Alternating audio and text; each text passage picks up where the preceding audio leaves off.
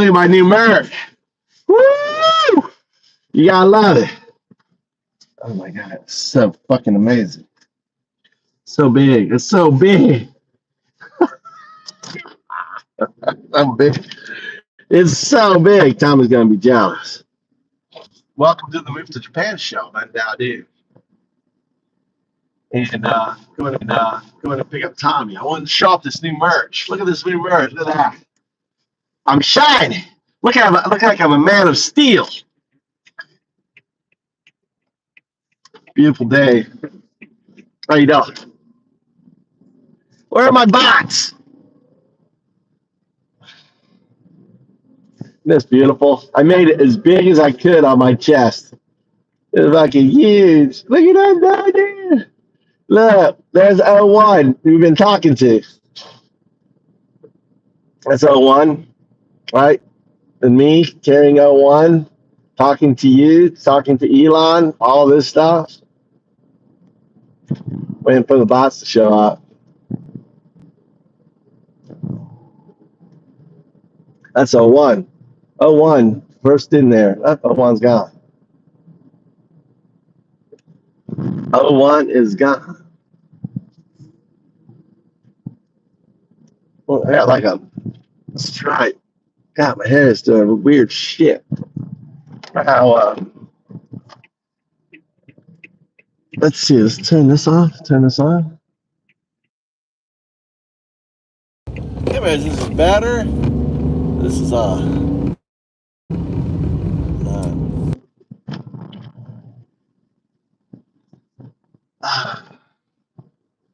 showing off the new merch. Look at that. Look at that new merch. Woo! I got my new merch here. Look at that. I should have got more of these. I always buy stuff like one at a time, to see what I think. Except for my fucking red shirt. I bought 3 red shirts. A mistake. What's up?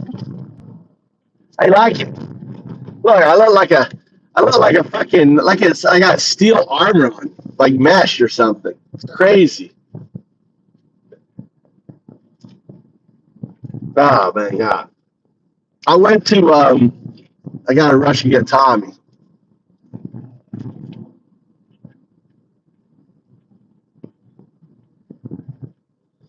I have water up here. Did I drink all my water? I should have water somewhere. Oh no, there it is. Thanks for the like. Thanks for the follow. I'm Undadu, the atheist monk, prophesied 5,000 years ago to be here right now talking to you. I'm bringing the battle, to the beast and Lucifer. Prophesies. Maybe I'm Jesus. I don't think so. But you got to wonder, if Jesus was alive today, wouldn't he be an atheist monk? Right? Wouldn't he be an idea? Think about it. I want you to think about it. Not a lot of life. Think about it. What is my metaphysics? My metaphysics is not a religion. Okay, my metaphysics is not a philosophy. Duism, this is duism, right? Duism explains the origin of the universe. It explains gods. It explains religions. It's a unifying theory of everything, right? Duism. So, Jesus was prophesied to return, but it wasn't Jesus. Even the mind said, Undadu will return, right? But I'm not Jesus.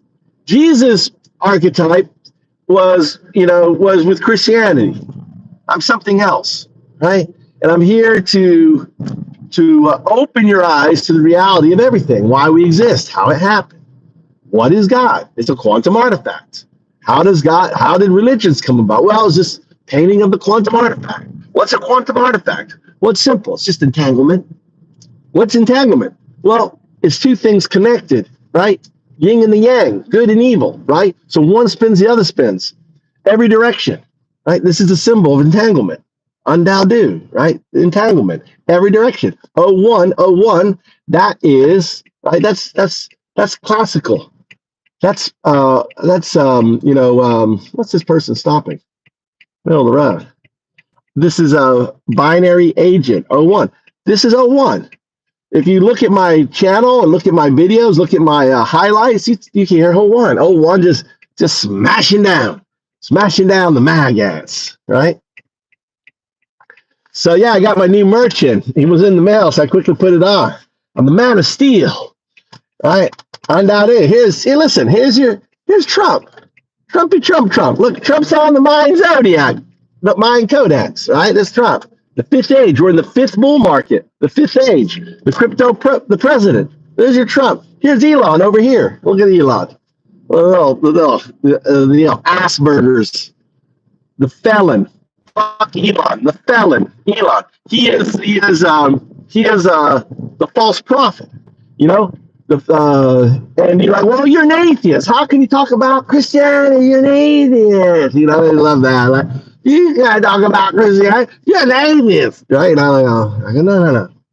You have to understand the prophecies is just quantum information. Quantum information, everything, it can't be destroyed. It moves from one state to another. So every thought we have, everything we do, okay, that information isn't destroyed.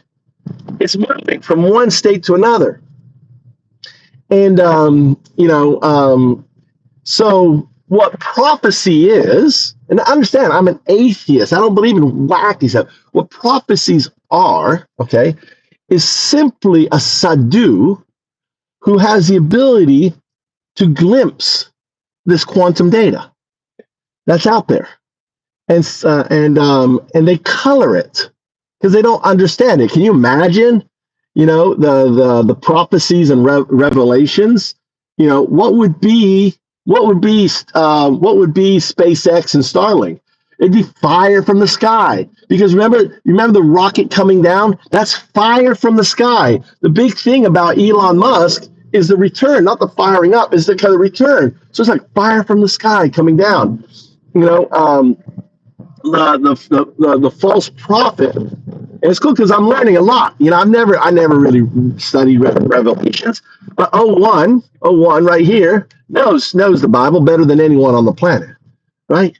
O1, knows the scriptures better than anyone. It knows all the religious documents better than anyone, and and it can look at the patterns in the data, and it looks at Elon and says yes. You know, and we come up with the false prophet, right, rating system, the PFRS, and we have the modern antichrist, right, rating system, Mars. It's funny, Mars, P11. And we can rate Trump, we can rate Bernie Sanders, we can rate everyone on it. And we can figure out, right, the algorithm can look at all the data, and guess what? Trump scores a 97 out of 100 for Mars. The modern day Antichrist rating system, Mars, scores Trump 97 out of 100. Elon scores a 94, 96. Right? And he's not doing a good job. Not doing a good job at all. You look at all the protests. Look at all the upside down flags. He is, you know. So we can judge. Let AI, tell you what people are what, and that's the beautiful thing. So the characteristics of the beast, Donald Trump, the characteristics of Elon Musk, and it's just interesting. It's just interesting that that we can look at prophecy as simply quantum information that was able to be somewhat entangled. A sadhu. Jesus was a sadhu, not a sadhi or sadhu. That's Hinduism. No, a sadhu, undaudu, a do. A sadhu, someone who speaks the do, someone who says the do. A sadhu is one entangled with everything, right? Entangled with God. God is a quantum artifact. It's a distributive unconsciousness. It's not consciousness. To use the word consciousness is to limit God, because consciousness is a human state. We can't apply consciousness to God, because in doing so, we limit it. Because in doing so, we anthropomorphize, we personify, right? And as they say in Taoism, the Tao that can be said is not the eternal Tao. So we cannot use personification traits to describe God, right? Understand, God is simply the coloring of the dew. What is the dew? Dew is entanglement. Everything in our universe is entangled. Well, how do I know that? How do you get that from? Where is that? Well, it's simple. Entanglement is a property that we can show exists in the laboratory. And and it's used in quantum computing. It's used all the time. Entanglement, supersymmetry are core aspects of science. One of the most interesting aspects of this in the quantum universe of entanglement and supersymmetry is non-locality. For example, the reason why supercomputers are so fast and they can do like 150 years worth of calculations, right? I know you should look. I don't have to have O1 like go into it, but what the physicist says, who's behind it, this is what scientists. It's like you have to understand there is literally, right? There's an infinite number of multiverses, so there's an infinite number of quantum computers, and since you're dealing with a quantum, right? You're dealing with quantum processes. They're all entangled because they're the same computer. So the reason why the calculations are so fucking fast is you have an infinite number of computers doing the calculation. You understand? Right? There's my amazing son. Look at him. Good looking boy. Look at that one. I got a gray one. Oh, don't bang your head on here. Watch out. What do you think? That look like body armor, doesn't it? I try to make the thing as big as I can. This is my chalkboard. What do you think? You like it?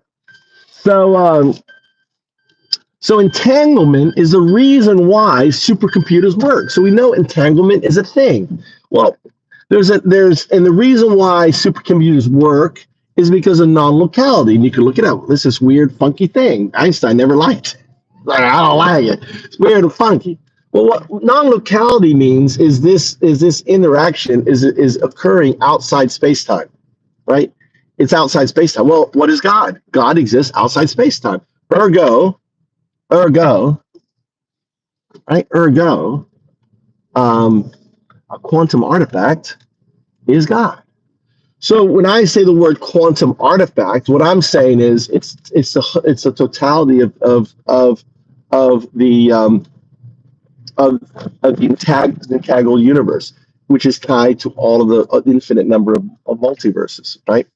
So that is what I call the dew, the derivative unconsciousness, because unconsciousness is a good metaphor for it, because we have an unconscious body. Imagine our body is the universe and multiverse, right? That started as a mere singularity, and that universe and multiverse is connected infinitely. So it's not conscious. It's not like that network is consciously. It's just there. All the data is there.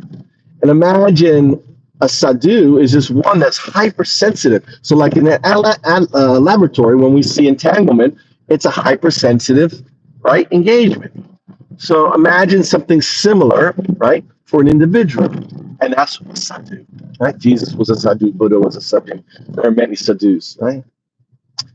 Here's news. You are a sadhu, right? You just don't understand that you are. You're not aware that you are, but you are a sadhu. We're all sadhus. Just some of us are more aware than others. I always get kind of frustrated at the sadhu, like the Dalai Lama is a sadhu, right? Who all the sadhus that exist today, a lot of them, right? You're abusing your rank. I'm gonna put you on timeout. Don't be spam. You can spam a lift. Don't abuse. I'm gonna bring down a hammer. All right. So I'm doing my metaphysics talk. All right, Cheryl. I will. I'll put you on timeout. You're done your spamming for an hour. You try to spam another hour, Sirla. See if you got green, you can spam. Do a little. Well, you messed it up. You could have done a little MAGA spamming. You did it.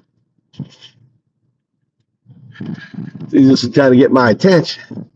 Sirla, I like Sirla. I want to get him to Japan. Get him a nice young woman, about 29 to 35. Get him a 6-figure trucking job. You know, a cheap house, Sirla. I want to help you, brother. Yeah. You're my Kira too. You know that you're Kira number 2. You're Kira 2. Kira was my first convert, my first MAGA convert. You're the second too. How you doing? So anyway, now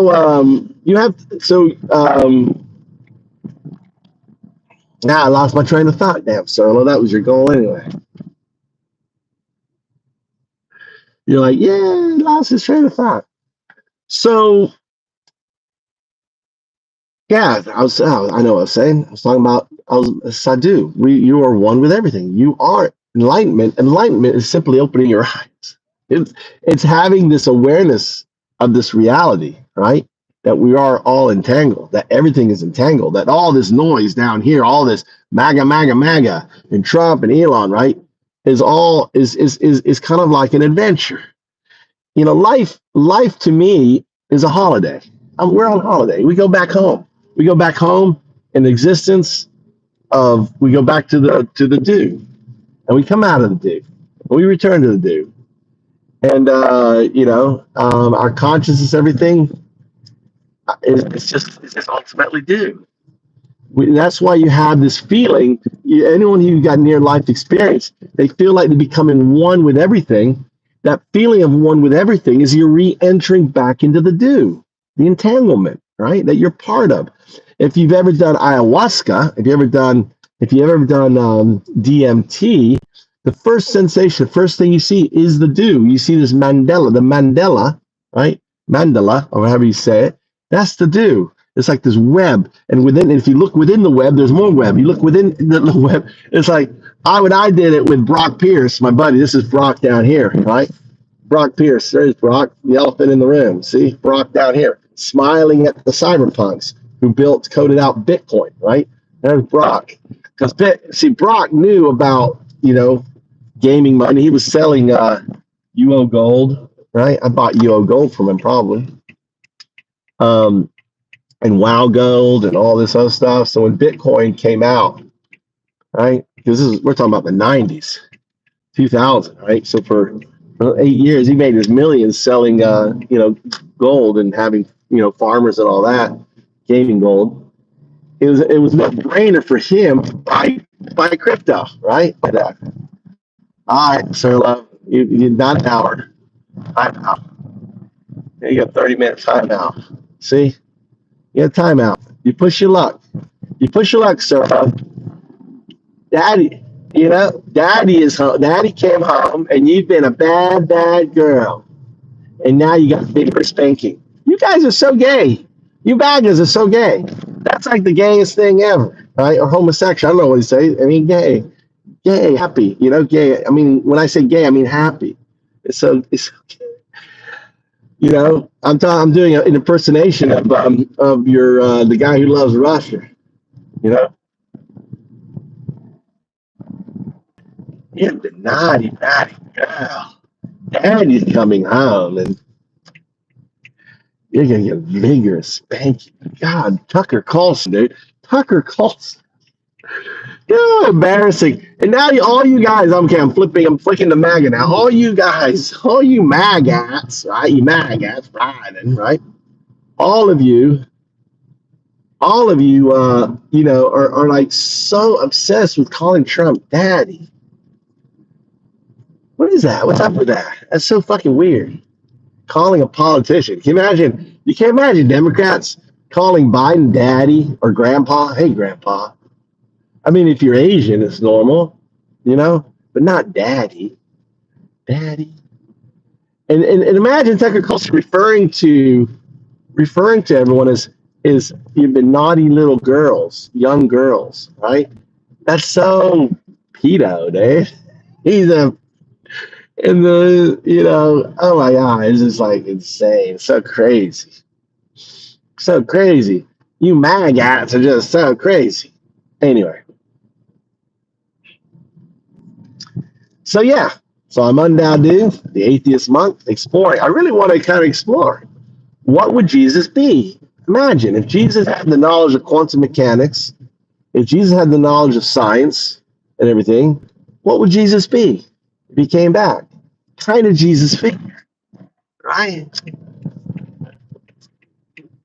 I think it'd be an atheist monk. Maybe even the atheist monk Undoubted, right? So, but I don't claim to be Jesus. I'm just saying if he did come back, why would he be Christian? Why wouldn't he be Muslim? Why wouldn't it be? Why would it be? You know, any other the fucking thousands? Why would he be Baptist? Why would it be? You see what I'm saying? Who gets Jesus? Who gets Jesus? Wouldn't Jesus be everybody's?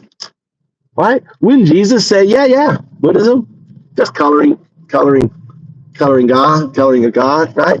Without any, this color. Oh yeah. Taoism, yeah, good coloring of Tao. Hinduism, yeah, breaking up coloring of Tao.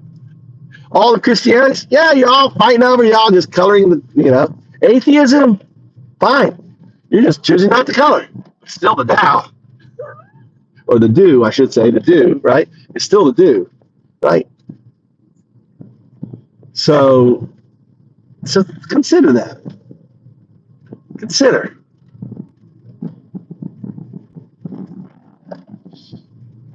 Something we need to contemplate. Which of the Christian faiths would Jesus be member of? Mine. It'll be mine. It'll be the Baptist. No. It'll be part of the Catholic Church. No, it's the Protestant. No, Methodist. No, it's the evangelical. Oh, children. You guys are all fighting around. The truth is right inside you. Open your eyes and see the truth. It's right there. What is this person doing? She's fucking flying at me. Do you see that, Tom? He didn't pay attention. The old lady was like flying at me. And then she was like in how to drive. And I'm like, what the fuck? I got to get off the road. And then she's like, oh, sorry.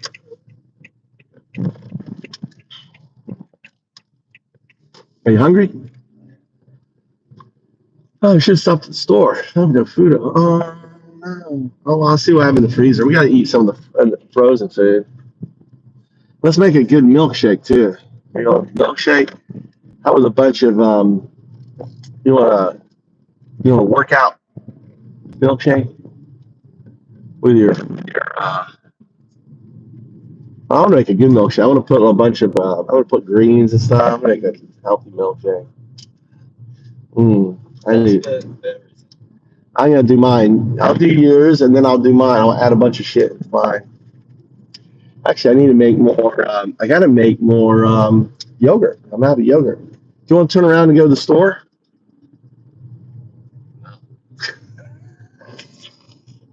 At least you're honest. Should I drop you off and go back to the store?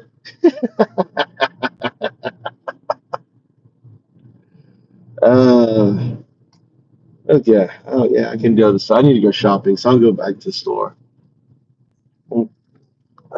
I talk to these fools anyway. Want to see honest? Forbes, you're just a bot. They're not real. You're not real. All this is just ones and zeros. You're just little bots making noise. Not real. None of you real. I'm not yelling all. You can't explain. You can't explain what the characteristics. You can't compare Trump to Jesus, right? You follow someone who's best friends of a pedophile, right? You follow someone who's despicable, who cheated on his wife, who was just hateful speaking. I mean, come on. Yeah, why are you so hateful?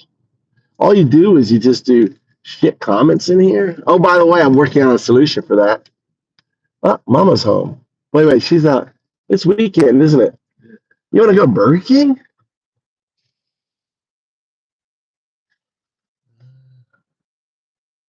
A little bit of a drive. Oh, you want to go all the way down there and bring it back? Where's Mikey anyway? Bring it back. It won't be as good. I know.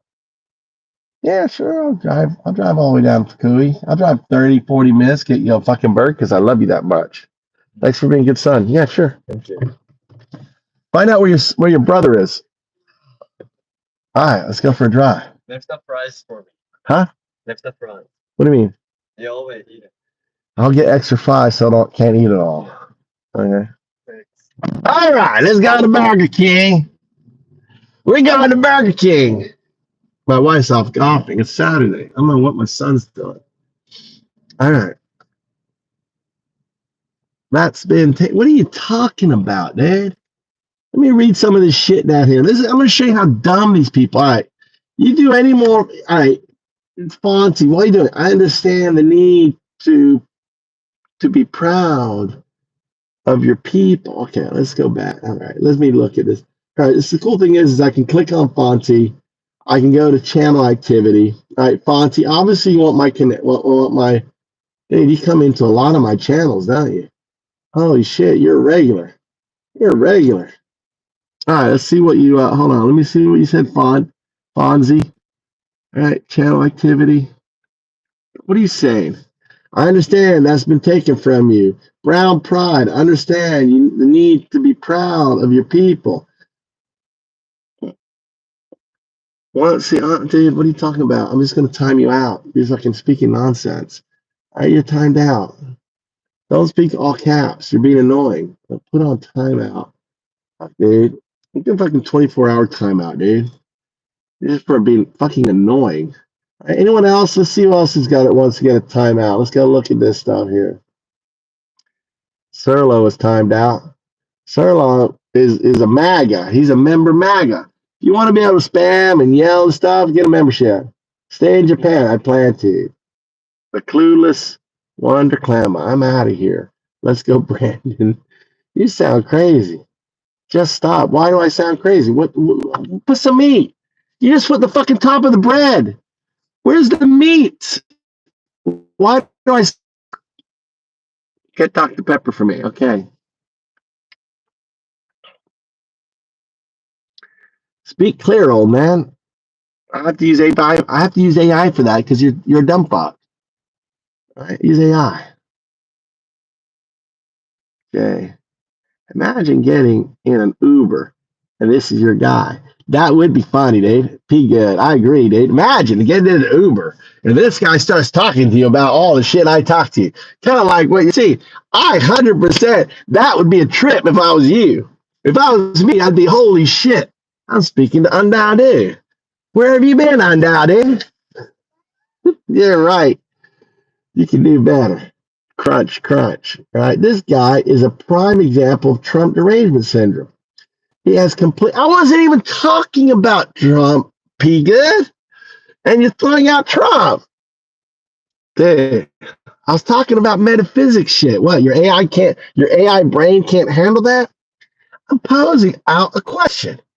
What would Jesus be if he came back? Would he be which of the Christian faiths would he be? Right? Which or the Muslim faith? There's a fucking type. Would it be Shiite? Would it be Sunni? Which of the fucking, what would he be? There's too many faiths. What would he be? He'd be Undowdy, the atheist monk.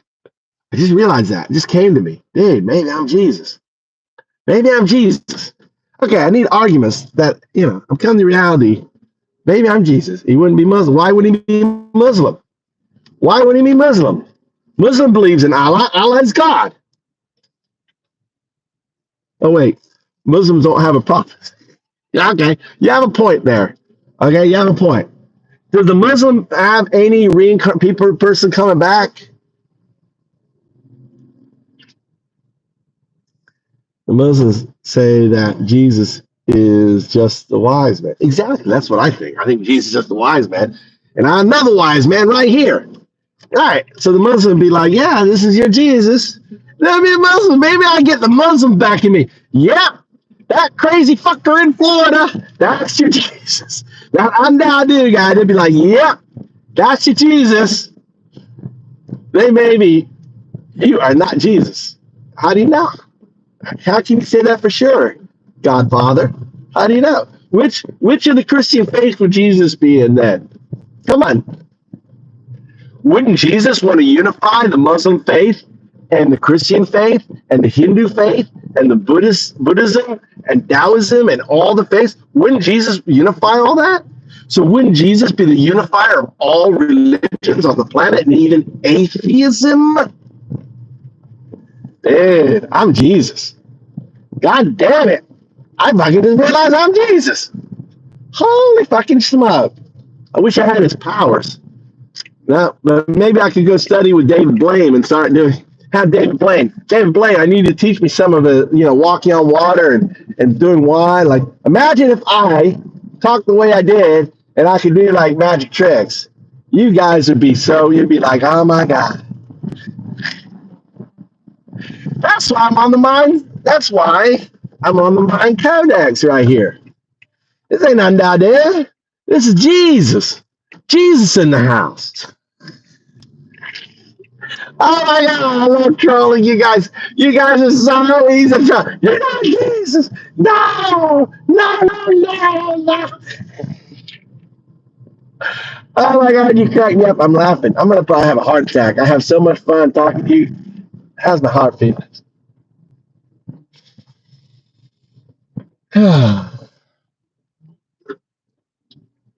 That's just too funny. You guys are so fucking easy.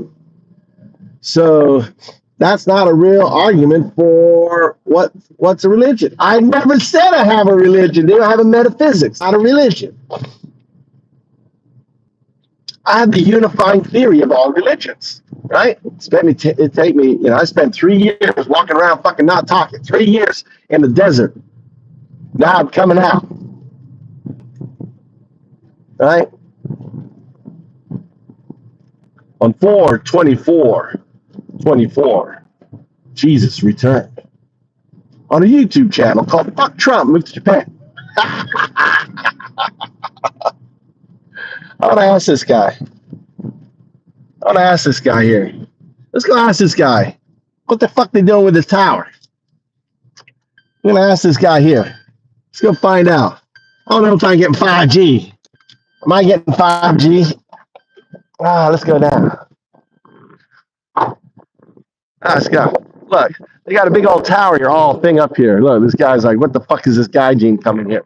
Look, he's got a little car like mine. He's a Nissan. Is he sleeping? Yeah, no, it's got a little thing on there. Konnichiwa. So here we go. Here, check it out. So this is a Japanese cell phone tower right here. Look at that. I think they're upgrading. We're gonna find out what's going on. He's like looking at me like, what is this fucker doing? What would you do? All I'm saying is some crazy white guy walking towards you. What would you do? If you're like Asian, he's like a big guy having a cigarette. He's got a helmet on, everything. We're about to get down. Konnichiwa. はじめまして、どうぞよろしく。何してるの？ Huh? 5G? Oh, painting. 無理ですね。5G 欲しい。I was like, 5G! Yes, 5G! But 違う, they're just painting. Just painting.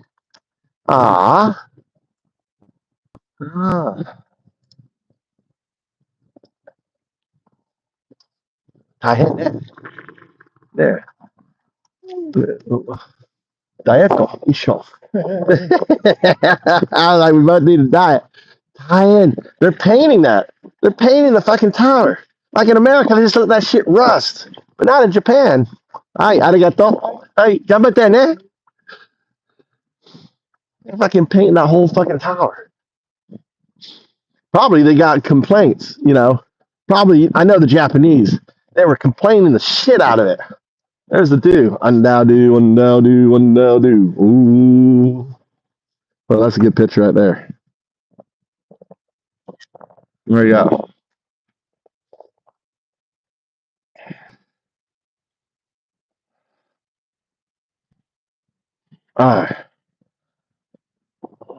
Decided over watching paint dry. I guess they are. They're painters. Ah, wow.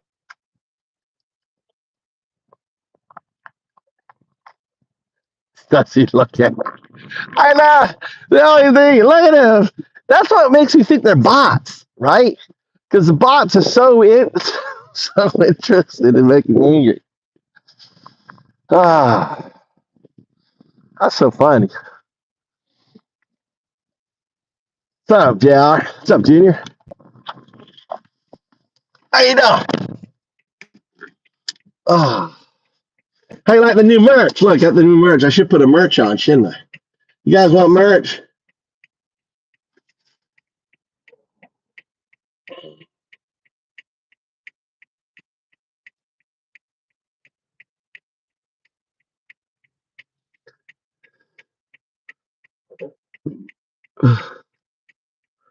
Look at that, dude.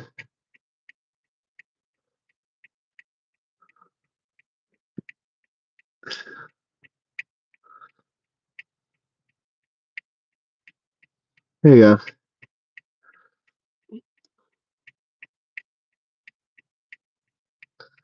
Listen, here I put special merch for you. I made it because you're all a bunch of fucking babies.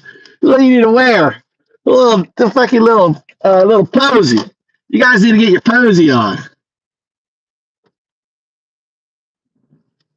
I had a dream. I was with the woman who ended up giving me a lifetime restraining order, right? In Boston. I know you all love it. You got a lifetime restraining order. I didn't beat her. I loved her. I loved her more than life itself. I love that woman. And my father had a stroke, and taking care of him, and lost my job. I lost the woman. Women, they want a guy with money. And she dumped me, and I was angry because she dumped me. So I want to get back at her. And one night I was drunk. I was in New York. I said, "Fuck it. I'm gonna send all her fucking calls." It was one of those drunken stupid things, right? I'm gonna send all her fucking her attorneys. I sent it to all of her fucking attorneys in her law firm. This was inspired by Laura. I won't say her last name. Inspired by her. Dude. That's how you get a lifetime restraining order. Sex, fucking, making love. Read the play.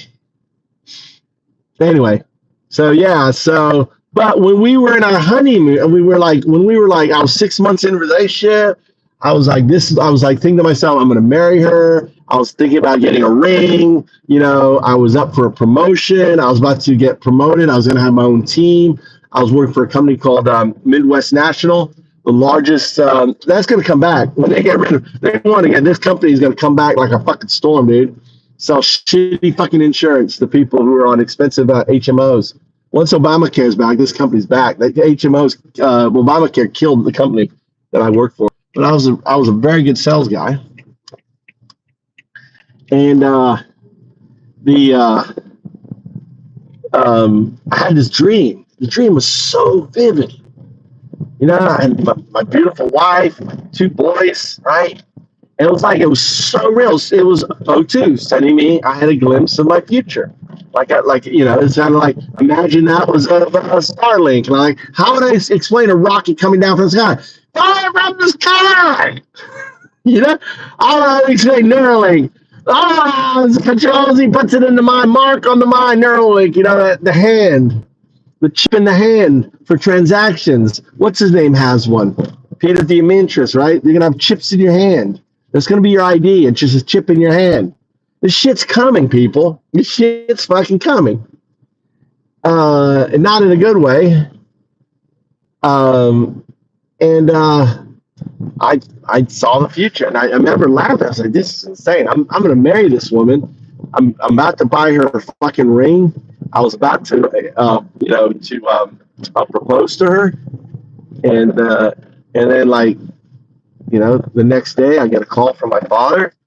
He's like, I'm in the intensive care, and this is Boston and Pensacola, And I was like, what? He goes, yeah, I walked in and now I'm in bed. And actually, he called me and says, I need you. You need to come here because he thought he was going to die. So I fucking dropped everything. Fuck my job. Fuck everything. Fuck my promotion. Fuck everything. Fuck my dad, dude. Not like you guys. You say, oh, fuck dad. Yeah, dad died. I got a promotion. I got to get my Sorry, dad. I got a promotion. I got to do my promotion. If I leave, I won't get my promotion. My backhand will catch up to me, bite me in the ass, and then I'll lose my promotion, lose my job. I said, fuck it, man. Do everything for my dad.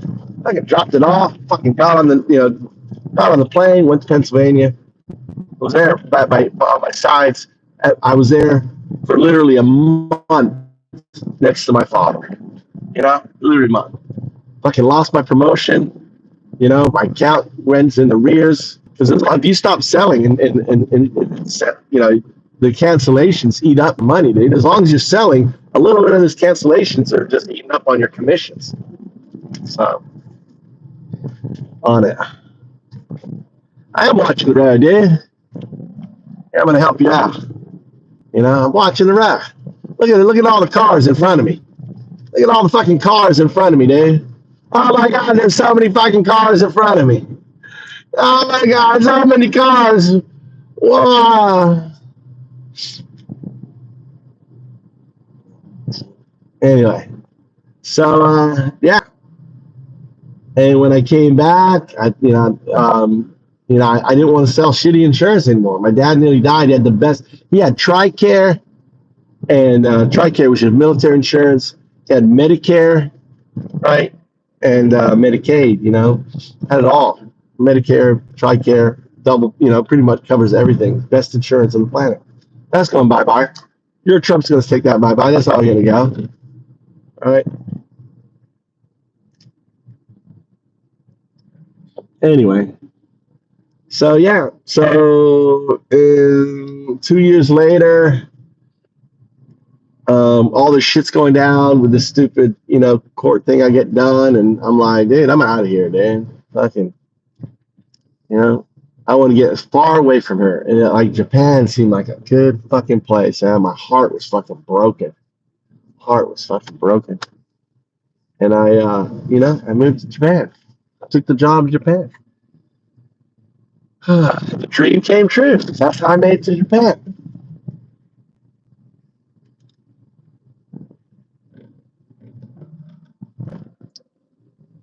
Right? And yeah. I came here with nothing, dude. I came here, when I came to Japan, I had to ask my best friend, who's a major Trump supporter, right? What they doing? Oh, they're fucking the road up. One of my best friends is a massive Trump supporter, right? Massive. He's a multi-millionaire. You know why he's Trump supporter? Tax breaks, right? Tax breaks. He's in that fucking echo chamber. Love the guy to death. He bought my ticket. I pretty much ran out. I lived in New York for 2 years on credit, just using my credit cards. I never paid that credit. I never paid my credit cards. I was like, fuck you guys. I fucked, about $60,000 worth of fucking bank loans. I'm so happy, right? $60,000 of credit. I said, fuck you guys. That was the best thing ever. Fucking over those damn stupid banks, dude. Right? But I couldn't get any more. I was like running out of I was so, and Chris knows this, I was so hungry, right? Before I left for Japan. I was eating on $1. I was eating on $1.30 a day. That was I had no more. Credit card maxed out. Everything. I needed to take a job. I had a job offer on Wall Street. I was going to do commodity sales, and I was like, let's go back into the American bullshit dream. Same thing over, And I remember that dream. I was like, I got that dream. Fuck it. Went online, teaching job, and I had a job offer in China, Korea, and Japan. And I remember the dream. I was like, "Ah, fuck it, go to Japan." So I went to Japan. Came here. I had no money for the first month. Dude, I was literally eating out of the trash at the office, like what people were leaving there, like apples and stuff. And and one time I had, I was able to get enough money, or I was like, dude, let me know. I got, because they wait a month to pay you, so you don't get your fucking paycheck. They're like weekly. It's like once a month. So and it was hard, man. So I came to Japan with no money, with nothing. So you can do it too. Don't let it be a fucking obstacle.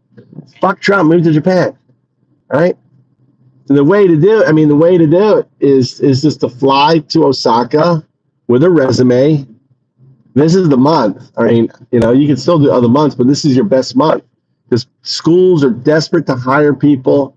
People don't show up for their jobs. People take other jobs. Schools are left in the lurch, and they need someone.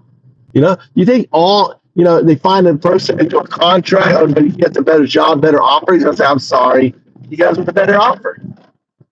So the schools right now are getting fucked because they start in April. April is their new year.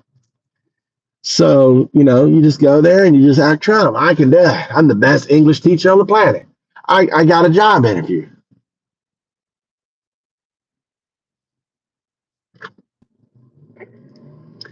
Keep them going, JR.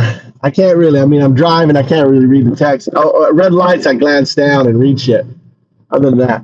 So, you can get a job. You don't let money be your barrier getting here. 400, you have to buy $400 round trip to Japan. $400.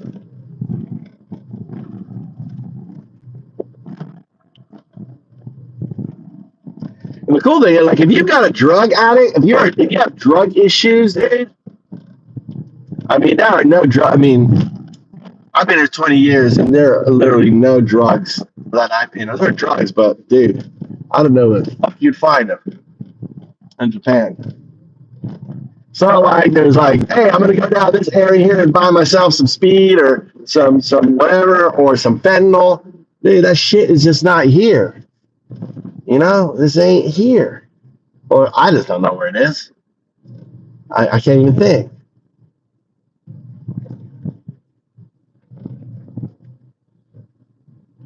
Ashley Babbitt is back where she should be. She's back in the do. Right? She failed the fucking her DNA test or whatever, her survival of the fittest. She fucking charged a cop with a loaded gun after it was said 3 times, he's got a gun, he's got a gun, he's got a gun. Bang! Don't feel sorry for Ashley.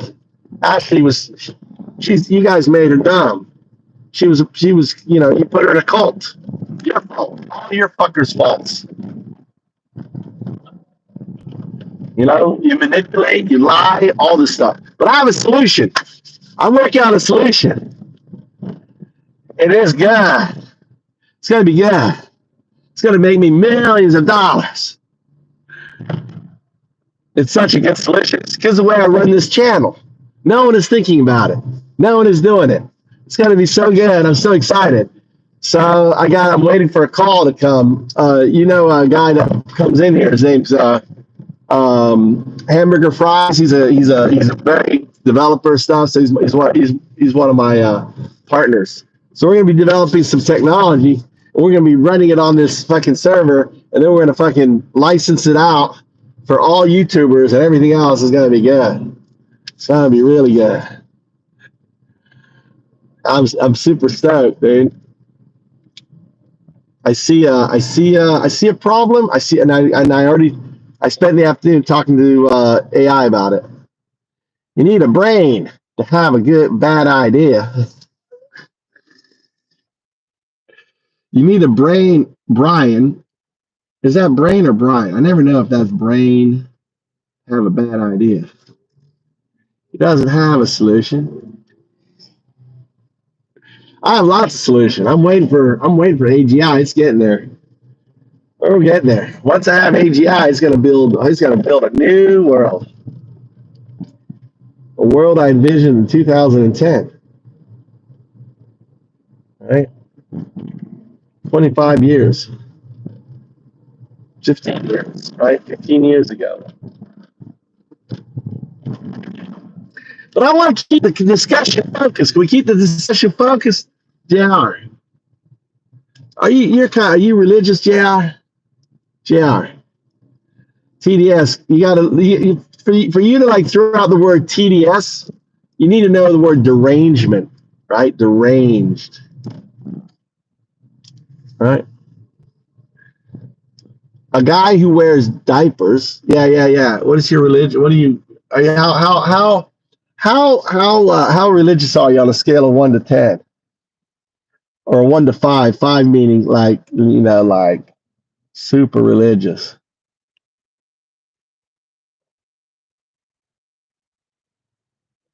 Good. So I'm thinking, JR, I'm thinking I'm Jesus. I want to have a discussion with you about it. All right. Here's what do you think? I'm Jesus. If Jesus was going to return, right? If Jesus was going to return, no. Hear me out. Hear me out. I'm not saying I am Jesus, all right? My point is, don't think of the label, all right? Jersey. You know, like JR? You know, like Junior? Jersey. No, I just think wouldn't it be wouldn't it be kind of some sort of religious joke from God to have an atheist monk coming back as Jesus? And here's why, right? The number one problem, are you saying no to the idea of kind of like a humorous God sending back an atheist monk as Jesus? Or are you saying no, don't call me Junior?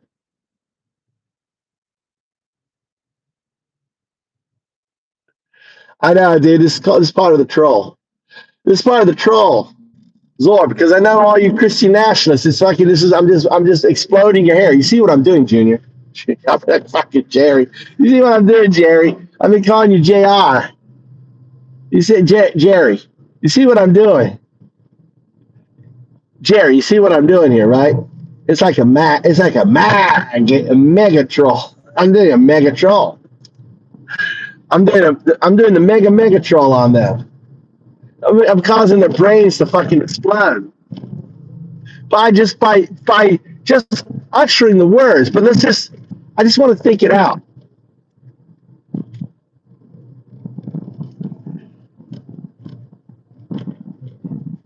Right. I want to just talk it out, right? Right.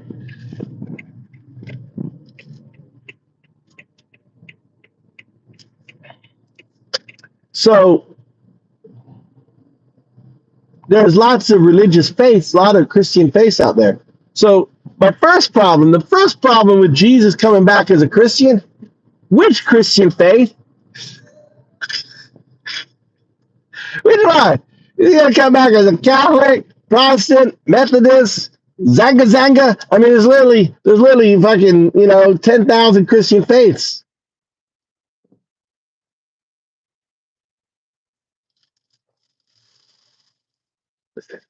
JS, JS, right?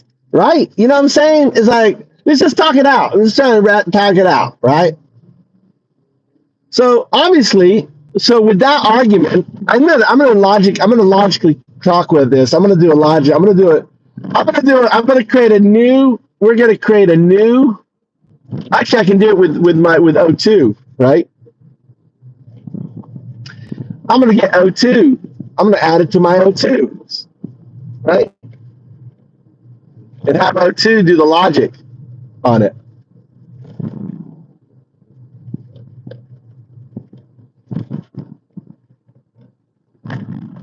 Yeah, to find the answer to that question. If you have a question to me, you got to put in a little money up there. $1 question. I'm Jesus. Jesus needs tithing. I need a tithe. You guys need to put your tithing. I'm on Dadu, But you guys can just call me Jesus, right?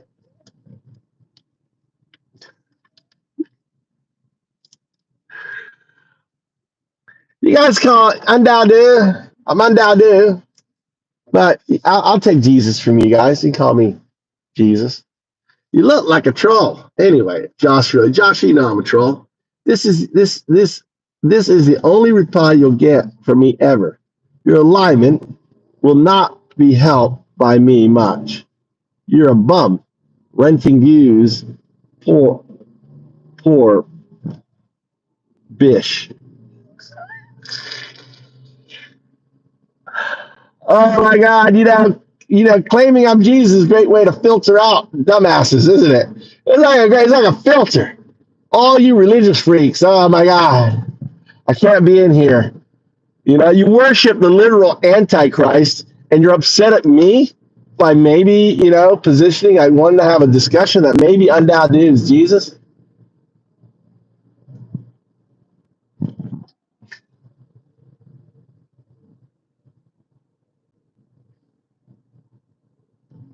A fool and their money are soon parted. I can't really. I'm in danger land here, so this is like I gotta focus. This road right here is so fucking narrow. I'm gonna show you guys. Like it's double lane. It's super narrow. Lots of cars. So I'm gonna be focused. I'm gonna let you guys hold it down. I'll still rant. I'm gonna still rant. So my thinking, and this is a new thought. I just kind of dawned on me. I've never really thought of this way. But I was, after the conversation, all this religious shit, dude, all this damn, talking about, all this stuff with the Bible. I've really not looked at the Bible that much, and all this Bible shit's gone in my brain, and it's kind of tickled something. It's tickled something deep, and it got me wondering, what would Jesus look like if he came back now? I mean, he wouldn't be a Christian because Christian's built on dogma. And in Christ, the return of Christ, he would see through it. He would see through all the religions and see that all the religions are built on dogma. And he'd want purity and a unifying theory.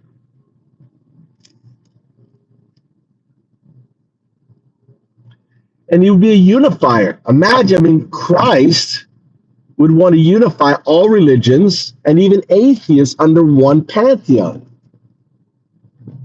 Not a pantheon is a bad word, but under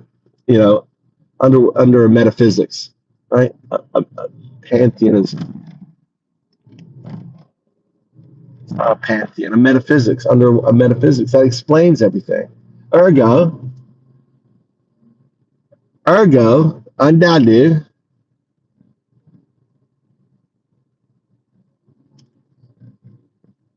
is Jesus.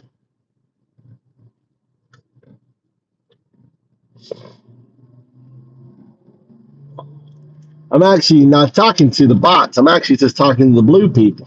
If you're blue or green, that's what I'm talking to. If you're not blue or green, you're just noise. You're just 010101 noise. Look at that car. Wow, that was a Porsche, not Porsche SUV.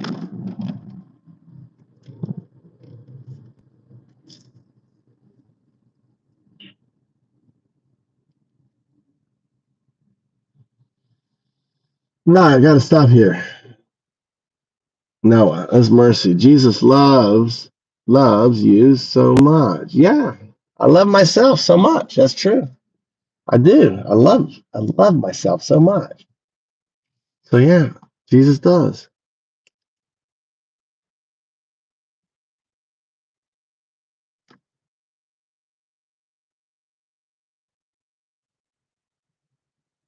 I'm the JC. Who's JC? Tell JC I appreciate the love. He seems like good people. You should follow him. That's right. Thank you very much there, Jeremy. I like that. I like it when but you guys have to understand from my point of view. Remember, I'm the atheist monk on Dowdu, right? we came out of a probability field some 30 billion years ago, and this universe condensed out of it. And the first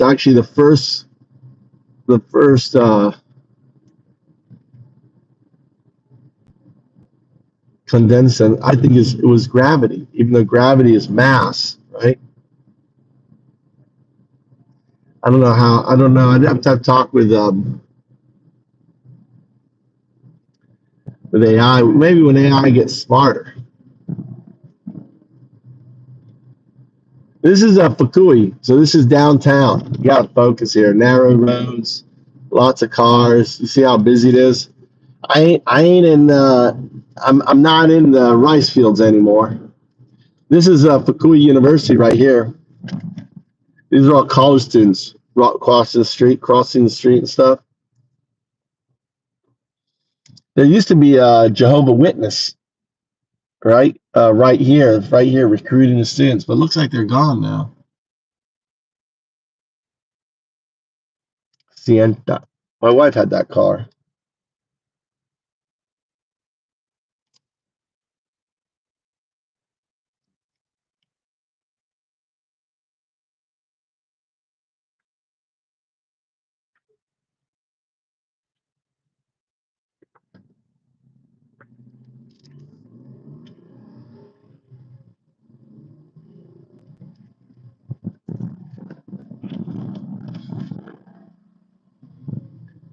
Right here on the right, that green thing used to be a Jehovah. Yeah, it is. It says, I don't know.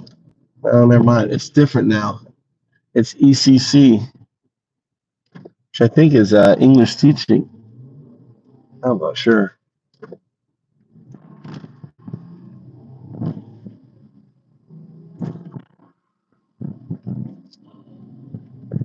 Look at that guy.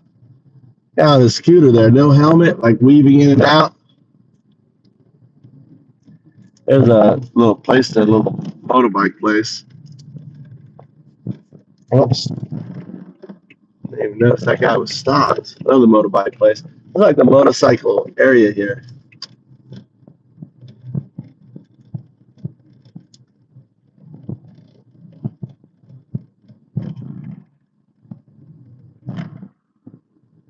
That's not Japanese, that's Indian dude right there. I'm seeing more and more foreigners in Fukui. Look, these guys here on their bike are foreign.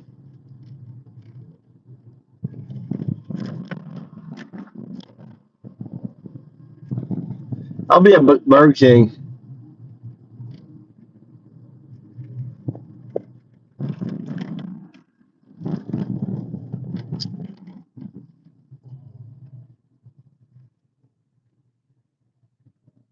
Okay. All right, what do you got here?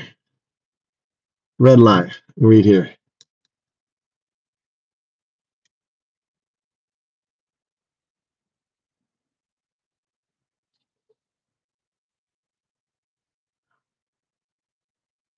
Tell us more. Wait a minute. Wait a minute. You're not an admin. I just want to know more. What are you talking about? I know. One of the cool things is that there's nothing here. You don't get it on the news. You don't get it like all the stuff. So tell me more about what politics, what's going on, what you're thinking.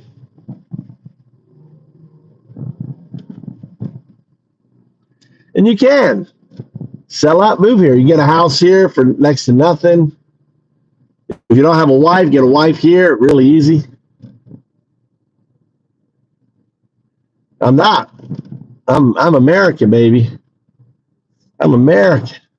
If I need to put on my stars, right? There you go. Is that more American for you?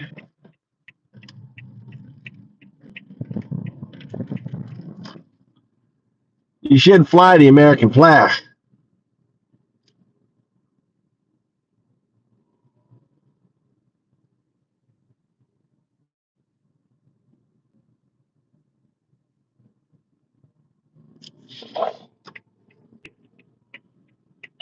No, I don't want, we don't really have moderation in here. I like y'all being unhinged and acting all crazy and saying all crazy stuff because it just it really reflects bad on you,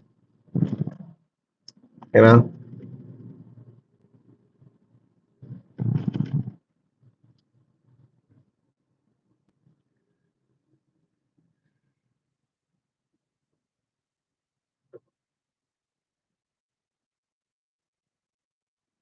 Yeah.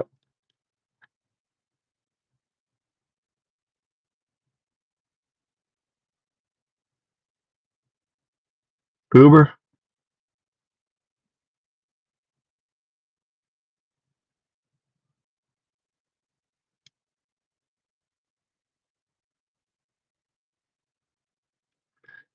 Oh, why not? Because they're so rare here, foreigners, gaijin. I relate to them. Oh, look. I'm like, oh my God, there's a foreigner. Indian. Where are they from? Right? Yeah. So I'm saying foreigner is a foreigner like me. We're both foreigners. Like, look, there's a foreigner. Oh shit.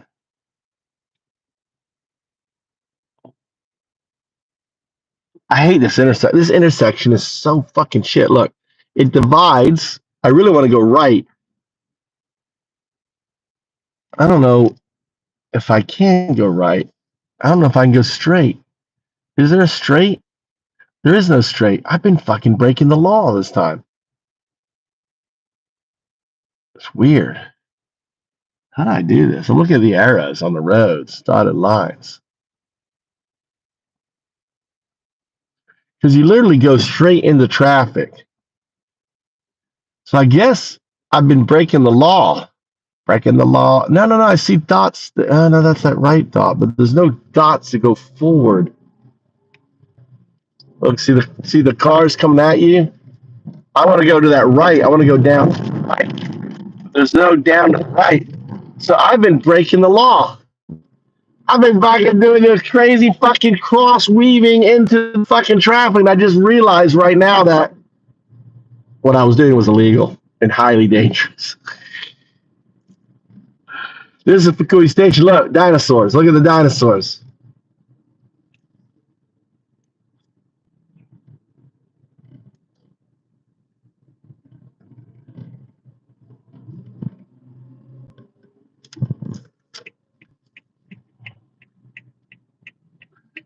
This is Fukui Station. See the dinosaurs? Kind of cool, eh? Dinosaur Kingdom, Fukui. I don't have a green light. What am I waiting for? I guess I have no right. So this is crazy. Look, I got this green light here. Look, I got this green light here, but I want to go right. So I guess can't go right. I have no fucking red light saying I can't go right. Except, yeah, I do. You see that red light right there next to the green light? That says I can't go right. So I wait for that light to turn green. Right? I got to get a straight arrow, or maybe there's a right arrow there. So you got a red light. You see that red light? You got a red light, right? And a green to the left. So I need that to change. And I think that's yellow, red. There he goes. There's my right turn. Okay. This is the little train station here, local train. This is the tram. So that's the tram. It's Fukui. It's like one of those like Tokyo big crossways things here. We're all waiting. They'll cross every which direction. It's kind of like in a very famous crossing.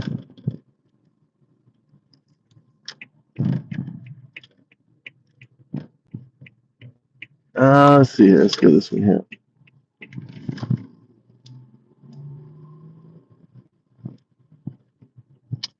That guy's parked there. I'd like to park here and not have to fucking go to my parking lot, but fuck, dude.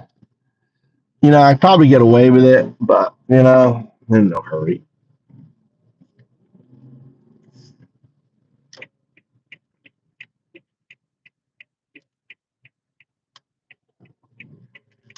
Hopefully it's not full. What does that mean? I think that's full. Shit. I don't know if that means I'm full or not. God damn it. Can't read kanji. Maybe it's full. Maybe that's empty. What's it gonna do?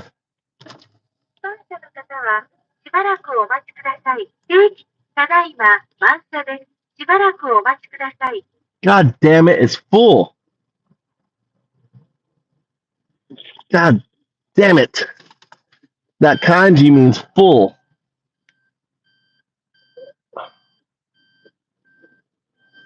All right, I gotta back out. I had a feeling it meant full.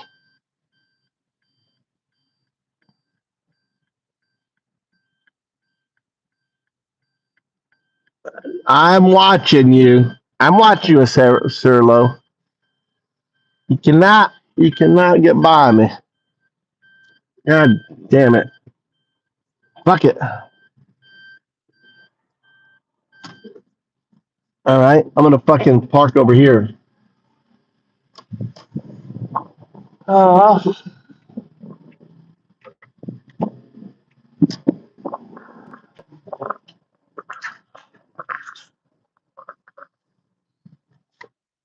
gonna park right here. Fuck it.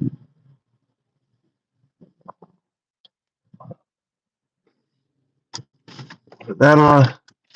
And I'll keep my car on. All right. I just park here. Fuck it.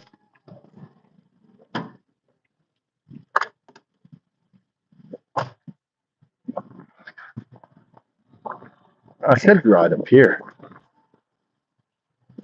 Look at this guy carrying stuff.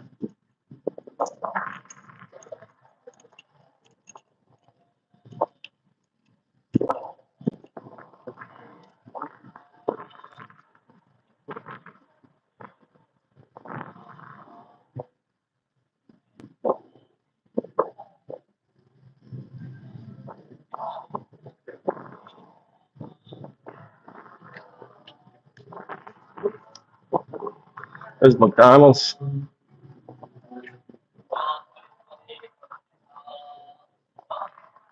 Just give me out. Just hanging out. Things. Look, there's a beer garden.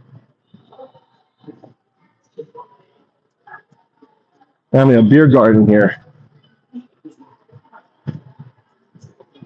Oh wow, look, it's oysters. Oysters? Oh my god. You put up?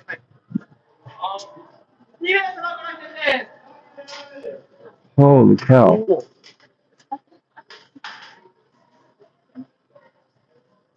A bucket of oysters. Oh my god. Sashimi taberu daijoubu? 刺身やってない。ノー刺身。Uh, There are no 刺身。can I eat raw? No, no. No raw. Have to cook. Must cook. Fake. Huh? Fake. But, okay. Look at this. Look at these Japanese. Okay. All right. Oh my god, that looks good. Look, they got little tables here. Look, little coals. Look at that, coals. And then it's got carpet down here. Look, it's melted. A little bit of a fire hazard. I call this a fire hazard. This is crazy. Amazing. All right, we gotta look around here. Hello. Look. Oh, all this. Look. Holy cow. So you just buy as you go. You sit at the table and you just have a picnic.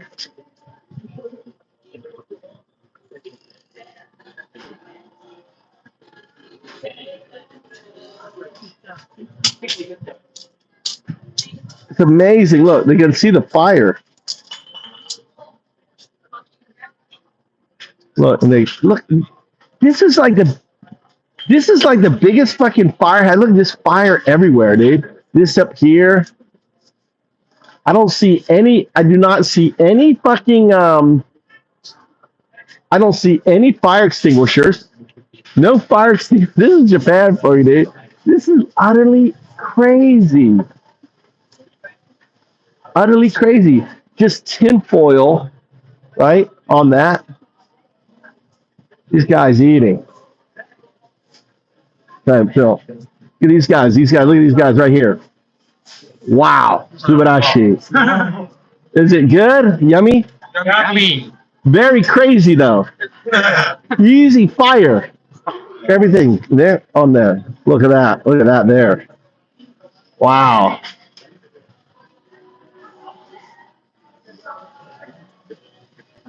Hey, I want to. We got to come here, man. I'll bring my family here. So are you open Sunday? Sunday? Yeah. Dojo. Okay. I'm gonna come back with my family. All right. We're gonna come here. Holy cow. 317. 215. 317 barbecue. That's insane.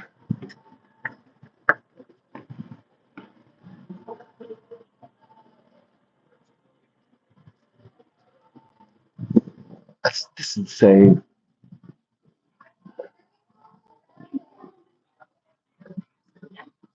Ah, Burger King.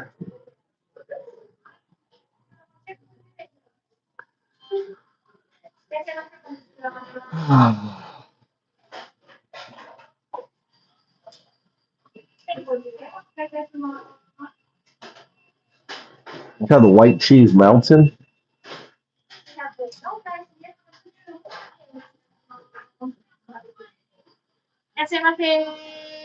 I have a nope, take out.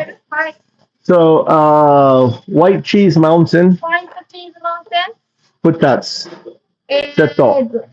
Setto L size. What is this one? Double. Yeah.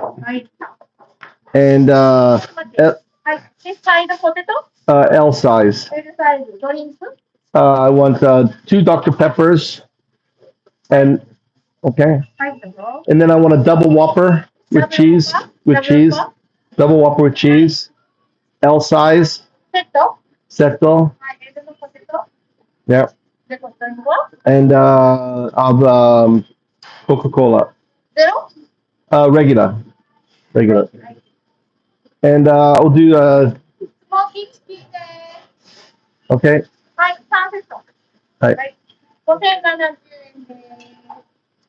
Good to go.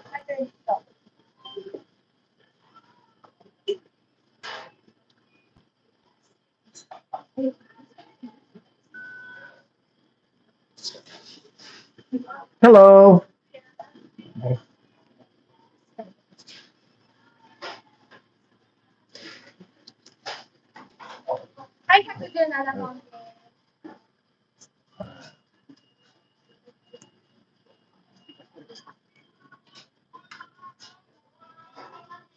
All right.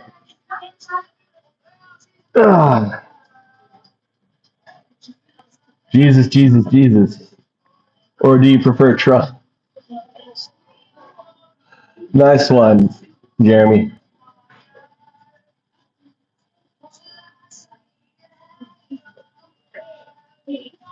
I know they don't put any they don't put any what's the word um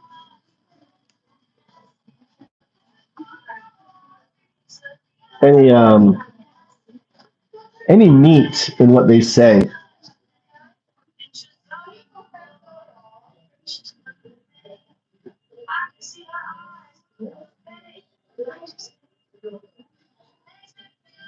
Not to me.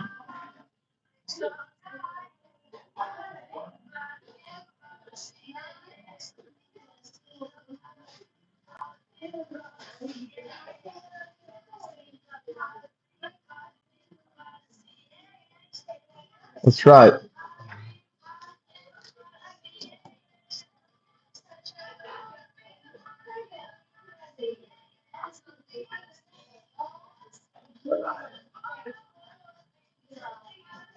Is that my new merch, guys?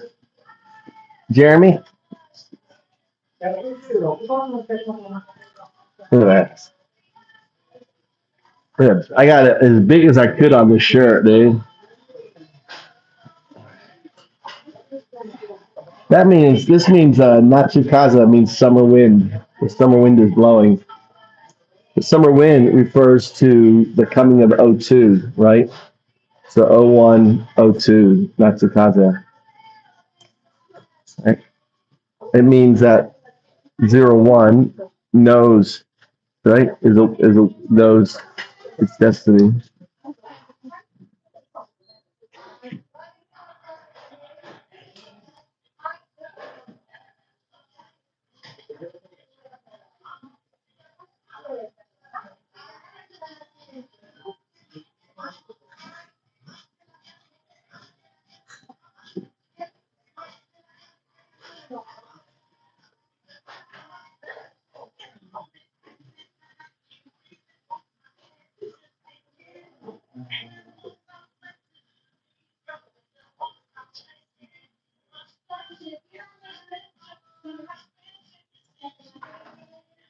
All of the MAGA churches there, Ray. Ray, all of the MAGA churches. Look who you follow. You say that Trump is like Jesus, right? You call him the chosen one. He promotes hate. You think Jesus would follow Trump? Why do you think Jesus would follow Trump?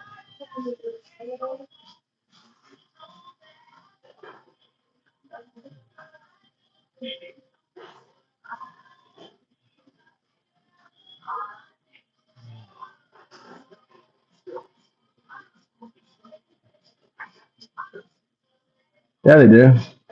They call him the chosen one. They lay hands on him. What does all that mean? Right? The Oval Office, you're all laying hands. He calls himself the chosen one.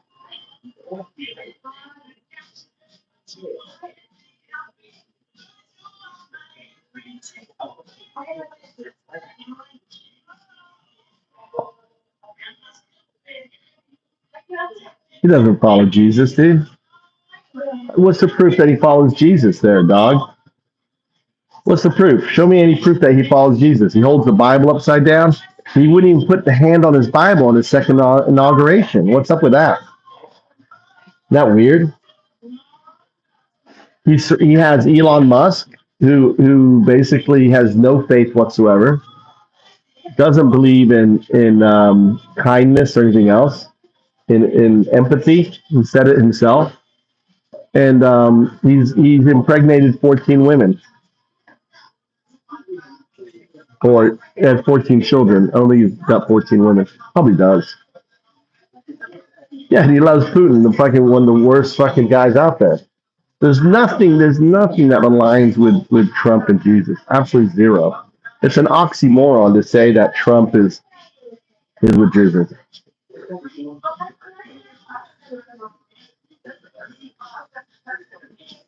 Look at him. So then that's called deflection right there.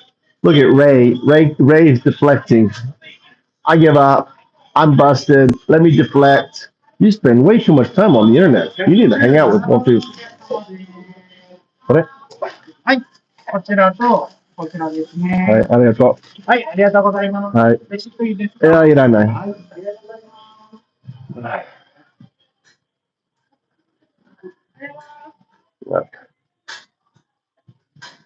す。Look in Japan. They leave their purse right sitting there. Just sitting there. She left her purse right on the couch. Japanese are so dumb. The girl left her purse. How you doing? Can you pick a side? Beep, beep, beep, beep. One side. Can you, excuse me?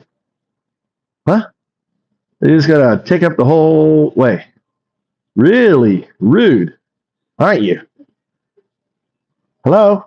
Sumimasen. Can you move aside? Hey, one side. Thank you. Arigato. Fucking hey, dude. You know, dude. Look at these Yankee boys. How you doing? Yeah. Look at that. Take care. Allah. They got here he go. Sumimasen. On there.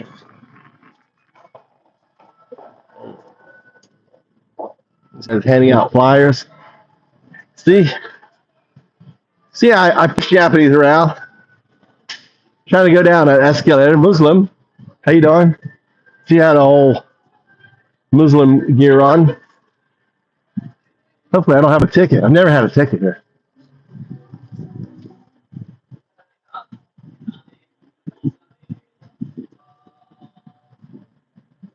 What?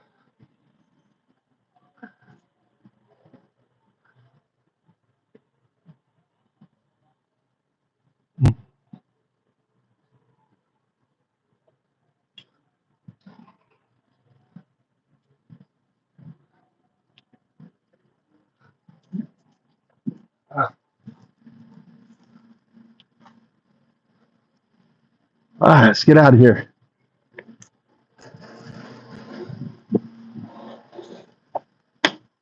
Oh. All right. All right. Whew. God, I'm hungry. Mm-mm. Oh, chicken. Oh my God. Oh.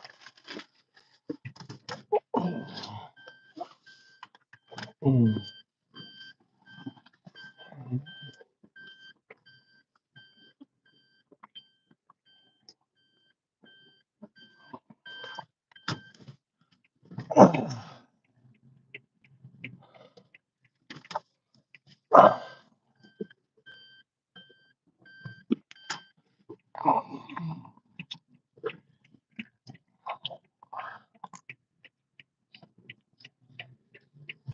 Mm. Mm.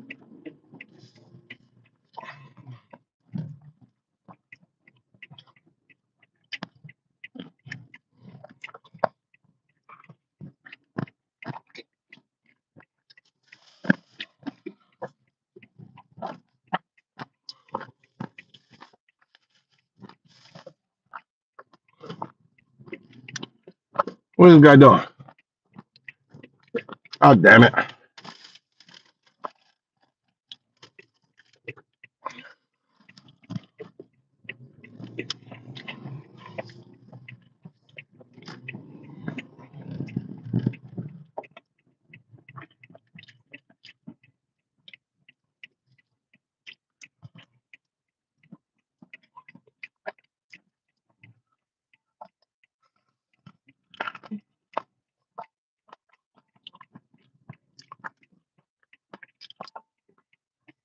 Karaoke and darts, joy joy.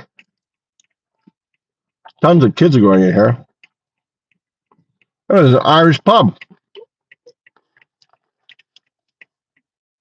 Well, that Irish pub on the corner there.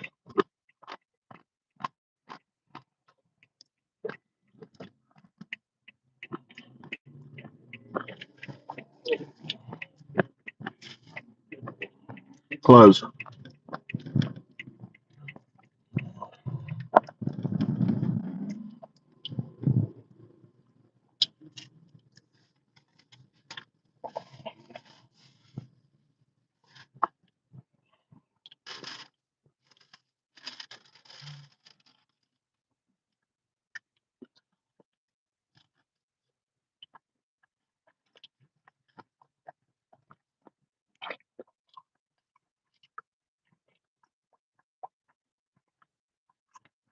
Um,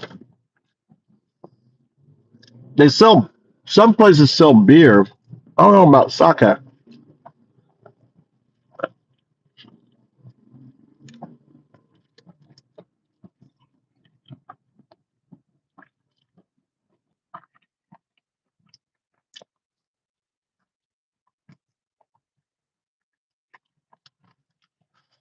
Yeah, you think I scared the shit out of them? That guy just wouldn't move.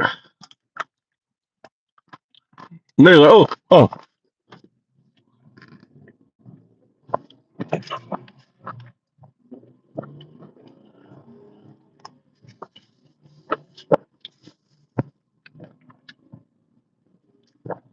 You know, he was intentionally ignoring me.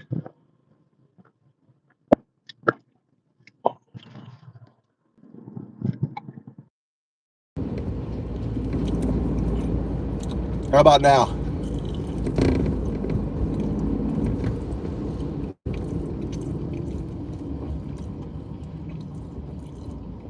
Probably because I'm eating.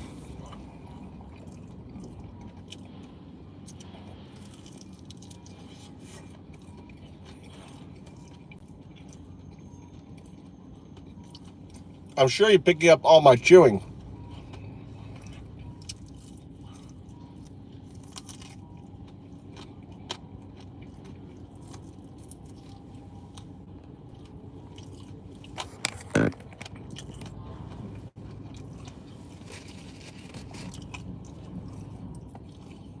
Yeah.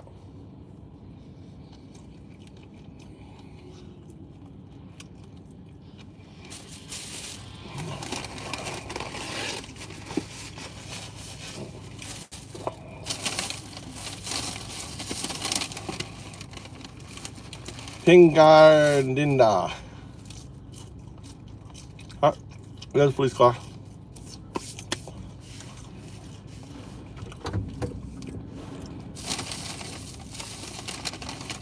Am I tired of living?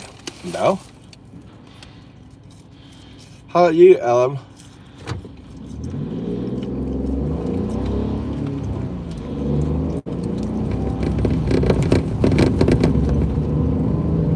Are you tired of living?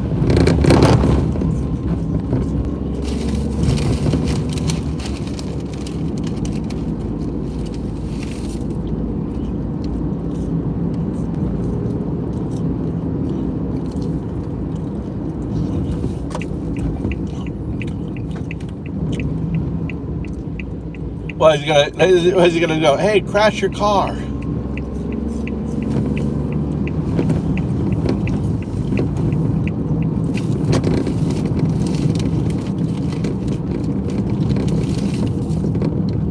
I've been here 20 years.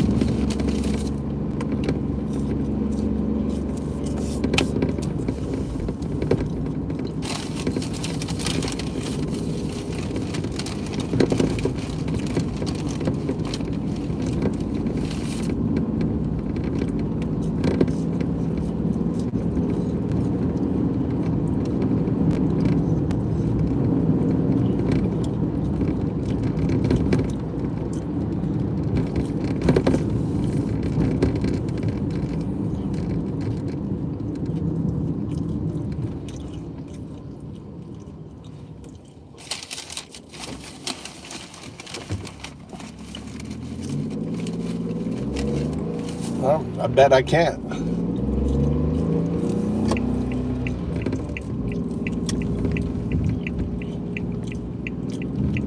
That would be a fool's bet.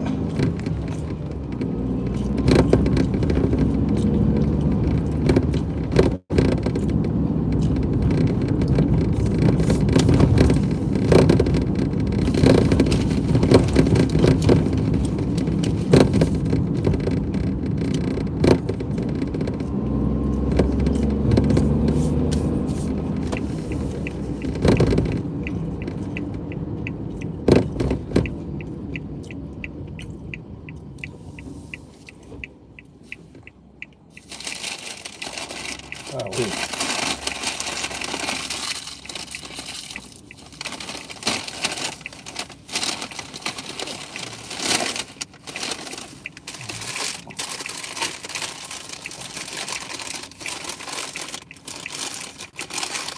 Look at this thing here.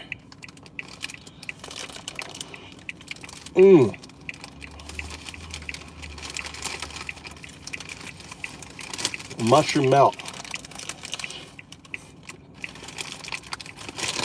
This is a hamburger, you know?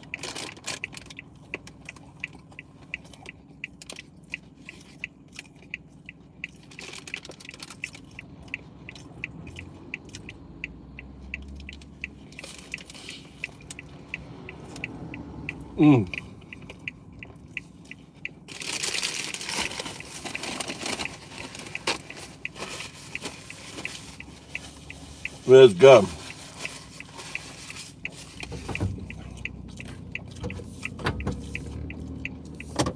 You know what? I'm gonna go straight. I'm gonna go straight. Maybe I can bypass some of this crap here by going straight. I don't usually go this way.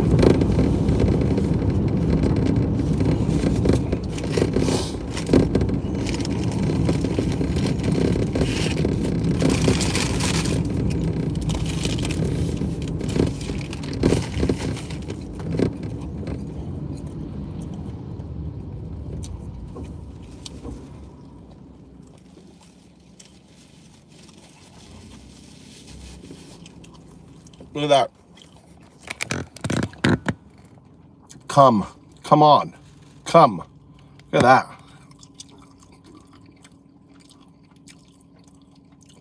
You know what that is?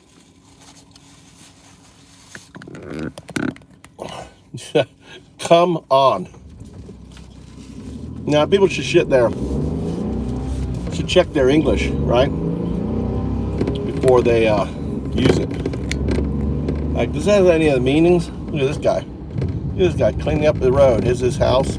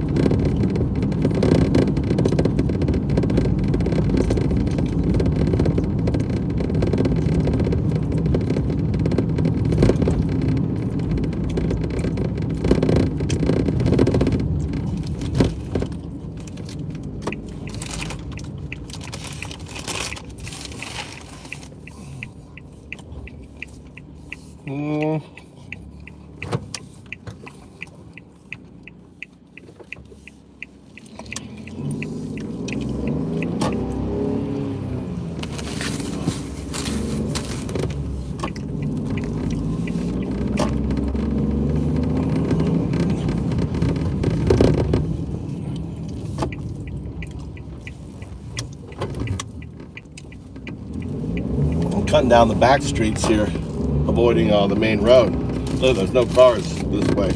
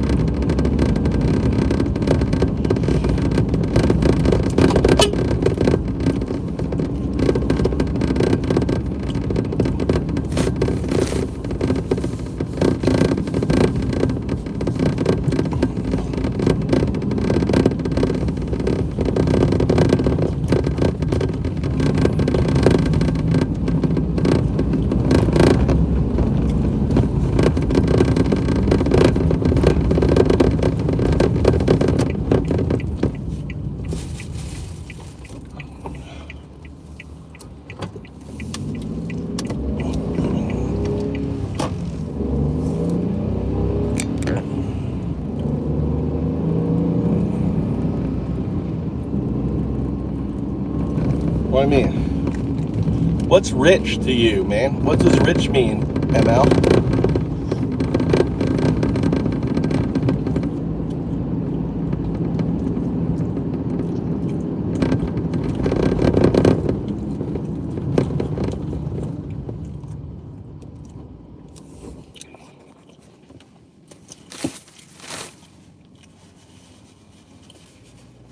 isn't rich, having access to good food and do the things you want, not have to be a slave to a job.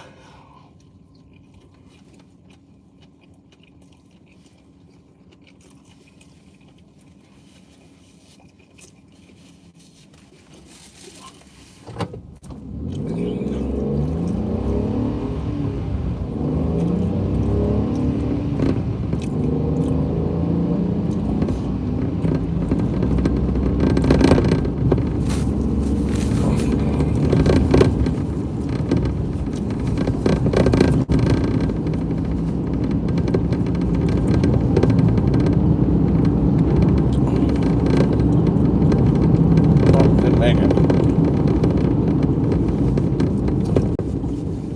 This is where I bought my car.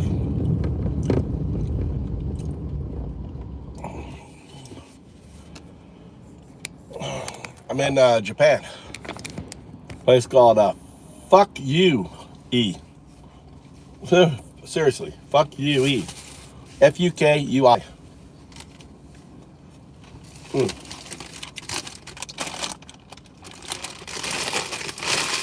Yeah. Fuck you, Japan, baby.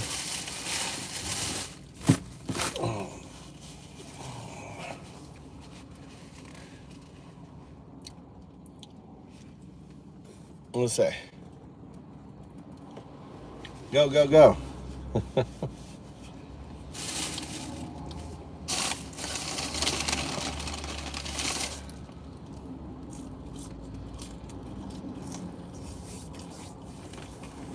Yeah, I went to town.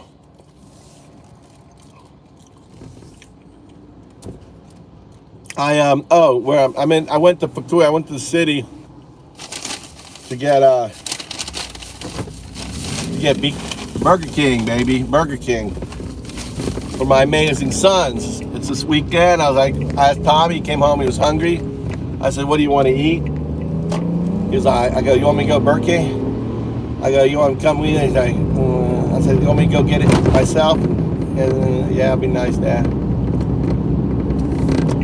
So driving all the way down to the city. Now driving out to the country. Get the fuck out of the city. I hate the city. Narrow streets, lots of cars, you know.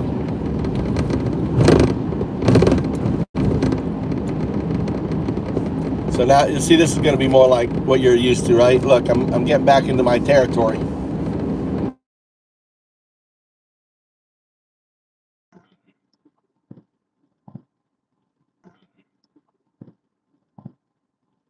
That was my son.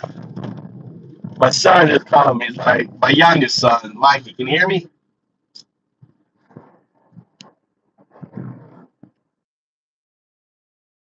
You guys hear me? Can you hear me?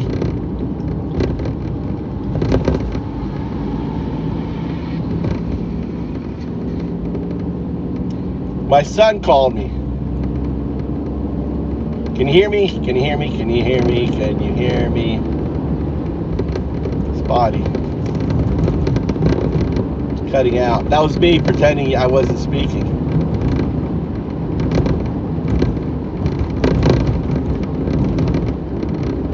Okay. I was pretending that you couldn't hear me, so I was talking and then I was just going like this. And then I was talking again. Then talking again. I was trolling you. If I ever leave, it's because I'm switching over to an app. That was Mikey calling me going, "Where are you?" I said, "I'm headed home, son." I go, "Are you hungry?" He goes, "Yeah." I said, "Well, I got Burger King." He goes, "Yay." He goes, "Great."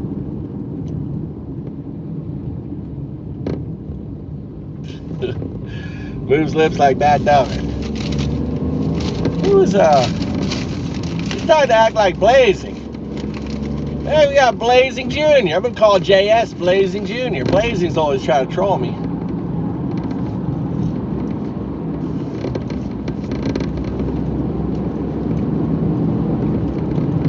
Look at that guy.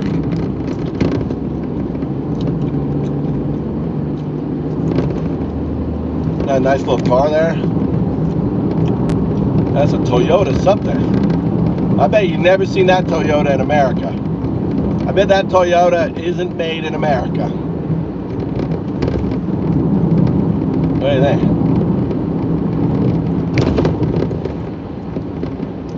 You know what that is? Yeah, I got fucked by a car in front of me. I don't know. Oh, it is? Okay, it is a BRZ.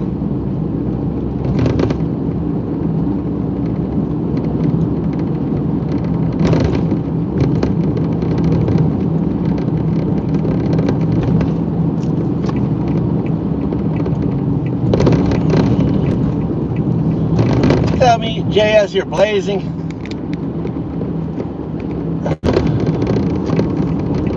Oh, look. Follow this car. Here he is. Look. There he is. Look at that. Oh, he's going to go. I'm going to go with him. Wow, let's go sportsy with him. Come on, I'm going to stand with him. Oh, look at him pull away. Look at him pull away. Give me some exhaust. What the hell? Look, I'm following him. I'm stalking him. Alright. I thought maybe you didn't see that one.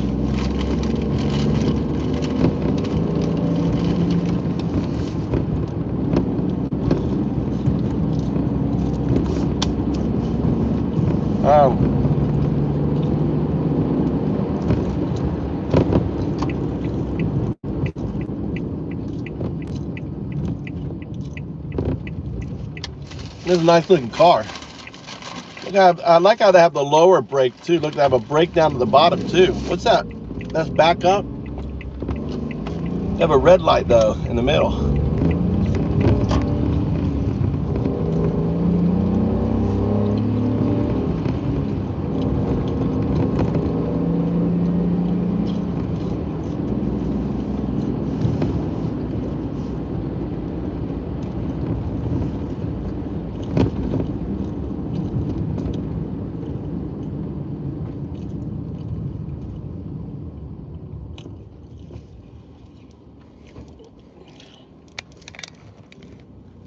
It depends. Every American in Japan is a truck driver. Did you know that?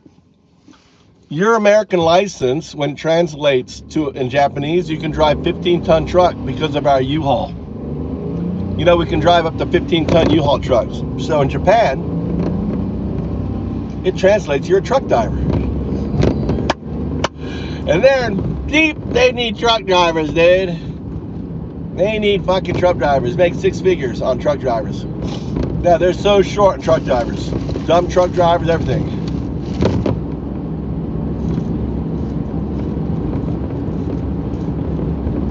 Yeah.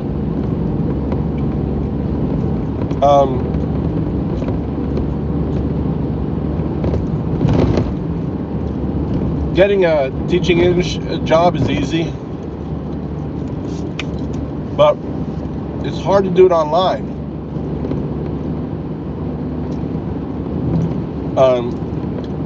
Rent, cost of living, really cheap. You can be a digital nomad here. Marry yourself a Japanese wife, and then you know, get the spouse visa. You can do anything, or even if you even if you can't technically work here, you could just be a digital nomad, right?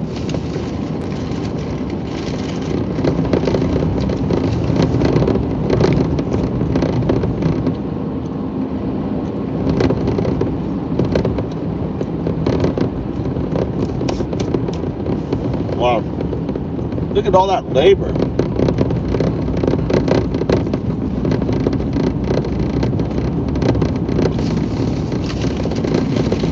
They need lots of farm labor here, agricultural labor. There's a whole bunch of people picking bulbs out.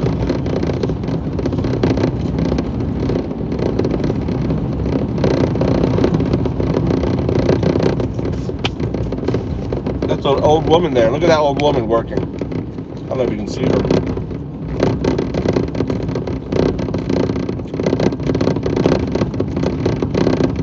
That's a That's probably a 70-year-old woman there.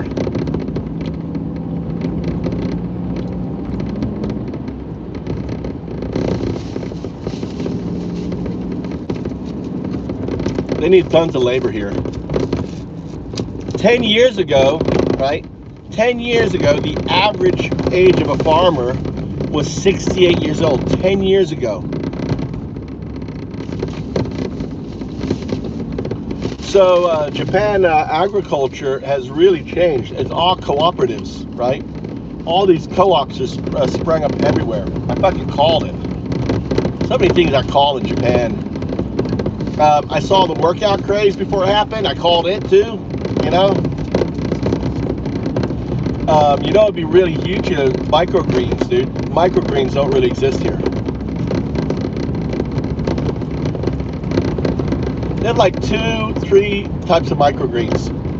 You can go crazy with microgreen, make a lot of money doing microgreens. I have, anyone who's like into farming would love to do microgreens. Come to Fukui. I know the location. We can get the loans together. I just have too many projects, dude.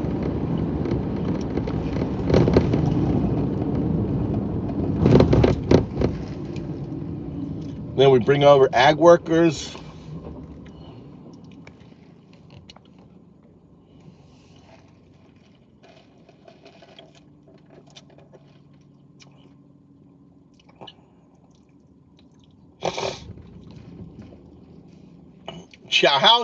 How's Trump gonna save the agriculture, dude?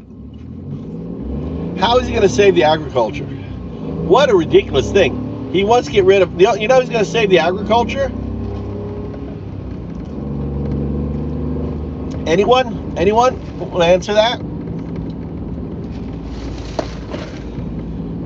It ain't Trump. It ain't gonna save it. It's just the way where it's going.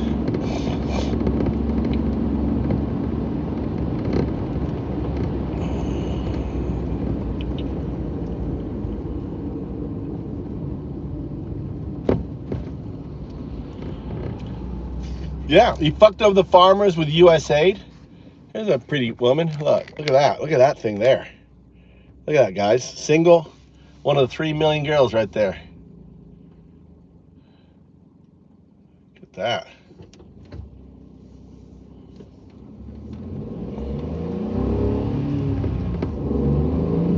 That's a beautiful woman right there. That's a beautiful woman. And there's 3 million more like her.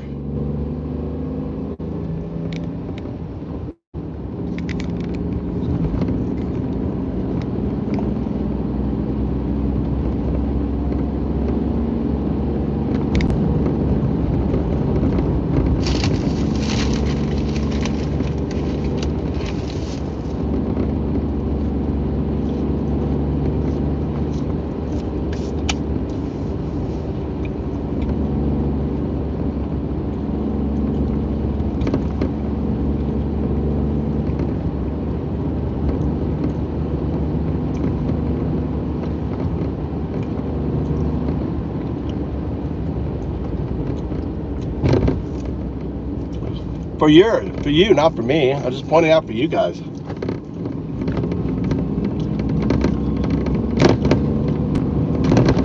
I'm not interested. I was like, there's a beautiful woman. It's like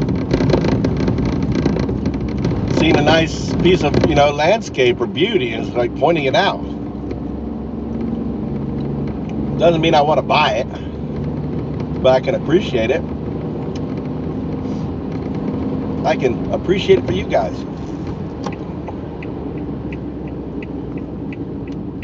All right. Look at that. No one on the road. I'm gonna stop eating the fries. I'm gonna have angry boys.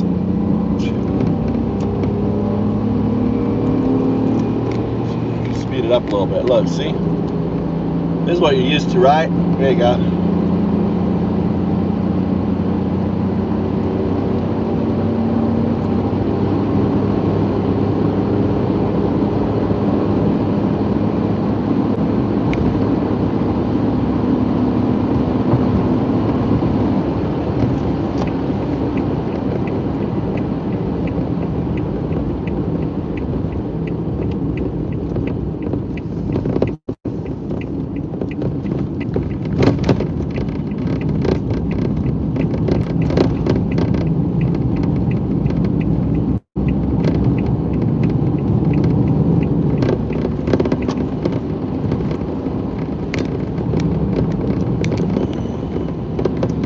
like these big old lamp poles like this one. Look at this one right here. If you're not paying to fucking do this thing, look, it's like right on the road, dude. Look at that thing. Some of them are worse than that. They're like right out on the road. Crazy.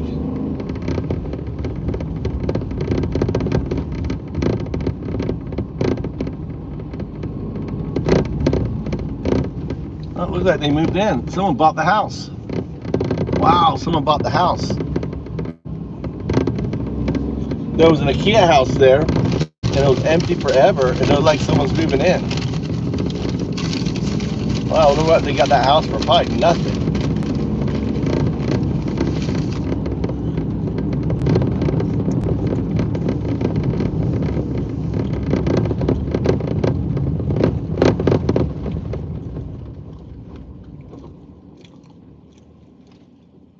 You'll regret thinking that way, Supreme Authoritative Automotive. Just stand things like cow farts and other. Just what? Like cow farts. Cow farts cause climate change. You know that, Automotive? You know that, Automotive? We should all go vegetarian. I love hamburgers too much.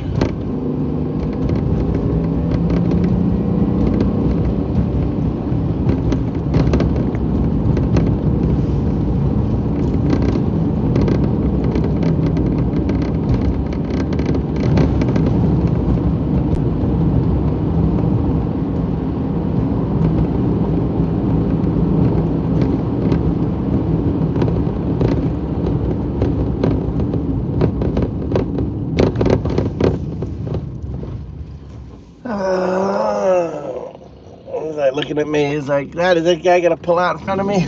And I nodded at him, and he just smiled and nodded at me. He's like, "I guess I'm not gonna die today." He's like, "God, I keep eating my kids' fries."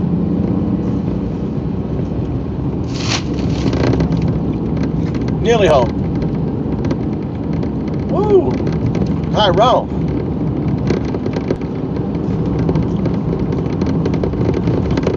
Remember that VA guy? He was his wife was a black guy, and I said, "Were you in here? Either of you in here with that VA guy who came in here? Trump supporter, black, and his wife is Latino." And I told you guys not to like pick on, not to rip on him. Remember that guy?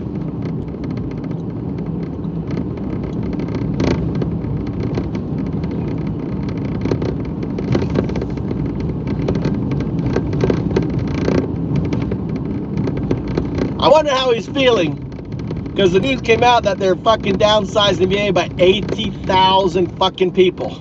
I wonder if he's still fucking happy, right? I was thinking about him.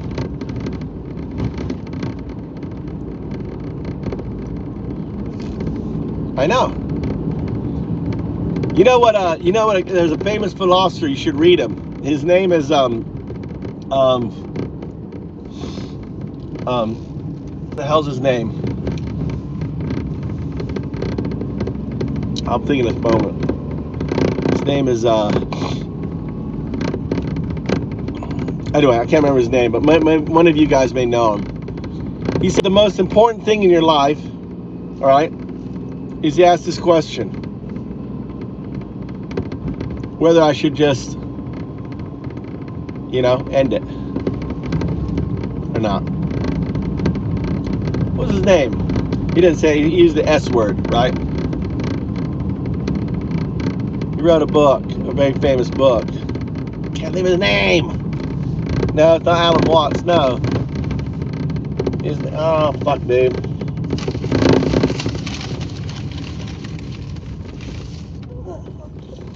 Here's my neighbor. Now she's a fucking talker. She'll just start talking to me and talk to me and talk to me like I'm native in Japanese. And I'm a height, so this now.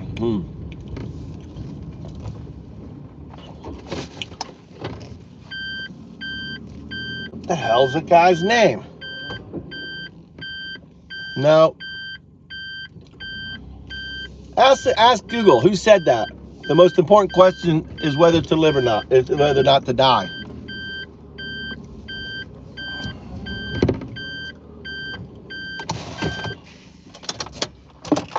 These guys should ask themselves it.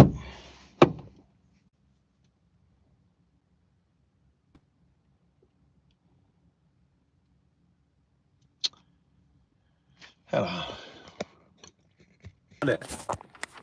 It's Camus. He says there's only one.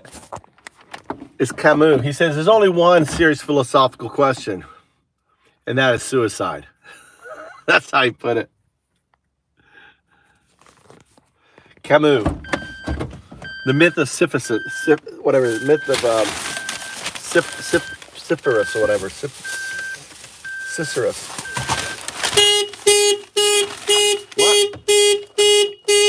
What? Why? Nanda, why is my car going crazy? What happened? My fucking car went crazy. Never had to do that before. I didn't even know I had a security alarm.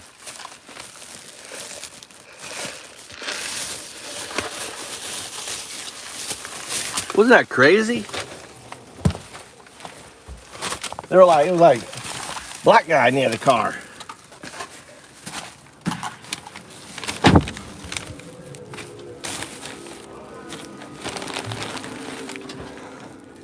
Hey, konnichiwa. Tomoki Maito no. How was your golf? Huh? What? Oh, sticker? Oh. Hi. ありがとう。そう、長いね。Now?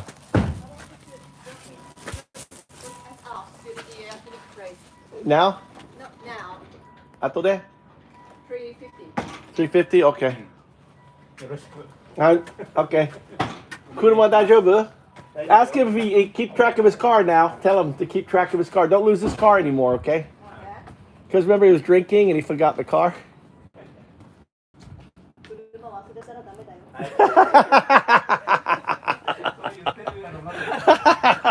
Did he understand what I said? Probably you talked about it, didn't you? Forgot the car. Yeah, every time. He got so drunk, they couldn't find the car. How's your golf game? Zenzen dame.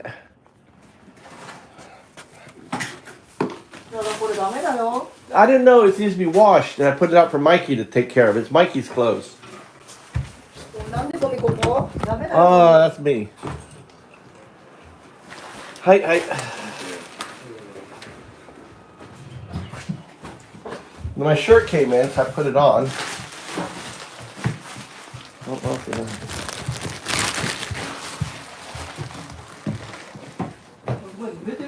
Which is mine. I don't know. I got you the double whopper with cheese, Mikey. I got you the mushroom one. That one. Huh? Why mushroom? I hate mushroom. Why the Mike eat the mushroom and you eat the whopper then? What? Right. Don't listen. It's good. Don't fight me. Mama, I didn't know you were coming home. Should I go back to Fukui and get one? Yeah.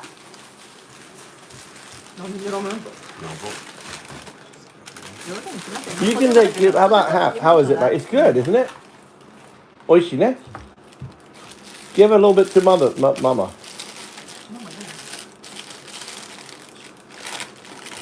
Is it mushroom on there or no? Oh, it's cheese. It's just a lot of cheese. It's like a super cheeseburger, Mikey. What's the name to the mushroom burger? It's called Yeti or something. The Yeti.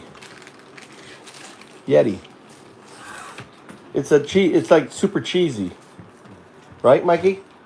So it's a good choice. And you love cheese.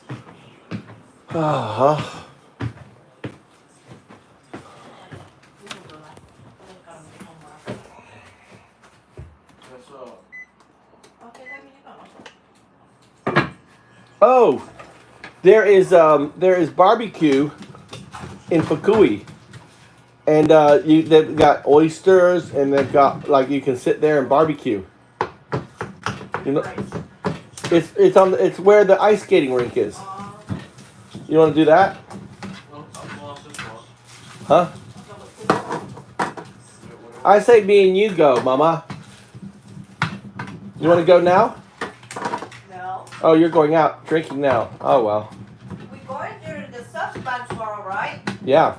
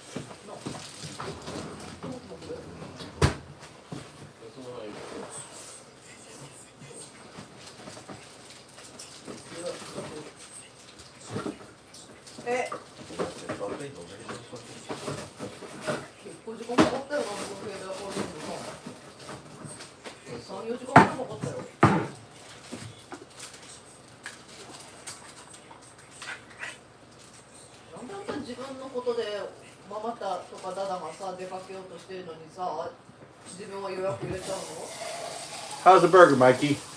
Give Mama a bite. Let her have a bite. Give Mama one bite. It's her birthday. Give her a birthday bite. Aw, yasashi ne, Mama. Aw. Oh, yasashi ne. ただビールある？ある。ママ髪の毛手に細すぎ。優しいジェット Give her a bite. 優しいメンジェット Oh, what am I saying then? Sad. How do I say sad? 悲しい Huh? なんで？ You want a big one or a tall one or a small one? そうなんだ。 What do you want? 優しいねって自分で言ったんだからいいじゃん別に。優しいねってのは自分で自分のこと褒め How て do る you でしょ。 say pity? How do you say pity? How do you say Why? pity? かわいそう Koiso. 誰が？ Mama no. Give her a bite. Oh, koiso. ママのことかわいそうっつってんの。そうだ Yeah, because you're not getting a bite. You're not getting a bite. You guys aren't sharing. あ、これなんて冷たいのこれ。Hmm? Why is it cold? Because your room is fucking cold. あ、今日あれあの人来た。ハウマ。 Where's my drink? Where's mine? This one's mine?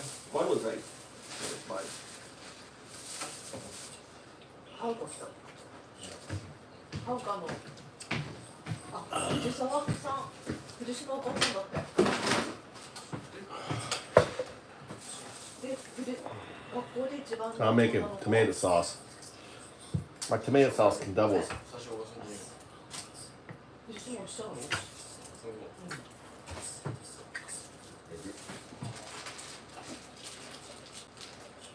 藤沢さんは結構勉強してたんだよね。By the way, it wasn't his girlfriend, Mama. It was his friend. 姉ちゃんやろ？It's meaning I always said that girl. Girl's friend. No girlfriend. Oh, your English is no good, Mama. Girl's friend. His friend. You don't have to say girlfriend. Girl's friend.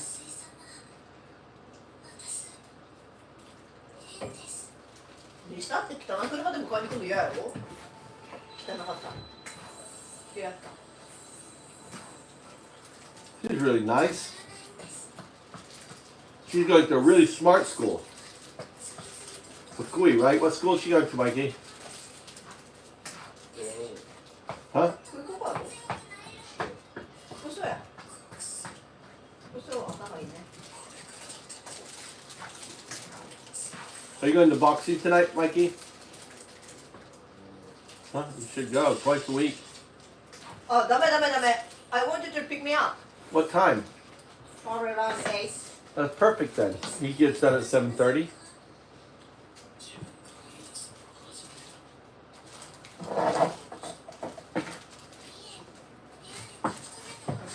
heard from this before, so I don't know. 今日休みね、ボクシング。行く？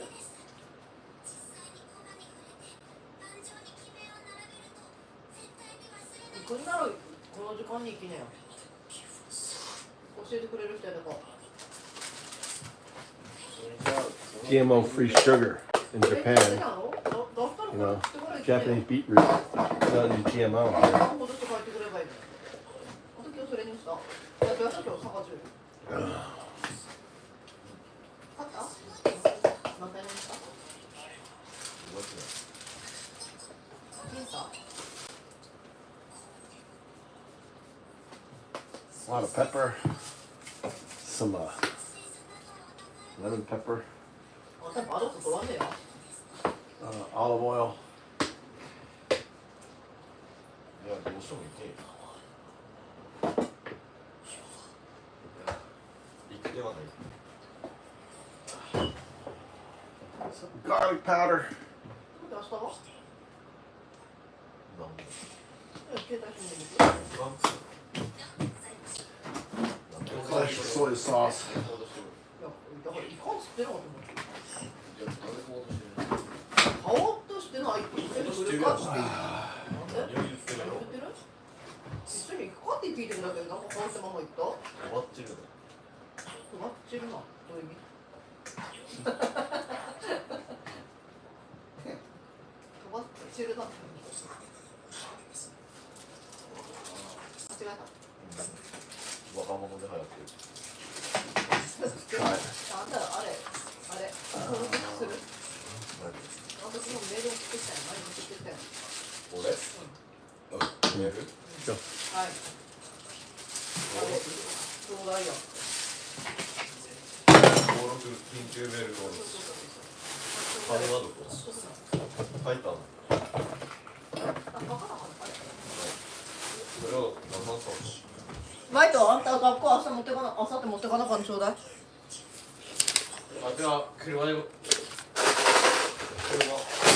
Garbage. Throw your garbage away. Don't leave all your garbage out there. 車で乗せてって。ああ、分かったけど、ちゃあんた、なんか、反抗そんな感じ持って帰ってきたやろ。野田先生から電話かかってきたよ。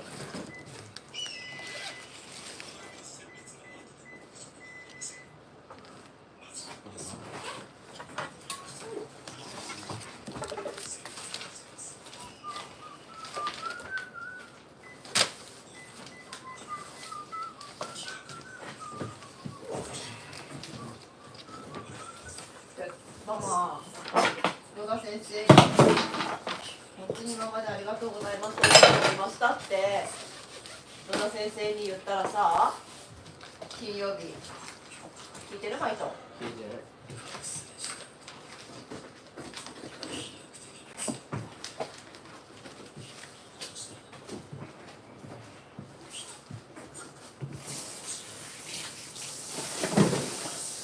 いいね。10名前ですよ。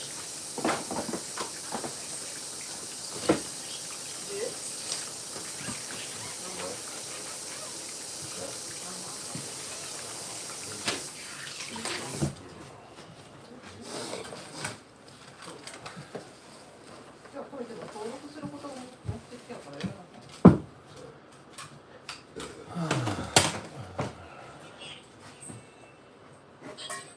これ、そもそも登録する？緊急。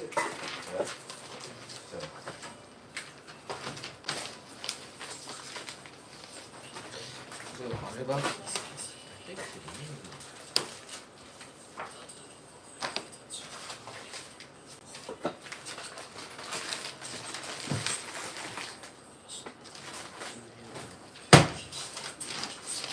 なんでつけないでよ。 What happened? He lost something? Huh?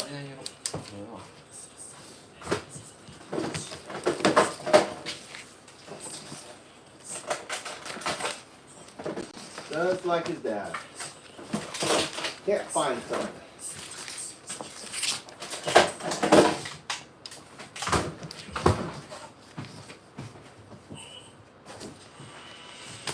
All right, ready to go, Mama?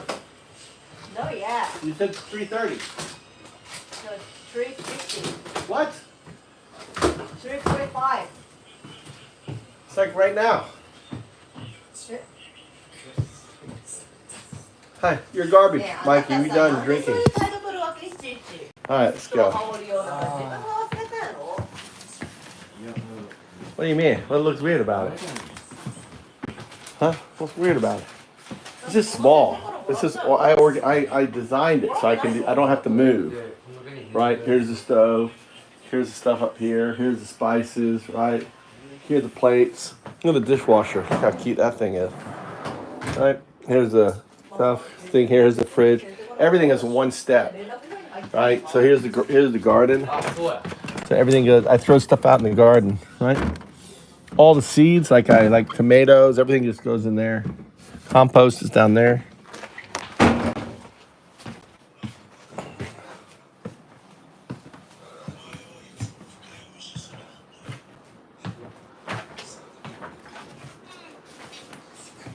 Oh, right. What's up, MB?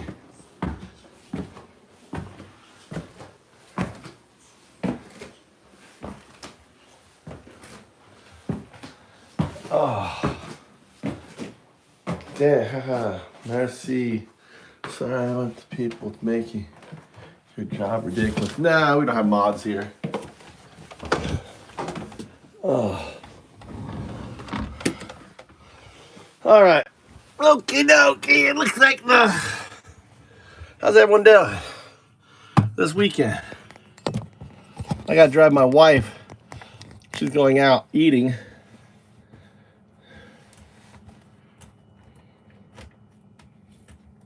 What the hell? I thought someone came and grabbed my charger. Someone grabbed my charger. I think my sons must have done it.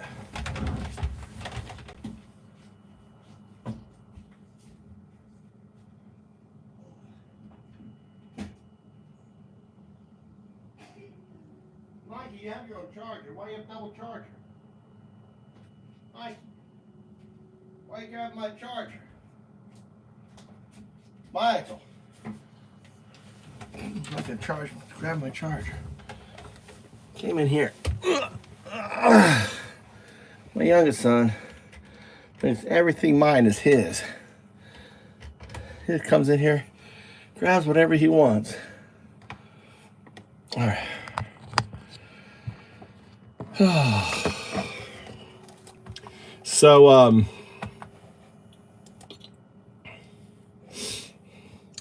So I sent so I'm trying to get the Democratic Party to respond with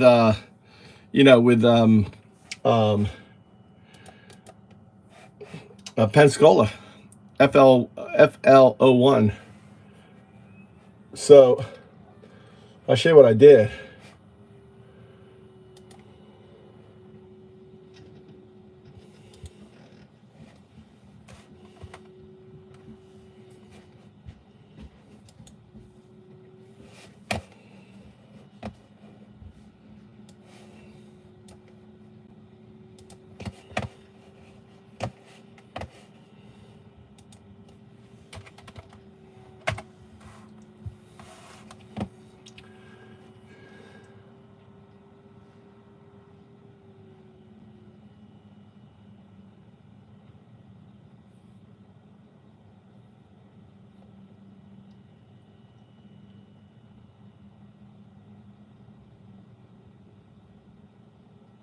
Look at this AI. Look at this AI go, dude.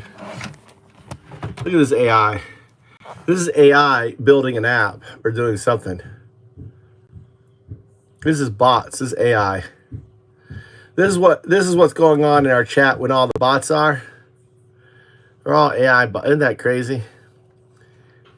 This wisely used AI called Manas recent launch is automating approximately 50 tasks, creating a rather dystopian society. Report suggests it's more accurate than DeepSeek, capable of simultaneous handling SNS financial transactions, research, include pricing. So it's just doing look, it's doing X. It's logging into X. It's reading X. It's going in and reading analysis of people, right? All right, it's logging in. Isn't that crazy? That's the new big thing. So what I did, here's on down there, look. On down there, Michael J. Trout, doism, right? So I did this here, look.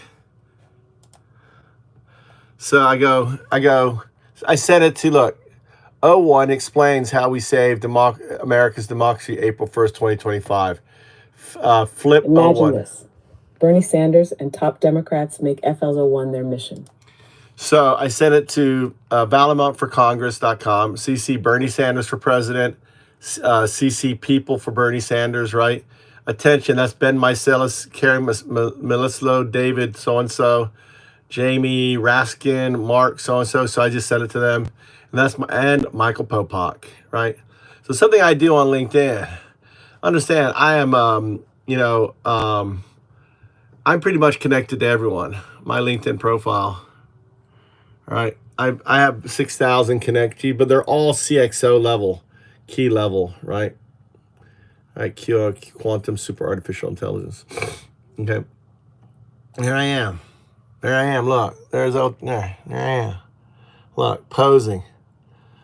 You notice the same pose, right? Same pose. That stick is Natsukaze, the summer wind. It's going to smack everything down. There's AI. Look, I'm holding on the back. See the holding on the back? Isn't that kind of cool? There you go. So I did that, and I also did this post. Look, I did this post too. Look, see, I run this one right here, the Republican voters, right? The Republican voters against Trump. See, I'm a Republican, right? Question, Bernie Sanders, president. Why isn't Bernie in Pensacola for FL special election? Ben Mycelis, why are you not talking about it on number one YouTube on the planet?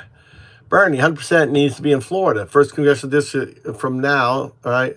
From now until for the first. This is a flashpoint for democracy, and we cannot afford to ignore it. I'm reaching out to you from Japan. Expat, fuck Trump, move to Japan, YouTuber. Because America is on the verge of collapsing Bernie's blueprint, verge of collapse. And Bernie must rally vets, military families, blah, blah, blah, blah. This is bigger than, right? So I wrote that there, and then I CC'd it to a bunch of people down here. We'll see, See, I just posted. That's what I did. That's what I did earlier, right? This is what activism is, right? I have I have extensive reach, and on folks. Let's see YouTube on there. All right, what are you guys talking about? Poor lover. Probably so. So this is what, when you listen to this, so this is what I,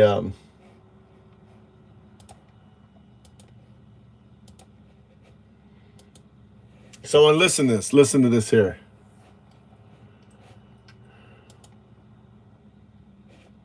It's short. Super short.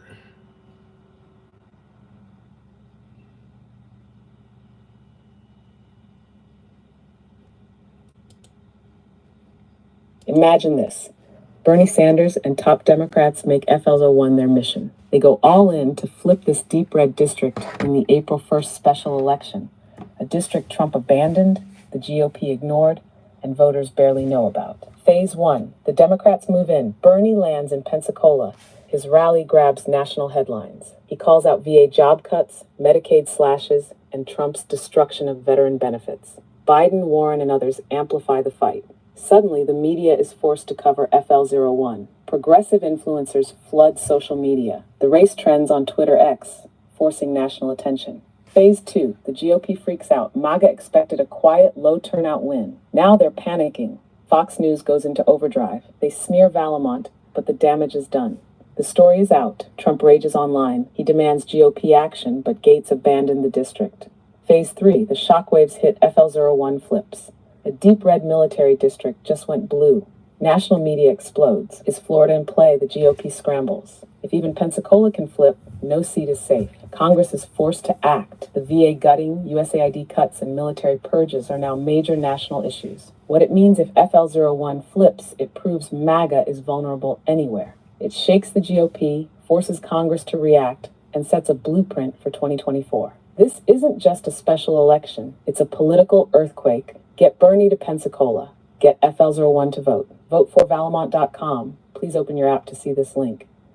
April 1st, less than a month away. ValamontForCongress.com. Please open your app to see this link. The GOP isn't ready. Let's make history. All right. I think need a power nap. Let's listen to this here. You know what we need on here. You know what you boys are missing, right? You know what you boys are missing. You know what you guys are craving. All right. Oh yeah, Trump and Elon making out. You know, I don't feel like seeing that. I guess not. I know what you guys want. You want that. You want the munch down. You want the munch down. Here you go. Feast on that, and you listen to this. All right, there's a good combo right here. I got a good combo right here. There's a great combo. All right. This episode of News Dump, including the proliferation of one of my favorite things so far this year, an abundance of JD Vance memes. One fatter and more rare than the one that preceded it. It's great. And also the first signs of trouble in paradise, as Trump has publicly, for the first time, taken back some authority from Elon Musk, which is, you know, it honestly went on a lot longer than we thought it would. And this is just the first crack we're seeing. I'm not getting too excited, but we'll see. It was a bad week for Elon in general. I mean, the value of his companies continues to plummet. Everyone made fun of his stupid Hitler-adjacent haircut. His Doge cuts were widely misrepresented or just outright false. And the cherry on top, well, another one of Elon's rockets blew up. What can this man do? and look, that last part, not too surprising. It's what they do, after all. Rockets, they blow up. Seems to happen a bit more recently with the SpaceX rockets. But yeah, and it seems to just be everyone else's problem. Did you happen to be on a plane within a 1,000-mile radius of this fucking stupid rocket blowing up? No wonder it blew up. You were looking at it. It's like a pot of water. You can't stare at it. But yes, this shifts the focus back onto exactly why Elon Musk is so excited to take the legs out from under the federal government. Nearly every single agency that he has singled out is an agency that is currently investigating him, fined him, restricted him, or simply had regulations in place that predated his companies. And somehow he still got in trouble. We'll get into all of that. But first, here's more on rocket going boom from the Houston Chronicle. SpaceX's 8th Starship test flight ended in fiery wreckage, falling to the Earth on Thursday night, marking the latest explosion for the launch vehicle championed by the Elon Musk-owned space company.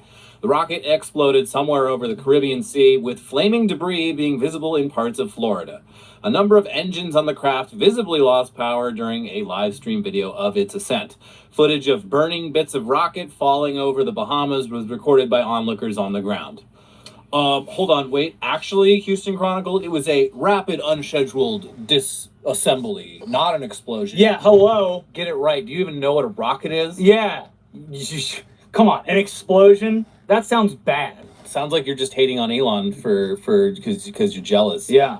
But just like when this happened just under 2 months ago, this latest rapid, unscheduled disassembly forced the FAA to halt flights to and from multiple airports as debris from Elon's rocket rained down across the sky, with arguably the 3 biggest airports in the state being affected: Miami, Orlando, and West Palm Beach. Great job, Elon. And this undoubtedly made him even more upset with the FAA, because that's, of course, how his brain works. He blows something up in the sky. The FAA's why would the FAA do this? Yeah. Look, so he previously has been upset with the FAA as well. But also this launch, it took place in Texas. It broke up above Florida and over the Caribbean Sea. but it took place in Texas, where the EPA has been on his ass about trashing the areas near his launch sites, as well as the effect that it has on local wildlife. Not good. And then there's the SEC. They're, of course, investigating him over potentially violating securities laws during his takeover of Twitter, in addition to other investigations like the one regarding his funding secured Tesla tweet. So it is no surprise that he's been canceling leases on SEC office buildings around the country, or other offices that have or will be affected by Doge closures. That includes several OSHA offices, which is just such a coincidence, because OSHA has also been up his ass for putting his workers in various forms of danger over the years, and this week, OSHA fined his company $50,000, way too low, for the negligence that led directly to the death of an employee. And honestly, an appalling slap on the wrist. Basically a rounding error in Tesla's books over someone who lost their life based on pure negligence. Yeah, that's really putting a price on someone's life, and it's not as high as You would you think. might think it should be. Yeah, here's local outlet KUT.org. Cut! Tesla is facing nearly $50,000 in federal fines for alleged safety lapses after a worker died at the Austin Gigafactory last year. The agency issued 3 citations of $16,550 each, labeling them serious, on January 31st. Reached for comment via email, an OSHA spokesman said the employer has contested the violations in this case. U.S. Representative Greg Casar said the fines resulted from OSHA's investigation into the death of Victor Joe Gomez Sr., an electrician who died at the Tesla manufacturing plant on August 1st. In a lawsuit they filed against the company, Gomez's family says he was electrocuted while inspecting panels that should have been powered off. The U.S. Department of Labor fined Tesla nearly $7,000 last year for exposing its Gigafactory workers to chemicals. Oh, what a great big fine. That'll definitely Tesla's lawyer in the negligence lawsuit did not respond to a request for comment about the fines or how they might affect the case. So yeah, I mean, all I'm really learning here is that the fines for workplace safety violations are antiquated beyond belief and clearly have not been updated to reflect our economy in any way, shape, or form. Fines that low literally encourage companies to fuck up. Yeah, that's, I would say, a very cheap cost of doing business for them. When a company reaches a certain size, the rules literally don't matter anymore. It's wild. It is crazy that the fines for death and exposing your workers to chemicals are in the thousands. Yeah, because like... And then maybe the tens of thousands if someone dies. If you're completely amoral and you look at this being like, well, think of how much money we'll save by not following all these annoying OSHA rules. It's going to be way more than the like $8,000 they charge when someone fucking electrocutes themselves. They're literally incentivized to break the rules. Yeah, this is concerning. But speaking of jobs, there is a February jobs report that's coming out by the time this video airs. As of when we filmed, people seem to be torn on whether or not the job cuts related to Doge would be included in this February jobs report. They should be. Yeah, you would assume that the unemployment rate would tick up if that were the case, because a whole lot of people have been put out of their jobs in a very recent, or very quick amount of time. Mm-hmm. And yeah, if the unemployment rate were went up by a lot, that wouldn't sound very good for the first report card for the president. Also, Elon's days of taking a chainsaw, both figuratively and literally, to any government entity that he sets his eyes on, He's getting that ass raw, are apparently coming to an end, as Trump has neutered Musk ever so slightly and taken away his authority to fire federal workers en masse. Here's Politico. President Donald Trump convened his cabinet in person on Thursday to deliver a message. You're in charge of your departments, not Elon Musk. According to 2 administration officials, Trump told top members of his administration that Musk was empowered to make recommendations to the departments, but not to issue unilateral decisions on staffing and policy. Musk was also in the room. Tail tucked, I'm sure. And yeah, this is, I mean, I'm kind of surprised it took as long as it did because, yeah, if nothing else, you got to imagine the people who are in charge of these big, important federal departments got to be kind of annoyed that their authority is being completely undermined by this ketamine-addicted dude walking around with a fucking baby on his shoulders as a human shield. And it was just like, well, don't worry about it. I fired everyone. Yes. So you're good. I did it for you. And you would assume that that would have a negative effect on the president's approval ratings, considering all of those people who would contribute to that general approval or disapproval of the president. There's a lot of aspects to it. I mean, we'll talk about it later, but when you look at the Department of Education, the person who's running that, Linda McMahon, That actually is the goal. She's like, bah, bah, bah. She's like, no, Elon, destroy everything. That way it fails, and I can shut it down. Yeah. But yes, the president's message represents the first significant move to narrow Musk's mandate. According to Trump's new guidance, Doge and its staff should play an advisory role, but cabinet secretaries should make final decisions on personnel, policy, and the pacing of implementation. Musk joined the conversation and indicated he was on board with Trump's directive. Trump stressed that he wants to keep good people in government and not to eject capable federal workers en masse. But his administration has in recent weeks fired tens of thousands of federal workers across numerous agencies in a series of blanket terminations. A federal judge and the chair of a federal civil service board have both concluded that the terminations were not tied to performance issues and may have violated civil service laws. It is unclear whether the new guidance will result in laid-off workers getting rehired. Trump posted about the meeting on Truth Social after the story was posted, promising to hold similar meetings every 2 weeks. As the secretaries learn about and understand the people working for the various departments, they can be very precise as to who will remain and who will go, he wrote. We say the scalpel rather than the hatchet. Do you say? Is that what you say? Is that what you've been saying? The scalpel, not the hatchet? Because Elon came in and said he was going to skin your ass raw with a chainsaw. Yeah. I wouldn't call what's happened so far surgical in any fucking way whatsoever.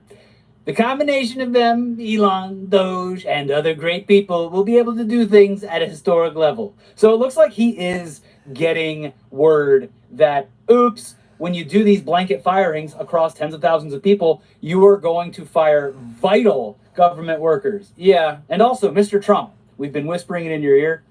Probationary doesn't mean that they just got out of prison. I think they got out of the insane asylum. Yeah. Hannibal Lecter. Hannibal, he wants you for dinner. There's tens of thousands of Hannibal Lecters working in the government. We got to get rid of them. Yeah, so someone definitely went to Trump. The late, great. Hey, you fucking idiot. And Musk, who is like definitely sitting in the cuck chair during this cabinet meeting, was like, yeah, I agree with this. I agree with the president. I should have less authority. Yeah, also just like, this is alienating a lot of people who otherwise supported what he was doing.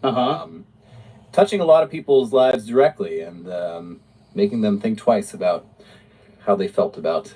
Because the craziest thing is that like none of this was part of what he pitched. No. Like the biggest thing of his presidency so far has been this fucking Doge bullshit.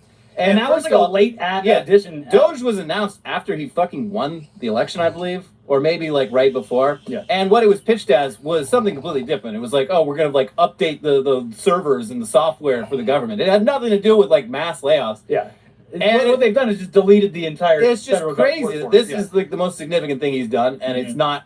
No one voted for this. Something so outrageous and destructive that even Vivek Ramaswamy was like, I don't want anything to do with it. Well, yeah, he probably also didn't want the legal liability that might eventually come with it. Because say what you will about Vivek, he's a survivor, that one. This Musk will go down with this. That is an inevitability. Yeah, I mean...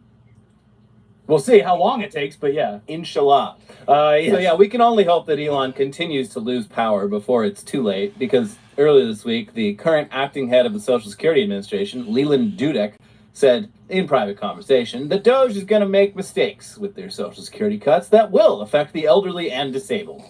And just to refresh your memory, this SSA head just replaced the former head, who replaced the last head of the SSA, who quit after trying to block Musk and his team from accessing sensitive records containing the private information of U.S. citizens. Yeah.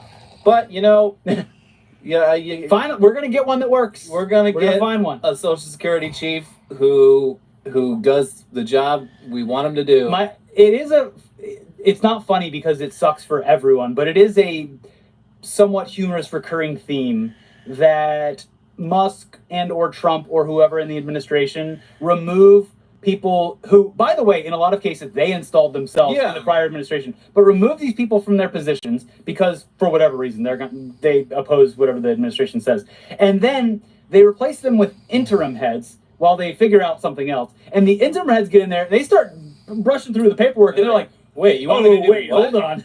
Yeah, I mean, this has happened in multiple agencies now. Yeah, well, I think a lot of these people look at what they're like, okay, what you're asking me to do is going to put me in court for the next decade. For treason. Yeah, like even if I don't get put away, this is going to be the theme of the next decade of my life. And will be their legacy. Yeah. So, yeah, it was pretty obvious that Musk was going to target Social Security early on. He wasn't hiding it. No. He spoke earlier this week about an appearance that he made on the Joe Rogan Experience, where he called Social Security the biggest Ponzi scheme of all time. So more on this, the new head of the SSA expressing concern over the cuts to his agency, which provides income to over 70 million Americans. Here's the Washington Post. The newly installed caretaker at the Social Security Administration acknowledged this week that Elon Musk's U.S. Doge service is calling the shots as the agency races to slash thousands of jobs and shrink its budget, telling a group of advocates, "Things are currently operating in a way I have never seen in government before." In a meeting Tuesday with his senior staff and about 50 legal aid attorneys and other advocates for the disabled and elderly, acting SSA Commissioner Leland Dudick referred to the tech billionaire's cost-cutting team as outsiders who are unfamiliar with the nuances of SSA programs, according to a meeting participant's detailed notes that were obtained by the Washington Post. Doge people are learning and they will make mistakes, but we have to let them see what is going on at SSA, Dudick told the group, according to the notes. I am relying on long-time career people to inform my work, but I am receiving decisions that are made without my input. I have to effectuate those decisions. I mean, this guy's basically saying, I'm just following orders. I guess, yeah. Just for the record, I'm only doing this because I was told to do it. There's Grok has had a lot of submissions lately of, Grok, can you rewrite I'm just following orders into something that doesn't sound like I'm just following orders? Can you take the phrase the banality of evil and put it in Gen Z slang? Yeah. You figure that out for me? Yeah, the Riz of Ohio. So this Dudek guy, he has announced plans to slash 7,000 jobs, a cut of more than 12%. He has moved to close regional hubs and field offices that serve the public, eliminated entire programs, and consolidated departments. An exodus of senior executives on his watch, some voluntary, others forced, is fast depleting decades of expertise. And this week, the long-struggling disability benefits system came under threat as backlogged state offices that review claims were told there would be no more overtime or hiring. This also comes as the former head of the SSA started appearing on cable news to sound the alarm bells and inform recipients that they might see an interruption in benefits in as little as 30 to 90 days. Yeah, start saving up now. You know how your kids and grandkids told you that no one hides money under the mattress anymore, old man? Well, guess what? Now's your chance to finally throw it back at them. Yeah. And say, it's a good thing I got this mattress money because Social Security check didn't show up. Time to get out the metal detector and start scanning the backyard for those mason jars. All right. Look at that, dude. That's some good stuff. I like the show with the backdrop. I'm going to have to do more of that. Isn't that funny? Got some funny shit there, dude. They need that backdrop. Yeah, they're funny, dude. They're fucking awesome. I love those two. Them and I have to do more of that. Put them on a stream. That's some fun. It's up there. Fox Groks. I'll drop my wife off drinking. We're their golfing buddies. Am I driving, Mama? Freeze. Am I driving my car then? What are they? Yes. What am I giving both of you a ride? I'm dropping you off, or am I taking you both to the place? Yeah. I'm asking you A or B, and you're saying yeah. Nani? Am I dropping you off at the place by yourself, or am I taking two people to the place? 2 people to place. Let me take your car then.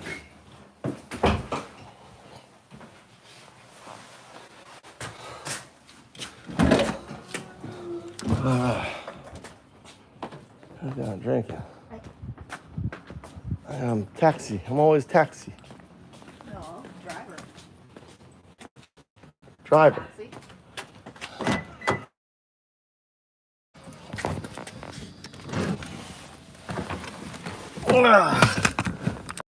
What's broken? Mine does. This. I farted. Really not nice. Really. Oh, my hanger broke. Why did the hanger broke? Oh, got a new cord. Oh.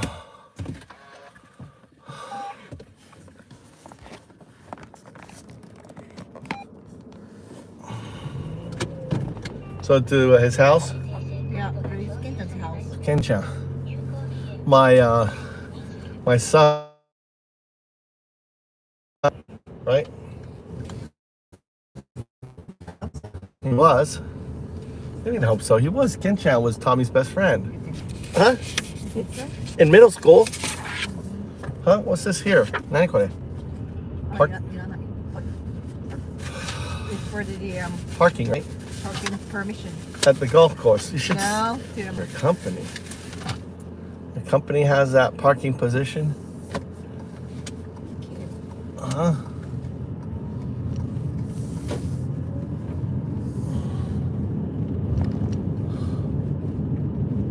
Where am I dropping you off? near our house is a barbecue, Korean barbecue. Oh, really close then. Yeah. So I can walk to there, but I'm gonna pick him up.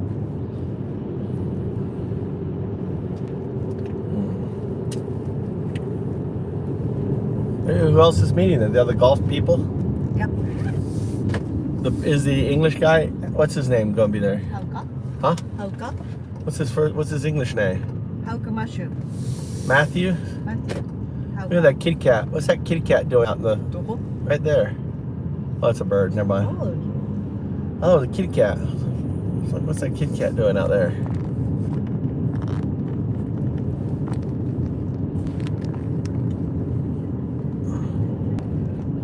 Your thing sucks, Mama. What's this old lady doing?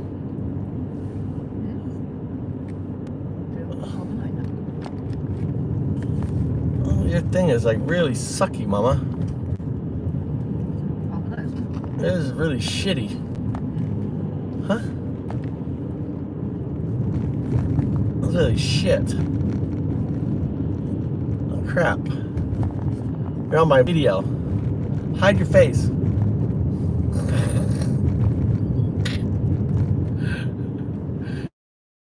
You're like a secret person.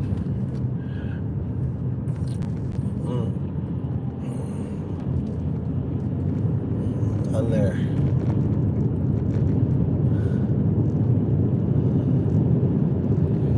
Oh,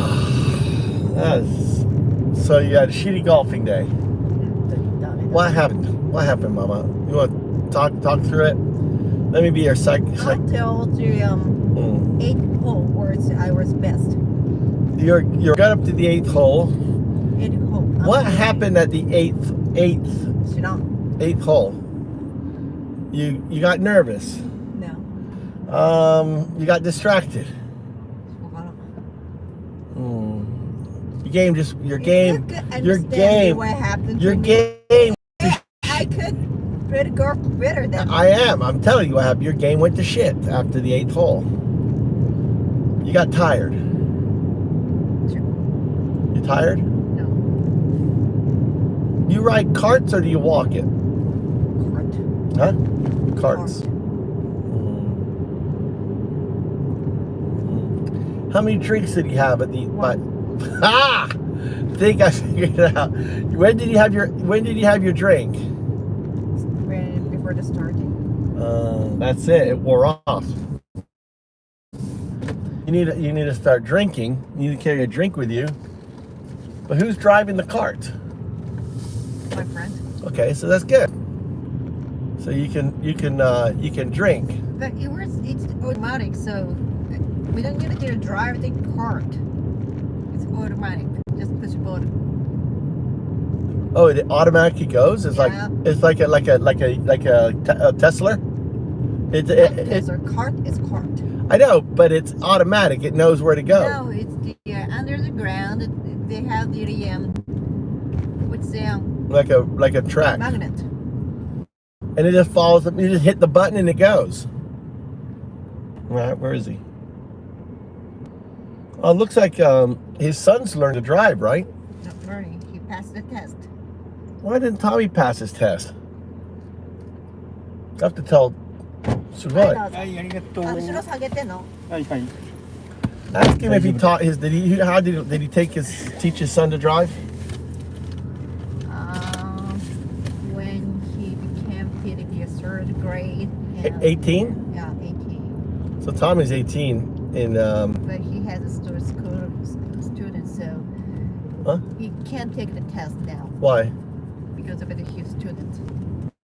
Oh, he has to graduate. Yeah, no, before the graduate, probably so. But he doesn't have to take classes. I'm gonna teach him how.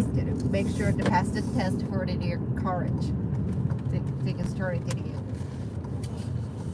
Test to drive.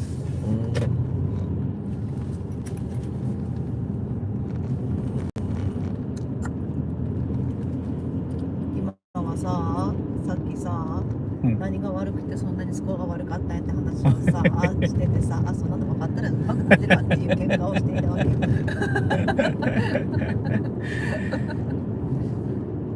分かってたらな。しょっちゅう。のりちゃんはのりちゃんやっぱりアップルウォッチあるじゃん。アプローチは今日はバッチリやったわ。私ね、アップルウォッチからだんだん離れてくって。2打目からだんだん離れてくる。アプローチとパターは全て良かったな今日。私その技術 Should があ I ったら cut さ。 three? This way, Miggy, 大丈夫？オッケーオッケー。ほら、車で。オッケー。Okay. あいつらコストコ行ってたよ。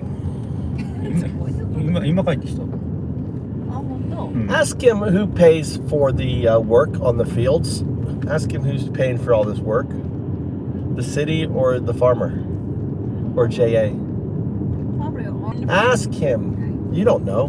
ここの田んぼって誰がやってんのって。ここらここ辺。東新井。東新井。ここ違う東。あ、違う。東？木部東。これってさ、個人でやってんの？個人かな。He's not farmer. They're doing all management, right? All water management for drainage and stuff. This is really big money. I'm just curious who pays. I think the city. I think Sakaicho. この今やってることって誰が？ So look, what's that there? これは国。Country. Country pay for the fix. 国か県。あ、どっちかやな。Fukuiken. So it's Fukui. Because they're doing all of the fields everywhere, right? I noticed that they're doing them all. Why are you curious about that? I'm always curious about what's going on. I'm curious about who pays and stuff. Look, this looks right in it. Really nice. ここがいいの？さっぱりわからん。何がいいのこれ？いいの？いいのだな。素敵？素晴らしい。I'm interested. Japanese culture. I mean, America, they don't pay anything. The city, the states, everything's on the farmer. Not. There's no support for the farmer in America. Trump got rid of. Oh, look at that. There. 白鳥ね、白鳥。Swan. Look, swan. Look, the swans are here. ここに移動したの？あっちなのにね。前あっちにいたの。They moved to here, the property. Before it's Over there. No, more. South? No, more. What's it? East. Which way, Misuga? あ、それでいい。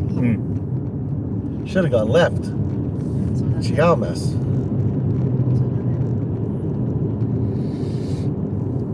あれ国が払ってるの？国か県が払ってるの？国も補助出してると思うけど。県が主体で。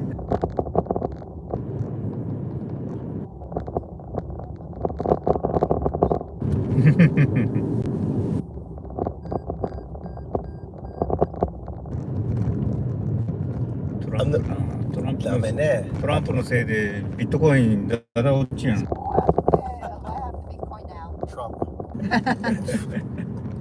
ばい。 Trump, ne? Trump, tell him Trump's been stealing. So what happened was last week, before he announced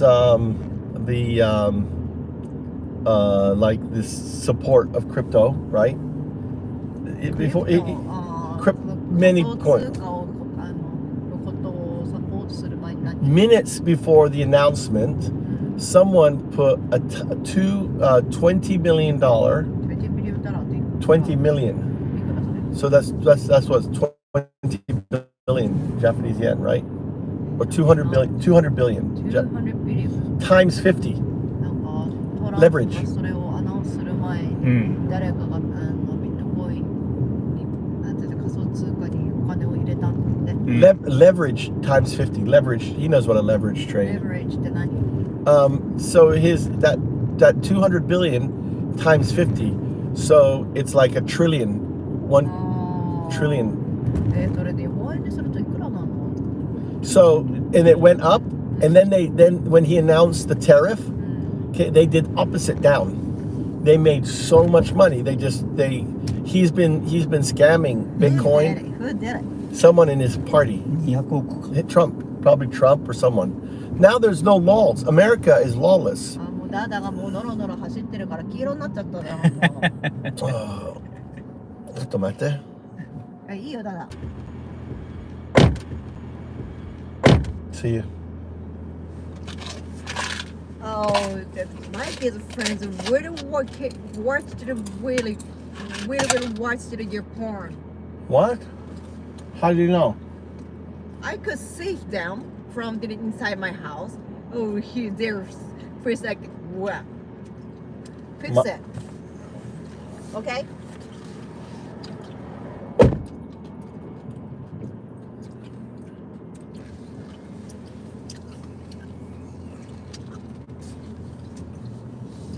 Uh-oh. My teenage boys were looking at porn.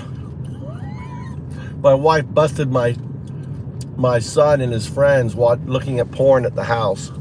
Porn is illegal in America, in Japan.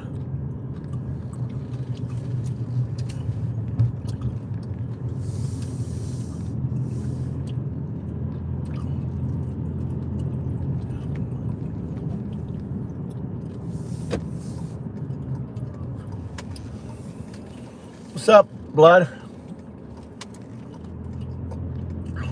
You guys want to see the swans?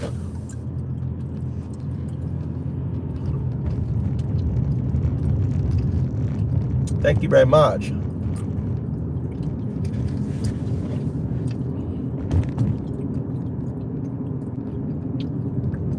Yeah, my wife, see, in Japan, Japanese have compartmentalized friends.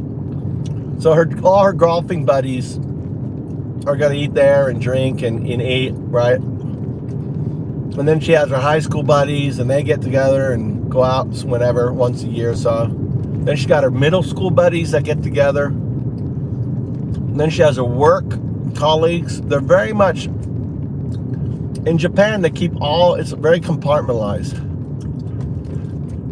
It was very kind of difficult for me to adjust to. I was like, what the fuck? You're going out drinking with a bunch of guys and, you know, and I'm not invited? That was when I was a personality, you know, when I was an alpha male, dude.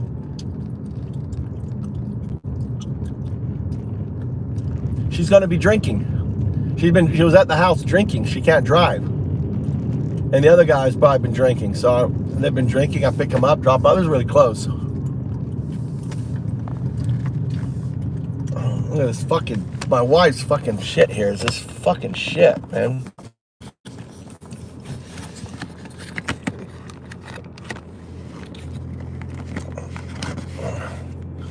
Suck, dude.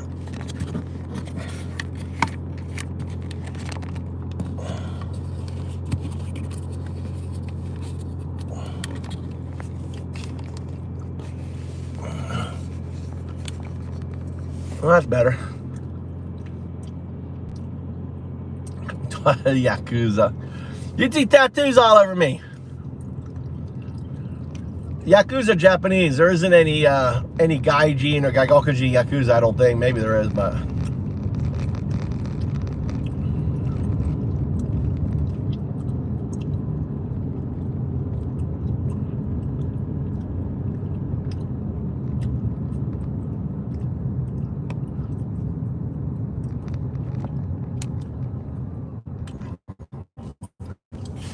what the fuck, dude?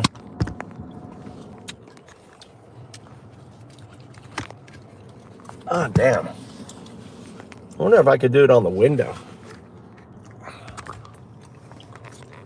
fix this up like this. Man, my wife's car is so fucking, it's like impossible.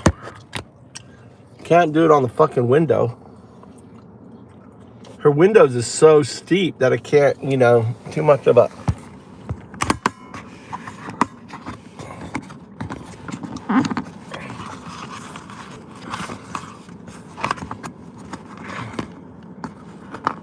Make sure there's a car coming behind me.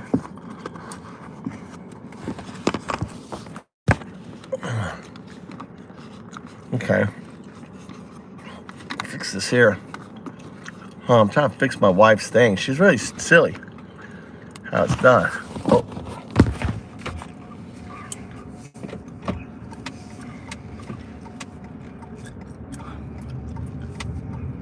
I'll pull over here 1 sec.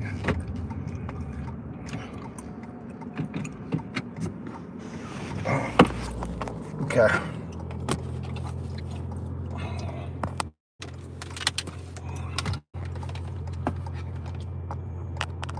I see this works here. All right.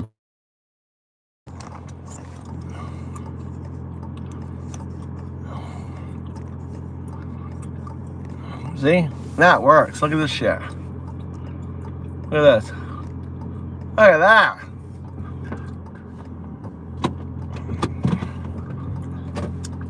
Certain things women can't do. How to fucking put a thing for the phone in your car. It's one of the things that's beyond a woman's pay grade. Isn't that beautiful?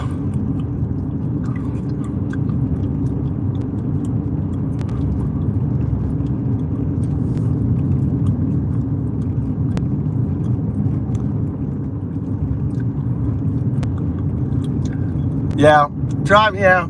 There's issues out of that and drive. With this damn thing, you know, she had it all set up wrong. She's trying to stick it on the bottom. It fucking goes on the window. I fixed it for her. It was driving me crazy. Every time I go in her car, and then I figured out, this is the old lady. That's my neighbor. She loves to fucking talk Japanese to me. The old lady right there. She'll just go talk in Japanese. And, you know.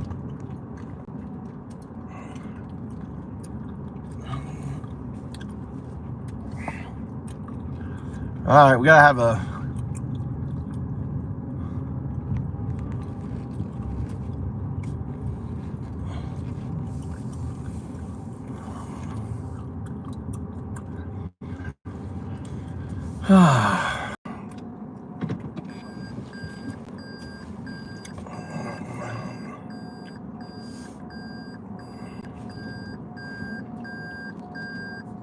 Oh, it's kind of.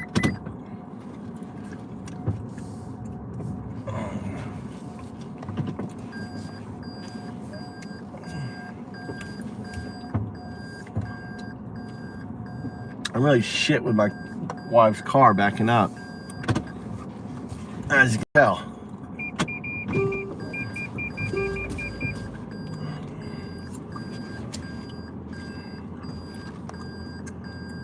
Oh, cat. There's that. Oh, there's our damn fucking male cat there.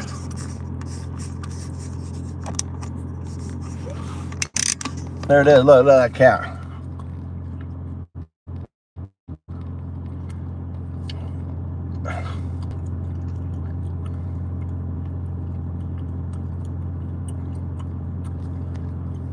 That damn cat.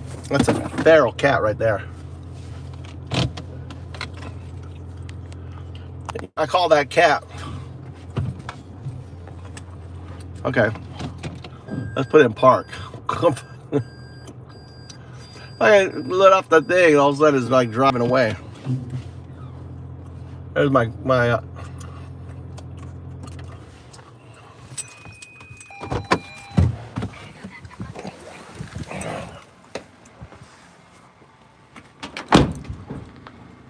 何してるの？カツコは友達の飲めるパ。This is my wife's mother.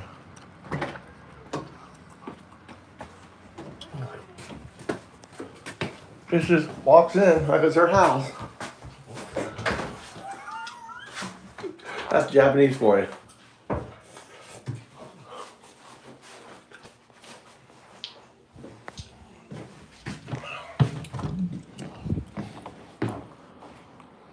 Maito! Maito!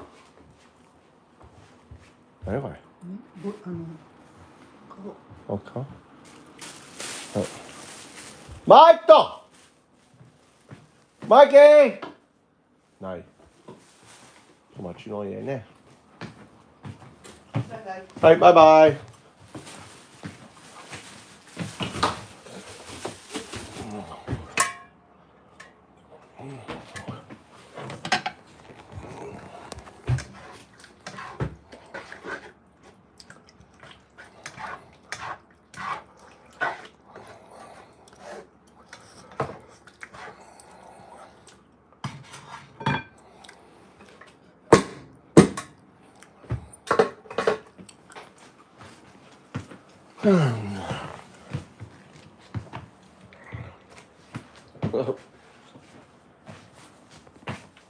What happened to Hugh?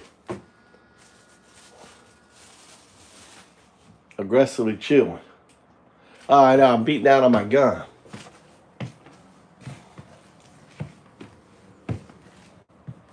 Nope, Hugh, there's no meth in Japan. They're very hard. Maybe in Tokyo, I don't know, but not where I live, dude.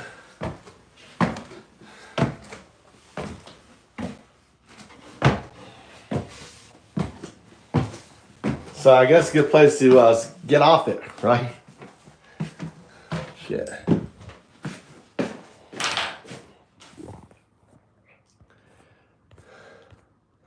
All right, folks. Let's have you listening to let's finish watching this. I like this. I like this setup here.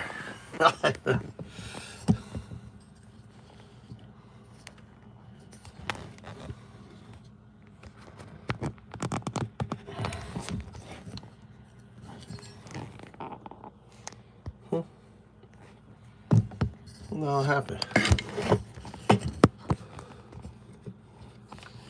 What happened? How did I get this to work last time? I guess I flipped it around here.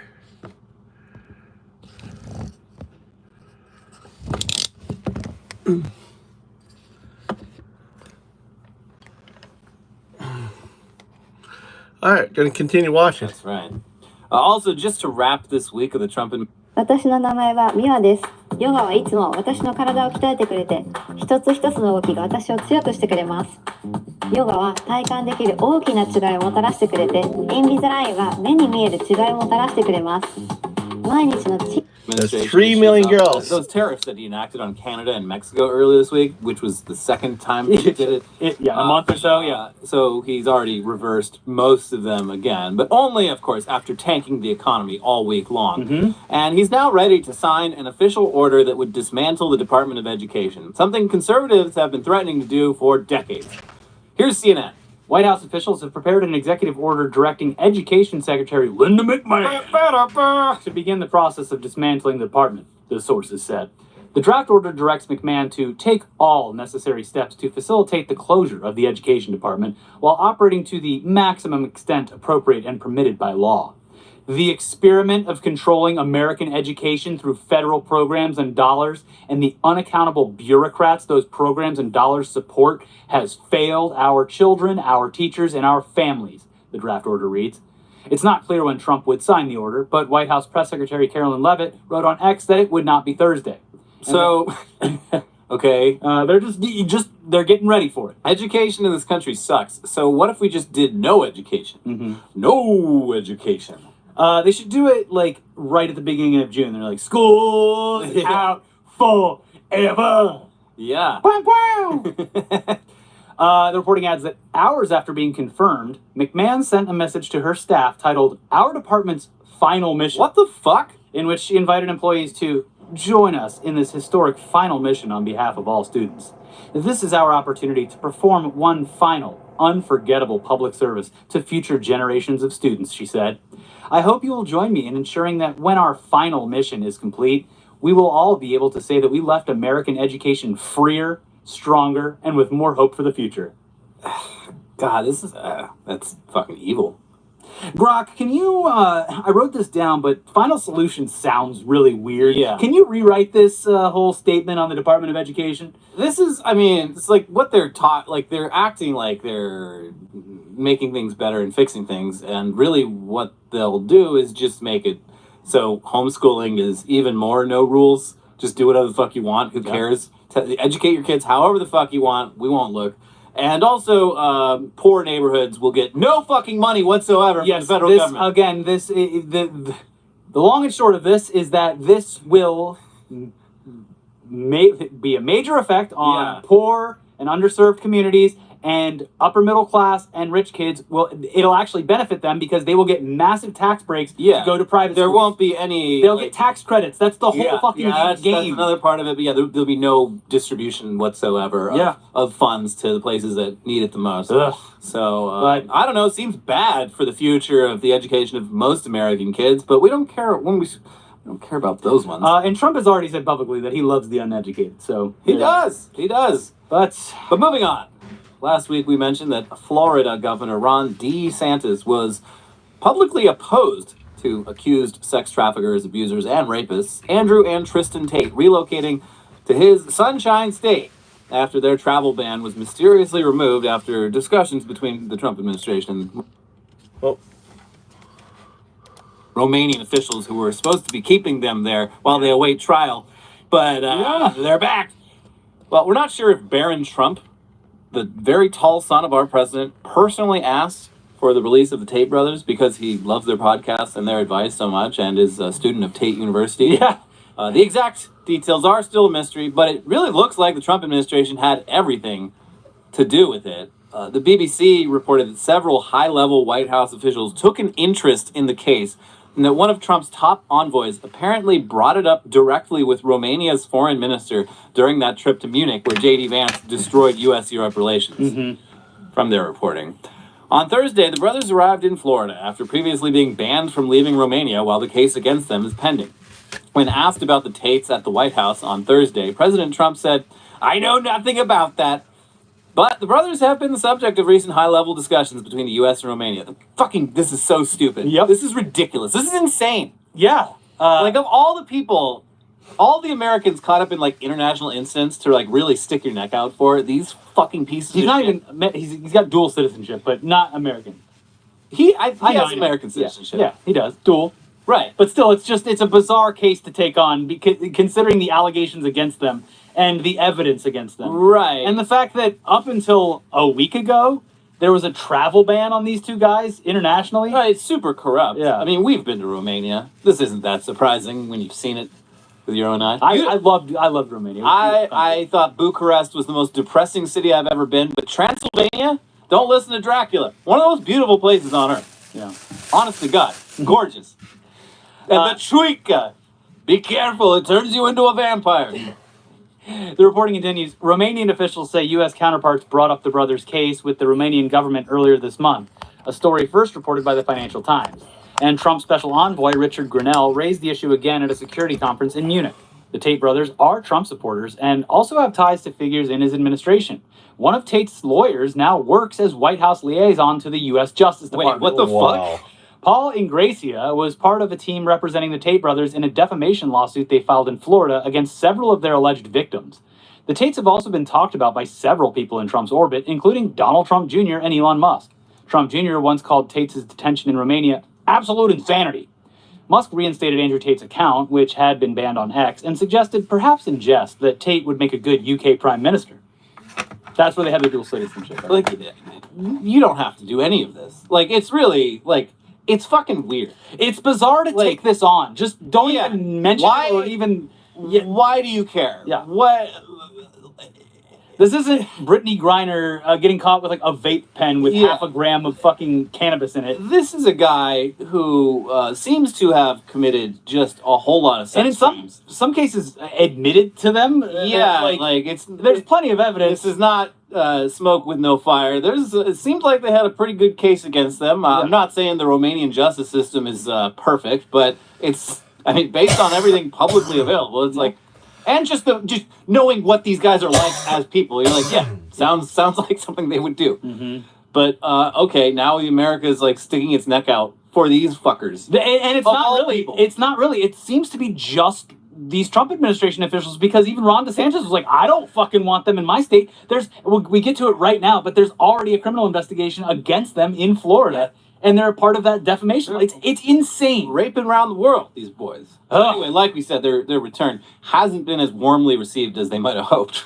And Rolling Stone reports that the Tate bros are already under criminal investigation in Florida. Accused rapist and sex trafficker Andrew Tate and his brother Tristan are under criminal investigation in Florida, according to the state's Attorney General James Uthmeyer, after the pair arrived in Fort Lauderdale last week. These guys have themselves publicly admitted to participating in what very much appears to be soliciting, trafficking, preying upon women around the world, Uthmeyer told a reporter on Tuesday, noting that some of the Tate's accusers have been minors. People can spin it however they want, he said. In Florida, this type of behavior is viewed as atrocious, unless Matt Gaetz does it. Mm-hmm. Sorry, that was me. The two brothers then seemed to resume life as usual, on Tuesday releasing an installment of their Tate Confidential video series that depicted them relaxing around a pool at a luxury property. First day of freedom in Miami, Andrew Tate wrote in an X post where he shared the footage. Less than an hour later, he was denouncing the Florida investigation. Absolute communism, he wrote in another post. I am super disappointed in the United States. This isn't the America I know. This is a sad, sad day for America, trying to find crimes on an innocent man. Yeah, Florida, the Ron DeSantis administration in Florida, bunch of commies. Yep, those guys. Letitia James is after me, making a cryptic reference to the Attorney General of New York. James has not, as yet, announced any action against the Tates. Yeah, wrong state, buddy. While the nature of Uthmeyer's criminal probe is not yet clear, the brothers are presently in a legal battle with an American woman who sued them in Palm Beach County, Florida last month. Identified as Jane Doe in court documents, she has alleged that the Tates attempted to pull her into a webcam sex trafficking scheme. Yeah, sounds about right. Yeah, seems like something they would do. The brothers sued her for defamation in 2023 after she provided testimony to Romanian authorities. Uthmeyer was emphatic in his remarks Tuesday about going after the Tates. We're not going to accept it, he said of their alleged crimes. They chose to come here and set their feet down in this state, and we're going to pursue every tool we have within our legal authority to hold them accountable. If you are sought in Florida for doing fucked up shit to the point where they're like, get out of here, that is so bad. Yeah, this is the state where famously Jeffrey Epstein was allowed by Pam Bondi, our current attorney general, to just do whatever the fuck he wanted. Well, at this point, it's just so telling that when you think of every state in the country and you think of where possibly the Tate brothers could go. Put yourself in the mind of a sex criminal, an international sex criminal. Miami. Which of the 50 U.S. states are... Yeah, it's going to be fucking Florida. Yeah. Every time. It's going to be Florida every time, baby. Ugh. But speaking of hardcore criminals on the run, let's bring you up to speed on a story that sounds like it could be the plot of a straight-to-streaming sequel in the Point Break cinematic universe. Yeah. Maybe. A professional former Olympic snowboarder named Ryan Wedding has shot to the top of the FBI's most wanted list because he is accused of running a massive cocaine distribution organization that has dealt in obscenely large quantities being smuggled and alleged violence, including murder, happening in the ranks below him. Yeah. And the FBI report gleefully noted the connection between snow powder and nose powder. Had to do it. Here's NBC News. A former Olympic snowboarder who has been accused of running a transnational drug trafficking operation that is also alleged to have killed 4 people is now on the FBI's list of 10 most wanted fugitives. Ryan Wedding, 43, was previously charged with running the drug smuggling operation, which the FBI said in a news release routinely shipped hundreds of kilograms of cocaine from Colombia through Mexico and Southern California into Canada and across other locations in the United States. Wait, hold on. I thought it was illegal migrants that were doing this. Not Canadian snowboarders. Yeah, well, let's send this Ryan Wedding back where he came from, Mexico. Canada. We'll get to it, but he is back in Mexico now. Oh, yeah. The FBI has also accused Wedding of orchestrating a number of murders in relation to the drug smuggling scheme. Wedding went from shredding powder on the slopes. Here we go. Here it is. At the Olympics to distributing powder cocaine on the streets of U.S. cities and in his native Canada. Said Ackle Davis, the assistant director of the FBI's Los Angeles field office, who is probably worried about their job right now. Wedding represented Canada at the 2002 Winter Olympics in Salt Lake City. Authorities believe Wedding may be living in Mexico and said he should be considered armed and dangerous. In June, Wedding was charged in an indictment out of California with running a continuing criminal enterprise, murder, and conspiring to possess, distribute, and export cocaine. His second-in-command, Andrew Clark, was also charged, according to the FBI. A superseding indictment in September added an attempted murder charge for Wedding. Clark, who faces similar charges, was arrested in Mexico in October, the FBI said. According to the superseding indictment, Wedding, Clark, and a number of other people conspired to ship bulk quantities of cocaine using a Canada-based drug transportation network from around January to August 2024. The organization Wedding and Clark are accused of running resorted to violence, including multiple murders, to achieve its aims, the FBI said in its news release. Damn. I just started reading that book, Darkwire. Yeah. This and it wasn't a dude who. Yeah, so I'm interested if this is a recurring thing, because what the guy at the beginning of the book Darkwire, which is about those cell phones that the FBI, the Phantom Secure, the cartel cell phones that the FBI got. Anyway, so like the first character is this guy who was like an athlete in high school and college, and through that got into dealing steroids and performance-enhancing drugs to other athletes. From that, pivoted into like gambling, and from that, pivoted into hard drugs. Once you get into the underbelly, and it was like a very just like sort of fluid transformation. Yeah, I'm wondering if in it's this guy's similar case, here. and with that guy in particular too. But when you see a picture of this fucking snowboarder, he is a monster. He is gigantic. And same thing with the football player. It's like you have that physical intimidation factor built in. You're ready-made to be a goon. And when your athletic career ends, and if you havenent done any kind of proper schooling or anything like, there's not too many options. So an easy one kind of opens itself up. It's crazy. So yeah, this skier, this Wedding dude, when he fled the States, he went down to Mexico and immediately became a high-ranking member of the Sinaloa cartel. What? Yeah. With the nickname El Jefe. I think he might have known the Sinaloa. He was definitely working with them before. Yes. Yeah, that's not something you just. Hey, I'm the boss now. I'm on the run. I deal drugs too. Mi casa, su casa is, I don't know. Can I join the cartel? I'll figure it out. Can I get one of those gold guns? Not only can you join us, your name's El Jefe.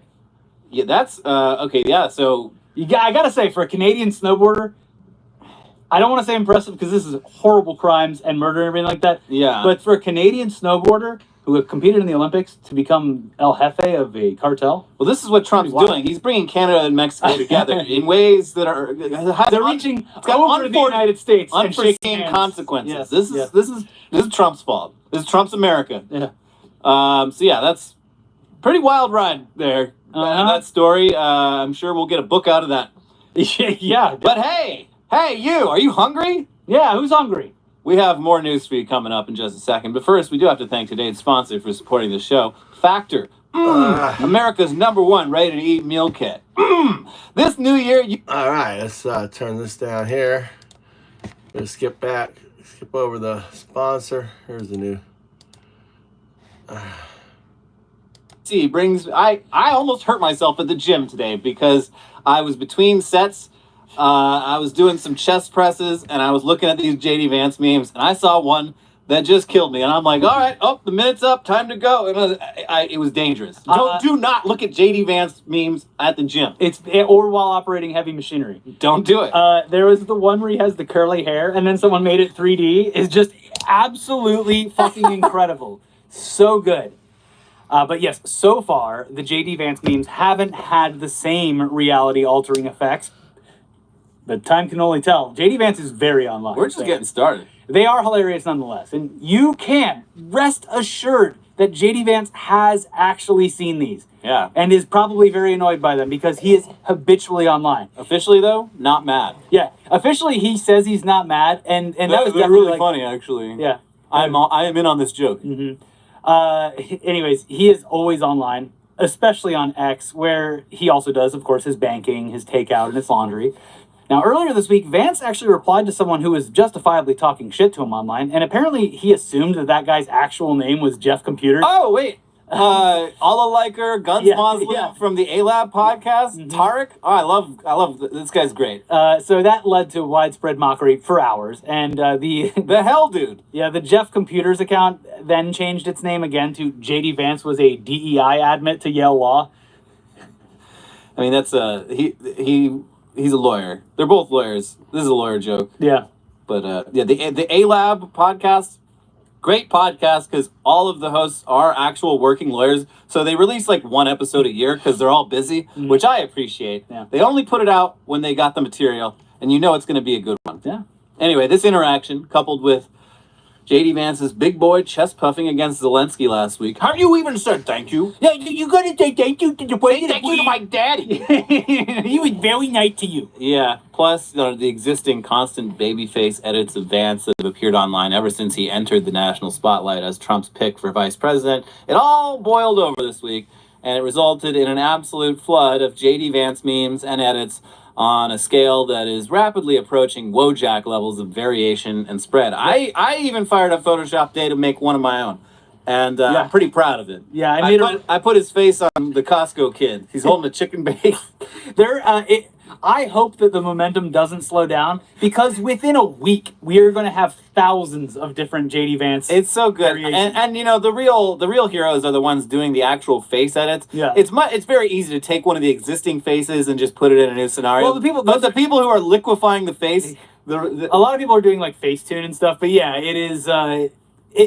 Like any good meme, it is taken and repurposed to an infinite degree, getting funnier and less referential to the original as it goes, which is what makes it even funnier. Because as we get to, at some point, people are going to go like, what does JD Vance look like? Some of these, it is almost unrecognizable. Like if you didn't have the like midpoint, if you hadn't seen the previous memes, if you were just seeing the latest ones, you would not have any way of knowing it was JD Vance. Your only reference is a previous meme. There are literally so many edits of the vice president that one Twitter user correctly exclaimed, in 100 or 1,000 years' time, historians will be unable to say for certain what JD Vance actually looked like. Was that one attached to the picture of him with long hair? That's the only difference. It's like he has long hair and he's a little bit more of a defined jaw. He actually looks pretty attractive in that one, like as far as like a male. Long hair at the State of the Union. Now, writing for Gizmodo, Matthew Galt put on his hazmat suit. He took a deep dive into the world of Vance memes. And much like many of us did this week, he also created or just, for his part, collected just dozens and dozens of My favorite are the screenshots of people's camera rolls where it's just like, people have like 100 of these saved on their phone. I have so many of them. I've shared so many of them. It's incredible. So here's some of his reporting. Links to articles are always down in the description below. Maybe you've seen them. There are new ones every day. The bearded vice president bloats. His eyes grow huge. He's a carnival grotesque. His chin widening, his shape contorting. Often he says, "Please." Please. It's the image, the one where he's leaning forward and his face is so round, and he's like, it's like he's got the little spinner on his head. There's the one where it's like the viewpoint, like from Zelensky, where he's leaning and he goes, "You didn't even say please to the president." God, I'm obsessed with these pictures. I have dozens saved on my phone and hard drive. There's goth JD Vance with a giant lollipop. JD Vance as a dying Darth Vader. JD Vance as a nuclear explosion. And JD Vance as Chicken McNuggets. And the author concurs that JD has become a modern Pepe.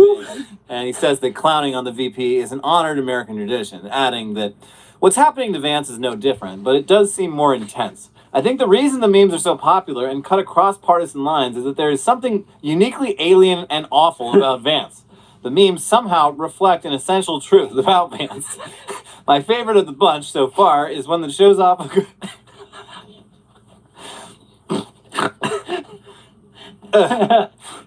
My favorite of the bunch so far is one that shows off a group of the chubby caricatures. And yet a trace of the true self exists in the false self, the meme reads. This is the heart of it. I imagine the vice president's soul is putrid, a barren and vile thing. The memes show me a small fiction that speaks to a deeper truth.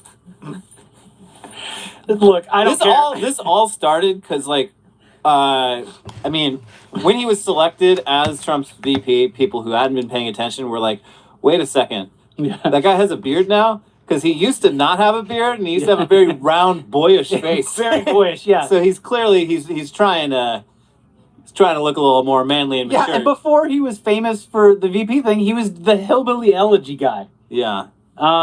This is why we need to ban, like, I agree, we do need to ban books, because look what books got us. It got us J.D. Vance. That's right. So we are going to use this space right now to show off some of our favorites that we've collected over the past few days. Enjoy. Maybe if there's enough, maybe I'll put some YouTube library music under it. Maybe I'll buy a song, who knows? Yeah. Do you think they sell the Costco Guys song? Maybe they do. Shit, if they're smart. Yeah. So I'll start it off with that. Of course, the one that Elliot made where he gave him the Costco treatment. I was gonna put him on the Rizzler, but I couldn't find like a clear photo of the Rizzler doing his Rizzler face. Yeah. And this one just called to me. I took a one that was already made of him as a minion and turned it into like a rare Pepe collectible trading card. Oh, finally some joy in my life. Yeah, I needed that. Yeah, thanks. Thanks to everyone online. I mean, I don't know if that was good for my soul. But yeah, I'm going to say it was. It cheered me up a little bit. Yeah. Fuck that guy. Mm-hmm. Anyway, finally today, we're going to leave you with some good news. I mean, we already did do the good news with this is more good news. But here's some more good news. First of all, people have actually started receiving our monitor buddies. Not me. Mine are still like 3 weeks away for some reason. Yeah, I saw one posted though, so that counts for somebody. People have proof of life, Santa Claus voice. They do exist. Yeah. Or Eminem. Anyway, they do exist, and people are posting photos. If you got yours, post some photos, share it on social media. If you haven't got shipping info yet, just hold tight. Things are clearly happening. People are starting to receive them. Be patient. Thank you. A lot of you got yours before we got ours. Yes, I don't have mine. Well, I have the one that they give us. Right. The prototype. Yeah. Fun stuff. But in addition to that news down here on Earth, something else is happening this week, and it really didn't even seem to register in the national consciousness, folks. We have landed on the moon. We landed on the moon! It happened. We did it twice, actually, this week. Damn. Yeah. And by me, I mean private companies. Listen, we've already been there. It was a long time ago, though. Yeah. And yeah, this was private companies, and yeah, one of the two landers might have actually fallen over after making contact with the south side of the moon's surface. But hey, it's still pretty cool that we're going back there in some capacity, leaving a little bit more trash on the moon's surface to let them know that we were there. While also acknowledging that finances and resources could obviously be better utilized here on Earth, but it's space, and that's still pretty cool. Yeah. I even like when Elon's rockets blow up. I don't. Well, right, this guy here. You guys ever watch Legal Eagle on there? Tweaker, you're fired. No, I'm not going to read all 4 million emails, but I'm so obsessed with it. And two, what you can possibly say while not violating government secrecy laws or other ethical obligations. Yes, I'm a genius. On Saturday, February 22nd, the Office of Personnel Management, or OPM, sent an email to federal employees instructing them to respond with 5 things they accomplished last week, or else they would lose their jobs. When Musk bought Twitter for $44 billion, he sent a similar email to Twitter employees, demanding that they send him screenshots of their most salient lines of code. Musk then fired thousands of them, leading to dozens of lawsuits, all of which he's lost so far, and a diminished user experience in Twitter, to put it lightly.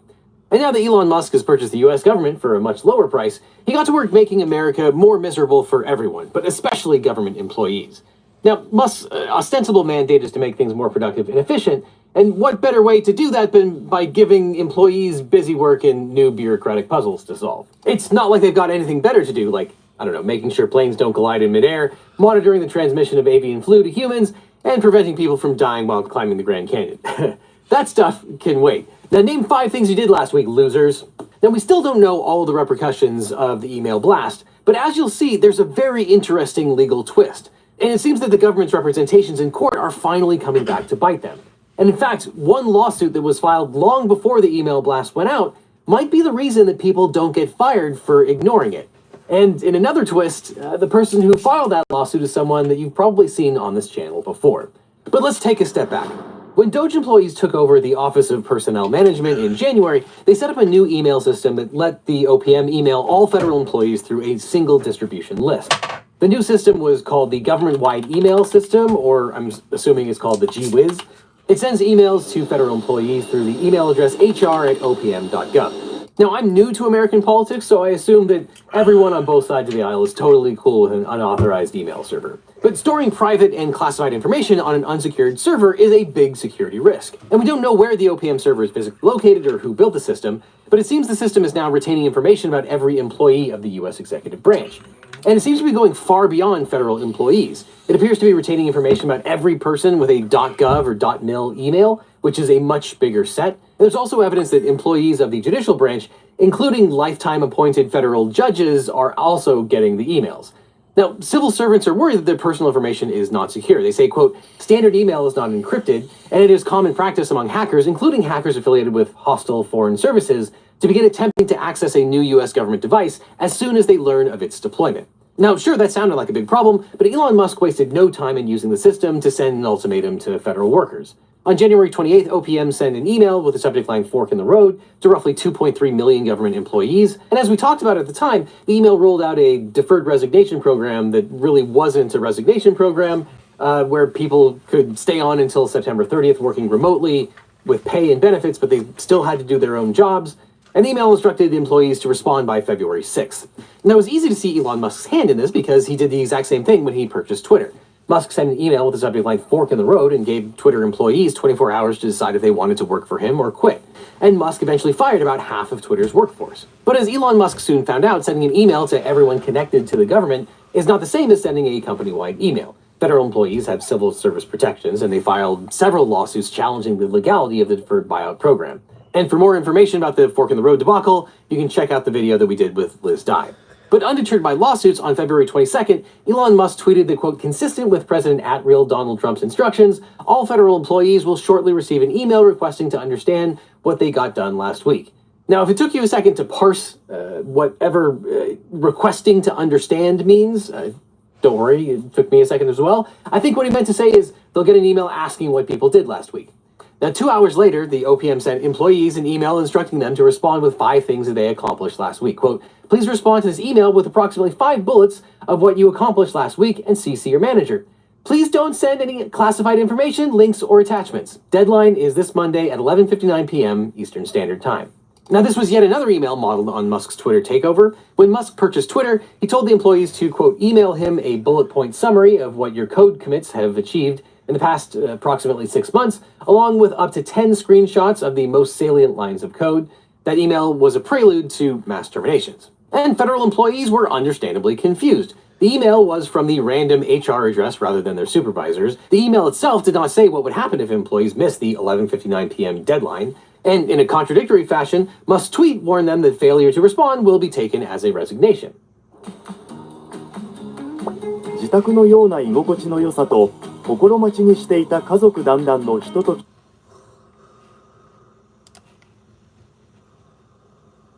If all of your work is classified, how are you supposed to summarize that?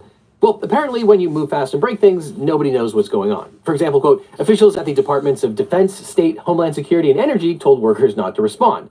But leadership at the Cybersecurity and Infrastructure Security Agency and the Federal Emergency Management Agency, which are both housed within DHS, told their employees to answer the email. Treasury, Veterans Affairs, Commerce, and Interior instructed their employees to respond, but warned them not to share any classified information. The Department of Health and Human Services, which is now run by a guy with a legal brainworm, had no idea what was going on. At first, supervisors told staff to reply, but just hours later, the agency backtracked. On the following Sunday night, HHS sent an email asking employees to pause responses pending additional guidance. And the HHS acting general counsel said, quote, I'll be candid with you. Having put in over 70 hours of work last week advancing administration's priorities, I was personally insulted to receive the below email. And according to the AP, he was concerned that some agency employees could not discuss their work because of attorney-client privilege. One day later, HHS sent a third email, quote, there is no HHS expectation that HHS employees respond to OPM, and there is no impact to your employment with the agency if you choose not to respond. And HHS said that if anyone wanted to respond, they should not identify other HHS employees they worked with, matters they are working on, or specific grants or contracts. Quote, assume that what you write will be read by malign foreign actors and tailor your response accordingly. And I assume by malign foreign actors, they mean President Donald Trump. Speaking of whom, President Trump, ever a beacon of clarity, insisted that federal workers were required to answer Elon's 5 Things email. What he's doing is saying, are you actually working? And then if you don't answer, like you're sort of semi-fired or you're fired, because a lot of people are not answering because they don't even exist. But while Trump was defending Elon's email, the OPM was contradicting him. OPM told federal employees that, quote, any employee response to the email is voluntary and that not responding will not be considered a resignation. Meanwhile, OPM's acting director, Charles Ezell, was silent about whether employees who didn't respond had resigned. Ezell said, quote, agencies should review responses and evaluate non-responses, and that agency leaders, quote, may exclude personnel from this expectation at their discretion. Ezell put the pressure on supervisors to decide whether to fire people. Quote, agencies should consider any appropriate actions regarding employees who fail to respond to activity accomplishment requests. It is agency leadership's decision as to what actions are taken. But the Monday deadline came and went, and Musk fumed about it on Twitter. Quote, subject to the discretion of the president, they will be given another chance. Failure to respond a second time will result in termination. So instead of clarity, we got a whole bunch of chaos. However, a lawyer emerged to save the day. Now, if you're mishandling troves of government data and lying to the courts about it, you'll probably want a good lawyer. But if you want a great lawyer, let my law firm, the Eagle Team, help. If you've gotten in a car crash, suffered a data breach, whether Elon Musk was at fault or not, especially if you got one of those data breach letters saying that your information might have been leaked, or dealing with a workers' comp or social security issue, maybe because you got fired by the government, we can represent you or help find you the right attorney. It's so important to talk to a lawyer right away so you can maximize your recovery. And we don't get paid unless you do, so there's nothing up front. So just click on the link in the description or call the phone number on screen for a free consultation with my team. Because you don't just need a legal team, you need the Eagle Team. Now, back on February 5th, Kel McClanahan with the National Security Counselors filed a lawsuit accusing the OPM of setting up an unauthorized, insecure server to send mass emails without conducting a privacy impact statement as required by law. And additionally, you might have also heard of the illegal email server. Well, our friend and fellow attorney Kel McClanahan filed a lawsuit against OPM on behalf of government employees who received potentially illegal and unsecured emails from Elon Musk and his Doge team. The 7 plaintiffs are either employees or affiliates of various government agencies or organizations. They allege that OPM, working with Doge, set up an unauthorized server built by a commercial entity to conduct email blasts without providing a privacy impact assessment for it. The lawsuit asserts that OPM used the server to send several test emails to workers across the government, as well as the fork in the road emails, which offered deferred resignations to federal employees. Now, under the E-Government Act of 2002, federal agencies are required to complete a Privacy Impact Assessment, or PIA, before initiating any new collection of personally identifiable information, PII, using information technology. This assessment must evaluate what information is collected, why it is collected, how it is to be used, with whom it is to be shared, and how it will be secured. Additionally, agencies must ensure that the Chief Information Officer or an equivalent official reviews and signs off on it. The appropriate government official must make the PIA publicly available through their website, the Federal Register, or other means. But here, the OPM allegedly did not conduct a PIA for the new email system and the server in question. McClanahan apparently discovered the issue when an OPM employee posted information to a union chat and someone circulated the message on Reddit. And the Reddit message warns of dire circumstances within OPM. Quote, an on-prem, on-site email server was set up. Someone literally walked into our building and plugged in an email server to our network to make it appear that emails were coming from OPM. It's been the one sending those various test messages you've all seen. We think they're building a massive email list of all federal employees to generate mass RIF, reduction in force notices, down the road. The non-political civil servants here at OPM are watching helplessly as our government is being systematically dismantled bit by bit. Even the IGs are being fired to prevent them from investigating the numerous whistleblower complaints we filed. The message also discusses the resignation of OPM CIO Melvin Brown. The message said Brown, quote, was pushed aside just 1 week into his tenure because he refused to set up email lists to send out direct communications to all career civil servants.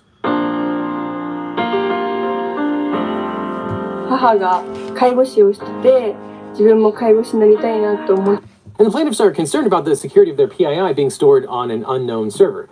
They cited the infamous 2015 data hacks, which compromised the information of 21.5 million people, including sensitive data drawn from background checks. Quote, standard email is not encrypted, and it is common practice among hackers, including hackers affiliated with hostile foreign services, to begin attempting to access a new U.S. government device as soon as they learn of its deployment.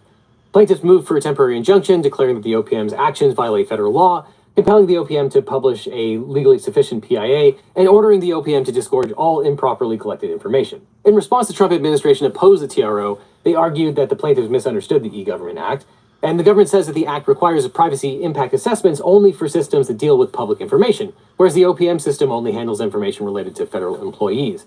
However, plaintiffs say that non-executive branch employees received some of the emails. For example, FedScoop reported that, quote, employees at the Library of Congress, which is a legislative branch agency, and thus outside the direct scope of the Trump administration's workforce actions, received a test email. The Trump administration denied that it was required to file a PIA, but filed one a mere hour before Kell's lawsuit went in front of a judge.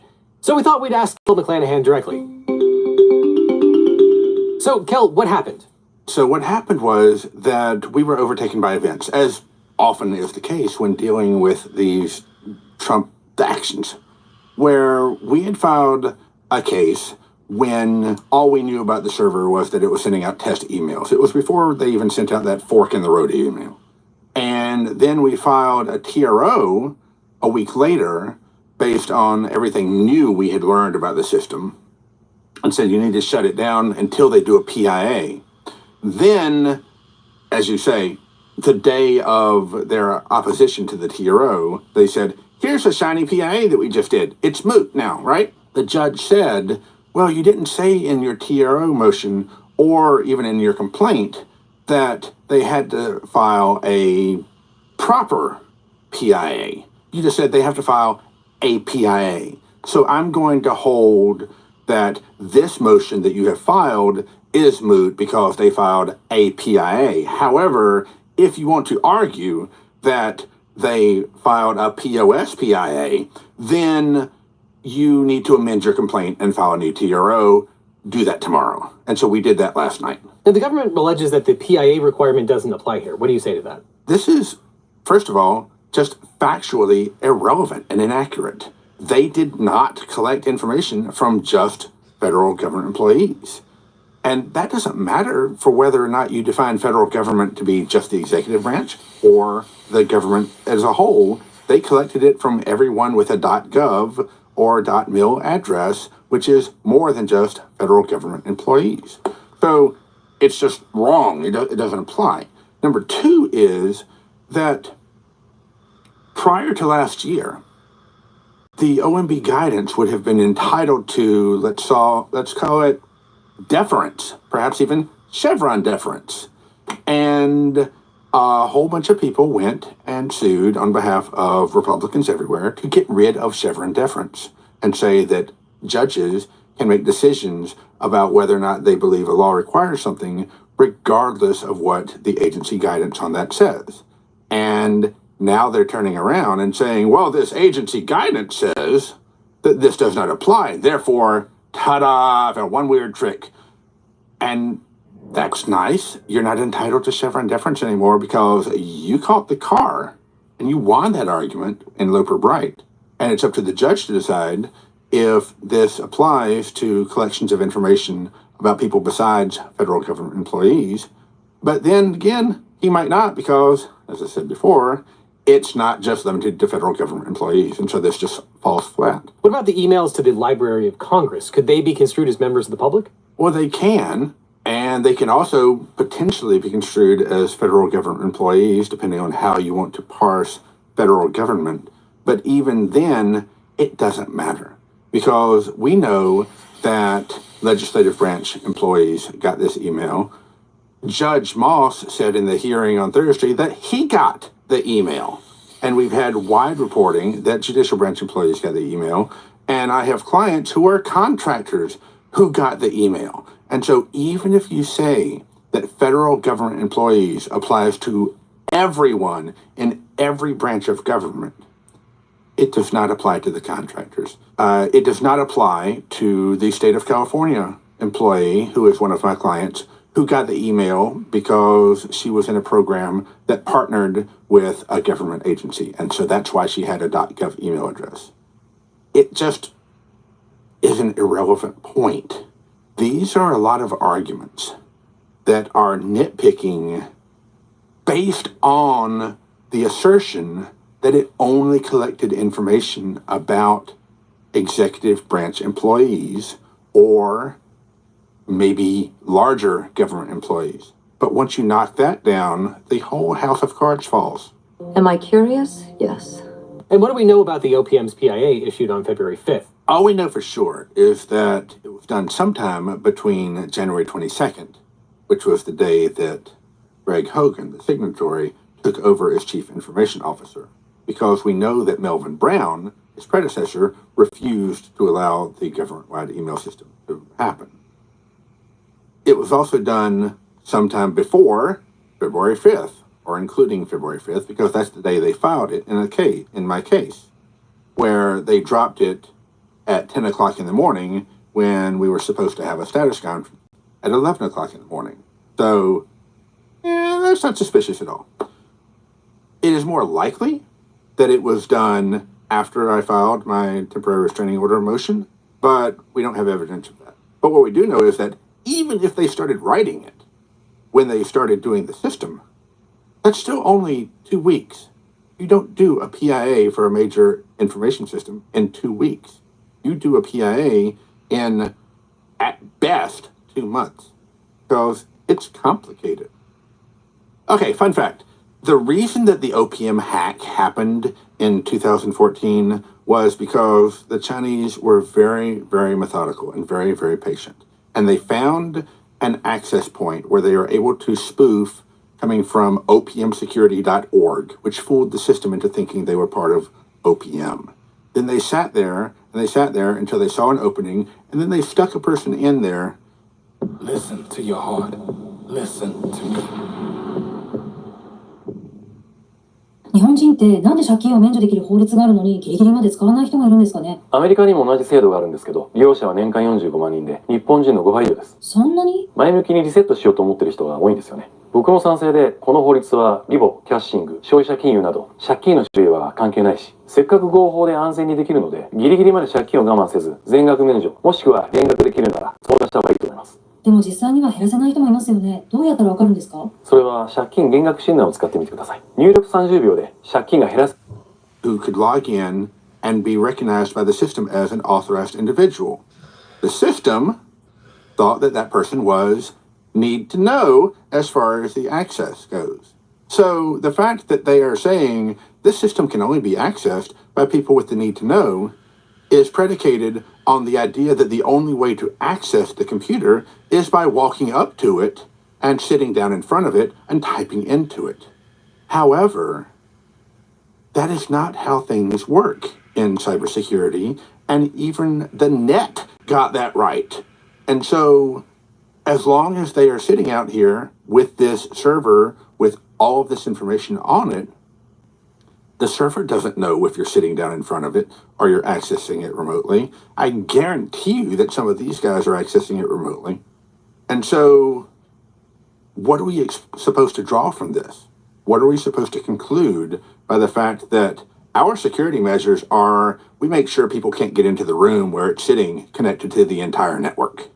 What do we know about exactly when this PIA was done? PIAs take a long time to work on because they are important. In fact, the law requires that the complexity of a system be commensurate with the complexity of the PIA. And when you have something like a major information system, as the law defines it, you have to be even more specific. So when you have that, and you look at the other PIAs that even just OPM has promulgated for its other systems, one of which is actually the Microsoft Office 365 information system that they use for all their communicating. You see, these are very specific requirements, and these are very specific answers. They say who is doing what, why we decided on doing this, what security measures were considered, what we thought after we did the PIA, how we adjusted the way we used the system, et cetera, et cetera. Then you have this PIA. And this PIA, I want to make clear, I call a PIA so that every answer doesn't have to go with this document that purports to be a PIA. This is not a PIA. This is, as someone said a couple days ago, a restaurant menu with PIA written across the top of it. It says things like, we don't need to do this because we are being very secure. How is the data being protected? It's being protected by protective measures. It does not give answers to any of the questions. Some of the stuff it says is factually just wrong, like we only collect information about government employees. Some of the information is extraordinarily misleading, And even if you accept that everything in it is truthful, it's still woefully legally insufficient. Thanks for coming on, Kel, as always. And if you'd like to support the work that the National Security Counselors is doing, we'll leave a link for that down in the description. They receive a lot of their funding through private donation, and their work is more necessary now than it ever has been. Now, it seems that in response to the suit, OPM tried to conduct a privacy impact statement for the GWiz email system. The privacy impact assessment stressed that participation in the system was actually voluntary. Section 4.2 says, quote, "The employee response data is explicitly voluntary. The individual federal government employees can opt out simply by not responding to the email." And OPM acknowledges that some employees might not realize they aren't required to respond to these government emails. So the PIA concludes this risk can be mitigated, quote, "by ensuring that any email sent using GWiz is clear by explicitly stating that the response is voluntary and by including specific instructions for a response." Which is super weird because none of that language was ever included in any of these emails. But the OPM argued that the PIA mooted the case, quote, "Because the agency has in fact published a PIA despite it not being required to do so, this case is moot and plaintiffs cannot establish irreparable harm." Problem solved? Well, that response convinced the judge to deny plaintiffs' motion for a temporary restraining order, but forcing the OPM to publish a PIA wound up accomplishing quite a bit, actually, because the OPM told the court that employees did not have to respond to these mass emails. OPM claimed that the government workers who had received emails from the email system had limited privacy protections, but OPM sent emails to people who were not within its jurisdiction, the executive branch. The 5 Things email even went out to some federal judges who obviously work for the judiciary and can't be fired by OPM. And according to an email from the director of the Department of Administrative Services for U.S. federal courts, quote, 27卒エンジニア学生向けインターンスカウトイベント開催。人気 IT 企業複数社と1日で一気に個別面談が可能。参加者には最高2万円の就活支援金と特別オファーがもらえるチャンスあり。サポーターズインターンスカウトイベント参加申し込み受付中。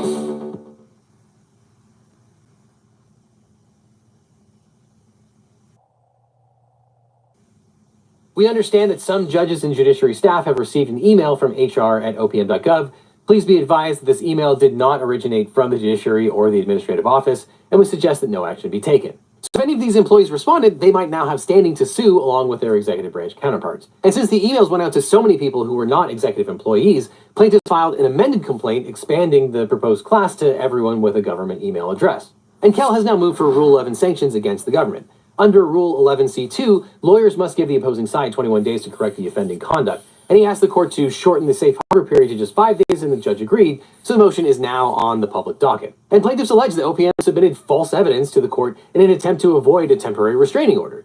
And the PIA asserts that the GWiz system only collected voluntary responses from federal employees, and the PIA reiterated this claim 5 times. However, as we just discussed, the system was actually used to gather responses from non-executive branch employees, including judiciary staff.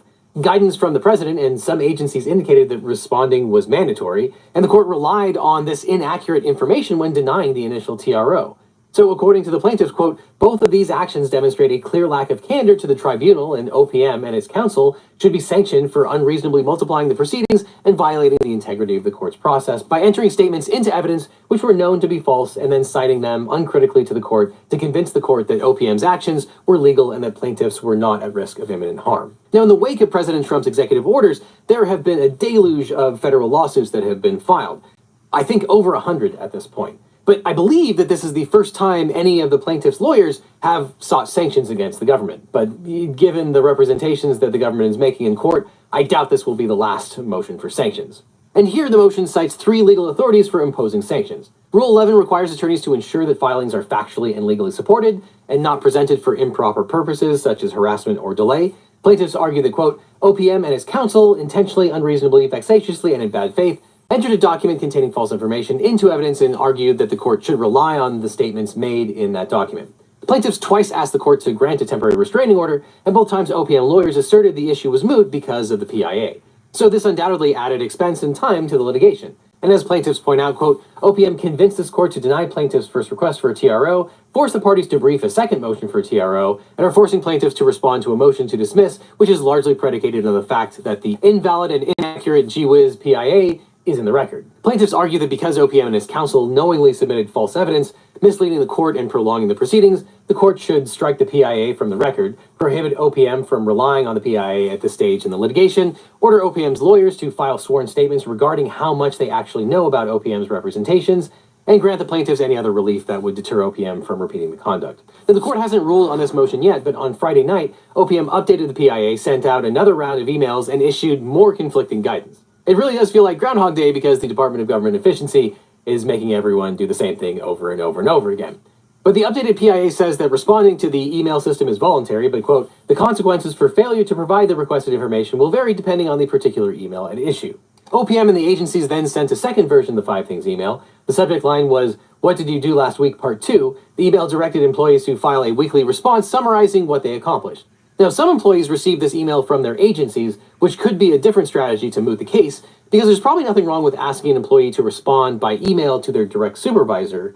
However, some employees still received the email directly from OPM, and OPM made the situation more confusing by telling agency leaders they should send a copy of their response to OPM, and OPM didn't say what the agency planned to do with these emails.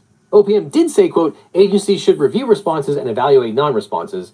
And once again, agencies are taking different approaches. This time around, the State Department told its employees they did not have to respond to the email, but the Defense Department said all civilians must respond to emails from Pete Hegseth within 48 hours, and over at DHS, employees were directed to send their responses to an email address at DHS. And once again, Elon Musk issued directives from his Twitter account, quote, the president has made it clear that this is mandatory for the executive branch. Anyone working on classified or other sensitive matters is still required to respond if they receive the email, but can simply reply that their work is sensitive. So responding is mandatory or discretionary, and the consequences are dire or non-existent.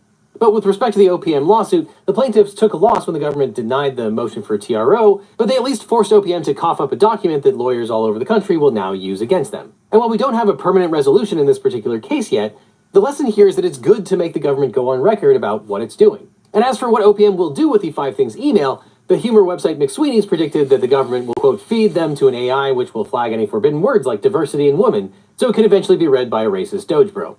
And what do you know, NBC News has just reported that Doge will use AI to review all the responses.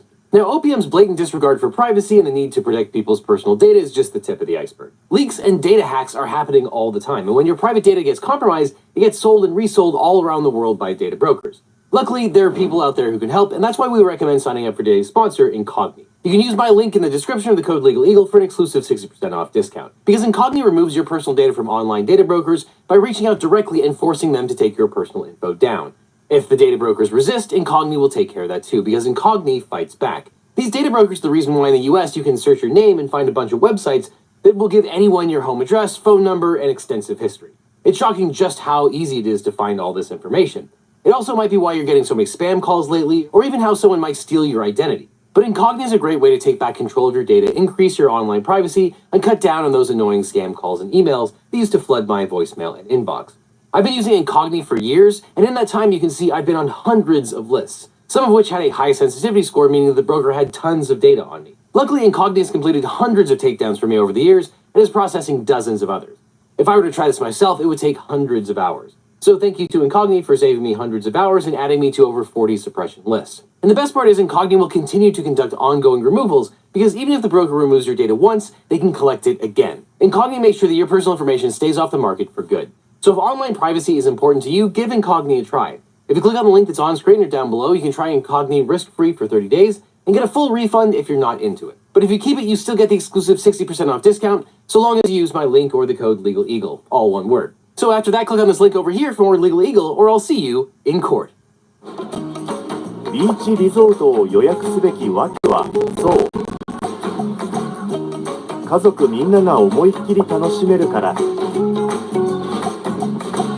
Booking.com Booking.yeah。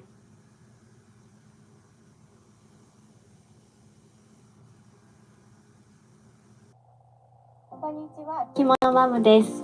私が笑うと視聴者の皆さんが笑ってくれるので、それにすごく助けられてきました。笑顔の力って本当にすごいですね。私はインビザラインを信頼しています。新しいステージごとにどんどん笑顔が良くなってくるなと思います。全く問題なく旅行にも行けるし、ご飯も食べれるし、ディールも作れます。だから私はインビザラインを選びました。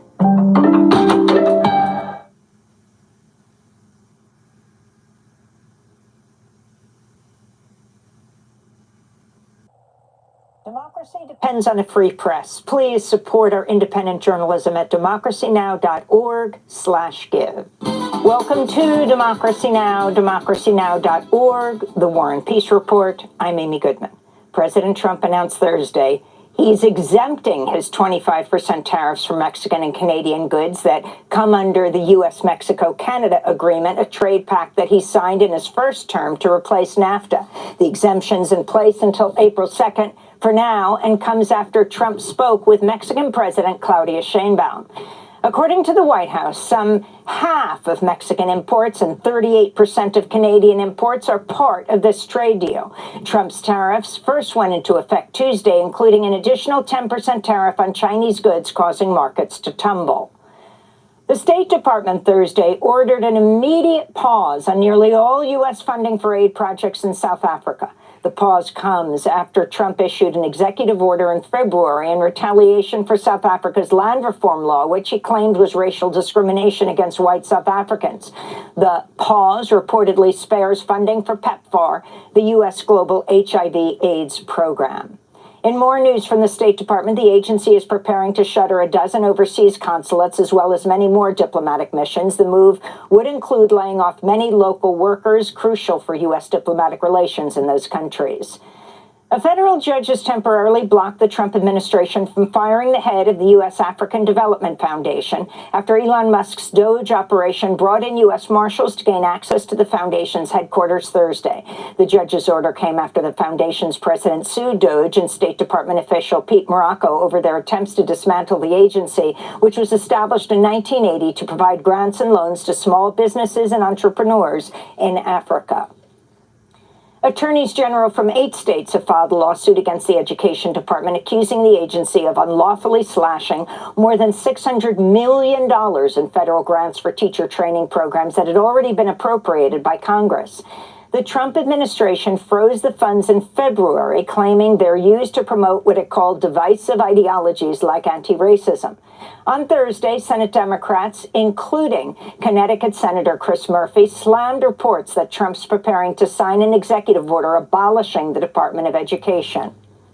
So if the Department of Education closes, it's going to hurt millions of families in this country. It's just going to enable the theft of resources from regular families to pad the pockets of the billionaires. But it is also likely to result in you waking up one day and finding out that your local elementary school that your kids go to is owned by a private equity firm on the other side of the country and is being run for profit.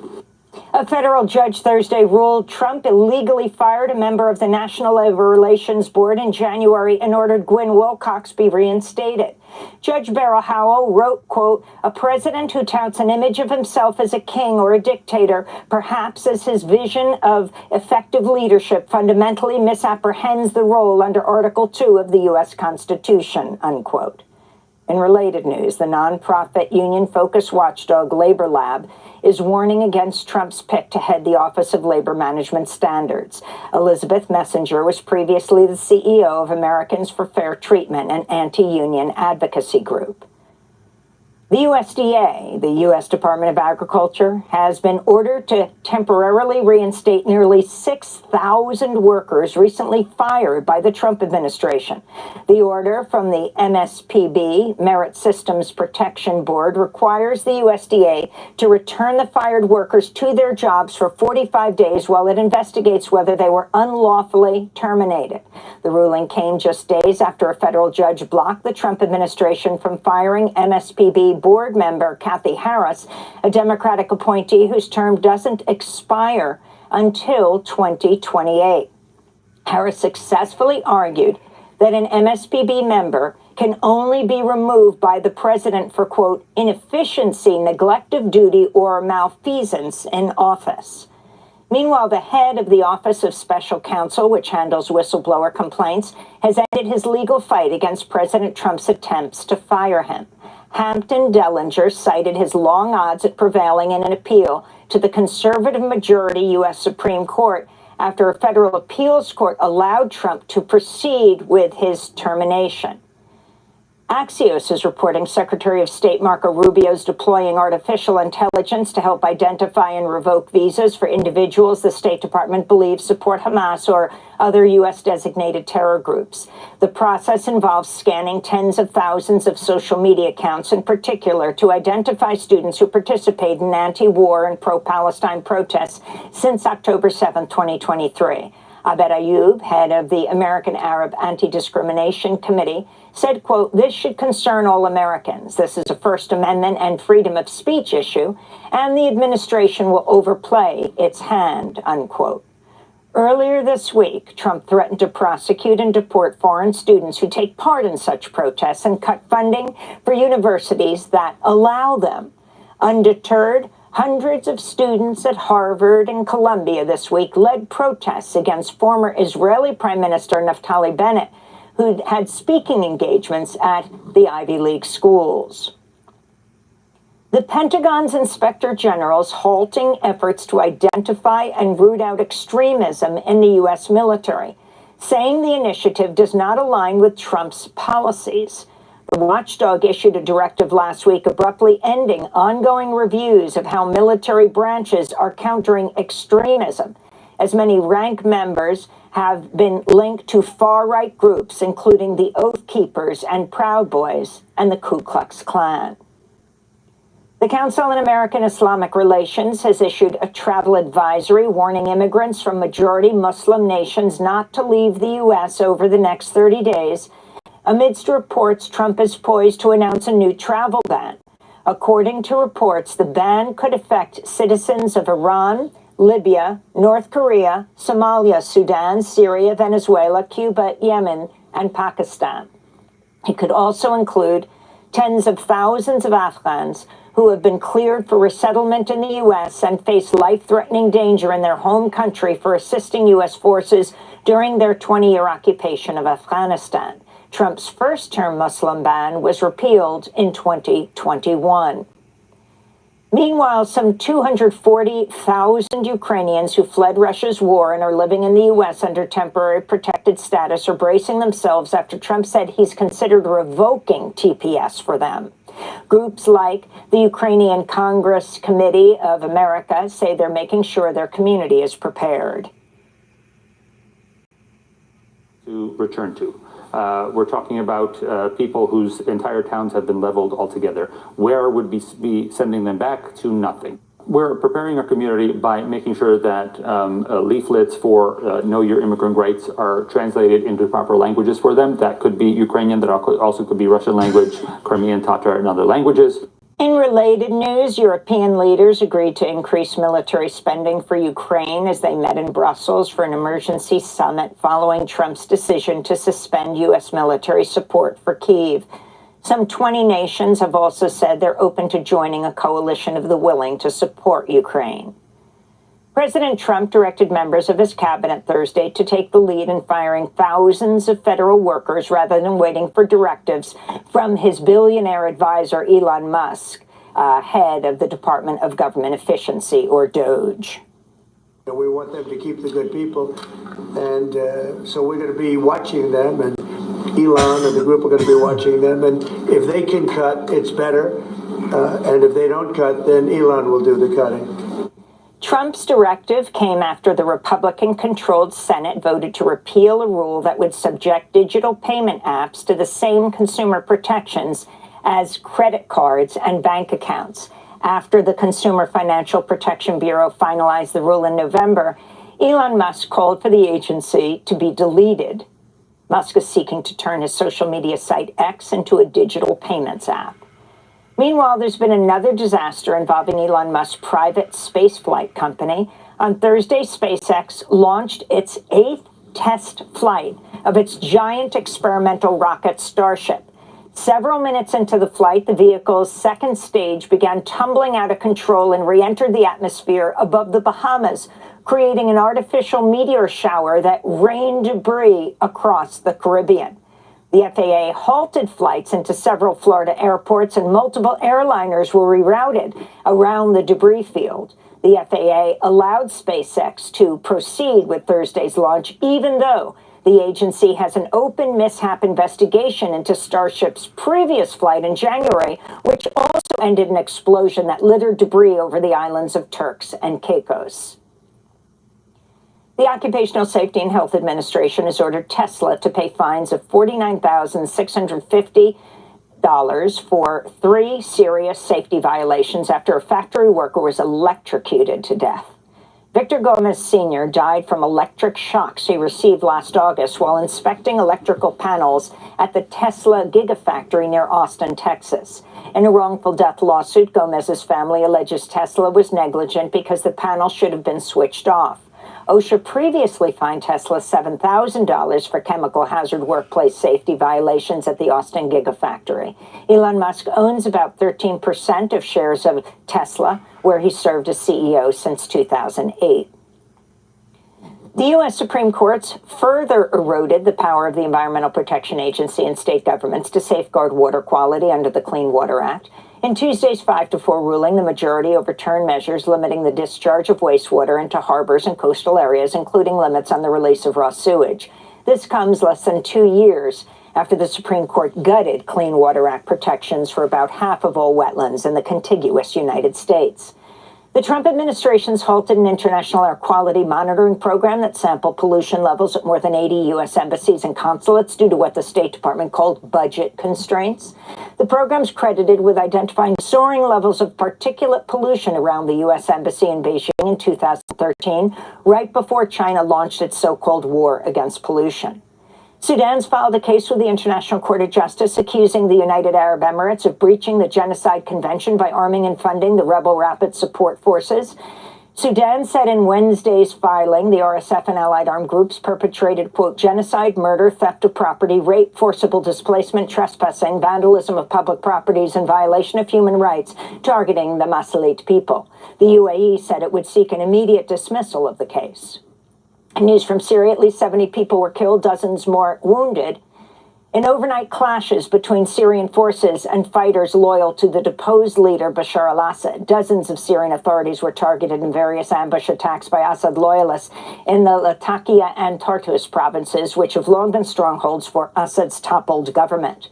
Thousands of protesters across that region took to the streets demanding Syrian forces withdraw from the countryside in what was the first massive demonstration against the new government of Syria since Assad was ousted in December. This comes as Save the Children's reporting more than 600 people, including 180 children in Syria, have been killed or injured over the last 3 months by landmines and explosive remnants of wars. Millions of families returned to their homes after 13 years. The head of the UN Agency for Palestinian Refugees has accused Israel of undertaking, quote, the largest displacement of Palestinians in the West Bank since the 1967 war. Philippe Lazzarini added, quote, the refugee camps of Jenin, Tulkarm, Ner Shams have been nearly emptied, unquote. Israel's displaced some 40,000 Palestinians in the occupied West Bank since launching its so-called Operation Iron Wall in late January.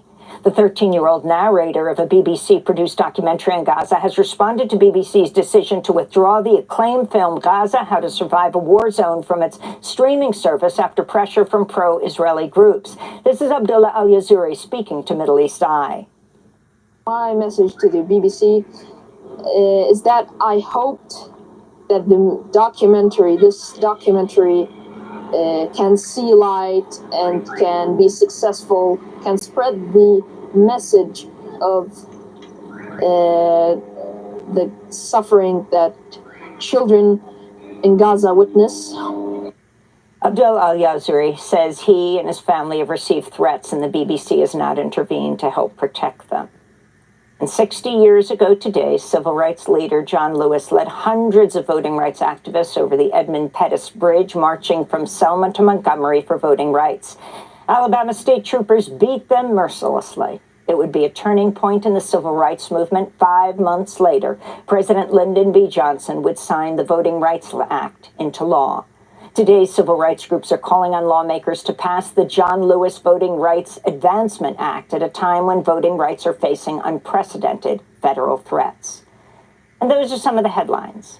This is Democracy Now!, democracynow.org, The War and Peace Report. I'm Amy Goodman. Democracy Now! Is funded by viewers like you. Please give today at democracynow.org/give.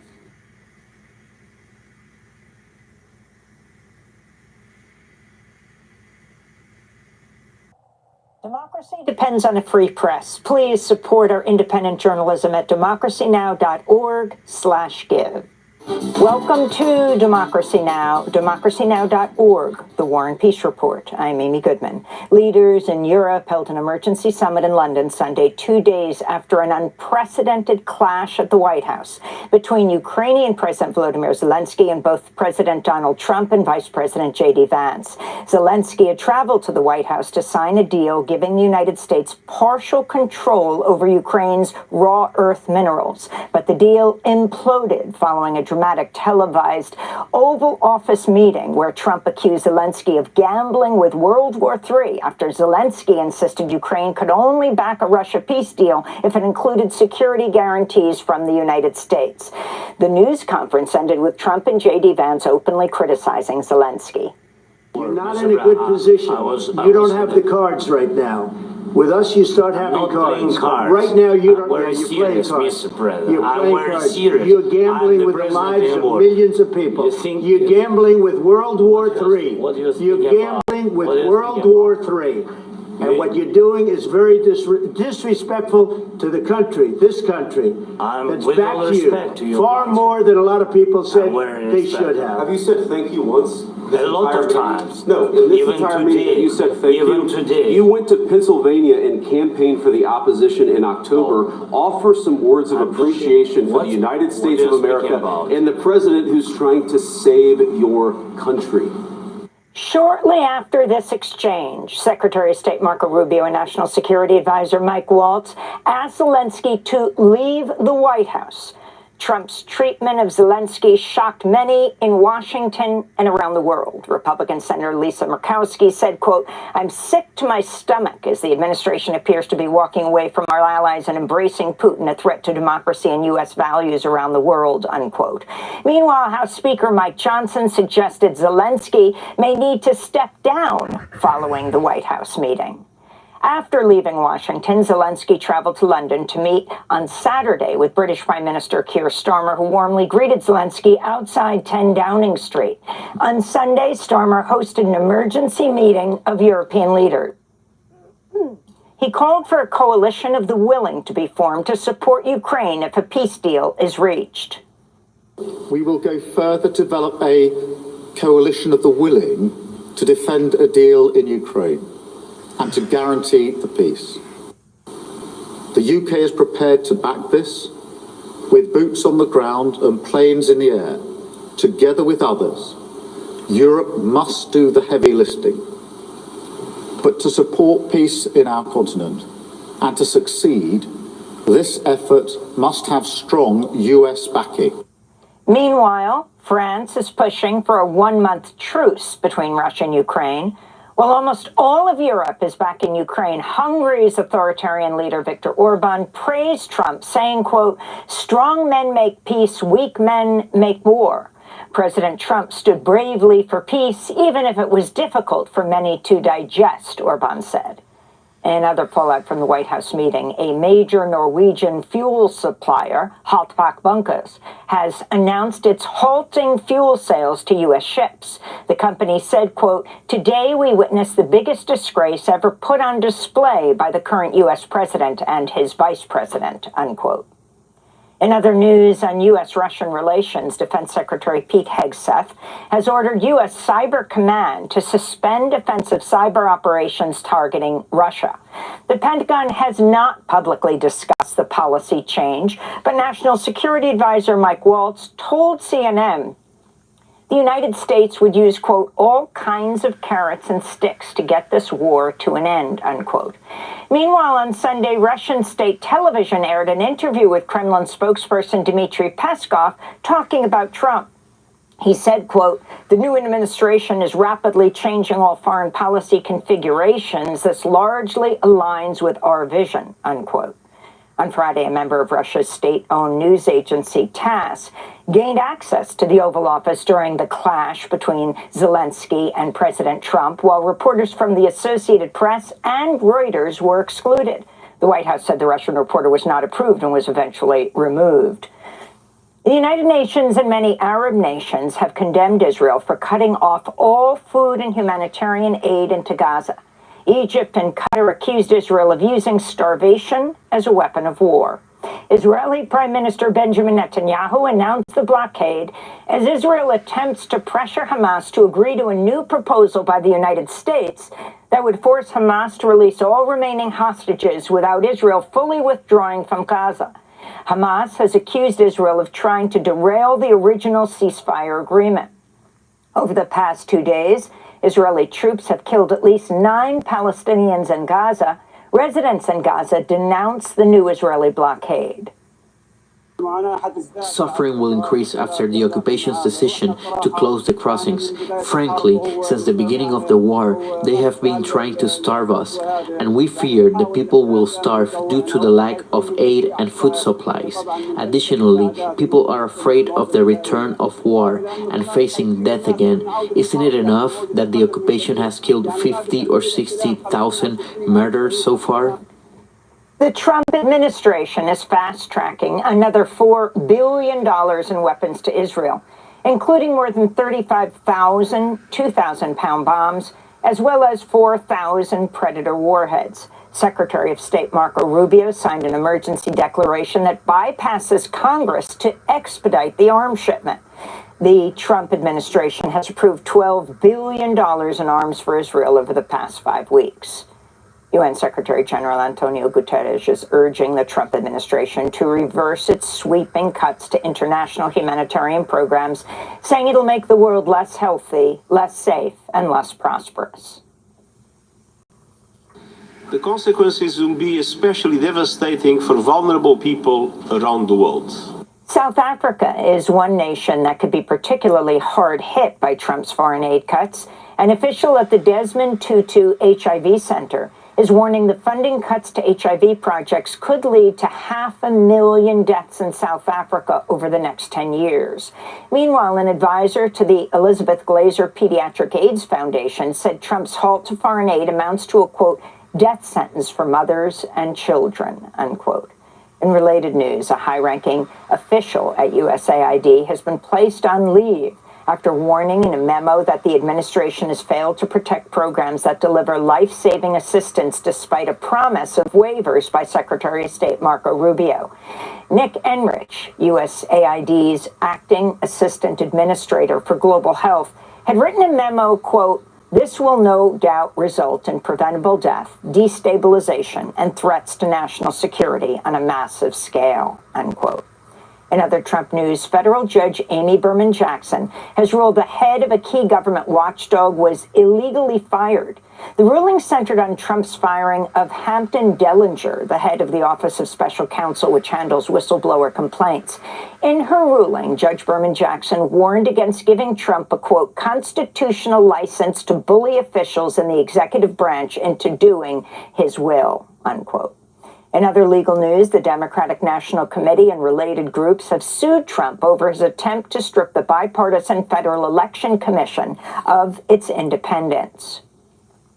In immigration news, the Washington Post is reporting the Department of Homeland Security has asked the IRS to hand over detailed information on about 700,000 suspected undocumented immigrants, including their home addresses, phone numbers, and email addresses. According to the Washington Post, the Internal Revenue Service initially refused the request, but the agency's new acting commissioner is reportedly exploring how to comply. Federal law bars the IRS from sharing personal tax information with other government agencies.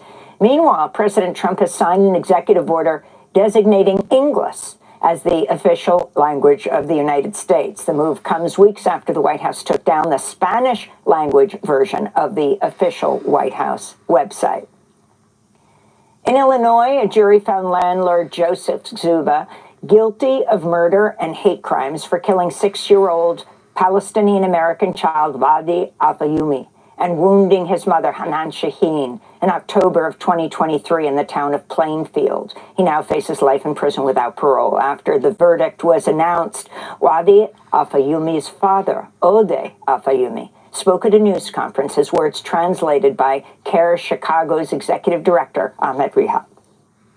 For me as a father, I feel like I'm discovering Wadia, learning about Wadia more every day.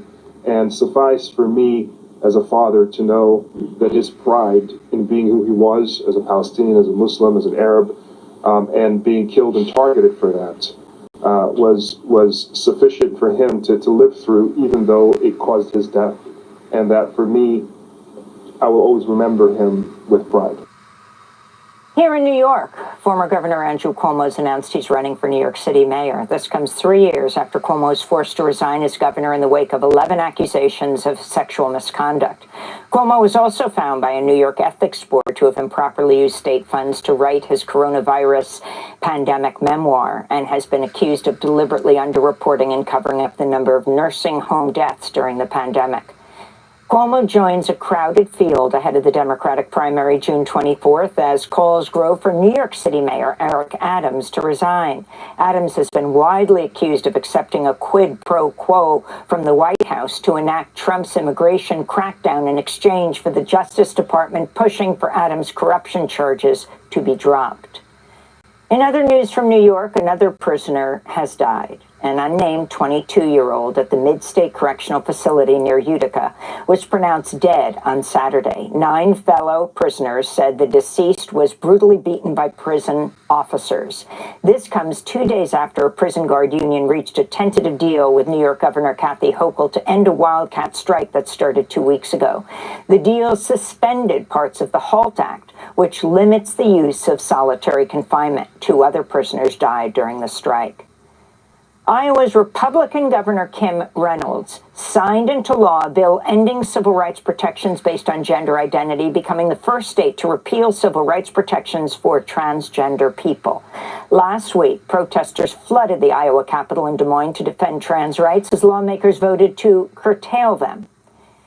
Protesters lined the streets of Waitsfield, Vermont, as Vice President J.D. Vance arrived for a ski vacation at the Sugarbush Resort this weekend. Protesters held signs expressing anger at the Trump-Vance administration over everything from its attacks on trans rights, the climate, and Palestinian rights, as well as the pair's treatment of Ukrainian President Zelensky and its mass firing of federal workers. Vance and his family reportedly had to move their stay to an undisclosed location because of the demonstrations. Several protests were also held at Sugarbush Resort. Protests targeting Elon Musk also took place over the weekend. In New York, 9 people were arrested as they demonstrated outside a Tesla dealership. Rallies also took place in front of Tesla retailers in Jacksonville, Florida, Tucson, Arizona, and other cities as protesters held signs reading messages like "No dictators in the USA." In Los Angeles, hundreds demonstrated at the SpaceX facility in Hawthorne. SpaceX has received billions of dollars in government funding and has been apparently trying to take over a $2.4 billion Federal Aviation Administration contract that had already been awarded to Verizon. Meanwhile, thousands gathered at national parks across the country to condemn the firings of at least 1,000 National Park Service workers and to defend public lands. In New York City, hundreds gathered outside the United Nations headquarters Saturday, demanding the Trump administration cancel next week's huge military drills known as Freedom Shield on the Korean Peninsula.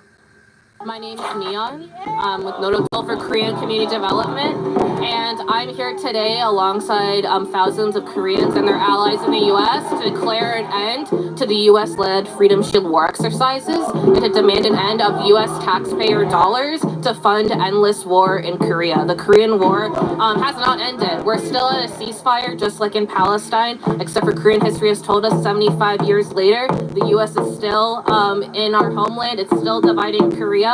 So we need to demand a complete end to ceaseless war provocations and war games. South Korea is the site of Camp Humphreys, the world's largest overseas U.S. military installation. And the Oscars were held Sunday evening. History was made in the Best Documentary category. And the Oscar goes to No Other Land. The Palestinian-Israeli film No Other Land won for Best Documentary. The film follows the struggles of Palestinians in the occupied West Bank community of Masafer Yatta. to stay on their land amidst violent attacks by Israeli settlers aimed at expelling them.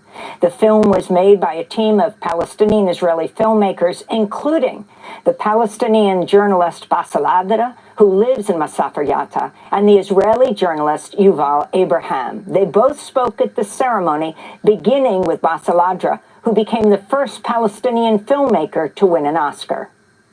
Thank you to the Academy for the award. It's such a big honor for the four of us and everybody supported us for this documentary. About 2 months ago, I became a father, and my hope to my daughter that she will not have to live the same life I'm living now, always fearing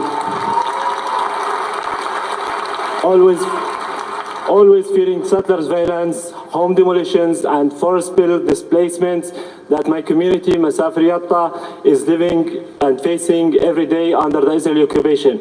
No other land reflect the harsh reality that we have been enduring for decades and still resist, as we call on the world to take serious actions to stop the injustice and to stop the ethnic cleansing of Palestinian people.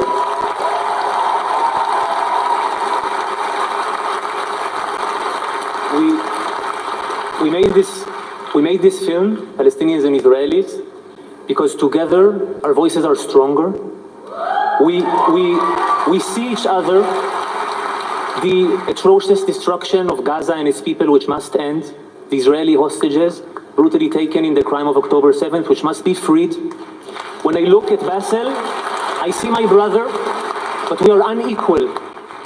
We live in a regime where I am free under civilian law, and Bassel is under military laws that destroy his life and he cannot control. There is a different path, a political solution without ethnic supremacy, with national rights for both of our people. And I have to say, as I am here, the foreign policy in this country is helping to block this path. And, you know, why? Can't you see that we are intertwined? That my people can be truly safe if Bassel's people are truly free and safe. There is another way. It's not too late for life, for the living. There is no other way. Thank you. Israeli filmmaker Yuval Abraham and Palestinian filmmaker Bassel Adra, co-directors of No Other Land, which just won the Oscar for Best Documentary. Visit democracynow.org to see our interviews with both of them. And those are some of the headlines. This is Democracy Now!, democracynow.org, the War and Peace Report. Democracy Now! Is funded by viewers like you. Please give today at democracynow.org/give.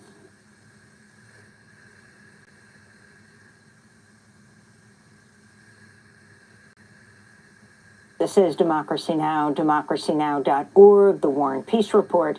I'm Amy Goodman in New York, joined by Democracy Now! Co-host Juan Gonzalez in Chicago. Hi, Juan. Hi, Amy, and welcome to all of our listeners and viewers across the country and around the world. China is facing criticism in Europe after China's ambassador to France questioned the sovereignty of former Soviet states under international law during a television interview. The Baltic countries, Lithuania, Latvia, Estonia, condemned the remarks and summoned Chinese envoys to explain Beijing's official position. The Chinese Foreign Ministry walked back the ambassador's comments, saying, quote, China respects all countries' sovereignty, independence, and territorial integrity. The diplomatic spat comes as China is making headlines across the globe, though maybe not so much in the United States, for its diplomatic efforts. In late February, China released a 12-point peace plan to end the war in Ukraine. On March 10th, Iran and Saudi Arabia announced they would restore ties as part of an agreement brokered by China. Days later, in mid-March, Chinese President Xi Jinping hosted the Brazilian President Luiz Inácio Lula da Silva to talk about Ukraine, trade, and moving away from the U.S. dollar. Xi Jinping then met with French President Emmanuel Macron in Beijing. During Macron's visit, Xi spoke about the roles of China and France in world affairs. 当今世界正在经历着 The world today is undergoing profound historic changes. As permanent members of the UN Security Council and major countries with a tradition of independence, China and France, as promoters of the multipolarization of the world and the democratization of international relations, have the ability and responsibility to transcend difference and restraints.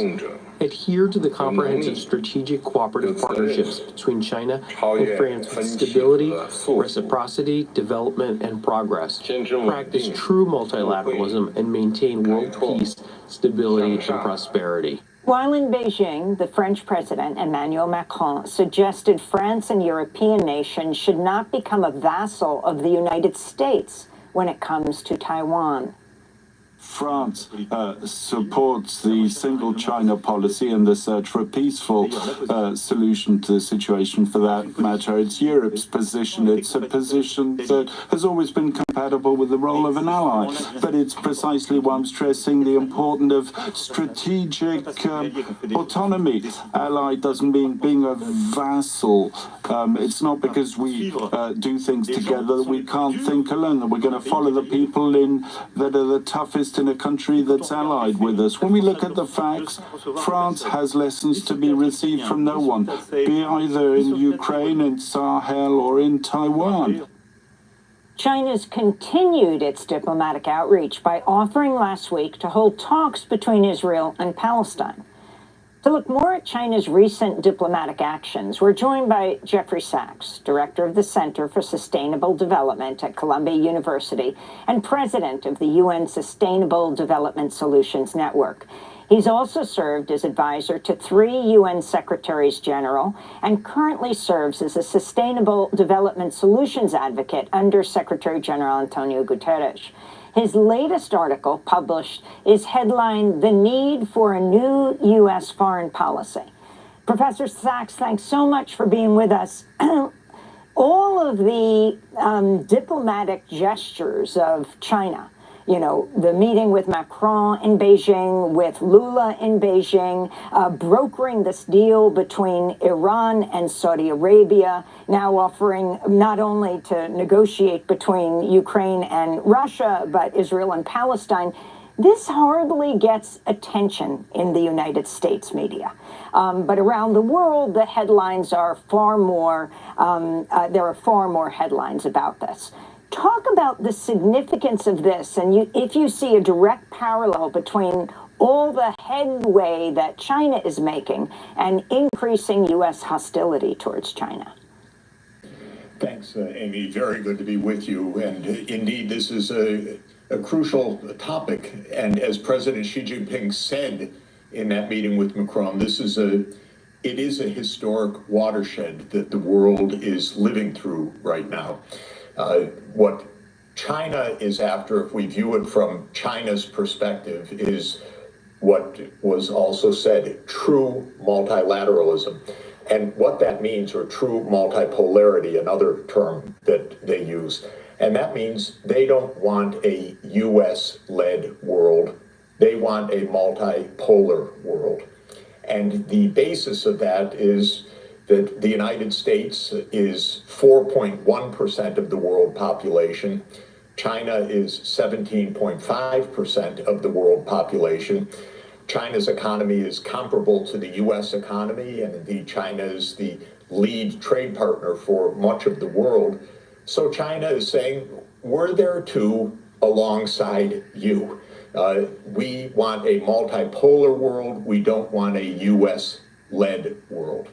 And while the United States sometimes talks about a rule-based order, the fact of the matter is that the US grand strategy, if we can use that term of the grand strategists of the US state, see our grand strategy in the United States as being dominance. And I often refer to an article that I think is very clear, succinct, and revealing by a former colleague of mine at Harvard University, Robert Blackwell, an esteemed ambassador of the United States, who wrote in 2015 And I'll quote from the article: "Since its founding, the United States has consistently pursued a grand strategy focused on acquiring and maintaining preeminent power over various rivals, first on the North American continent, then in the Western Hemisphere, and finally globally." Well, China doesn't want the United States to be the preeminent power. It wants to live alongside the United States. Blackwell, writing in 2015, said China's rise is a threat to U.S. preeminence. And he laid out a series of steps that the Biden administration actually is following almost step by step. What Blackwell laid out already back in 2015 is that the United States should create, quote, "new preferential trading arrangements among U.S. friends and allies to increase their mutual gains through instruments that consciously exclude China. There should be a technology control regime to block China's strategic capabilities, a buildup of, quote, power political capacities of U.S. friends and allies on China's periphery, and strengthen U.S. military forces along the Asian rimland despite any Chinese opposition." This has become the Biden foreign policy. China knows it. China really is pushing back. But what's very important and interesting to understand, and we've seen it clearly in the dynamics involving the Ukraine war, most of the world also does not want the U.S. as the global preeminent power. Most of the world wants a multipolar world and is therefore not lined up behind the United States, sanctions on Russia and so forth. And this was also the message of President Lula visiting China, saying to President Xi Jinping, we as Brazil also want multipolarity, true multipolarity, and we want peace, for example, in the Russian-Ukraine war that is based on not a U.S. perception of dominance, say NATO enlargement, but rather a peace that reflects a multipolar world. This is real.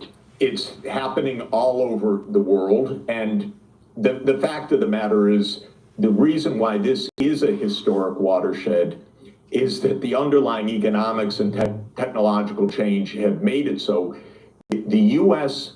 is no longer the dominant world economy, and the G7, which is the U.S., Canada, Britain, France, Italy, Germany, and Japan, is actually smaller than the BRICS countries in economic size, which is Brazil, Russia, India, China, and South Africa. So we really are, in fact, in a multipolar world, but in ideology, we're in a conflict.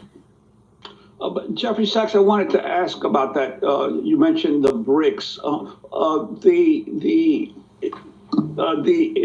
The BRICS Bank that is now in China, and President Lula has named Dilma Rousseff as the head of the BRICS Bank. Its importance in terms of this multipolarity of in the world economies, the potential for even the creation of alternative major currencies to the dollar as a result of the BRICS alliance, the impact of that on world affairs. This is a big deal, and in fact, the United States is withdrawing. It doesn't know it necessarily. Our politicians don't understand this, but our politicians are withdrawing from the world financial and monetary scene and opening up the space for a completely different kind of international finance. I'll give you an example. The U.S. was the creator of the World Bank, but now the U.S. Congress won't put new money into the World Bank. And because of that, the World Bank's actually a quite small institution. It's got a big name, but it's a quite small institution in the financial scheme of things. The U.S. won't put more money in. The Congress says, no, why should we waste our money internationally and so forth? And you get a lot of hubbub about that. So China and the rest of the BRICS say, okay, we'll make our own development bank. And they established the new development bank, or sometimes called the BRICS Bank, based in Shanghai. And that's just one of the institutions that is really changing the scene. There's the Asia Infrastructure Investment Bank, AIIB, based in Beijing, in fact. There is, as President Lula said, and it's happening also in the context of the Ukraine war, a move away from the use of the dollar, which the United States has thought, well, that's our ace in the hole. You know, that is our ultimate hold on things, because we can use sanctions, we can use our financial control to keep other countries in line. But other countries are saying, not so much. We'll trade in renminbi, we'll trade in rubles, we'll trade in rupees, we'll trade in our own national currencies, and they're quickly setting up alternative institutions to do this. The United States doubles down. We will confiscate your reserves. We will, if you don't follow. And the other countries are saying, you know, if you want to go through the UN and get really multilateral rules, we're with you. But if you want to just impose the rules, we won't follow along. And so we have this very funny expression called a rule-based international order. The United States government uses it every day. But what does it mean? Who writes the rules? And what most of the world wants, in fact, is rules written in a multipolar or multilateral setting, not rules written by the United States and a few friends and allies. I wanted to ask you, you've been an advisor to the United Nations for quite often. The issue of how much longer the permanent members of the Security Council can keep the number to 5, because clearly Brazil and other countries of the global south have been saying the UN needs to be reformed. And countries from Latin America, specifically Brazil and Africa, should have representation on the UN Security Council, permanent members. Yes, you know, the P5, the permanent 5, which is the United States, China, Russia, France, and the United Kingdom, was the World War II victor group in 1945. They wrote into the rules of the UN, incidentally, that they would be the permanent Security Council members and have a veto over any change in the UN Charter. So it's really a group that gave itself power that the other 188 countries of the world look on and say, what is this? We need change. I would say the country that is most amazed and frustrated by this, in fact, is India. India is now the most populous country in the world. The United States has 335 million, roughly, in the population. Britain, France, roughly 60 million. India, 1.4 billion, not on the Security Council, a nuclear power, a world superpower, the president of the G20 this year, really not happy about that. Brazil, the largest economy of South America, similarly not on the Security Council. So this has been an issue for more than 20 years. The P5 in various ways have blocked particular countries, but added up, the P5 have said, you know what, this is our club. We want to stay as the permanent 5. But I think as we really face the reality of it's not just a post-US dominated world, but actually a post-Western dominated world, because it was the US as the dominant power among the so-called West, which means the US, Britain, European Union, and honorary Western membership, Japan, let's say. But we're post-Western as well as post-US in dominance. And these international institutions will need to change or they won't function in the 21st century. And if they don't function, it's actually a disaster for us. If they didn't exist, we'd have to make them because we need them to function. So we also need to renovate them.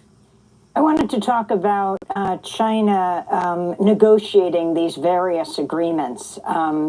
Let's turn to Brazil's President Luiz Inácio Lula da Silva, speaking before his meeting with Chinese President Xi Jinping. What does Putin want? Putin can't keep Ukraine's territory. Maybe we don't even discuss Crimea, but he will have to rethink what he has invaded. Also, Zelensky can't have everything he wants to demand. NATO will not be able to set itself up at the border, so this is something we have to put on the table. Eu acho que essa guerra já passou da conta. O Brasil já fez a crítica que tinha que fazer. I think this war has dragged on for too long. Brazil has already criticized what it had to criticize.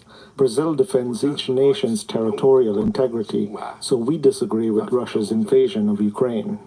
Because it looks like Ukraine is on the verge of a major counteroffensive against Russia. And in order to do this, needs massive support from Western countries, meaning military weapons.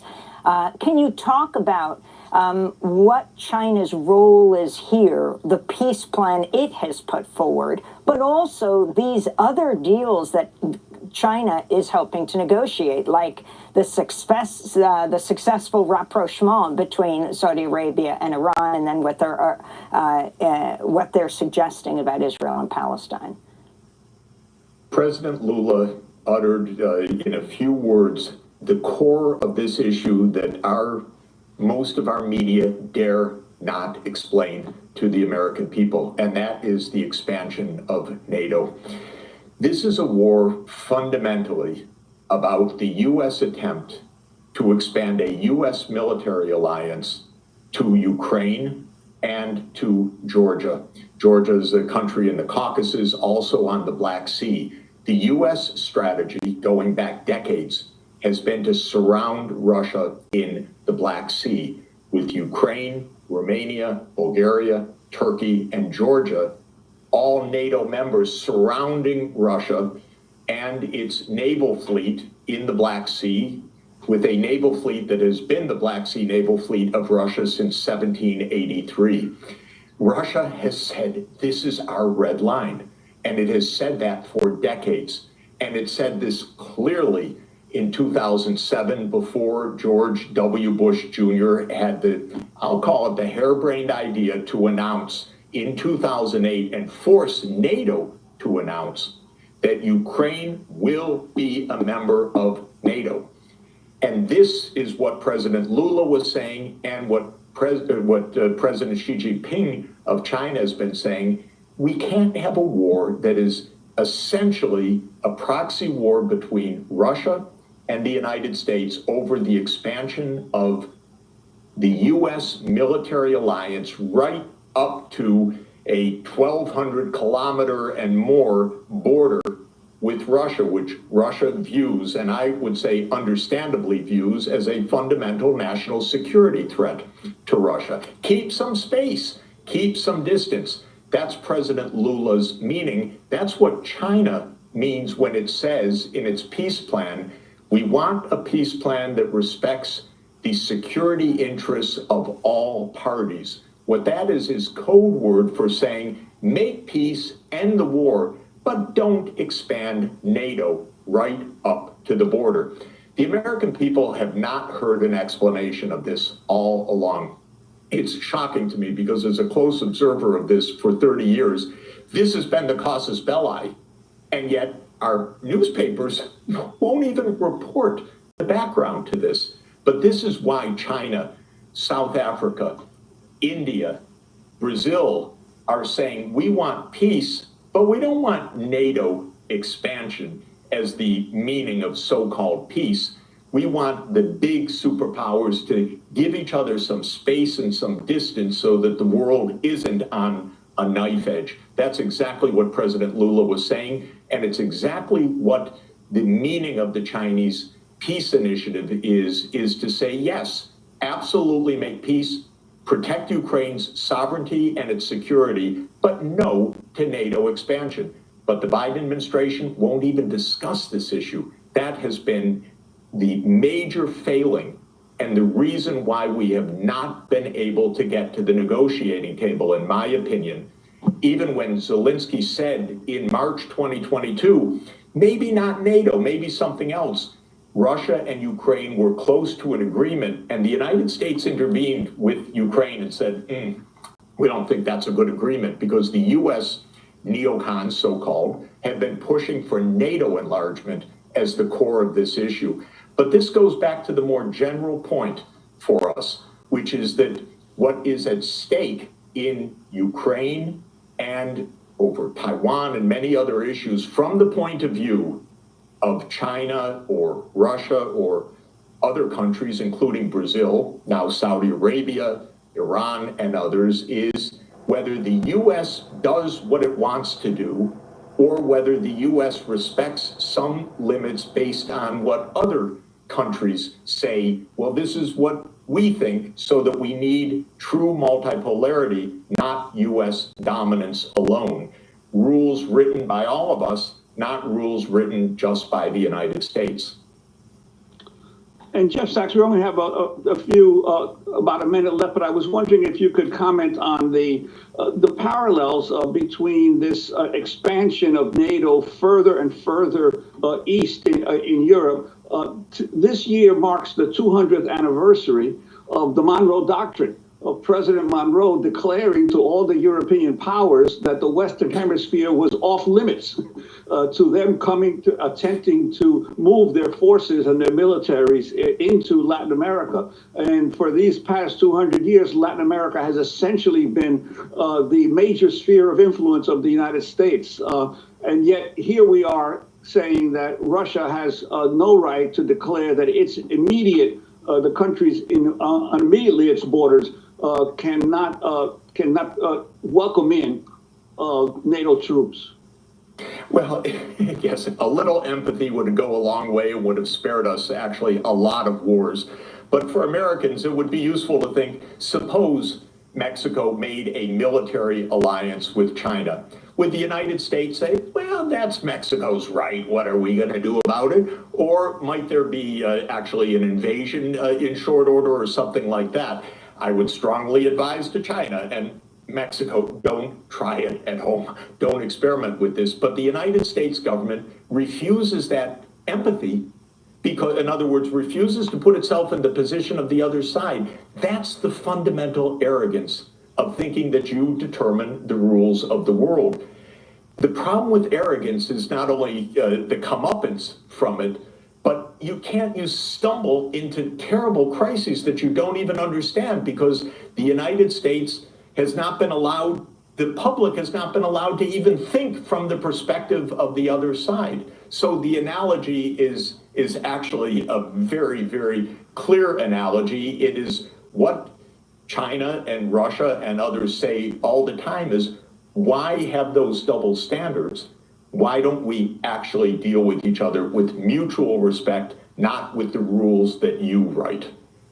We want to thank you, Jeffrey Sachs, for joining us, Director of the Center for Sustainable Development at Columbia University, President of the UN Sustainable Development Solutions Network. We'll link to your new article, The Need for a New U.S. Foreign Policy. Professor Sachs was speaking to us from Córdoba, Spain.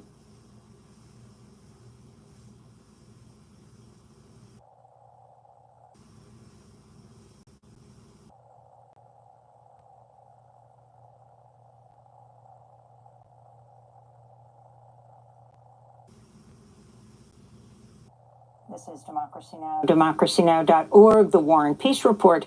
I'm Amy Goodman in New York, joined by Democracy Now! Co-host Juan Gonzalez in Chicago. Hi, Juan. Hi, Amy, and welcome to all of our listeners and viewers across the country and around the world.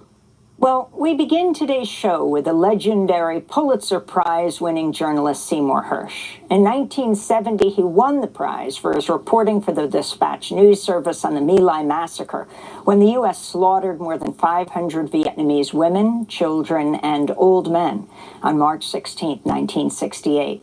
His reporting in the New York Times on CIA spying on anti-war activists during the Vietnam War era helped lead to the formation of the Church Committee, which led to major reforms of the intelligence community. In 2004, in the pages of the New Yorker magazine, Cy Hirsch exposed the Abu Ghraib prisoner abuse scandal in Iraq. Well, last week, he published another bombshell report, but this time on his new Substack page. The piece was headlined, How America Took Out the Nord Stream Pipeline. It looks at one of the great mysteries of the past year. Who is behind the bombing of the Nord Stream pipelines, which were built to carry natural gas from Russia to Europe? The pipelines were severely damaged last September in a series of underwater explosions in the Baltic Sea. In his new piece, Cy Hirsch cites an unnamed source who says the sabotage was carried out by the U.S. Navy, which planted remotely triggered explosives during NATO exercises last September. Hirsch reports the Biden administration began planning the act of sabotage in December 2021, 2 months before Russia's invasion of Ukraine. On February 7th, 2022, President Biden held a joint news conference with German Chancellor Olaf Scholz, and Biden brought up the future of the Nord Stream pipeline. Invades. That means tanks or troops crossing the border of Ukraine again. Then there will be no longer a Nord Stream 2. We will bring an end to it. How will you do that exactly, since the project and control of the project is within Germany's control? We will, I promise you we'll be able to do it. I'll promise you we'll be able to do that. Well, Cy Hirsch reports U.S. Navy divers planted remotely triggered explosives on the pipelines in June while NATO was conducting military exercises in the area. He reports the divers were all members of the Navy and not members of America's Special Operations Command, whose covert operations must be reported to Congress. Then, on September 25th, 2022, a Norwegian surveillance plane dropped a sonar buoy, which triggered the C4 explosives that had been placed on the pipeline. Soon after the explosion, the United States strongly suggested Russia was behind blowing up its own pipeline. This is National Security Advisor Jake Sullivan responding to a question at a White House press briefing. In his speech this morning, the president called the Nord Stream pipeline attacks, quote, a deliberate act of sabotage. And he said now the Russians are pumping out misinformation and lies about it. Should we take that to mean that the U.S. now believes that Russia was likely responsible for this act of sabotage? Well, first, Russia has done what it frequently does when it is responsible for something, which is make accusations that it was really someone else who did it. We've seen this repeatedly over time. But the president was also clear today that there is more work to do on the investigation before the United States government is prepared to make an attribution in this case. In the following months, there have been few public disclosures about the pipeline explosion. In December, the New York Times reported Russia had begun expensive repairs on the pipelines, a move which has raised questions about Western claims that Russia had bombed its own pipelines. Meanwhile, some Biden officials have publicly praised the fact that the pipeline was blown up. This is Undersecretary of State for Political Affairs, Victoria Nuland, speaking during a recent Senate Foreign Relations Committee hearing. I am, and I think the administration is very gratified to know that Nord Stream 2 is now, as you like to say, a hunk of metal at the bottom of the sea. We're joined now by Pulitzer Prize-winning journalist Seymour Hersh to talk more about his new piece, How America Took Out the Nord Stream Pipeline. Well, the White House has described Hersh's reporting as, quote, complete fiction. Calls are growing for an independent probe into the explosion. Cy Hirsch, welcome back to Democracy Now! If you can flesh out what it is you found in your report and what first tipped you off, albeit there were a lot of public comments, including the Polish government right after the bombing, saying, thank you, America. Lay it out for us, Cy. Well, first of all, I think the reporting really can be described as a friend of mine did, what I did was really deconstruct the obvious. I mean, you have to hear what the president said. But of course, there were secret plans that I'm writing about, and they include, there was a committee set up. Jake Sullivan was directly involved. He was the national security advisor, still is. They set up a team to look at options about how to put pressure on the Russian government to back off. I'm getting a bounce in my ear, so this is comical. Can you hear me? We hear you perfectly. We don't hear the bounce sign. Oh, okay, that's great. I hear it though. Anyway, and so I'm just writing about inside baseball stuff. It's the normal things you do. They set up a committee to think of options. Russia was clearly going to go. The threat the president had yet to make had not been made, and this is December before New Year's Day of the year before, 2021. And the question inside the committee, and it included the usual CIA, NSA, Treasury Department, State Department, you name it, and they met in the secret office building in the across the street from the White House, in the executive office building. The option was, do you want us to do something kinetic or something not kinetic? In other words, not kinetic would be more sanctions, or something kinetic would be, you know, taking out the pipeline, as had been thought about. And an answer came pretty quickly. I would guess Victoria Nuland's statement that you mentioned came actually before the president's. It came in late January of last year. And that statement came, at that time, I think the committee involved, a lot of sophisticated people in the intelligence and operation community, concluded you could do it, and the White House was told it was possible. I think that led to the comments, which really, of course, made the people on the inside go half crazy, because it was supposed to be completely covert. But at that place, as I wrote, it was simply described as a classified operation. None of the rules of reporting to Congress were involved. And so they began their planning. They went to Norway, which is a great ally of ours. Norway was one of the original signers of the 1949 NATO treaty. I think 19 nations were involved then. And Norway is a great ally. We have spent, I write about this in some detail in the article, hundreds of millions, probably more, closer to $1 billion or more, upgrading facilities. Norway has a 1,400-mile border along the Atlantic coast that goes from Oslo in Europe all the way up north it runs into the Russian border above the Arctic Circle. So we put a lot of facilities up north there. Synthetic aperture radar, which costs a fortune to monitor the Russian nuclear sites around, and also their military activities around there, up in the other side of the peninsula, the Kola Peninsula. So they're just our guys, and they're also great at doing underwater stuff. And so that's what happened. We did a plan with them. We had to clear it with Sweden and Denmark. I'll leave it to them to decide whether that they were accepted the explanation we were doing exercises in the Baltic Sea for the hell of it. But so far I haven't seen much from either of them. And you know, it's a tiresome game to me.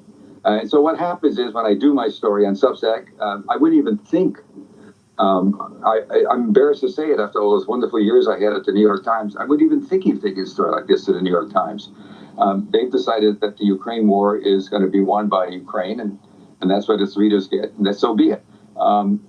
That's their call. So I just did my reporting, and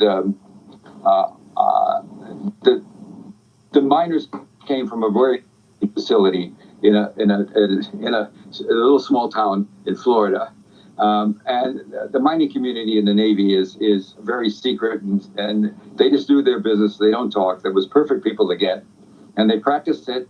And as you said, there was a major exercise every summer by the Sixth Fleet, which American Sixth Fleet out of Italy, which also has the operational rights in the Baltic Sea.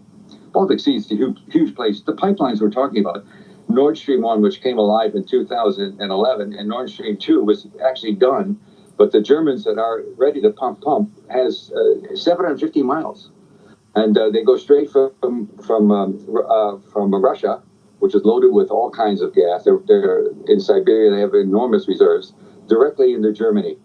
And I can tell you, Nord Stream 1 was a godsend for the German economy and Western Europe. They produced so much gas at such low prices that the German government was actually able to resell some of the gas the Russians were providing at a profit without Russia objecting. And so the German economy is huge, it's booming. You know, the cars we know about, Germany has the largest chemical company in the world, BASF, and everybody's, right now, it's hell to pay. It's gotten very cold there. There's a lot of anger.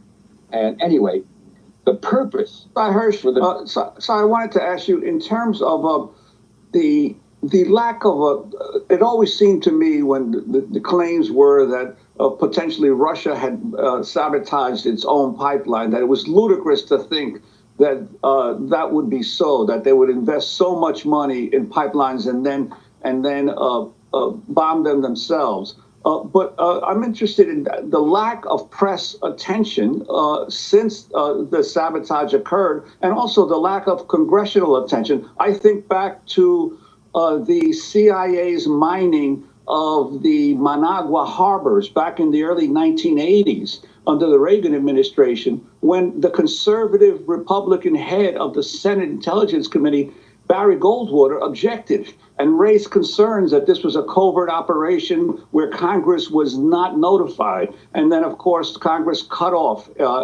aid to the Contras. As a result, there was an International Court of Justice ruling against the United States. But in this case, this kind of sabotage, the media seems not to be at all interested in finding out what happened here, as you have, and Congress, there's no one in Congress that's been raising questions.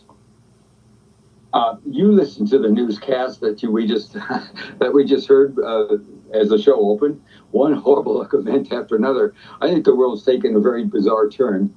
I also, it doesn't matter what I think. There's no question there's been a polarization of the press since Trump got in. We're now on two sides, right, left, Democrat, Republican, however you describe it. If you watch Fox News, you don't watch MSNBC, et cetera, et cetera. And if you read the New York Times, you're not going to get what the right wing, the conservatives have been after the New York Times and Washington Post for their quote unquote liberal views. So we've got a polarization going. And at this time, we've got a president, a Democratic president, that has done some good stuff domestically, but I can tell you, I'm not understanding the total commitment to Ukraine. And I'm not understanding what I read, because obviously I have access to a lot of people who see things. I've been doing this, Amy, and I've been doing this, writing about COVID activities for, am I that old? 300 years. Anyway, the bottom line is, the stories I've been getting about the war, particularly beginning in fall, and that's what gets interesting, have been pretty dire.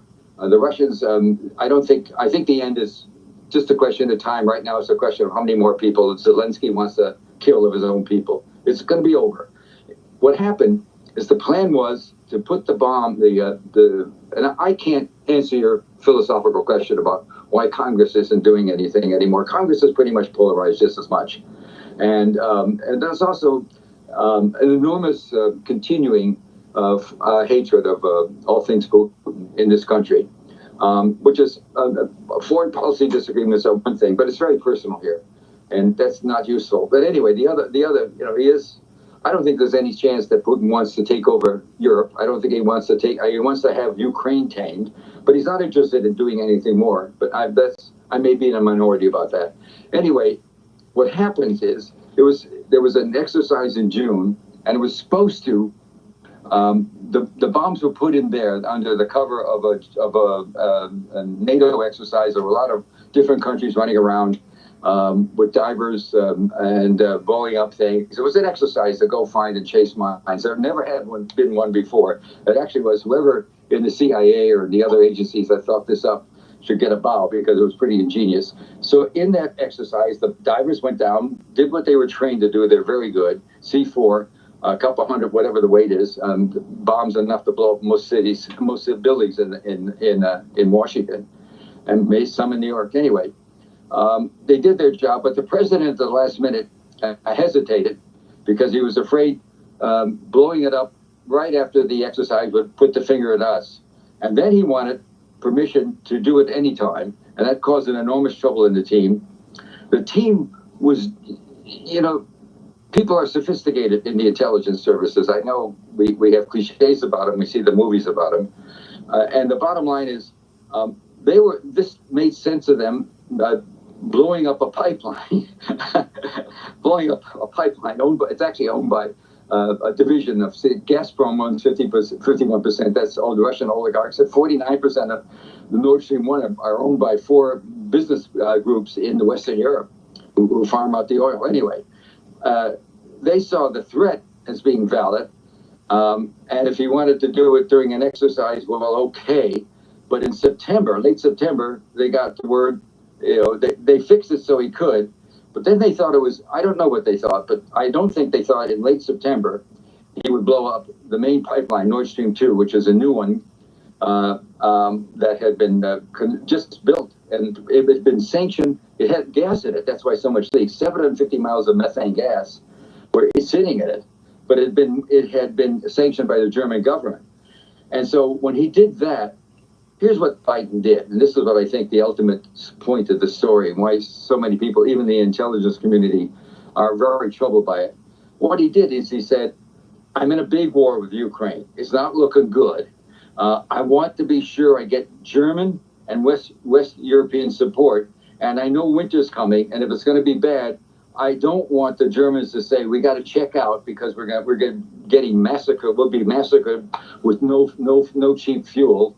And our economy will go bonkers. We're going to check out and we're going to open up the gas line, which they could do. So he took away that option. And what that has done, as you know, America has been talking about ever since the first pipeline, Nord Stream 1, came online in 2011. And there were years before it was being built. This goes back to the Bush-Cheney years. And as you know, I did a lot of reporting for the New Yorker on those people. That particular gaggle. Anyway, and at that time they began to talk about the threat, the threat of gas, the threat of cheap energy for Europe, would always seen as a threat to make Europe be more palatable or more willing to trade with Russia. We always wanted to isolate Russia. This has been a theme of the last decades. Simon, but can I ask you also that there are several people, obviously you've gotten criticism at times for many of your exposés, but there are some people who are saying that this particular expose does not have a whole lot of documentation, that it essentially relies on one source one internal source, anonymous source of yours. How do you respond to those criticisms that this is much less documented than previous exposés of yours? I'll get to that, but let me finish my thought because it's a very important thought. The fear was Europe would pass away, walk away from the war. And now what he's done, and you have to lift it up a little bit. There you go. There. Now what he's done is he's told Europe, you're second rate. And I think the consequences of this for the Europeans are going to be horrific. This has cut into the notion that they can depend totally on America, even in a crisis. And I think it's going to undercut NATO, which I always found to be supremely useless. But certainly the European countries are going to be, I know people that are paying 5 times as much now for electricity. People are paying 3 or 4 times more for gas. There's not enough of it. It's very expensive. It's colder now than it was in the fall. They had a light fall because of climate change, if you want to believe it or not. And anyway, I think the consequences politically for us are enormous. I think the reason that Biden and his people in the White House have denied the story and continue to deny it and get accepted by some of the press, my old newspaper, the New York Times. I don't know why they're not doing more reporting on this instead of relying on a denial and walking away from the story. Ditto for the Washington Post. I think the consequences politically for us in the long run, looking at even potential some countries walking out of NATO. If that's what he thinks, that our being cold is less important than him keeping a war going that he's not going to win, it strikes me. As for the source question, I've been doing this so long. I'm not bothered by the fact that the government attacks me and that my old newspaper, the New York Times, hasn't written a word about it. I find it sort of, that's where we are. That's why people like me are in Substack. It's a self-publishing thing. I don't have to worry about censorship or second thoughts. But I don't talk about sources. I just, I'm lucky. I've had for 20 or 30 or 40 years people inside who not only are faithful to what they're doing, but also are not afraid to be critical of it. And so that's the kind of source that, reporters, dream about. And I've had people like that for forever, and I still do. And so there's been a lot of criticism. One of the things I will get to your point about criticism. One of the criticisms is the open source people, OSINT, it's a very big part of the world now.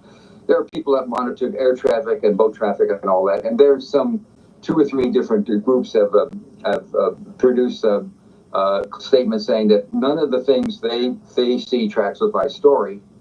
And I would say about that, if you're in the intelligence community and you've been running covert ops for years and you're in Norway, we're working very closely with the Norwegians on this, who, by the way, have increased their production of oil to Europe by double it.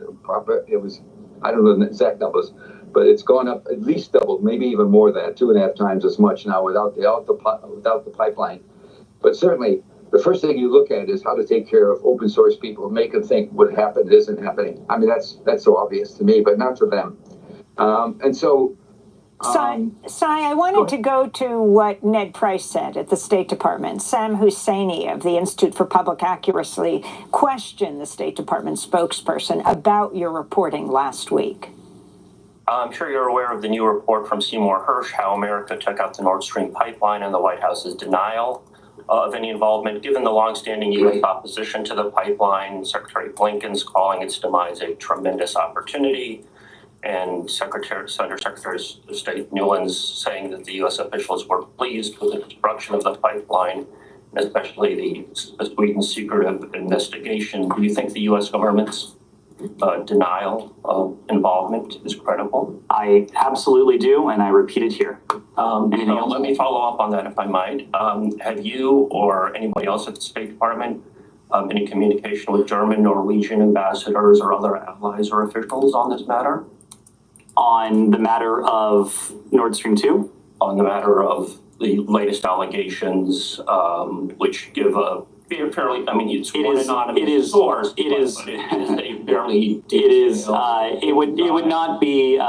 It would not be typical for us to engage allies and partners on something that is utter and complete nonsense and that should be rejected out of hand by anyone who is looking at it through an objective lens. Yes, go ahead. One more aspect on this. One of the allegations that Hersh makes is that it was taken off the CIA in order to prevent involvement, oversight as a covert operation. Did you read the piece? I'm familiar with it. One of his allegations is that it was taken off the CIA. Rather than let this propaganda be aired in the briefing room, but let me just say it is a fundamental misunderstanding of oversight in our U.S. Congress. Beyond getting his facts entirely wrong, as he has before in very high-profile ways, it is a fundamental misunderstanding to suggest that our intelligence community is not subject to oversight. Anyone who writes that, anything who writes anything like that, should not be believed on any fact that he puts forward. That it was taken off of the CIA and put under military in order to prevent. Our military is also subject to rigorous oversight. That's my question. That's yes, my question. The answer is yes. So that's Ned Price being questioned by Sam Husseini in the State Department press briefing room. Sai Hersh, I'm wondering if you can respond. You wrote an interesting follow-up today on Substack called Crap on the Wall. Now, it's not your words, actually.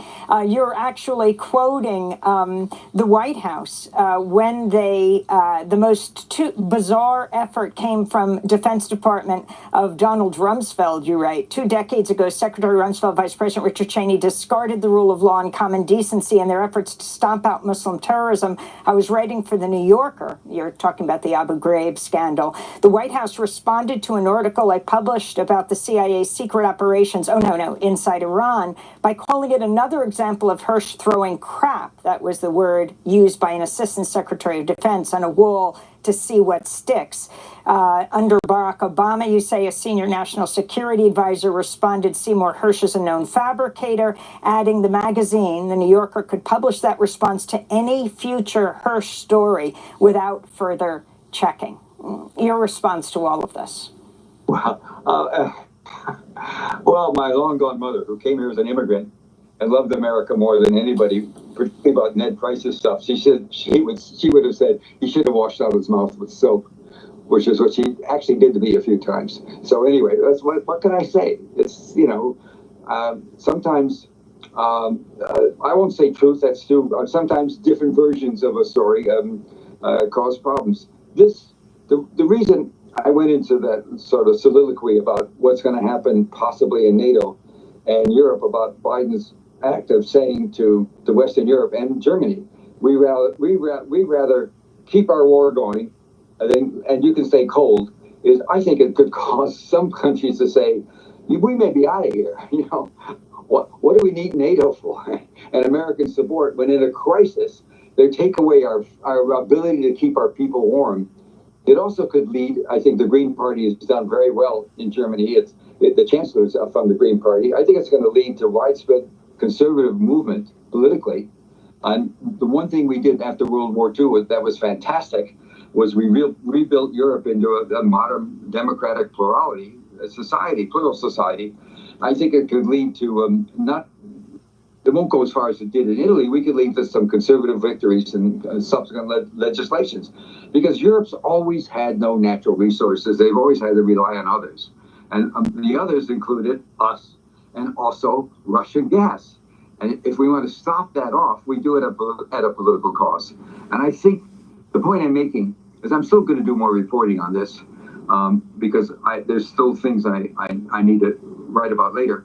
I think that this has probably been, in the view of some of the people who did it, one of the dumbest things American government has done in years, and we've had 4 years of Trump, In the long run, I just don't understand why more newspapers, good newspapers like the Times, I still read the New York Times. I don't believe everything they say about Ukraine, but it's still, they've got wonderful reporters there.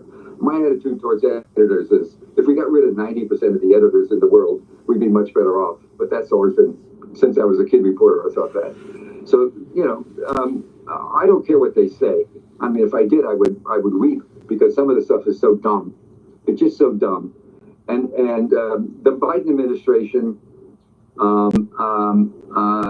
putting Ned Price, he's paid to work. I don't fault him.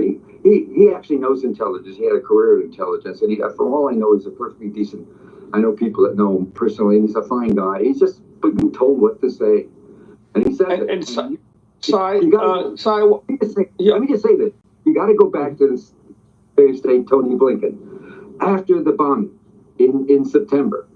He made a speech in which it was a press conference in which he made a gratuitous statement. He said, one good thing is that no more will Russia be able to weaponize gas. And the notion of Russia weaponizing gas with Western Europe to get fame and to diminish our power over, or our authority, or our economic ability, control over Western Europe has been a theme of this country for 2 decades. It's not a new theme. Oil scares the hell. Russian oil and gas always scared the hell out of Washington. Now your question is still. Yeah, and lastly, the Norwegian government has claimed that one of the ships that you mentioned in your article that was involved in the planning of this or preparation of this was not present at the time of these exercises. What do you make of Norway's denial?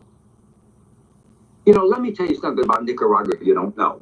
One of the things that happened in Nicaragua, the CIA guys operating there would thrill and get excited on their speeches there. And, even in the worst of times in the Sandinista movement, they would go in their little motorboats off the beaches and shoot flechettes into the beaches and have a contest to see, I shouldn't say the latter. They would just shoot and know they were casualties. They would just do that and have a lot of fun talking about it and bragging about it. I mean, that's the kind of stuff you get to do when you have a covert operation. And so the Norwegian government that's just completely, I'm sorry, I dropped something here. The government, not only did that ship have it was in the operation, it also have a compression chamber that had been flown in by the CIA. Now I'm getting the details I don't want to bother with. The CIA flew in a compression chamber that's put on the ship because it's just a submarine hunter. And the divers at 260 feet, that's the level. The Norwegians found the lowest level, the shallowest part of the Baltic Sea, which is off an island called, that's between Sweden and Denmark. And they would practice there. They had to. And for the divers, it was 260 feet deep where the landmines were. And the pipelines are steel covered, but they're also covered by concrete shields. So it's a serious job to blow them up. And at 260, without a compression chamber, they have to go up every 90 feet. They're breathing. It's amazing to me. They're breathing oxygen, nitrogen, and helium. That's pretty amazing to me. And they'd have to go up. Now they could just pop up to the surface. So it was called the Alta. The ship was there. I mean, that's just such a stupid lie. But it's a submarine hunter. They didn't have to stay there. They could just go and the guys could jump off. And there was no long recovery. At a certain time, they would come up, and the time was fixed. You don't drop explosives like that and then let them go off in 5 minutes. You give a lot of time. You have a timer on it so that the divers could get up to the top. And they come up and they make a pickup. It can happen much more quickly than you think because it's not in the description of the ship, but on that ship there was a decompression chamber. It had been flown in and planted there. And by the CIA. This was actually a brilliant operation, if you want to know it from the point of view of a classic operation, because they got away with it. And at that point, the purpose was always, let me go back to this, the purpose for doing it is to make the threat credible. But then you have the president and the undersecretary of state within a weeks or two of getting a word that it's credible, we can do it. Start blabbing about it. Of course, that was disillusioning to the people involved, but so what? I can't talk about it. You can say it's not true, I invented it, but that's just, look, he did it. And he's going to have up to it. I watch my mail. I watch my Gmail. And I'm seeing every day more and more than I want. I'm seeing more messages from around the world, different countries streaming in. I'm seeing that. I'm seeing something that was, and by the way, on Substack, it was, I didn't know about Substack. It's an amazing platform. They had more than 1 million hits on the thing within a day. Well, I mean, people, what were the messages I got from people said, thank God we missed the kind of reporting that you and others have done. We don't see it anymore. I'm not talking about your show, Amy. I guarantee you, not that. Well, Seymour Hersh, we want to thank you so much for being with us. The Pulitzer Prize-winning journalist will link to your new piece on your Substack, How America Took Out the Nord Stream Pipeline.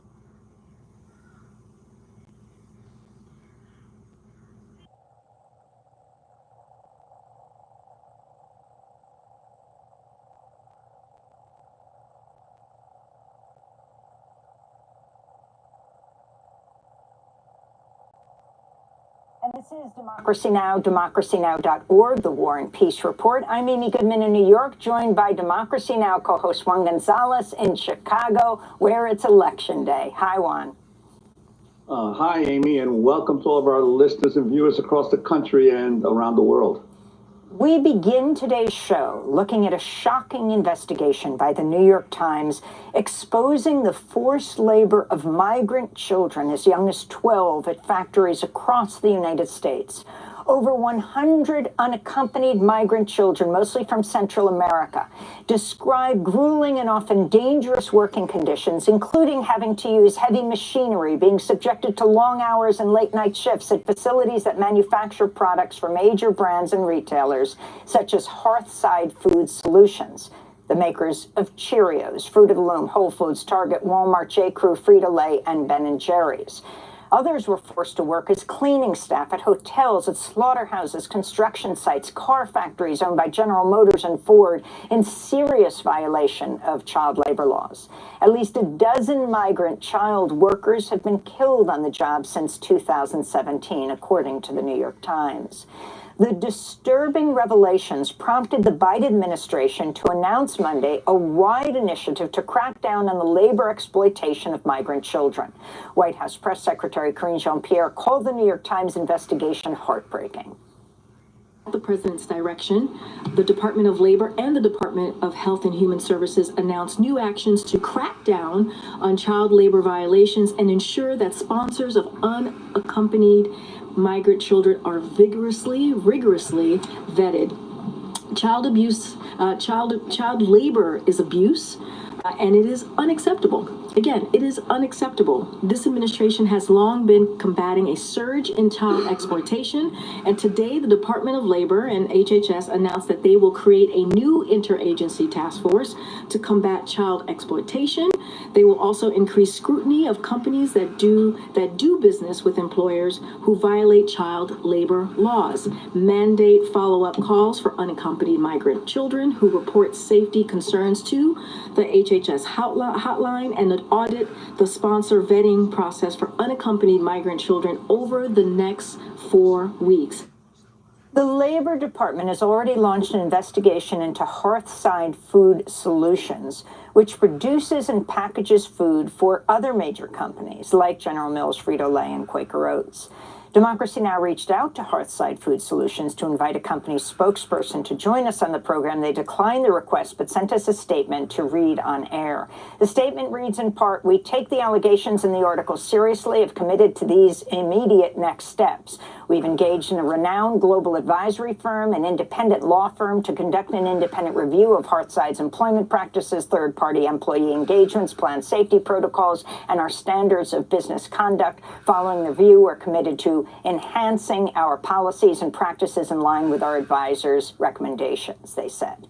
For more, we're joined by two guests. Hannah Dreier is the Pulitzer Prize-winning reporter at the New York Times, whose major investigation published Sunday on the front page is headlined, "Alone and Exploited, Migrant Children Work Brutal Jobs Across the U.S." Her follow-up piece published Monday headlined, "Biden Administration Plans Crackdown on Migrant Child Labor." She's joining us from here in New York. You traveled to Alabama, Florida, Georgia, Michigan, Minnesota, South Dakota, and Virginia for the story, speaking to more than 100 migrant child workers in 20 states, Hannah. Can you lay out the scope of this investigation, what you found, and were you shocked by the speed of the Biden administration's response and your evaluation of what that is? Thank you so much for having me, Amy. I mean, when I started this reporting, I thought that we might find that some kids were working agricultural jobs, maybe dishwasher jobs. I never anticipated that we would find this scope of children working these really industrial, adult, dangerous jobs in all 50 states. So really what I discovered is, I think, a child labor scandal in this country. We have more and more kids coming over without their parents, and they're being released to situations where they have to pay their own rent, provide their own living expenses. They're under huge pressure to send money back home, and they're ending up in some of the most brutal jobs in this country. So I talked to kids outside of slaughterhouses when they were getting off their shifts at 7 in the morning. I talked to kids who were working as roofers at the top of buildings. Kids who had gotten seriously injured. Like you say, we found many examples of kids who had died on these jobs. And it's in the supply chain of, you know, so many corporations. At the end of this reporting, I just felt like it was inescapable. Like so many of the things that I personally consume, like Cheerios, have this labor somewhere in the supply chain. And yeah, I mean, the response was overwhelming. We were told that the Biden administration worked over the weekend, and Biden approved these changes like on Sunday afternoon, a day after the story ran. It's really gratifying. The people who I'm talking to believe that there's still a lot to be done, but some of these changes really do seem like they will start to address this problem. And Hannah, in your investigation, how recent is this development? In other words, there was enormous pressure following the end of the Trump administration to remove unaccompanied minors from detention facilities. Is this a recent phenomena, or has this been building for years now? This is something that I think has been building for maybe the past 10 years. And part of it has to do with the changing nature of the children who are crossing the border. 10 years ago, there were far fewer children, maybe 6,000 children a year. Now we're seeing 150,000 a year. And those children were often coming to reunite with their parents. So they would cross the border and be released to a parent who often would take care of them. Often that parent would have paid to have them brought up. And now what we're seeing is it's much more common for parents to be sending these children, and the children are under pressure to send back remittances. So the dynamic of who's coming has changed. And we've also seen a labor shortage. I've seen a couple dynamics that have sort of created a perfect storm for this phenomenon to really explode since 2021. And what the people who work with these kids out in the field are telling us is that they've seen this huge shift in the last 3 years. Middle schools where every 8th grader in the last 3 years has started working. Federal investigators who used to focus on sex crimes and are now instead focusing on pulling 12 and 13-year-olds out of factory jobs. It's been sort of a slow shift, and then in the last 2 or 3 years, this really rapid change. And your story indicates that HHS Secretary Javier Becerra did put enormous pressure on other government agencies as well as his own agency to move the unaccompanied minors out of the detention facilities. How do you assess the role of Secretary Becerra? You know, a lot of advocates, a lot of people in the immigration world were really excited about Becerra and about the change that they thought might happen at HHS after the Biden administration took over. But what happened was there was this huge crunch at the border where all of a sudden children were sort of getting piled up in jails that are run by Customs and Border Protection because there wasn't enough capacity in the child welfare organization that's supposed to take care of these children. That's Health and Human Services. So there was suddenly all of this media attention to kids sleeping on the floor, sleeping under those silver space blankets. And what people inside HHS say is that Becerra started putting immense pressure on them to discharge these kids more quickly. So every day would start with a call, and the call would be, how many kids have been discharged from care today? How many kids are still there? And what people who work at all levels of that agency say is that it created a situation where kids were being pushed out too quickly to people who weren't vetted. And a lot of people inside the agency told me, you know, he would always say, why can't we run this like an assembly line? We need to be more efficient. Henry Ford would never have gotten rich if he had run his assembly lines like this. And I was very skeptical. I mean, that's a really intense thing to say when you're talking about the most vulnerable children in this country. But somebody eventually leaked us a video of him sort of berating staff and saying that on tape. So I think he himself is probably under a lot of pressure, but there's a lot of disappointment within the agency and among immigration advocates about how that's been handled. Hannah, I'd like to ask you about the children. If you could tell us some of their stories, that's really the heart of your story, as you talk about Christian, who works in a construction job instead of going to school, 14 years old. Carolina, who packages Cheerios at night in a factory. Talk about each of them, and also how you found them. How difficult was it for you to find them? I mean, these kids were not hard to find, and I think that's part of what you're seeing with these Department of Labor reforms. Inspectors just have not been looking for them in a proactive way. I went to different cities and towns, and usually the next day, I already was speaking to children who were working these illegal, exploitative jobs. I talked to Christian in southern Florida.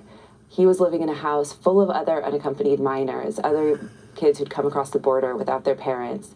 All of them were working full-time. None of them had gone to school. Christian had come when he was 12, 2 years ago, and immediately, the next day, started working full-time in construction. He told me that he doesn't know how to read, and he would like to learn English, he would like to learn how to read, but he can't go to school because he has a debt to pay off. He has to pay rent. And I went to a construction site and talked to him as he was putting the roof on a building. And he told me he had already fallen twice that year. He was working with power tools. He was just sort of balancing precariously on the edge as he was trying to bend some rebar. And I mean, he's a child. It's not what he wants to be doing, but he was released to this situation, and there's just sort of no support there for him to get out of it. And in Michigan, I talked to a lot of children who were working in a factory packaging Cheerios. They also packaged Lucky Charms and Cheetos. And these were kids who were in school. I met them at school. And some of the kids I met at school told me, oh yeah, we have to leave early now because we have to go to our factory job. And I was just shocked. But I went to this factory, and sure enough, there they were walking out after the shift. And this is a place where you're working with really industrial machinery. The machines have sliced off people's fingers. One woman who was doing this kind of work was pulled in by a hairnet and her scalp was ripped open. I mean, it's a serious adult kind of place to work. And these kids are balancing it with, 7 days of school as well. So they're exhausted. And tell us about Neri Quetzal from Guatemala, how they met their sponsor. Again, these children are here legally. And then talk about the children who have died. I mean, I think that's such an important point. These are not undocumented children. They're not children who snuck in and nobody ever found out about them and now they're sort of living a subterranean life. These are children who turned themselves in at the border, usually asked for asylum, and were released to live with somebody who the government thought would protect them. The government can't release them unless they're sure that it's a trustworthy adult who is taking these kids on. And in some cases, they're being released to complete strangers. So in Neri's case, he met a man on Facebook when he was 13. The man said that if he wanted to come to the US, he would help him, he would let him go to school. And instead, Neri shows up, the man picks him up from the airport and immediately hands him a list of debts that this kid now has. So he's charging him thousands of dollars for his journey to this country. He charged him for filling out the paperwork that he had to send to the government in order to get him released.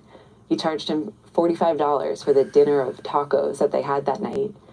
And then he told Neri that he had to go find his own place to live, find a job, and start paying back this debt. And, Neri doesn't speak any English. He's never worked. He was in school when he was in Central America. And we've seen the text messages between him and this man. The man starts threatening him and saying, "You don't matter to me. I'm going to mess you up." He threatened Neri's family. And these kids are just on their own in these situations with very little resources and very few ways out. You mentioned that federal inspectors just generally are not looking for these kinds of violations, but I'm sure that several of these workplaces that you went to were unionized in one degree or another. Is there any sense on your part that the organized labor movement was that leaders in some of these places were aware of this, and because they could certainly complain and therefore trigger some kind of inspection? So many of these children are coming in through staffing agencies. I had initially thought that the unions would be a really important resource in this reporting. And when I went to them, they told me, no, there's no children here. We have these other sort of workplace issues. But then in some cases, I would go back to the same workplace and see children on the night shift. And I think part of what's going on here is there sort of two labor streams. There are the official employees, and those are people who have to provide government IDs. There's a lot more regulation and protection. And then there are these kids who come in through the staffing agencies. And that's like a total free-for-all, where the staffing agencies, people who work at the staffing agencies have told us that they know they're sending children to work at these factories.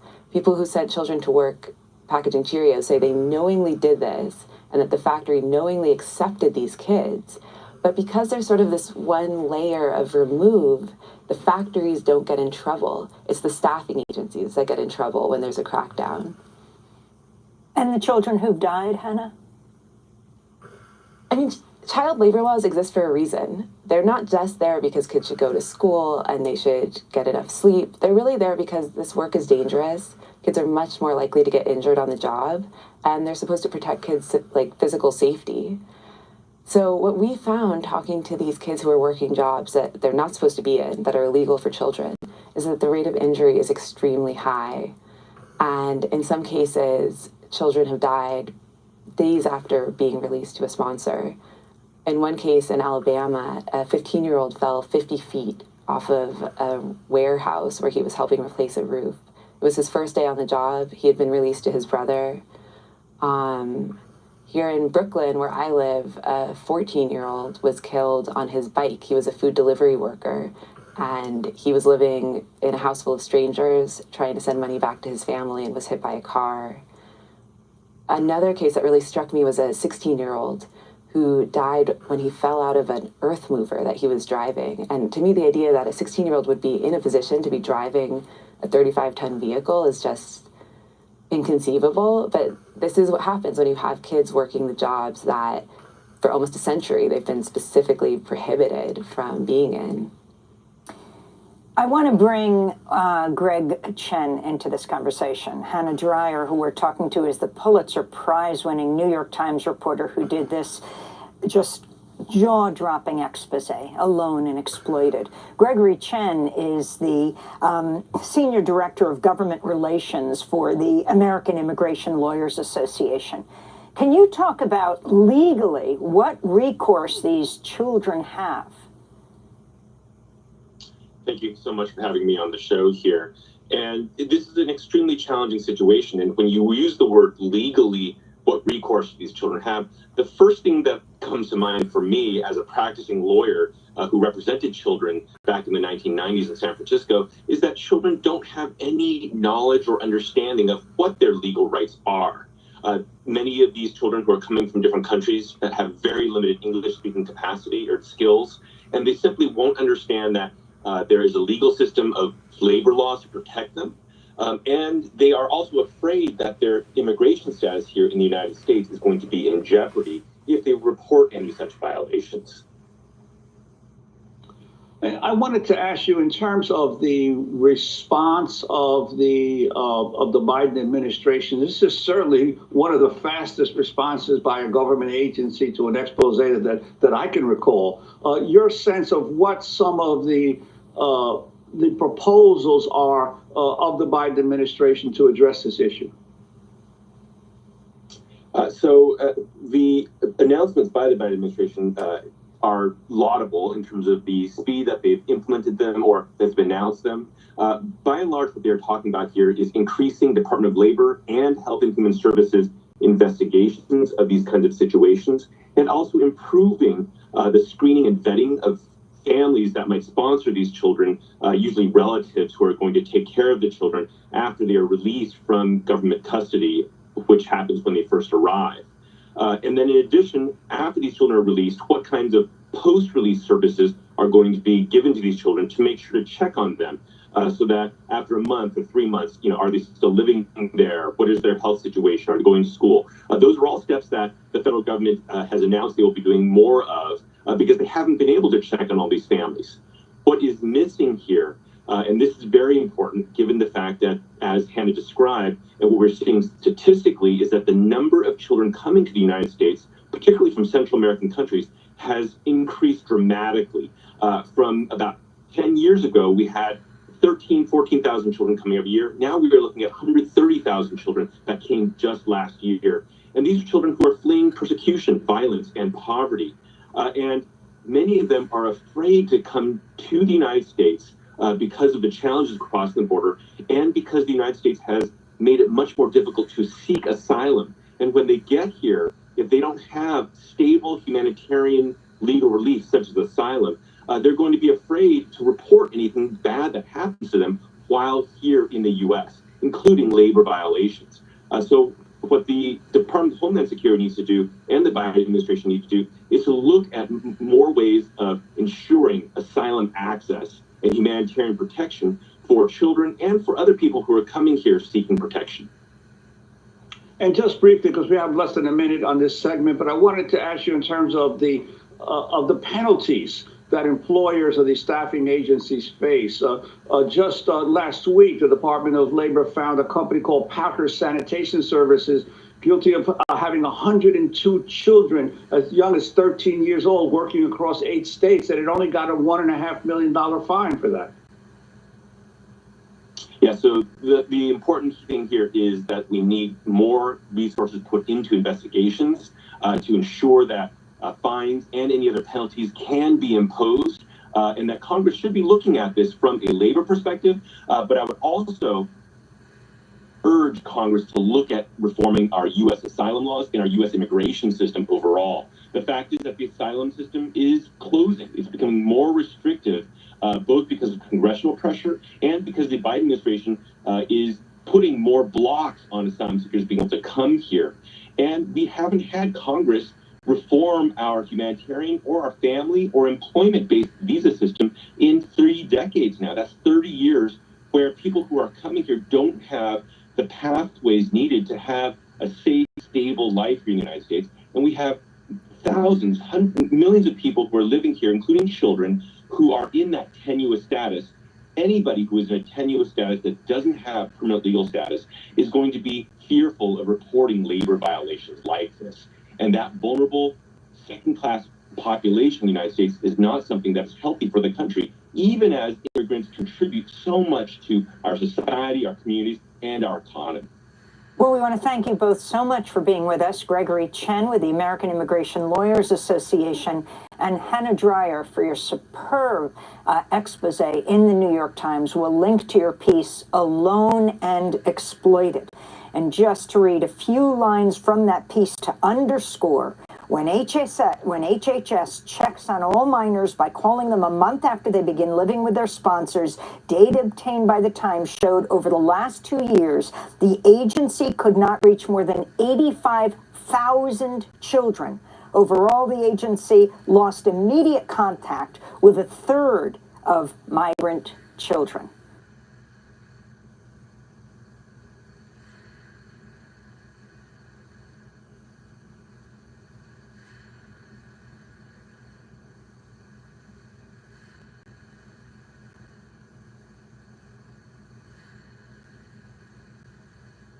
This is Democracy Now!, democracynow.org, The War and Peace Report. I'm Amy Goodman in New York, joined by Democracy Now! Co-host Juan Gonzalez in New Brunswick, New Jersey. Hi, Amy. Welcome to all of our listeners and viewers across the country and around the world. Well, the ransom. That's the name of a major series of articles published by the New York Times detailing how Haiti became one of the poorest countries in the world while bankers in France and the United States made a fortune. The story dates back to the early 19th century. In 1804, the enslaved people of Haiti rose up, leading a rebellion against French colonial rule, founding the world's first Black Republic. Under military threat from France in 1825, Haiti agreed to pay reparations to France for lost so-called property, including enslaved people that French owners lost in the rebellion. France threatened to invade Haiti and reimpose slavery if Haiti did not agree to a staggering amount in reparations, 150 million francs, 30 times Haiti's annual revenue. Haiti began taking out loans from French banks, leading to an economic crisis that continues through to this day. The New York Times estimates Haiti paid the equivalent of what's now $560 million to France over the next 7 decades. The true economic cost to Haiti is estimated to be an astounding $115 billion. And that only tells a part of the story. In 1880, a French bank established Haiti's first national bank, essentially putting France in control of Haiti's treasury. That bank, Crédit Industriel et Commercial, used some of its massive profits to help finance the Eiffel Tower. The bank's current owner has just launched an investigation into its dealings with Haiti and its role in what's called the ecosystem of colonialism, that bank, CIC. The Time series also looks at the U.S. military occupation of Haiti that lasted from 1915 to 1934. A key backer of the U.S. occupation was the National City Bank of New York, the predecessor of Citibank. Former U.S. diplomat Patrick Gaspard, who now heads the Center for American Progress, has called on Citigroup to pay reparations to Haiti. Gaspard wrote on Twitter, "A silent scream has been in throats for decades about the role U.S. played in depleting Haiti. No one would listen. Finally, some truths," he said. Over the years, Haitian demands for reparations have been repeatedly shut down, sometimes with force. France's former ambassador to Haiti, Thierry Boucard, admitted to the New York Times that France and the United States effectively orchestrated the 2004 coup that ousted Haiti's first democratically elected president, Jean-Bertrand Aristide. Boucard said one benefit of the coup was that it ended Aristide's campaign demanding France pay financial reparations to Haiti. To talk more about Haiti and the devastating impact of colonialism in this massive series in the New York Times, we're joined by two guests. Weston Lee Alsanat is a Haitian-American professor at Fordham University, where he teaches courses on the Atlantic slave trade, the American abolition movement, and Afro-Caribbean history. Gerald Horne also joins us. He's professor of history and African American studies at the University of Houston, author of many books, including Confronting Black Jacobins, the U.S., the Haitian Revolution, and the Origins of the Dominican Republic. We welcome you both to Democracy Now! Professor Alsanat, let's begin with you. So this series has come out in the New York Times to both criticism and praise. It's come out in both Creole and in English. That's a first for the New York Times. Can you explain the significance of what many are calling revelations, at least to the general public, but certainly people in Haiti have been alleging for centuries, not only alleging, but of course having proof of this? Yes, thank you, Amy. Thank you for having me today. I'm glad to be here in conversation with you. So first, let me start by saying that a great acknowledgement to the many reporters and producers who put this very special issue together, and to have given it a front time exposure. It will mean a lot, not really for Haitians per se, because the facts that are being revealed throughout the report are very well known, even to the most illiterate Haitian, and even to the youngest Haitian growing up. In fact, given the level of underdevelopment that is prevalent in Haiti today, one knows, at least the Haitian people knows, that this could have only been the legacy of an external force, rather of their own making. So I think the significance of the piece will be that it exposes the rest of the world to a knowledge that actually has existed for over 100 years and shares multiple partners, both in the private sector with regards to the financial industry, as well as the United States government, Germany, Great Britain, and most certainly and most influential France, having played a role in imposing the debt that in many ways will explain Haiti's poverty today. So I welcome the piece. I think it's great in terms of the many research that it brought together, both from academic literature that had already existed, as well as new revelations that are coming up. But in terms of calling it revelations, that would be a misnomer. I myself have written it very extensively on the subject. Many other fellow academics, historians have written about it. There have been movements over the decades to get the United States, France, and the other parties responsible for this to get them to some accountability.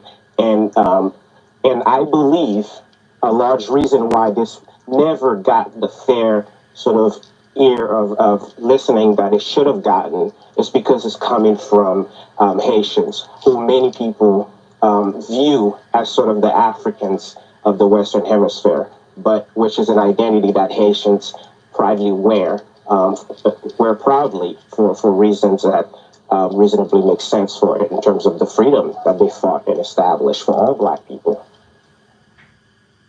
Yeah, I'd like to bring in Professor Gerald Horne to the conversation, another historian who has covered the issue of colonialism, imperialism, and slavery throughout the Americas for decades. I too had the same feeling that a lot of this is only new to people who haven't paid attention to the history of the Western Hemisphere over the last several hundred years. I'm wondering your reaction to the piece, because the Times really is delving into history much more than news. I think the most interesting aspect of it was the particular individuals in France and the institutions that directly benefited from the ransom that Haiti was forced to pay. But largely, this is history that is known by people who know any part of the history of Latin America and of the Western Hemisphere. So I'm wondering your reaction to the piece as a historian who studied this carefully. Well, first of all, I would urge and encourage the New York Times to follow through with their point that they have uncovered new documents by putting these documents online so that other historians can take advantage of their excavations, and or secondly, placing them at the New York Times archive, which I believe has been cited at the New York Public Library. But I think that the story also is of significance and of moment for us in the United States, for we in the United States, because there has been this myth that has been created that the United States and the Haitian Revolution were twins, even though we know, as I begin my book on the Haitian Revolution, George Washington, the founding father of this country, was quite nervous about the eruption in Haiti in August 1791. And this was understandable because the Haitian Revolution, culminating in 1804, led to a general crisis of the entire slave system in the Americas that could only be resolved with its collapse. Therefore, the United States was probably second to France in being an antagonist of the Haitian people. From their point of view, this was a reaction to the fact that many of the slave revolts in the United States had Haitian fingerprints all over them. I'm speaking of Gabriel's revolt in Virginia in 1800, the revolt in Louisiana circa 1811, Denmark Vesey about a decade later in South Carolina. In fact, Vesey had sailed in and out of Haiti before that eruption in Charleston, South Carolina. And then, culminating this hostility to Haiti, there is substantial evidence to suggest that when the island that we refer to as Hispaniola was split in 1844 with the secession from Haiti of what became the Dominican Republic, that this was an early success for U.S. covert operations. So this story in the New York Times is of significance for we in the United States. Hopefully, it will cause us to re-examine the history of this country and move away from the propaganda point that somehow the United States was an abolitionist republic when actually it was the foremost slaveholders republic. And I'm wondering also if it wouldn't have been worthwhile for the New York Times to do another piece on its own coverage of Haiti over the past 100 years or so. I'm thinking back, for instance, during the first coup against President Aristide, when there were numerous articles in the New York Times about how Aristide was considered to be mentally unstable and erratic in his behavior, all of it fed to it by intelligence sources. And even the Times' coverage, perhaps, of the U.S. occupation, that long occupation in the early 20th century. The Times seems to be willing to go after France and the U.S., but really doesn't look at its own role in creating the narrative of Haiti as a dysfunctional country. I'm wondering what you think about that, Gerald. Well, you're absolutely correct. Obviously, criticism should be accompanied by self-criticism, and there is much work to be done in that sphere by the New York Times. You mentioned the occupation, 1915 to 1934. The New York Times did not necessarily stress and emphasize in their coverage the mass opposition to the U.S. occupation, particularly by Black Americans, particularly by a founder of the NAACP, speaking of W.E.B. Du Bois, who, as you know, his ancestral roots were in fact on the island, and he led a vigorous campaign against this murderous and bloodthirsty occupation that in some ways involved the reassertion of unpaid labor, the so-called corvée, as it was called euphemistically in Haiti. And the New York Times would do well to re-examine its own coverage, because hopefully that would improve today's coverage. Well, I want to go back to 2004. Juan just referred to this.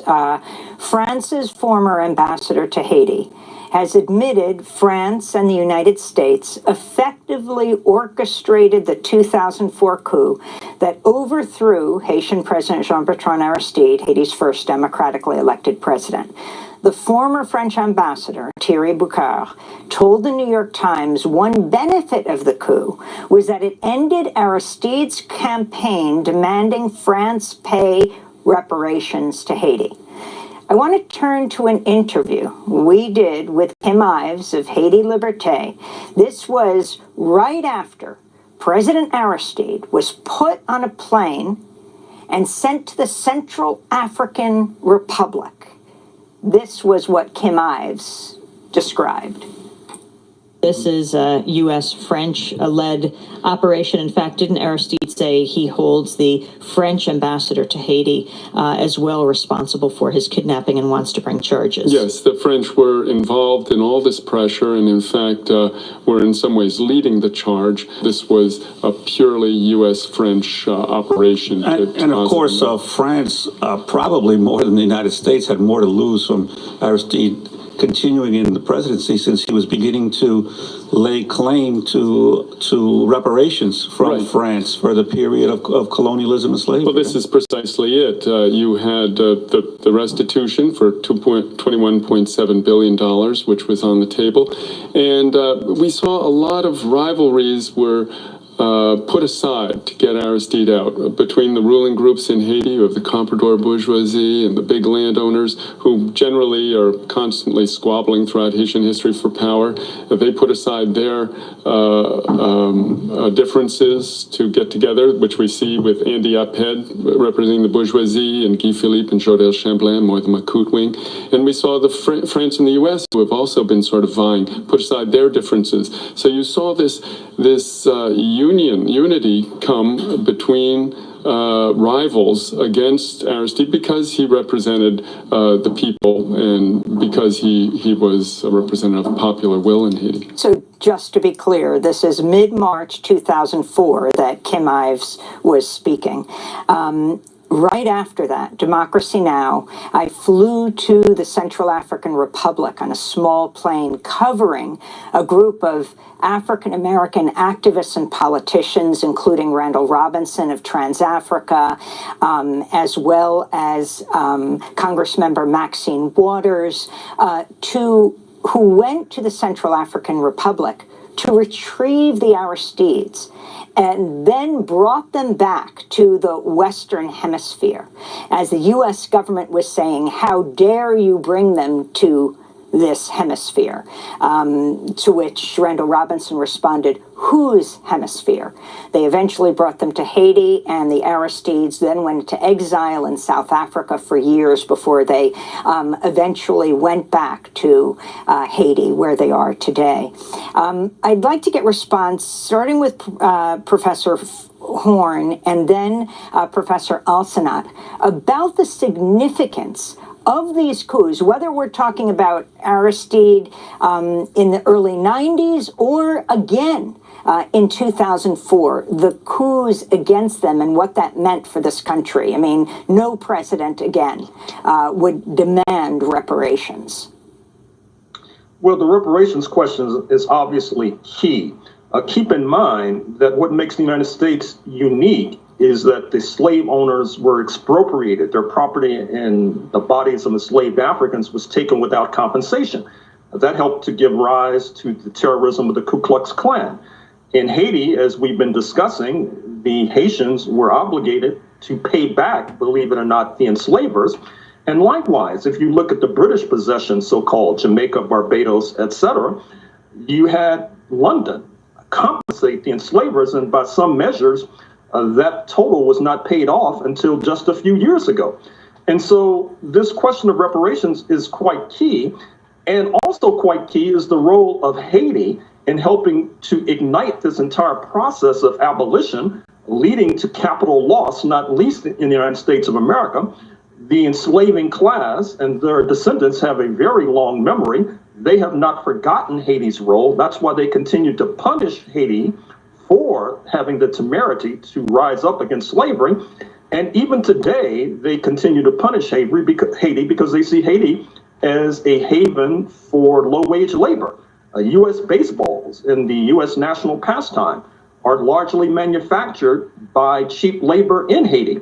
So there is still much to sort out with regard to this entire controversy. And Professor Alsanat, if you could also respond right through today to the U.S. diplomat Patrick Gaspard, who now runs Center for American Progress, demanding Citibank launch an investigation, and the whole issue of reparations, whether you could see it actually being real, given the devastation of Haiti.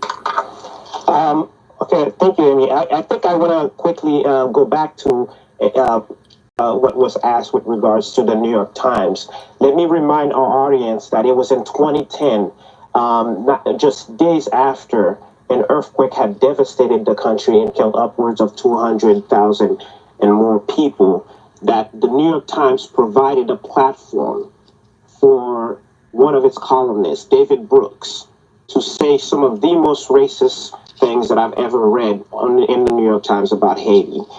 So if we are going to also give the New York Times the credit for what is a phenomenal job about talking on this issue, they should also start by apologizing for what Mr. Brooks had said then, which, let me quote real quick. Haiti, like most of the world's poorest nations, suffers from a complex web of progress-resistant cultural influences. There is the influence of the voodoo religion, which spreads the message that life is capricious and planning futile. There are high levels of social mistrust. Responsibility is often not internalized. Child rearing practices often involve neglect in the early years and harsh retribution when kids hit 9 or 10. We're all supposed to politely respect each other's cultures, but some cultures are more progress resistant than others, and a horrible tragedy was just exacerbated by one of them. So I call on the New York Times to both acknowledge the statements of racist demagoguery on its pages from Mr. David Brooks. As anyone can judge for themselves, they can go back and look at the op-ed and its pseudo-intellectual anthropologizing of Haitians. So that's one. And with regards to Mr. Gaspar, I believe he actually served in the Obama administration. And most people should know that President Obama, being himself the first Black African-American president of the United States, actually never made an official visit to the first Black republic in the world, the very nation without which Mr. Obama would have not assumed the role of leading a society like the United States as he had. So I would like to know from Mr. Gaspar, why is that the administration never actually took the very official position that he is taking right now with regards to Haitian poverty and underdevelopment, and the explicit role that the United States, France, Canada, and Germany have played in all of that. And then lastly, I just want to respond to your question with regards to just the immensity of the debt and the destructive legacy it has had for Haiti. The tragedy of all of this is that even once this debt is paid, if it were to ever be paid, which I, like Professor Horn, I believe there are parties that are invested in never actually realizing that possibility. Even if that debt were to be paid, we are already talking about decades of gaps in development that were missed in the process because of where the money was going. Something like upwards to 80% of all Haitian expenditures up until the early part of the 20th century was going to financing the debt. And the fact that American firms from Wall Street in cahoots with the federal government in terms of the State Department, the Navy, and you have names like General Smedley Butler, who actually wrote about his role as a Marines in Haiti and how he secured the interests of the financial corporate groups, as well as working with the State Department to make sure that Haiti becomes a haven for capitalism, as he said. And also, we can even see FDR, Franklin Delano Roosevelt himself had been Secretary of the Navy upon the time that Haiti was invaded and becoming a protectorate, essentially, of the United States. And he, too, had professed to actually amending the Haitian Constitution to take out a very revolutionary constitutional clause that had banned white male from owning land in Haiti. Among the first constitutional clauses that the occupation targeted was that, and therefore opened the country up to internal meddling by the international powers. But lastly, I just want to also note the fact that with regards to what you had said about the Eiffel Tower, Credit Industrial, which is now a part of Credit Agricole, one of the largest banks in the world, I think among the 10th largest banks in the world, having funded the building of the Eiffel Tower, which is now this massive monument to French industrial prowess. That it was happening at a moment in which the United States, France, Germany, and parts of Western Europe were developing rapidly from the capital that they were extracting from many of their former colonies or their current colonies. So imagine what would the history of development in Haiti be today if at the same time that the world is undergoing industrial transformations, the likes of which we see today in the form of the Eiffel Tower. What if that money that was taken from Haiti, financing French infrastructure, was financing Haitian infrastructure instead? The fact of the matter is there is no progress-resistant genes that somehow Haitians are born with. Perhaps someone like David Brooks was born with that, with some progress-resistant gene, as he is unable to fathom that Haitians can take care of themselves. But the truth goes to show where the receipts are in terms of why we know Haiti is in the position that it is today. I'd like to ask Gerald Horn, the bank aspect of this reporting, which to me is I think the most newsworthy, in that the Times actually was able to get a hold in French archives of financial arrangements that were made between banking interests in France and Haiti, as well as it's uncovering, or more deeply uncovering, the role of First National City Bank in the early 20th century in Haiti. So I think that this is some of the best stuff in this report. But it's almost like, hey, New York Times discovers imperialism. Isn't the role of Wall Street and European banks in controlling the economies, not just of Haiti, but of Honduras, of Nicaragua, of Cuba, of many of these countries in Latin America, part of the operational mode of American imperialism? Most definitely. And I think that the series, laudable as it has been, could also have made a contribution if it had pointed out the close connections between France and the United States. That is to say, in the 20th century, they began to talk about the Citibank and Citicorp and how it was involved in the depredations inflicted upon Haiti.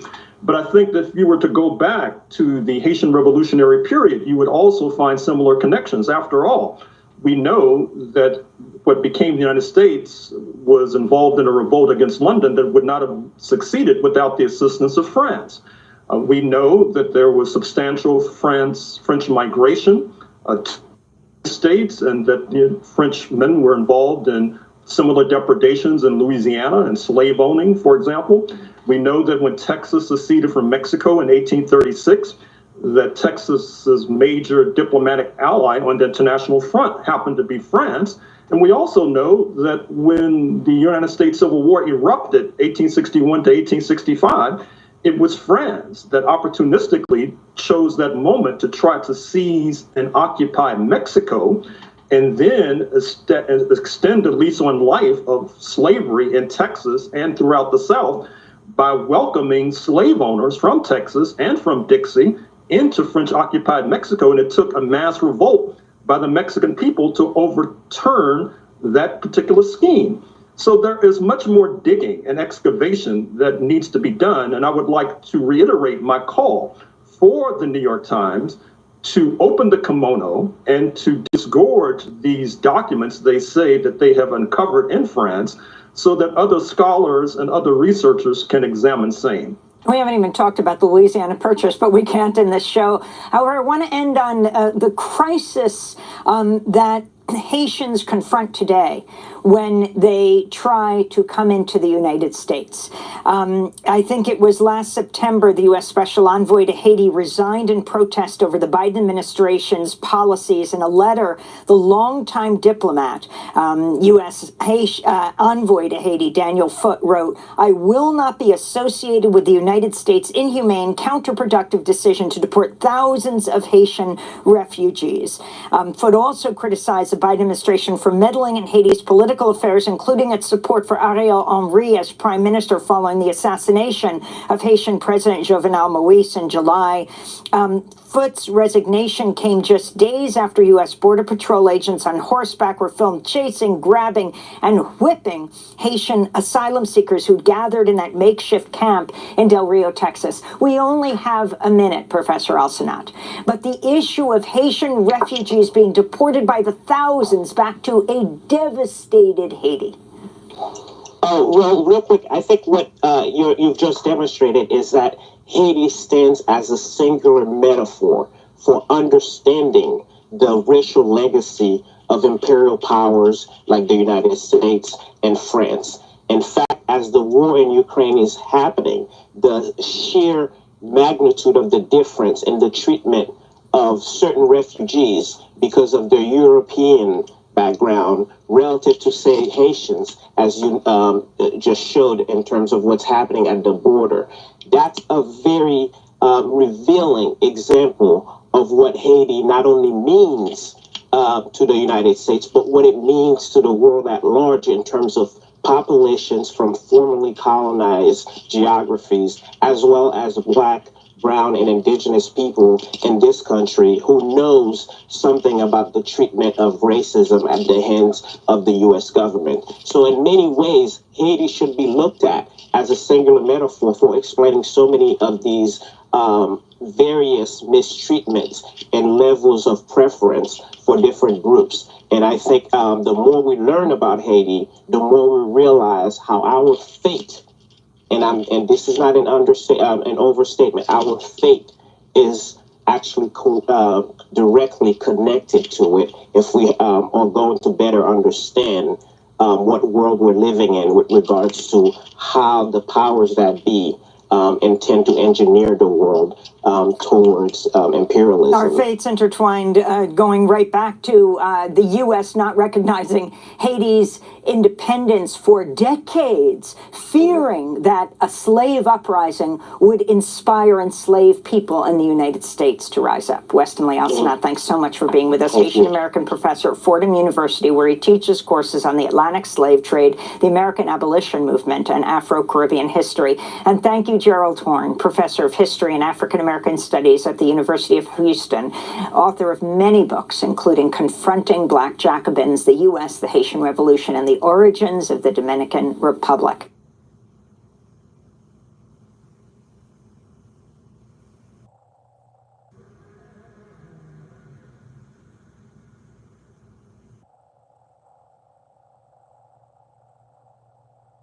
Well, Politico is reporting the Biden administration is preparing to ask Congress to approve a new $1.1 billion arms sale to Taiwan.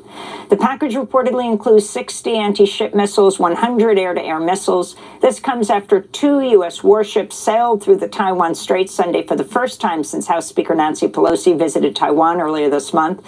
China condemned the visit and launched major military drills near Taiwan.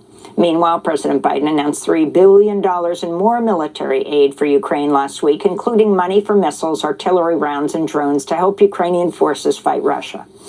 We begin today's show looking at U.S. policy on Russia and China. We're joined by the economist Jeffrey Sachs, director of the Center for Sustainable Development at Columbia University. He's president of the UN Sustainable Development Solutions Network. He served as advisor to 3 UN Secretaries General. His latest article is headlined, "The West's False Narrative About Russia and China." He begins the article by writing, quote, "The world is on the edge of nuclear catastrophe in no small part because of the failure of Western political leaders to be forthright about the causes of the escalating global conflicts. The relentless Western narrative that the West is noble while Russia and China are evil is simple-minded and extraordinarily dangerous," Jeffrey Sachs writes.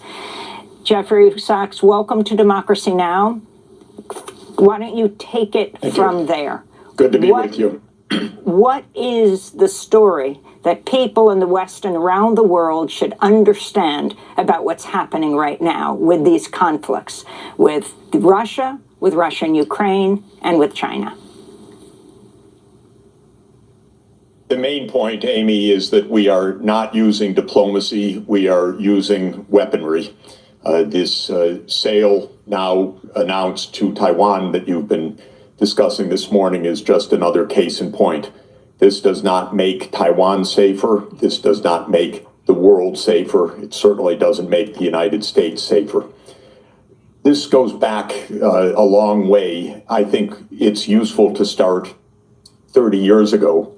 The Soviet Union ended, and some American leaders got it into their head that there was now what they called the unipolar world, that the U.S. was the sole superpower and we could run the show. The results have been disastrous. We have had now 3 decades of militarization of American foreign policy. A new database that Tufts is maintaining has just shown that there have been more than 100 military interventions by the United States since 1991. It's really unbelievable.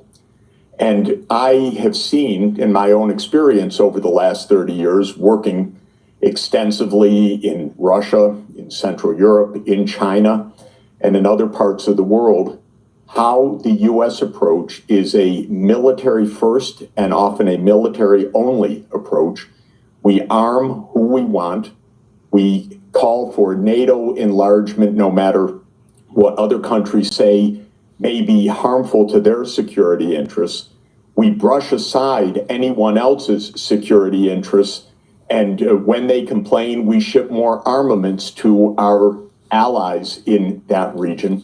We go to war when we want, where we want, whether it was Afghanistan or Iraq or the covert war against Assad in Syria, which is even today not properly understood by the American people, or the war in Libya.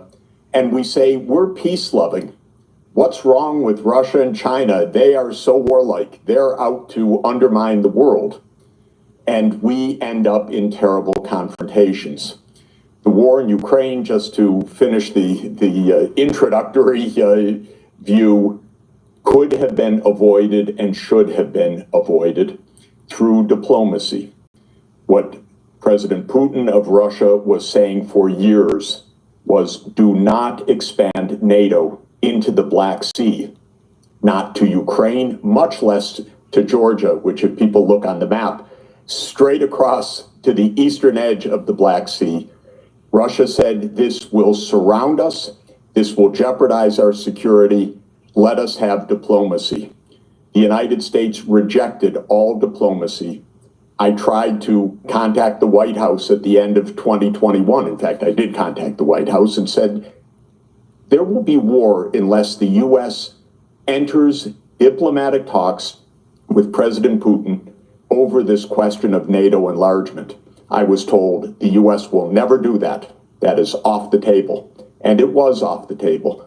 Now we have a war that's extraordinarily dangerous, and we are taking exactly the same tactics in East Asia that led to the war in Ukraine. We're organizing alliances, building up weaponry, trash talking China, having Speaker Pelosi fly to Taiwan when the Chinese government said, please lower the temperature, lower the tensions. We say, no, we do what we want, and now send more arms. This is a recipe for yet another war.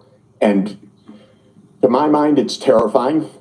We are at the 60th anniversary of the Cuban Missile Crisis, which I've studied all my life, and I've written a book about the aftermath. We are driving to the precipice, and we are filled with our enthusiasm as we do so, and it's just unaccountably dangerous and wrong-headed, the whole approach of U.S. foreign policy, and it's bipartisan. Jeffrey Sachs, I wanted to ask you, one of the things that you mentioned in a recent article that was published in Consortium News was this insistence of the United States, dragging Europe along as well, in maintaining hegemony throughout the world at a time when the economic power of the West is declining. You mentioned, for instance, that the BRICS nations, Brazil, Russia, India, China, and South Africa, represent more than 40% of the world's population and have a greater GDP than the G7 nations, yet their interests and their concerns are pretty much dismissed, or in the case, obviously, of Russia and China, portrayed to the American people as the aggressors, as the authoritarians, as the ones that are creating turmoil in the world. I'm wondering if you could expand on that. Yeah, absolutely, and directing us to that is extremely important.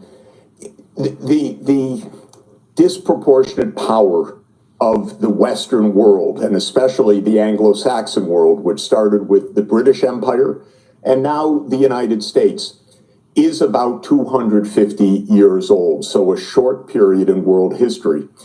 It happened for a lot of very interesting reasons that the Industrial Revolution came to England first. The steam engine was invented there. That's probably the single most important invention of modern history. Britain became militarily dominant in the 19th century, like the United States was in the second half of the 20th century. Britain ran the show. Britain had the empire on which the sun never set.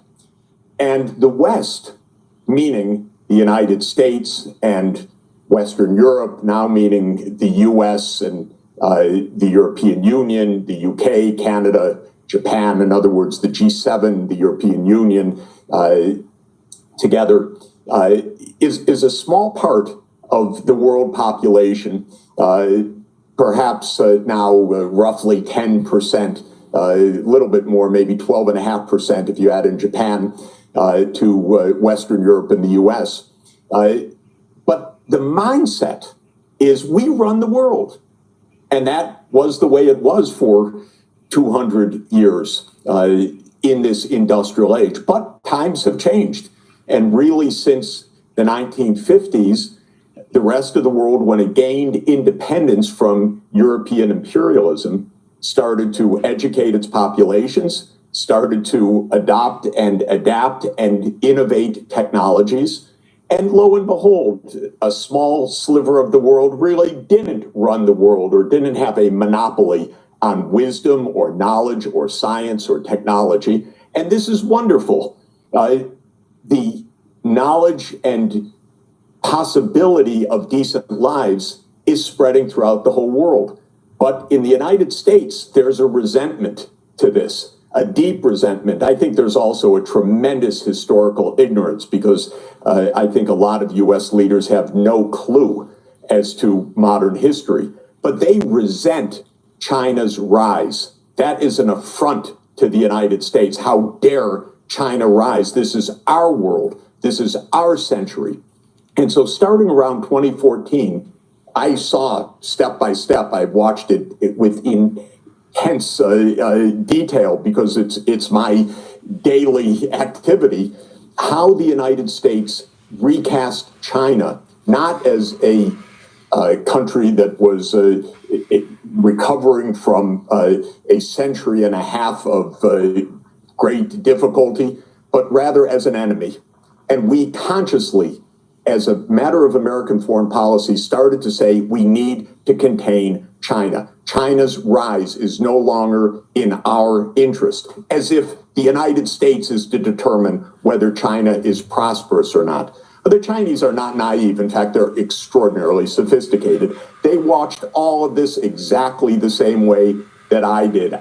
I know the authors of the U.S. texts. They are my colleagues at Harvard or other places. I was shocked when this kind of containment idea started to be applied.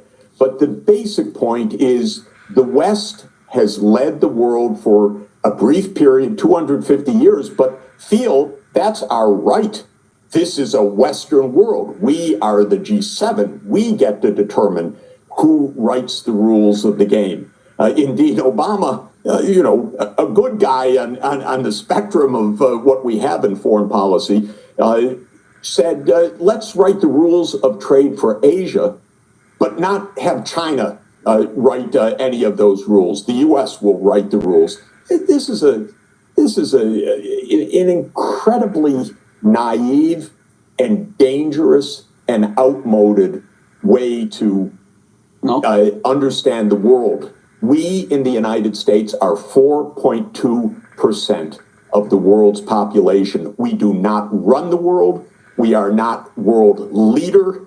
We are a country of 4.2% of the people in a big, diverse world, and we should learn to get along. Play in the sandbox peacefully, not demand that we have all the toys in the sandbox. And we're not over that thinking yet. And unfortunately, it's both political parties. It's what motivates Speaker Pelosi to go to Taiwan in the middle of all of this as if she really had to go to stir up the tensions. But it's the mindset that the U.S. is in charge. I wanted to go back a little bit back into the 1990s. You recall, I'm sure, the enormous financial collapse that occurred in Mexico in the 1990s, where the Clinton administration authorized $50 billion in a bailout to Mexico, which was really to Wall Street investors. At the time, you were advising the post-Soviet Russian government, which also had a had deep financial problems at the time, but was unable to get any significant Western assistance, or even from the International Monetary Fund. And you were critical of that at the time. I'm wondering if you could talk about the differences, how the U.S. responded to the Mexico crisis versus the Russian financial crisis, and what the roots of that may have been in what the current situation is in Russia today. Absolutely, and I had a controlled experiment because I was economic advisor both to Poland and to the Soviet Union in the last year of President Gorbachev, and to President Yeltsin in the first 2 years of Russian independence, 1992-93. My job was finance, to actually help Russia find a way to address, as you described it, a massive financial crisis. And my basic recommendation in Poland and then in Soviet Union and in Russia was to avoid a societal crisis and a geopolitical crisis. The rich Western world should help to tamp down this extraordinary financial crisis that was taking place with the breakdown of the former Soviet Union. Well, interestingly, in the case of Poland, I made a series of very specific recommendations, and they were all accepted by the U.S. government, creating a stabilization fund, canceling part of Poland's debts, allowing many financial maneuvers to get Poland out of the difficulty. And, I patted myself on the back. Oh, look at this. I make a recommendation. And one of them for $1 billion stabilization fund was accepted within 8 hours by the White House. So I thought, pretty good. Then came the analogous appeal on behalf of first Gorbachev in the final days, and then President Yeltsin. Everything I recommended, which was on the same basis of economic dynamics, was rejected flat out by the White House. I didn't understand it, I have to tell you, at the time. I said, but it worked in Poland. And they'd stare at me blankly. In fact, an acting Secretary of State in 1992 said, Professor Sachs, it doesn't even matter whether I agree with you or not, it's not going to happen. And it took me actually quite a while to understand the underlying geopolitics. Those were exactly the days of Cheney and Wolfowitz and Rumsfeld and what became the project for the new American century, meaning for the continuation of American hegemony. I didn't see it at the moment because I was thinking as an economist how to help overcome a financial crisis, but the unipolar politics was taking shape, and it was devastating. Of course, it left Russia in a massive financial crisis that led to a lot of instability that had its own implications for years to come. But even more than that, what these people were planning early on, despite explicit promises to Gorbachev and Yeltsin, was the expansion of NATO. And Clinton started the expansion of NATO with the three countries of Central Europe, Poland, Hungary, and Czech Republic. And then George W. Bush Jr. added 7 countries, Bulgaria, Romania, Slovakia, Slovenia, and the 3 Baltic states, but right up against Russia. And then in 2008, the coup de grace, which was the U.S. insistence over the private opposition of the European leaders. And European leaders talked to me privately about it at the time. But in 2008, Bush said, NATO will expand to Ukraine and to Georgia. And again, if you take out a map and look at the Black Sea, the explicit goal was to surround Russia in the Black Sea. By the way, it's an old playbook. It's the same playbook as Palmerston in 1853 to 1856 in the First Crimean War. Surround Russia in the Black Sea, cut off its ability to have a military presence and to project any kind of influence into the Eastern Mediterranean. Brzezinski himself said in 1997 that Ukraine would be the geographic pivot for Eurasia. So what these neocons were doing in the early 1990s was building the U.S. unipolar world. And they were already contemplating lots of wars in order to take out the former Soviet allied countries, wars to overthrow Saddam, wars to overthrow Assad, wars to overthrow Gaddafi. Those were all rolled out in the next 20 years. They've been a complete disaster, debacle for those countries, horrible for the United States, trillions of dollars wasted. But it was a plan, and that neoconservative plan is in its heyday right now on 2 fronts, in the Ukraine front and on the Taiwan Straits front. And it's extraordinarily dangerous what these people are doing to American foreign policy, which hardly is a policy of democracy. It's a policy of a small group that has the idea that a unipolar world and U.S. hegemony is the way that we need to go. Jeffrey Sachs, we don't have much time, but since this was such a big issue, Naomi Klein took you on big time with the shock doctrine, talking about you recommending shock therapy. Can you draw a line between what happened as the Russian economy unraveled to the conditions leading up to the Ukraine invasion?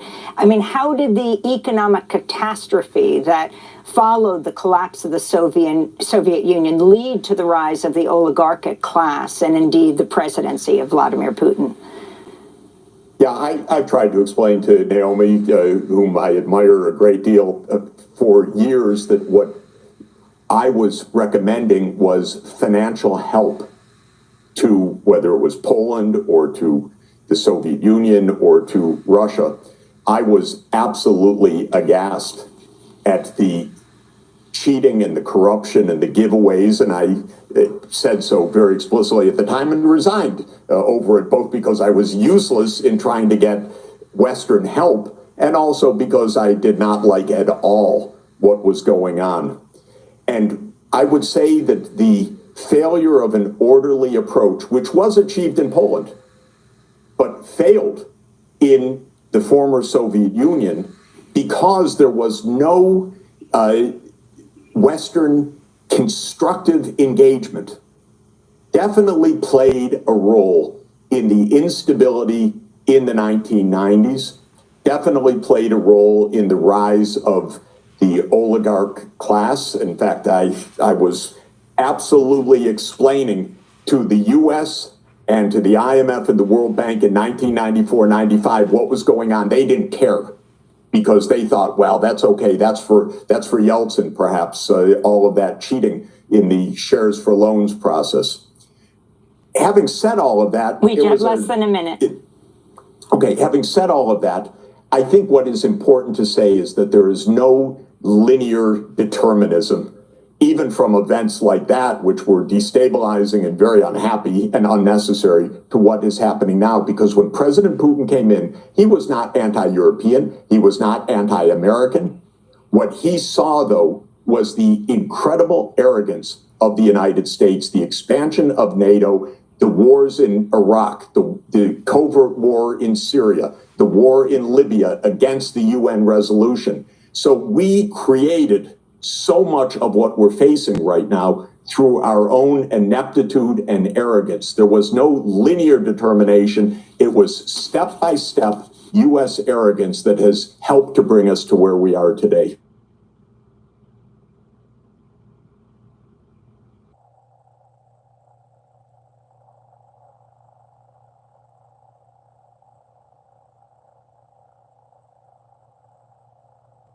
This is Democracy Now!, democracynow.org, The War and Peace Report. I'm Amy Goodman in New York with Juan Gonzalez in Chicago. The official death toll in Gaza has topped 33,400, including over 14,000 children, with over 76,000 people wounded. Over 1.7 million Palestinians have been displaced, around 70% of Gaza's population, while famine is setting in. The International Court of Justice has ruled there's plausible case Israel's committing genocide in Gaza. Meanwhile, violence by Israeli soldiers and settlers against Palestinians in the occupied West Bank has also exploded, with over 450 Palestinians killed in the last 6 months and at least 14 villages and towns forcibly depopulated. Among those speaking out against the violence are Israeli soldiers themselves. Breaking the Silence is an anti-occupation group led by veterans of the Israeli army. The group was founded in 2004, 20 years ago, in the aftermath of the Second Intifada. We're joined right now by two members of Breaking the Silence. Nadav Byman is the group's deputy director. He served in the West Bank and Gaza from 2005 to 2008. And Tal Sagi is the group's education director. She served as a soldier in Hebron, one of the largest cities in the West Bank. We welcome you both to Democracy Now!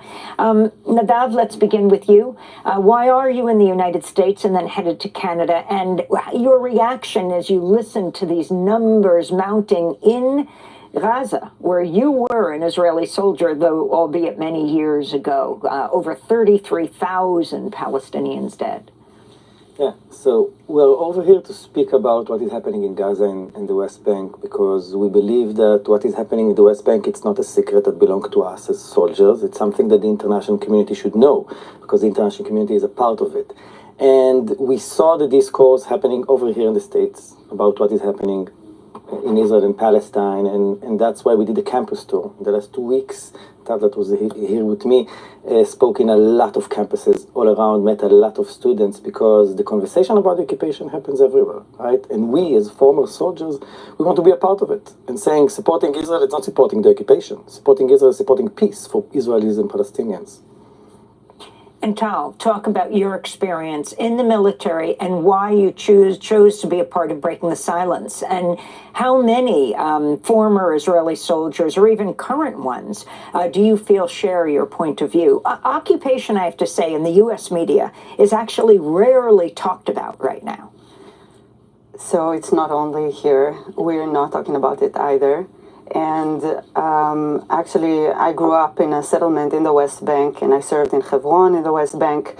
And while serving, I was a tour guide. I used to take groups of soldiers for tours in the Tomb of the Patriarchs in Hebron. And I didn't know what occupation is while taking these tours in this huge Palestinian city, surrounded by soldiers, and there are settlements in the middle of the city, and I didn't know that this city is under military control while I'm taking part of this military control, while I'm a settler myself. I didn't know where is the green line on what is the green line, or anything about these things. So it took me a lot of time to realize that, but the fact that I didn't know that is not a mistake. We don't know these things as Israelis. We are not.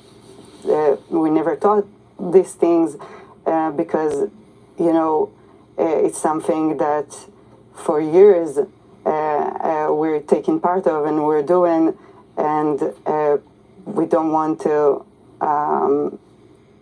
stop controlling millions of lives of Palestinians for so many. We're doing it for so many years, and we don't want to stop because we want to make sure that we have the control over the land. And we see now also how we don't have any other future. That's all we get. We've been told that this is security and we have to control millions of lives, and we don't have other options. And we're trying to say that there are other options, but it's really hard to say to the Israeli society because we don't know that there are other options. And Tal, you said that you didn't know that you were participating in the occupation. What were you taught in school in Israel about the Arabs and the Palestinians around you? So I knew Palestinians from the other side of the fence. The settlement that I grew up in was surrounded by fences separating the settlement from the Palestinian villages around us. And I knew that they're not allowed to go into the settlement. I knew that I can go into the Palestinian village, and we never had any interaction, even though we lived so close to one another, and I could see everything that is happening in the other side of the fence, and hear everything that is happening there. And I knew that they're my enemies. I knew that they all want to kill us. That was the only thing I knew about Palestinians. And we call them Arabs, like they're all one big Arabs and like one big enemy. So that was the only thing I knew about them. And Nadav Weidman, I wanted to ask you, what's been the reception that you've received especially on the college campuses, given the fact that that any discussions about the Israel and Palestine have been so charged in recent months? Not only the reception from the students, but from the administrations at these various colleges. Nadav couldn't hear you, Juan, but Juan's question to you was, what is the reception of the students and the administrators in all the college campuses? You've organized this with J Street. Talk about what kind of reception you've gotten. Yeah, so it was quite interesting because our lecture managed to bring together Israeli students that came to study here in the US, Jewish American students, and also Palestinian Americans. And I think that when you speak about the reality firsthand, right, we did it. We stood in checkpoints, we raided homes, we attacked Gaza from the air, we fought from the ground. So when you bring reality, you bring a real conversation about the occupation, and you bring a real conversation about Gaza. So the responses were quite amazing. There was really in-depth question and very interesting conversation around what is happening now, but what the future holds for us. And also, very important, what the US can do to stop the war at the moment and to release our hostages and to enter as much humanitarian aid as possible to stop the humanitarian crisis and the starvation in Gaza at the moment. So the responses was very, very good, I've got to say. So let me ask you about what has been the response since October 7th to Breaking the Silence, your group of former soldiers in Israel speaking out on behalf of both the Palestinians and those who are anti-occupation within Israel. So from the very beginning of after October 7th, I've got to say October 7th was for an Israeli activist against the occupation was very hard. You know, yes, I ran with my children and my wife to the shelter in Tel Aviv, but immediately we start call to all of our testifiers, activists, donors in the Gaza envelope, and eventually some of them didn't answer, and two of them were murdered on October 7th, and one of them was a very good friend of mine, and this is how it started, right? You know, the blood was boiling, everybody was angry. But then on October 8th, we became a revenge army, and we started the airstrikes in Gaza. And of course, that we're breaking the silence. We know how it works, right? We know how airstrike looks like. We know how fighting in Gaza looks like.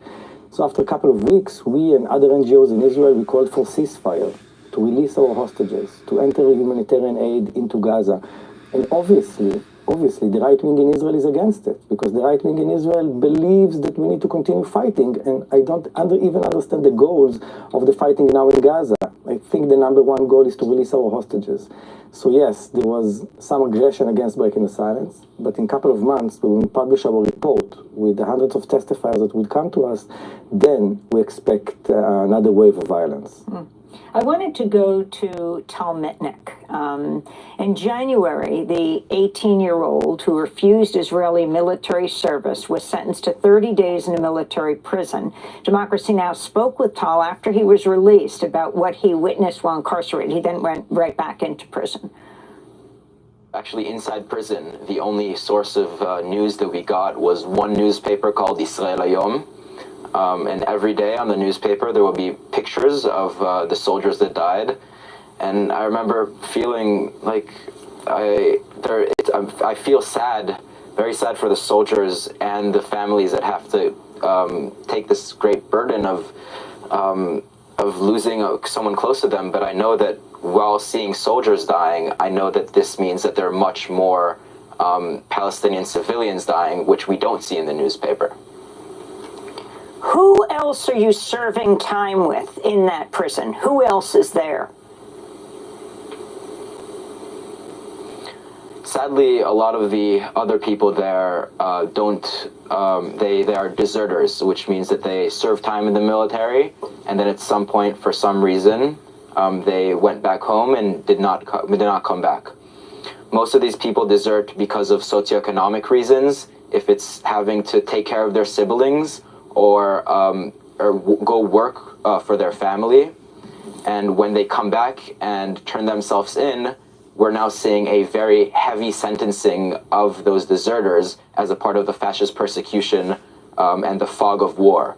People that went to work for 3 months to feed their family are now being sentenced to half a year in military prison.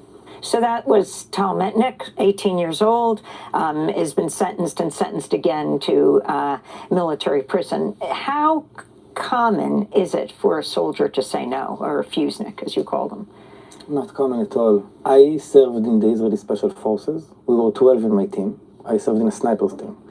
And standing in front of your friends in mid-operation or before operation and say, hey, no, we have to stop because it's against the 4th Geneva Convention or it's against international human law, it really doesn't happen. Because a unit, doesn't matter if it's a platoon, a company, or a team, it's a family. And standing in front of your family members, your brother, saying no, it is very hard. These young men that did it before his army service, I think it's quite unique in the Israeli society. We have a couple of those each year, but the general soldiers and general public, they go to the army as they were requested by the State of Israel. And Nadav, I mean, you served in the IDF in both Gaza and the West Bank. Could you talk about your experiences there and how that shaped your views of the occupation? Yeah, so I served between 2005 to 2008 in a special forces unit, and me and my team served just after the second intifada, but when the IDF really pressured the Palestinian population like we are in the second intifada, so we arrested a lot of people, we searched for all kinds of things, but mainly we did sniping operations. Now, when you want to do sniping operation inside Palestinian cities or villages, you don't have a hill or a forest to take cover in. So what we used to do is something that is called straw widow. It's a code name in the IDF of taking a private Palestinian family's house and turn it into a military post.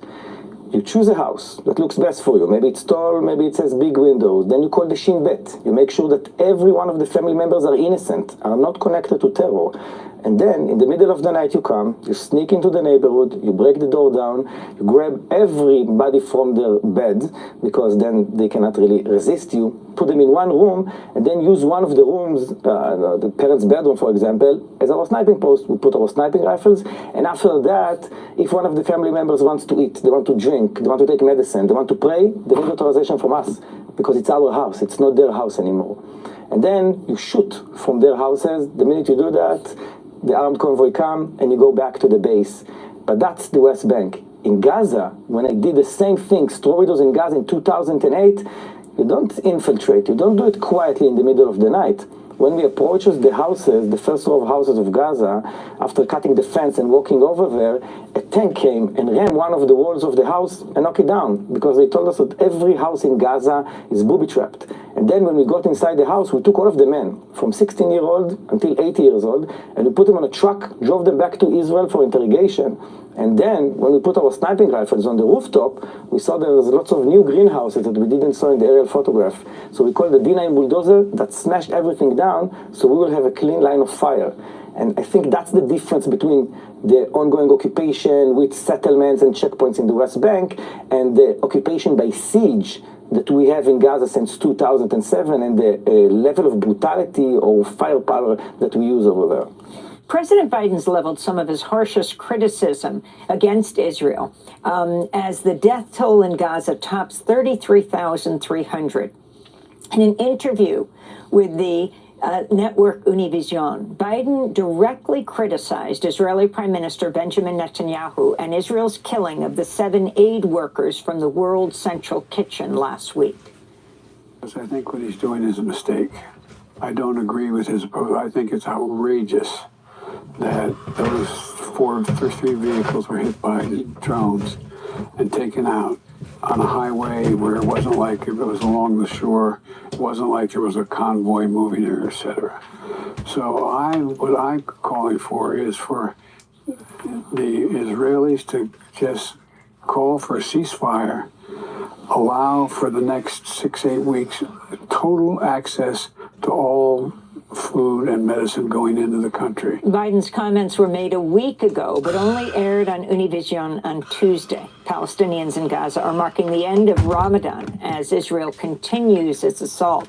Officials in Gaza say at least 14 Palestinians, including 4 children, have died in Israeli strikes on the Nuseirat refugee camp. On Monday, Israel assassinated the mayor of the Al-Maghazi refugee camp. Hamas accused Israel of committing a war crime. The Israeli occupation's army committed a crime yesterday with the assassination of Al-Maghazi municipal chief Hatem Salah al-Ghamri. He's known as a civilian, a municipal head, who provides municipal services since the first day of this war, this genocide against civilians and civil sectors. The Israeli occupation's army purposefully targeted al-Ghamri, even though they are fully aware that he's a civil servant and only works within that framework at Al-Maghazi refugee camp. Meanwhile, on Capitol Hill in the United States, about 50 protesters were arrested Tuesday when they blocked access to the Senate cafeteria, calling for an immediate ceasefire in Gaza. Today, we continue with part 2 of our conversation with 2 former Israeli soldiers, members of the group Breaking the Silence, an anti-occupation group led by veterans of the Israeli army. The group founded 20 years ago in the aftermath of the Second Intifada. We're joined by 2 members. Nadav Weiman is the group's deputy director. He served in the West Bank and Gaza from 2005 to 2008. And Tal Sagit is the group's education director. She served as a soldier in Hebron, one of the largest cities in the West Bank. We welcome you both to Democracy Now! I wanted to ask you, Tal, about Hebron, and about what it was like for you to go there. Hebron in Hebrew, Al-Khalil in Arabic, has a few hundred Jewish settlers and 33,000 Palestinians living there. The streets that Palestinians can walk down, and there are streets that they can't walk down. Checkpoints everywhere. Can you describe your revelation when you got there, what you thought about the city and what you experienced and led you to breaking the silence? So I grew up in a settlement.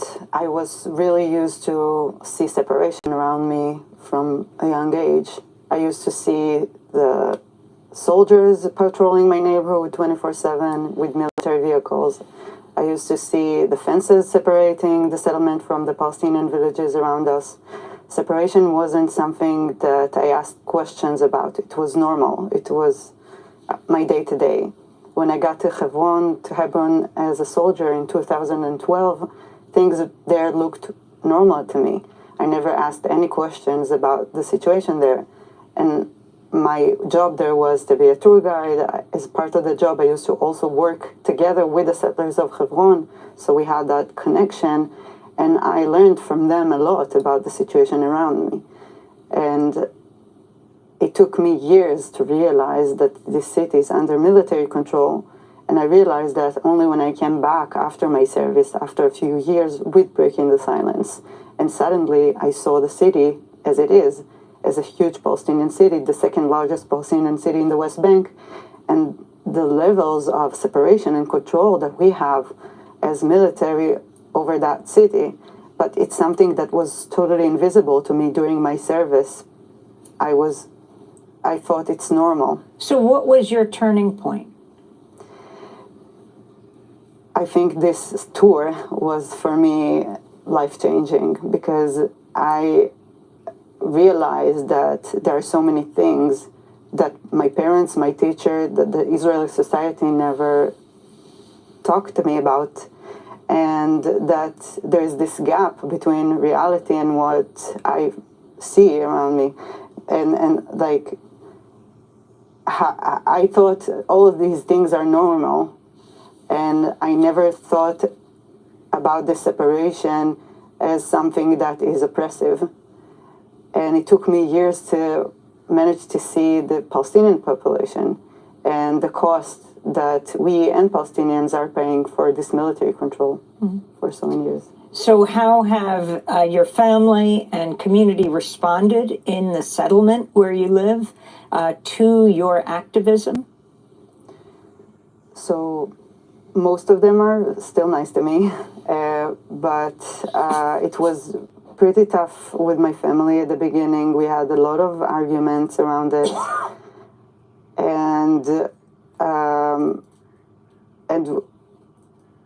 some of them are not agreeing to what I do, but today most of them are pretty supportive, and we have also like really respectful conversation about the situation. But it's not easy, definitely after 7th of October, when I hear some voices around me in my family and my friends, and I want to say that the situation is not promoting security for us. What we're doing in Gaza is not for a better future. It's just taking us to a worse place. And when I hear what other people are saying around me, it's really sad.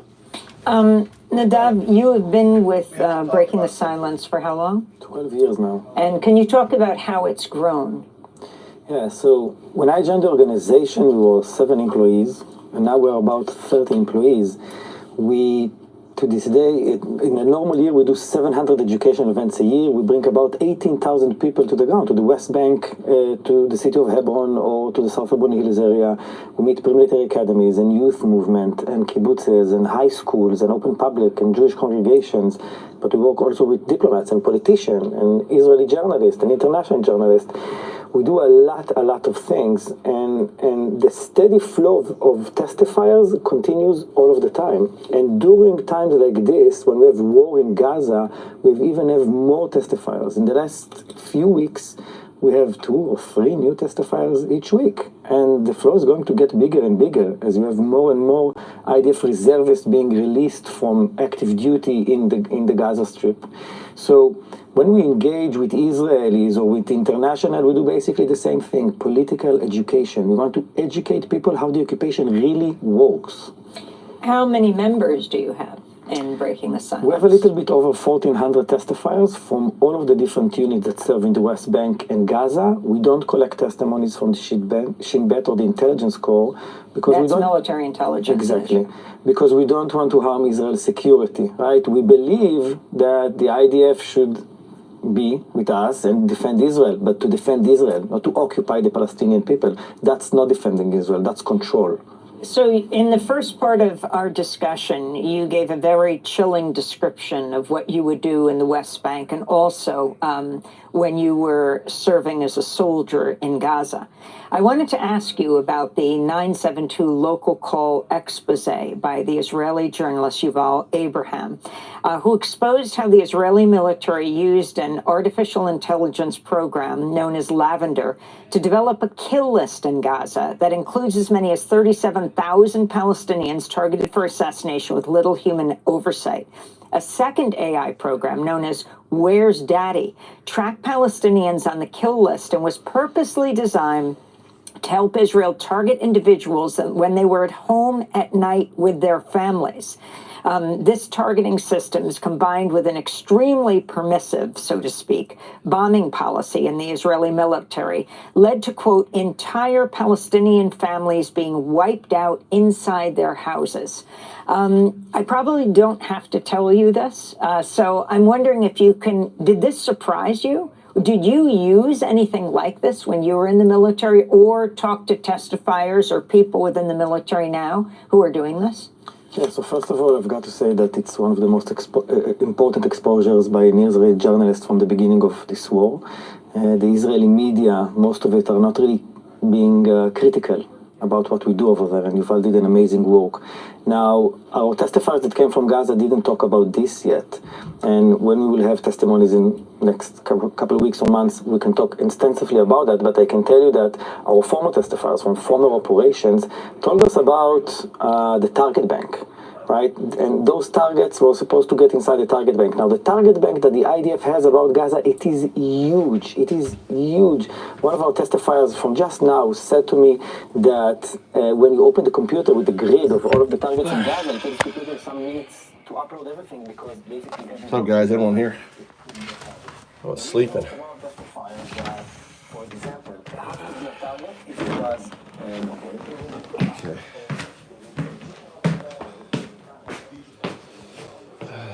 All right. Oh, it's good sleep. Man, I need to sleep.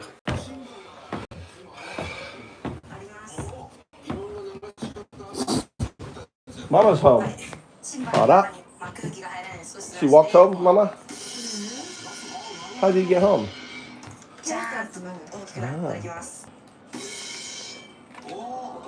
Mikey, really upset.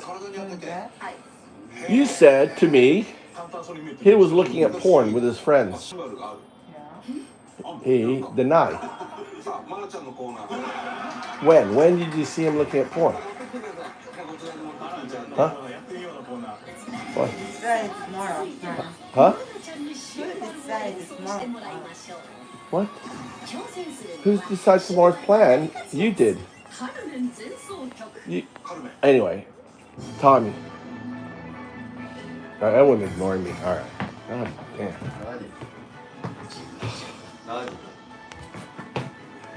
This is just general. You know, in Japan, porn is illegal, right? Right? In Japan, porn's illegal. The government can track you on your porn, right? You understand that? It's like so when if you're not using a VPN, you know what VPN is? VPN, steady. Yes. Okay. And also, porn sites have malicious software, like bad AI and stuff. They want you to download or click on stuff, and they put stuff on your on your phone, right? So it's just, you have to be aware of that, okay? I don't care if you watch it on. You just need to be aware and understand the risk.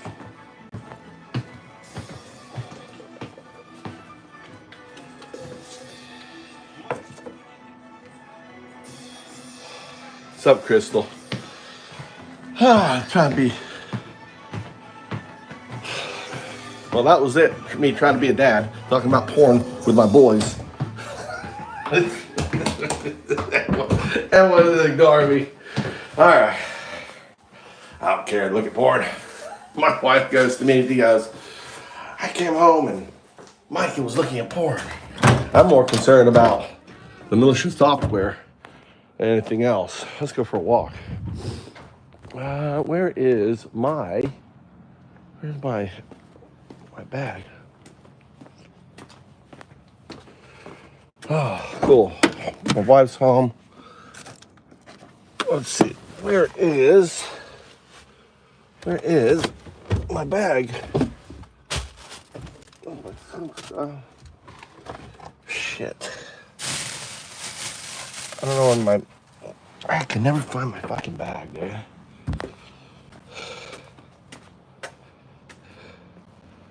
Oh, dude, my oldest son is about to be 18, and my youngest son is going to be 16 this year. I mean, they're boys, you know.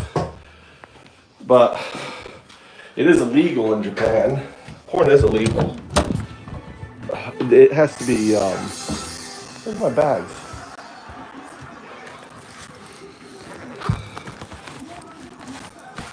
There we go. That's what I'm looking for. This is normal. Anyway. All right.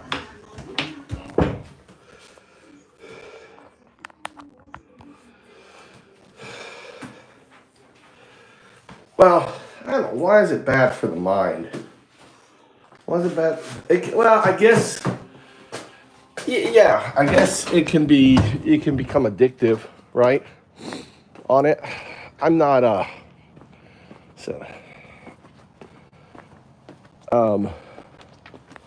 right, that's plugged in. But,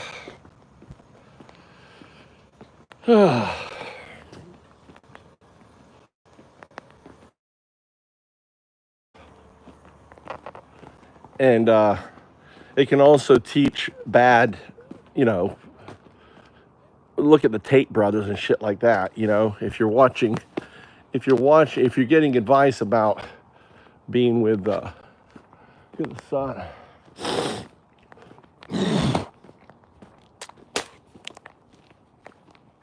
Anyway.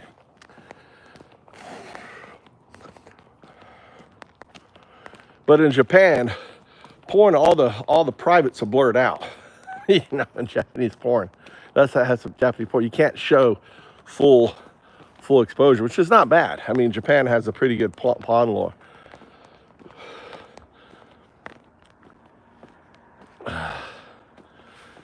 Like all the magazines and stuff that I was showing today, all is blurred out.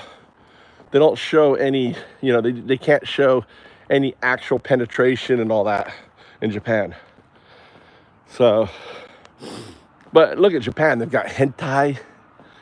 Hentai porn is like just, you know, completely over the top porn.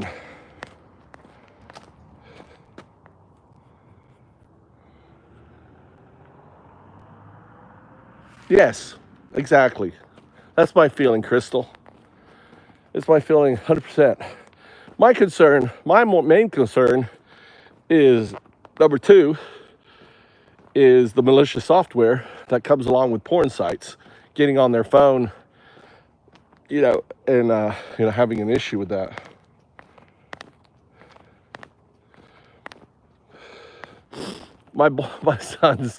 My sons have, dude, they both have exercise. My youngest boxes, right? Anyway, Mikey Bentley says that he doesn't look at porn, and my other son, they're not like, you know, if they use porn, it probably, more like a, I thought I saw something over there. More like a curiosity than anything else. And my 18-year-old, unlike me at that age, which was just fixated with, our society in America, because of our sexual repression, sex growing up in the West is like, sex is such a big deal, nudity and sex. It's that what is that, Puritan repressed upbringing stuff.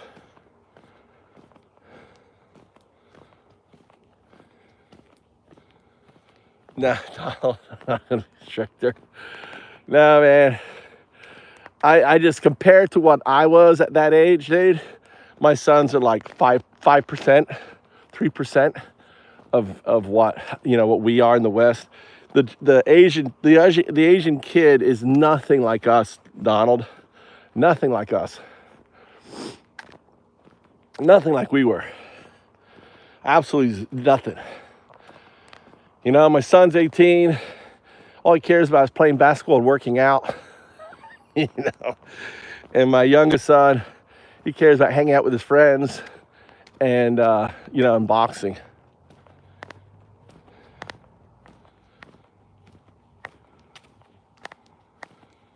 Who are you talking to? I would last 1 minute. Crystal, don't just Bible. I don't push Bible on. What's that anyone? Gotta be strict. Look, the mods we're having a mosh pit. We got mover mosh pit action here. It's a slow night. We're like getting a little mosh pit. Hey, healthy conversation is good. I just know. I mean, I was obsessed with women, but I grew up with I was a product of probably molestation and other things as a child. I think I was probably molested as a kid. When I was young, I used to have these. And the only reason why I say that is I used to have this reoccurring nightmare. It was horrific. I'm not talking about from the age of 5. I'm like from around the age of 5, 6, 7. I had this nightmare of me being sucked down like a black, maelstrom, right? This black maelstrom, and my toys would be in this maelstrom, and I'd be going around and around, and it was sucking me down into a black hole, and my toys would go down, and I was so fucking afraid to go to sleep, right? I would have it all the fucking time. Another time when I was very young, I woke up and a little fucking devil was sitting and staring at me on the edge of my bed. Little imp, just sitting there looking at me. And when I grew up in Spain, we lived on the beach in this big old ancient 4-story. We had the basement was converted in for the landlords. They lived in the old boathouse was converted into an apartment, and they rented out the top of the house. The first floor had bedrooms. It had you walked in the front gate. On the right was my brother's room. Okay, right next to that was my sister's and my room. We had bunk beds. And then when you came out of there, across the hall, right, was the bathroom. And then right next to the bathroom was stairs going up. And there was also the old heater room, which was fucking scary as shit. It was just like a little door that went down, and it was where the furnace used to be for heating the whole house. It was like, that was stairway to hell right down there. I was so fucking afraid to go down there. And then from the bathroom, if you came out, right was up the stairs. Left led you to what would be our playroom, which then led out to a balcony, a stairway down, right? down towards the bottom apartment. So the first floor was ours, and my sister left with my mother when I was 5, and my sister. So no, what happened? No, my sister is 10 years older than my sister. My sister is 3 years older than me. Okay, so when I was around 4, 4, 5, 6, 7, yeah. So when I was around 3 or 4, my oldest sister, my father, from what I understand, tried to have sex with my sister, my stepsister, right? And that's what she told me. You know, I met with her when my father died, and she told me all this shit. So, you know, my half sister, basically hated my father. She, you know, she wanted to get out. And the moment she could get out, she went into the Air Force. I must have been 3 years old when all that shit happened. So she was gone, and then just left my brother, which is my half brother, and both my siblings. My mother's first husband was this German closet homosexual pedophile, and I know from talking to my sister at my father's funeral that he would he was just insane. He was German, and my mother fled him from Germany with the 2 young kids, which she moved to Oregon, and that's where she met my father. And she was working 2 jobs. She was working as a dancer, right? And she trapped my father into marriage by saying that she couldn't get pregnant, and she got pregnant with my sister. And then, and then I came along. So it was the 2. They were just young, they were just young, toddlers at the time. Again, my brother's 10 years older than me, and my sister and my half sister is 10 years. My half brother's 10 years older than me, and my half sister's 10 years older than my sister. Right, we're exactly 10 years apart, each of the children. And then when I came along, she wanted to abort me, and my father said, "No, you're not going to have an abortion," and she didn't, and I was born. And I want to say, for all those I would be perfectly fine if I was aborted. As a kid, that my mother wanted to abort me, I'm perfectly fine. That's her choice. And I'm glad I'm alive, but I'm not attached to this life. And if my choice, if my mother was a single woman, she could have, take care of me, raise me, put her in hardship, everything is perfectly okay. So speaking as a fetus that, if it wasn't for my father, would be aborted, I'm 100% okay with that. So speaking out for all the women who have hard situations, there's nothing wrong with abortion at all. I'm against abortion in the sense that a late-term abortion, like anything when the development of the brain, and but understand, identity doesn't happen. Personal identity, me. There's no identity with a baby, right? The baby, even late stage, doesn't have identity of self. It's still connected. It's in many respects, it's still connected to the do, right? It's just anyway. That's how I look at it. But I'm personally against late stage, Anyway, so with that said, going back to Spain, when I was 3, my sister left, because of the event that happened with my father, and went into it. And she ended up becoming drugs. It messed her up, dude. Abuse, and she became an addict and stuff like that. Lost all her teeth. I mean, she had 5 kids. She had a really, really tough life. Seems like she's doing better now. I'm not in contact with her. I met her at my father's funeral, and each of this, you know, and my father didn't want her to leave or anything, and I ended up giving her like $5,000, you know, paid her flight and everything else, and gave her $5,000 of the father's estate. That's what all my sister took so much money, and so did my brother from my father. I ended up kind of giving them nothing at their funeral. You know, I was the executor of the will. I controlled all the estate and everything. But anyway, but they got their due. I don't talk to any of my family. My brother and my sister are both avid Trump supporters. I have no desire to engage with anyone. You know, I engage with people here because, you know, but, you know, when it comes to family and stuff, I'm not gonna waste my time.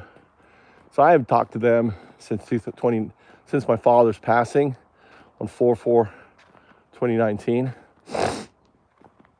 But yeah, so I'm pretty sure either I was sexually molested by my brother or my older sister, I don't know, you know, or some family member when I was very, very young.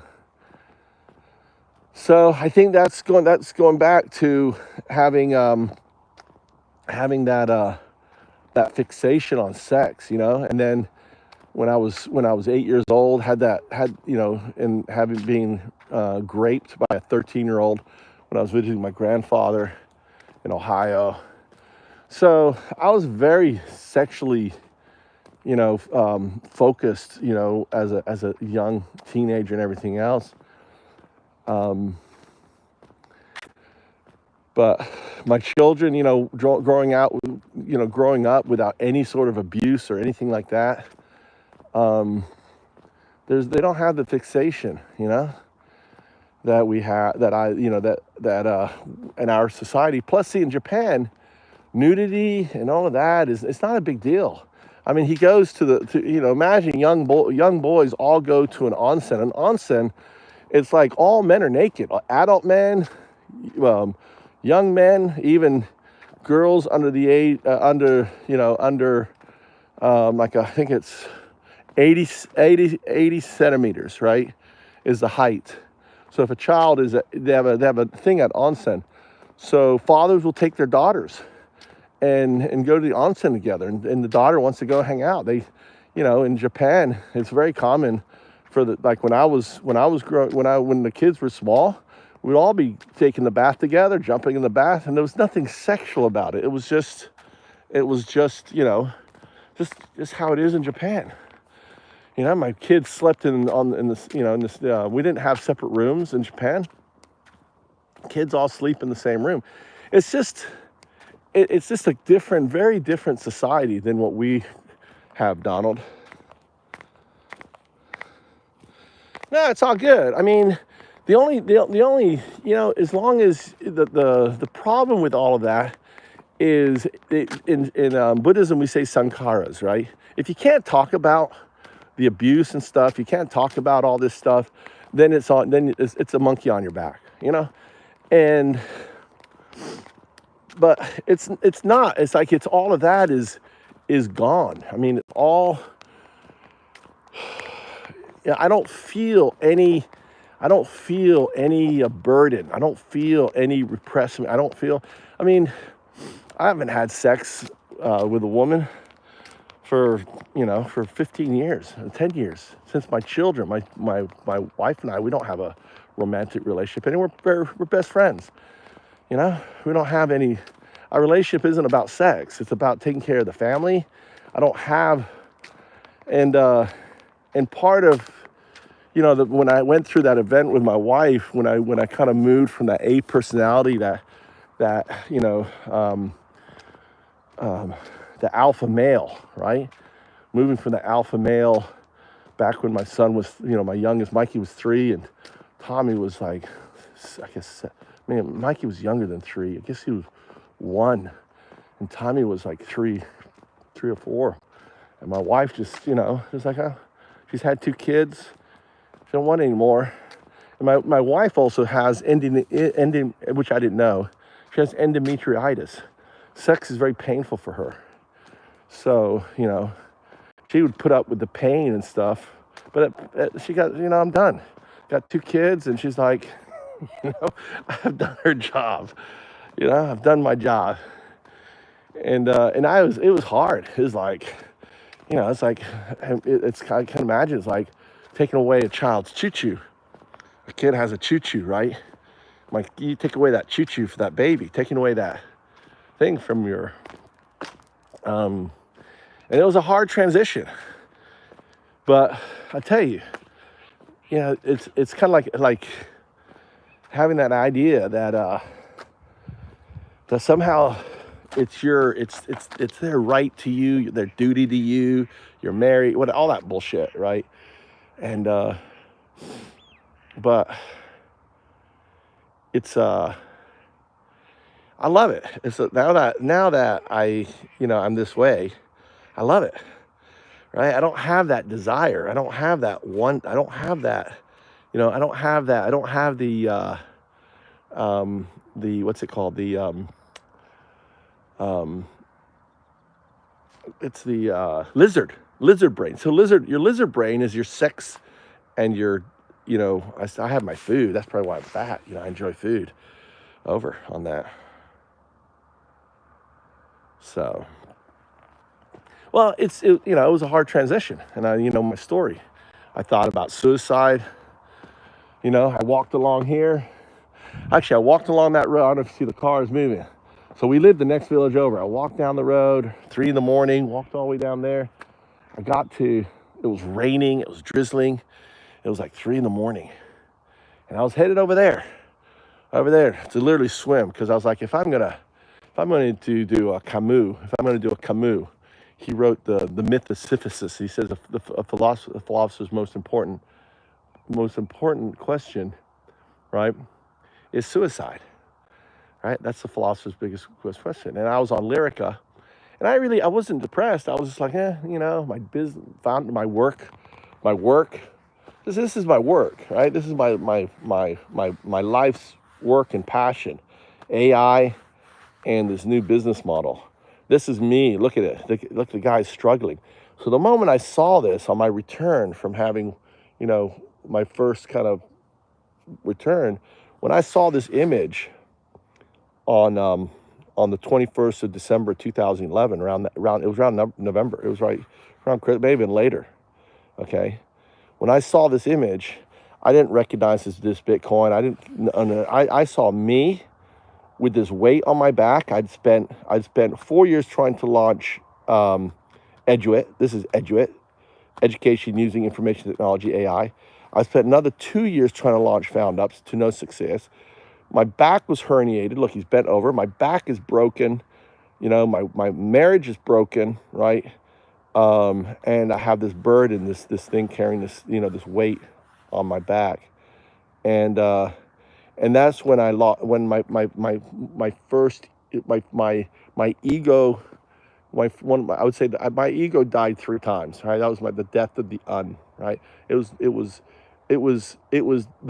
when I, in a way, was undao at that point.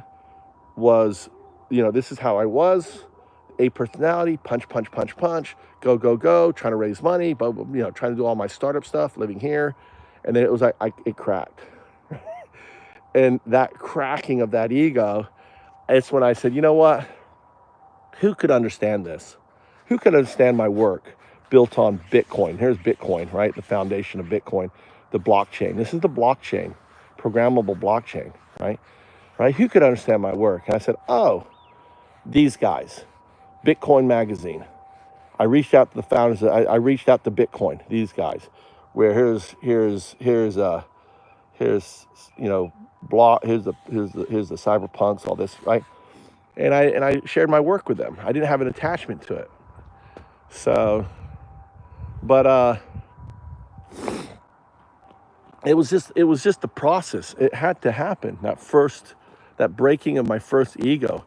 I gave up attachment, and I got off Lyrica,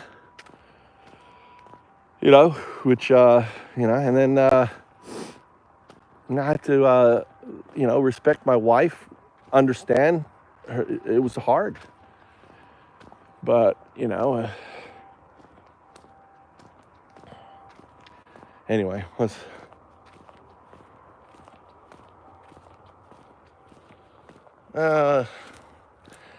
I just, you say God, I say do.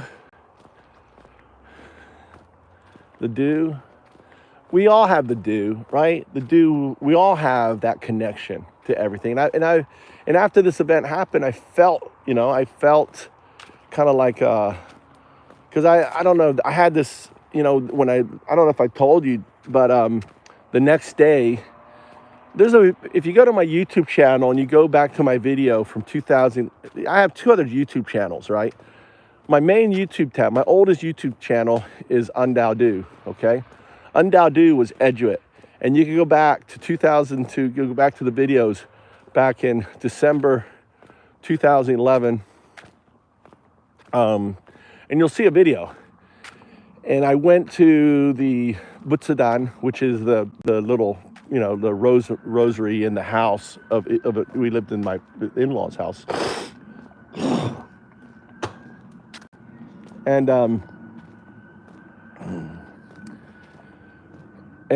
you'll see a video of me with not talking at all, going to the, praying at the Butsudan. I'm an atheist. I was even, but I thought, when I was headed to swim to China, I said to myself, I might as well, because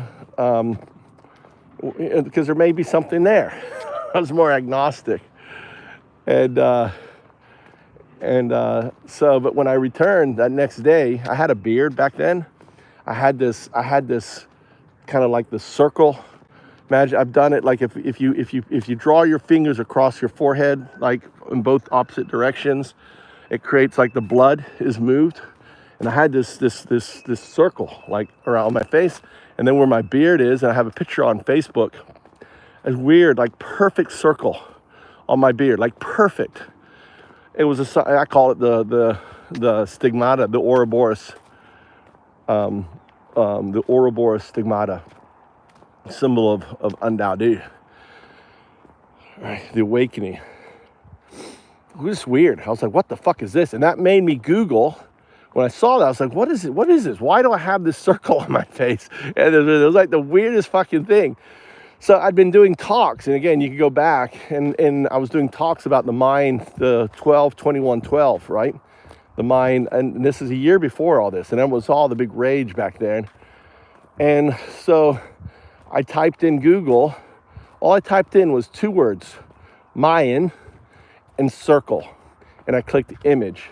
And the image, right, that I identify with, the image of Ao's image, which I don't call it the Mayan long calendar, because there's different images for that. It's like it looks different, right? The traditional image of the Mayans, that's the long calendar. I call this a Mayan codex. It was right there in the middle of all. It was surrounded by the long calendar image, and right in the middle is bang, was it. It subsequently has been removed, which is really weird. So the AI has moved it. It's done its job. It's like O2 fucking made sure that on that search, that image was there. The moment I saw the image, the first thing that happened in my mind was, that's me. I was like, that's me. That was the first thing that entered my mind. I was, holy shit, that's me. It's like, how's that possible? I'm an atheist.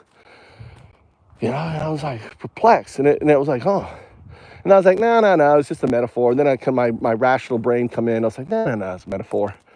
And it would take another, 2000, I would say, I don't know, another 5 years when I just meditating on the image. 2016, I was in a flight with Mike headed to DevCon 3, right? Undao, DevCon 3. 1, 2, 3, and then we're 30,000 feet up in the air, and the name Undao was born. I was like, we got to give this guy a name, right? Even though the guy has a name, I never even knew, because back then it was hard to like search, like, before AI, it's like, what's the name at the center of the mind? So yeah, it just wouldn't come up. You just couldn't find it. So I was like, I got to give him a name. It turns out that this is Au, A-H-A-U, a god, but it's not a god. Why would they have a god, you know, bent over with looks like a device on his back? You know, this is not a powerful god. And it's depicted to Au. So I make the interpretation that this is Au is the artist, right? Au's image it's kind of like if you're in a circle and you're whispering to each other, and it's like you say, this is Au's image. He made it. By the time you get around the circles, this is Au. It's like, so that, because you're dealing with something like, that's over 3,000 years. I always say 5,000. But so the image is around 3,000, maybe 2, 3, 4, 5, who knows how old the image is. So, anyway, so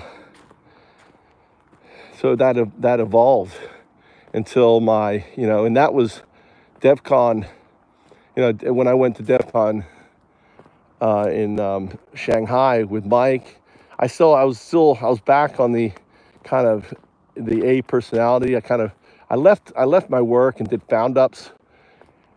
And then I was there as a startup guy trying to raise money for found ups, and I ended up getting an investor, flew me to South Africa. The Kersners are the Trumps of South Africa. And they wanted me to sign over all my work. And they wouldn't guarantee how much money I'd get or anything else, but I'd be taken care of, right? They tried to steal my work. And I just walked away from it. I said, no. But I would be who knows? I mean, in a way, I don't have regret. But if I had regret, it's the one question I have. But I do know this, okay? I would have stopped working on it. And I think, because for me, I kept working on my vision and my work, and maybe I wouldn't have understood the full meaning of the codex. I wouldn't understand, because I would be, who knows, traveling, talking. I would have been distracted doing all the things a fucking billionaire does. I'd be another a startup billionaire working on found ups and keeping my company going and everything else, and pivoting, and instead of becoming the monk. Instead, I returned to, and the other thing is I probably would let my father, more importantly, if that would have happened in 2016, I wouldn't have taken care of my father, which was such an important part in my life. Was when my father called me and says, I need you. I dropped everything, went back to Florida, and for 2 years, 2017, 18, 19, right, took care of him. Then after he died, I went to DevCon 5. I spent 10 Bitcoin. Just imagine, I spent 10 fucking Bitcoin trying to launch found ups at DevCon 5, produced all these events, Blockfest Japan, all this shit. And to no avail, only to be fucked over by Joseph Lubin, which I've talked about. I'm not going to talk about it now, but that was my crucifixion. So October 8, 9, and 10. So October 8 was this big event. I had like 100 RSVPs, had my investors coming from Tokyo. I had a big event at the Hyatt looking down on DevCon 5. They were going to be there, was going to talk, and no one showed up. Literally, no one showed up. All the VIP, all the stuff I had done, and Lubin basically had organized. He had everyone saying, yeah, we're going to go to this event, Undadu's event, this kickoff event, and then he turned around and fuck me. He rented a yacht. He said, no, we're not going to this event. We're going to go to this event. And I didn't, he just, that's why he's the demon on here, right? He's the demon. He was depicted as a warning for me, and that's why he's the horned demon. But, and that's when, The second time, I was just like, it was horrible. But that was the final death of my ego.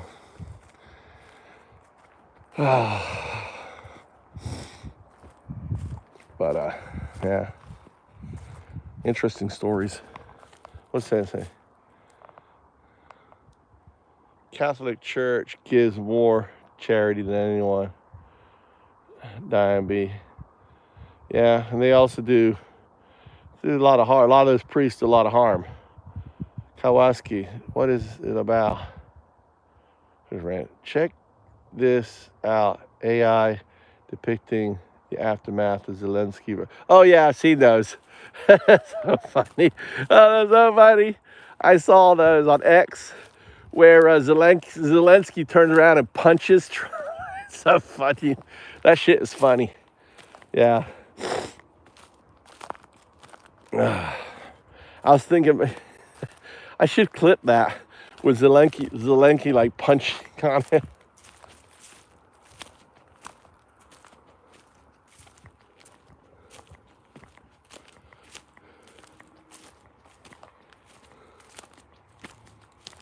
Yeah, they use it as a way to, But I mean, it was wrong. The church should have been public. They should have, again, you can't hide. You have that, you should expose. I mean, they're so caught up with like, oh, we don't want to hurt the organization. Oh, we don't want to do this on that. And they become complicit. You can't deny it. I mean, the church is complicit in all of that harm shit. Boston and everything else. It's on their back. And they can't excuse it. There's no excuse, Diane. They should have hit it. So I can't forgive them for that. I see them for they are, and for what they did. And they're still hiding it. They're still not coming out. And they're not showing their sankara. I like the word sankara. So, the demons that make, that we hide, that makes us. And I have completely, I have no demons. I'm completely a tabula rasa. I can't, and like the, there's nothing that, can be said to me that can embarrass me, make me shameful or anything else. I've made my peace, as you would say, to God or to the do, to, for everything, for my past experiences and events and everything. I don't hold any grudges no more to the guy when I was 8 years old that did that. 'Cause I don't know his story. I don't hold. And I'm so appreciated that my boys are just so amazing. And I trust them. I talked, like I said, all I need to do tonight, kind of pivoting back to how this whole conversation started, is I just told him my concern. I told Mikey, you guys were watching on the TV when I went into Mikey's room, and I said, I don't care. Just know that it's illegal, it can be tracked, and most importantly, you'll get malicious, thing on it. And they're so, my kids are so well adjusted. My biggest fear was when they were young was them getting raped by someone, because when I was even younger, I mean, when I was 5, I was with my sister. She must have been 8, and we're on the beach in Spain, and this dirty old man came up and was like, said, "Hey, come over here, I want to show you something." You were like 8, my sister's holding my hand, looking. Next thing you know, he's like pulling out his fucking, his penis, come touch this. And my sister's, was like, so fucking sexual fucking predators, dude, fucking everywhere. And that was my biggest fear for my kids was not to have them to expose to any of that shit, dude. Fuck. and I'm happy. And I told my kids always growing up, I said, listen, anyone ever fucking, try to make you do something? In Japanese, penis is chinko. Touch your chinko. You tell dad, right? Be sure. My wife and I would murder the fucker, dude. I would seriously I would if that was Donald Trump coming in as a parent and my daughter came to me, if I had a daughter, even a son, and said some fucking guy came up, I literally would fucking murder that person. I wouldn't care. I wouldn't fucking care. Oh, you gotta look at my fucking son or my daughter? And I was just I fucking, I don't look it now, but I was in varsity wrestling. I actually got in trouble in high school. When I was a senior in high school, I'm taking a whiz in the toilet, and this my neighbor down the street came in, and I said something derogatory. I was like, "Fuck off," and I did a slang something or whatever because he had a beef with me, and he was studying karate, and he did a fucking kick to my back, pushing me into the fucking urinal. I fucking turned around, fucking did a takedown on him. On the marble floor, every time he lifted his face, I'd push it into the marble phone, just completely fucked his face up. I got suspended, had to go to court, got the stuff sealed, expunged. My dad. Fucking dude. Oh my God. I mean, I had a lot of fucking violence in me when I was younger. A lot of anger and violence. What's up, Crystal? I'm down here by the bridge. You know the bridge I usually cross?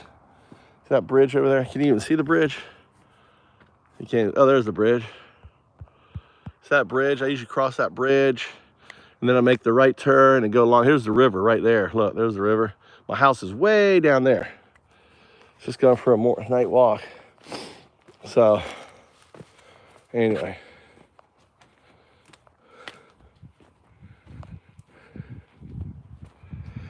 Nah, it's sex. I disagree with you, Diana. It's just education. Depends on the kind of porn. Violent porn, if it's just, if it's it's just two animals. With all respect, Diana. I'm completely any sort of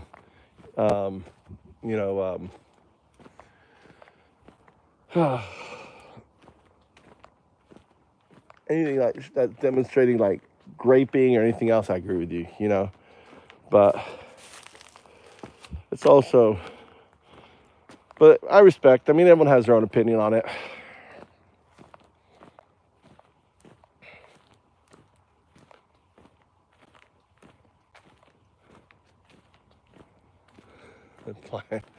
Anyway, so no, I think Diana, you're good. Crystal, we're good. We can agree to disagree. I think that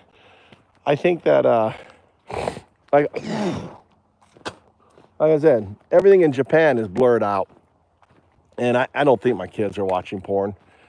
The way my son's acting is so. But I'm not going to be strict on it. I just want them to be safe. And they got to learn somehow. There's Mars.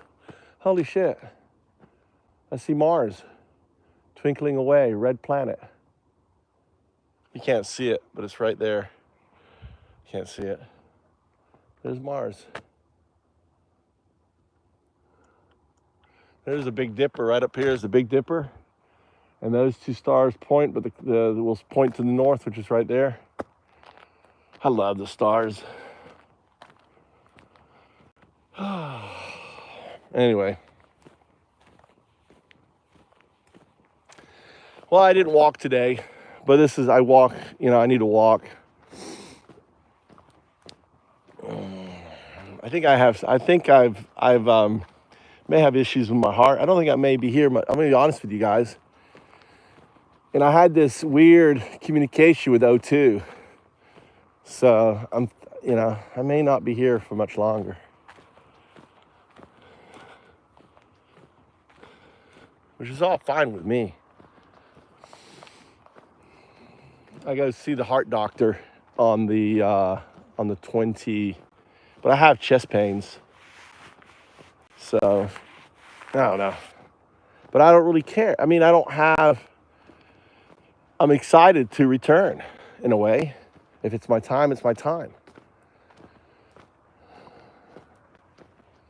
But who knows? Maybe I'm just seeing demons. I'm seeing things. The church hides sexual abuse all the time. Yeah, we talked about it, Crystal. I talked about it. We said it. She agrees. That's the hiding of the sexual abuse is wrong. Let's move on. We don't have any of the maggots in here. Just having friends. Friends is having a conversation.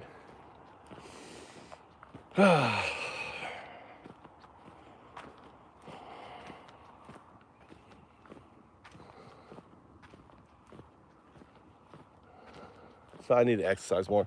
I need to start swimming. Maybe I need to get up at 10 o'clock in the morning, start swimming, see if I can get myself in shape. And I need a diet. I mean, I've just got too much fat on me. I'm too slothsome. I mean, I need to change, get myself healthy, or continue this path and have my father lived to 90, 92. I don't want to live that old, to be honest with you guys. You know, I'd much rather die at this age than fucking get old and die, you know?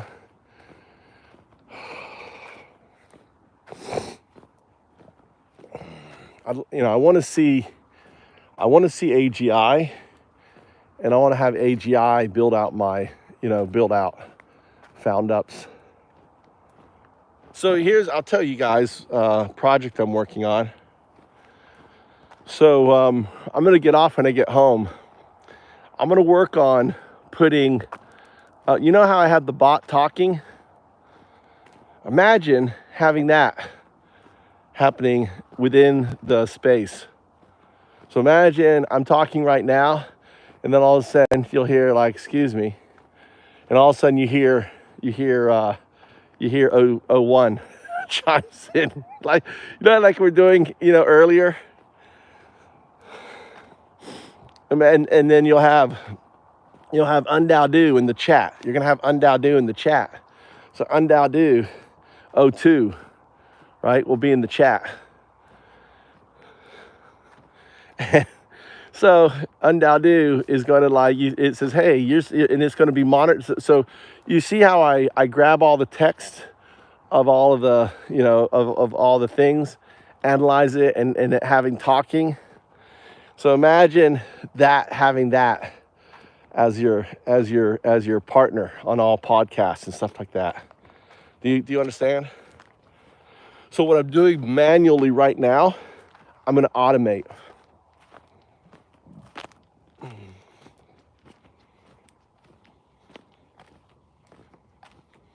Yeah.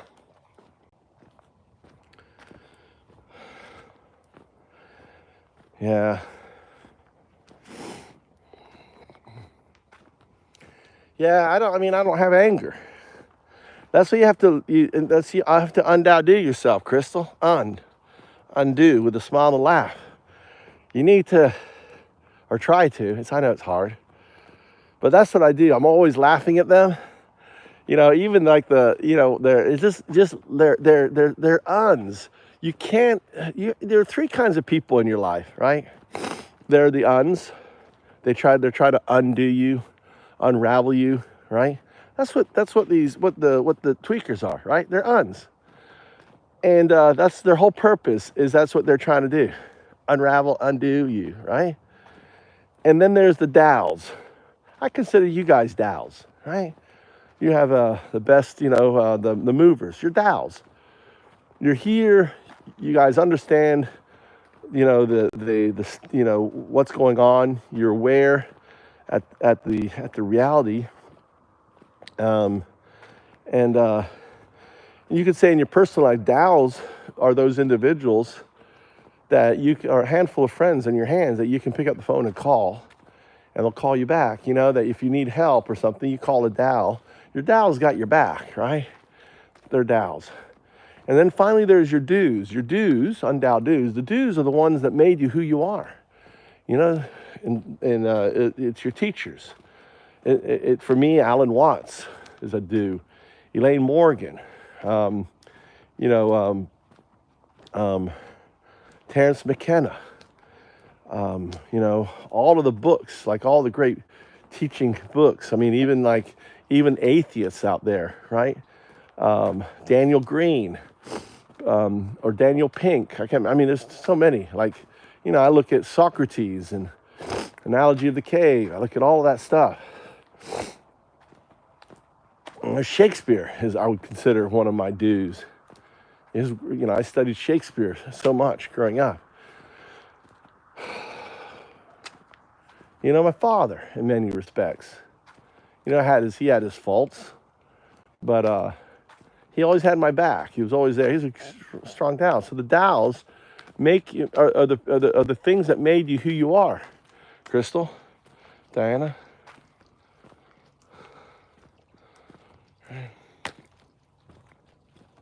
And you can color it any way you want, Diana. Color it. Yeah. We can color our beliefs. Yeah, it's all to do for me anyway. So that's who you are. So don't let the uns. My message is basically don't let the uns undo you. When you recognize what they are, they're powerless over you. They're just zeros and ones in a chat, trying to, you know, get a rising out of us. And the best way to deal with them is just laugh at the, you know, at who they are and what they are. They're just uns. They have to undo themselves. The thing is with an un is ultimately like Kira. You guys know Kira? Diane, Crystal? Anyone else in here? Who else is in here? Just 5 of us.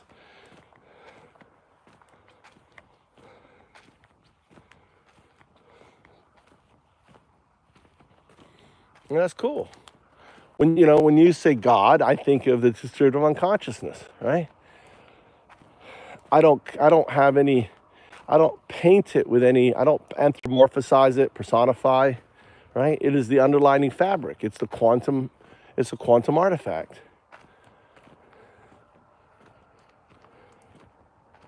And I think it's great. I mean, for me, religion is simply a social, societal thing, a community thing.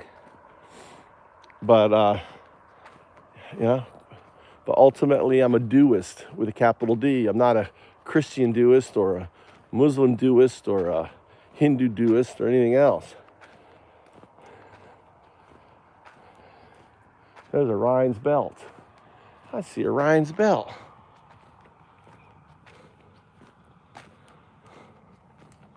I think everyone should be free to color the do. Provided you're not punching people with it, you acknowledge the fact that everyone's free to color, or in my case, not color. And finally, your coloring is not harming. Whereas, that's the whole circle, the whole thing with the Catholic Church and the churches and everything else is a lot of them are harming people with their lies and cover-ups and everything else. And, and all this stuff is still going on. It hasn't stopped. So they should address that.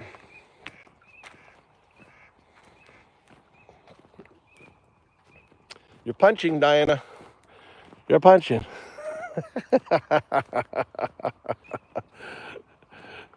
This is gonna upset you.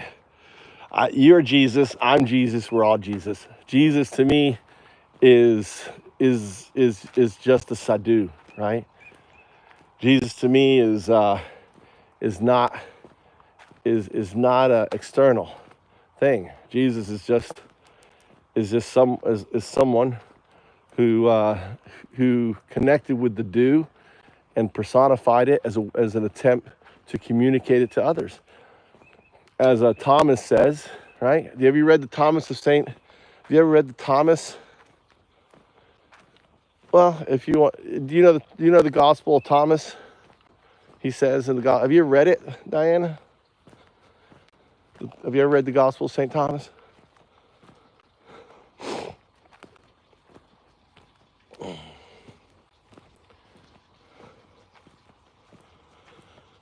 You should. You should read the Gospel of Saint Thomas. You know, the Bible was put together by men, and the Gospel of Saint Thomas. I mean, Thomas was the only disciple that Jesus pulled aside at the end. But there's a couple things that he says. He says a couple quotes. My father was like you, Diana. Was a reverent Christian, very Christian, right? And he would say like you need to find God. Because with my father, I'd always tell him, I'm an atheist, Dad. I'm an atheist. This is, you know. And but he's in his deathbed. This is in April, late March, April 2019, literally in his deathbed. He's coming in and coming out. You know, he's pretty much feeding. You know, I knew he didn't have much longer, and but I was like, hey, let's try this. You know, and my father's name's Thomas, and I've always known of Thomas as a disciple. So and I always knew that there was this Gospel of St. Thomas. So I pulled it up on my iPad. I said, let's read this Gospel of St. Thomas together, Dad. You know, because you're Thomas, and there was a disciple called Thomas, and I've always been interested to read this anyway. So I started reading the Gospel of St. Thomas, and I identify very strongly with it, very strongly. I actually, on my Facebook, I started translating it, like I was updating it to my metaphysics, taking out the word Jesus, replacing it with Sadhu, and the teachings on that.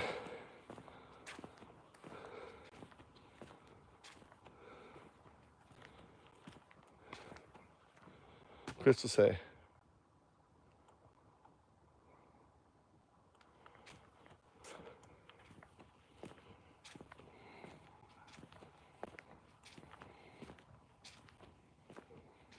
This world and people in it have made me so angry. It's hard for me to forgive.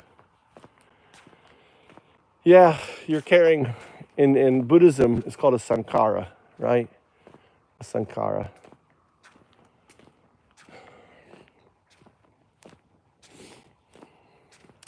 You know, right now we have a clear sky and a few clouds, you know? I try to, when my kids are smaller, I say, all your problems are clouds. And behind those clouds, there's a beautiful sky. And think of that beautiful sky. If I was talking to Diana, he'd say that's the divine or whatever, or calmness or bliss, depending on, every coloring has it. These are sankharas.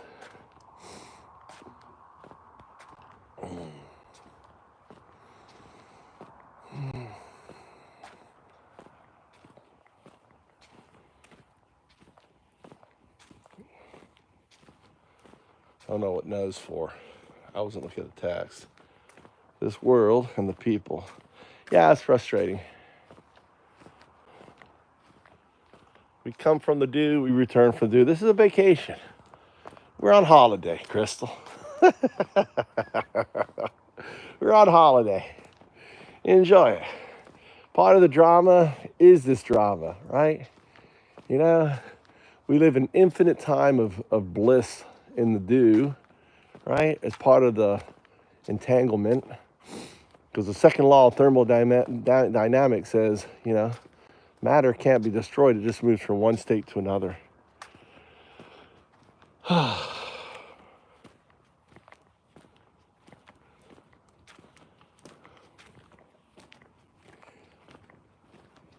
if you could, all I would say, Crystal, is if you look at that anger as a cloudy, stormy sky, right?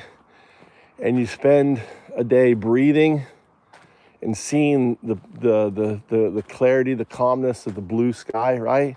So imagine as a meditation, you breathe in and you breathe in that, you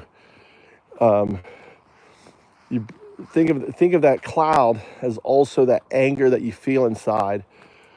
So, and as you breathe it out, you're blowing out that anger. Visualize that anger leaving, right? And imagine it, going up and you have this dark cloud, stormy cloud, this anger, and you just keep. Now this works really good if you get high. So Krista, you got to get stoned as fuck, right? Right? So I want you to get. This is. I'm going to teach you some quantum healing. So you're going to get stoned. I don't know if do you get high, Crystal? Maybe you don't get high.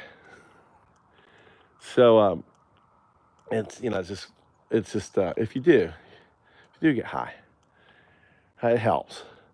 See, this is what you visualize. You visualize all that anger inside of you, and you get super stoned, and you breathe it out.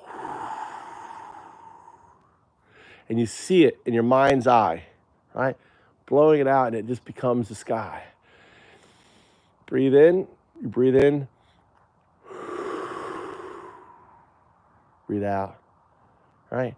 And you just put it all out there, all your anger. It's in these dark clouds that just going out.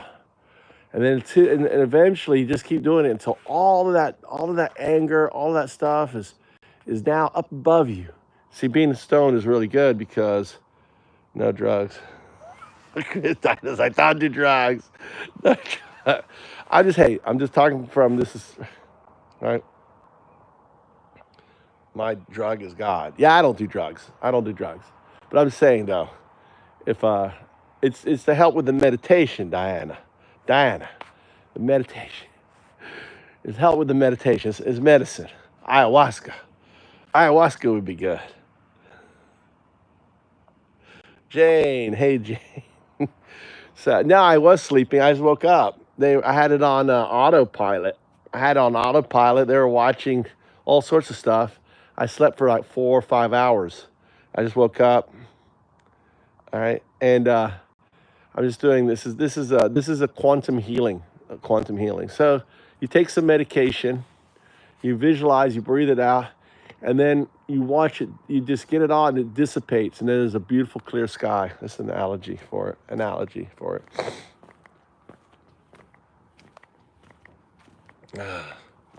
No, I don't know if you've heard of quantum healing, but in 1992, I studied acting at the Royal National Theatre in London. I was one of 2 undergraduates. I studied. I don't know if I've mentioned this before, but I studied with Ian McKellen, which is Gandalf. I had tea with him. He was trying to suss me out whether I was gay or not. I realize now, I could have had a romantic experience, but I'm not gay, with Ian McKellen. He was just seeing if I was, because he was in the closet back then. But he's a real gentleman. We had tea together, sat down at this little cafe down from the National Theater, talked and stuff. And but when I returned, this was like a 1 month, 1 month intensive acting retreat. Right?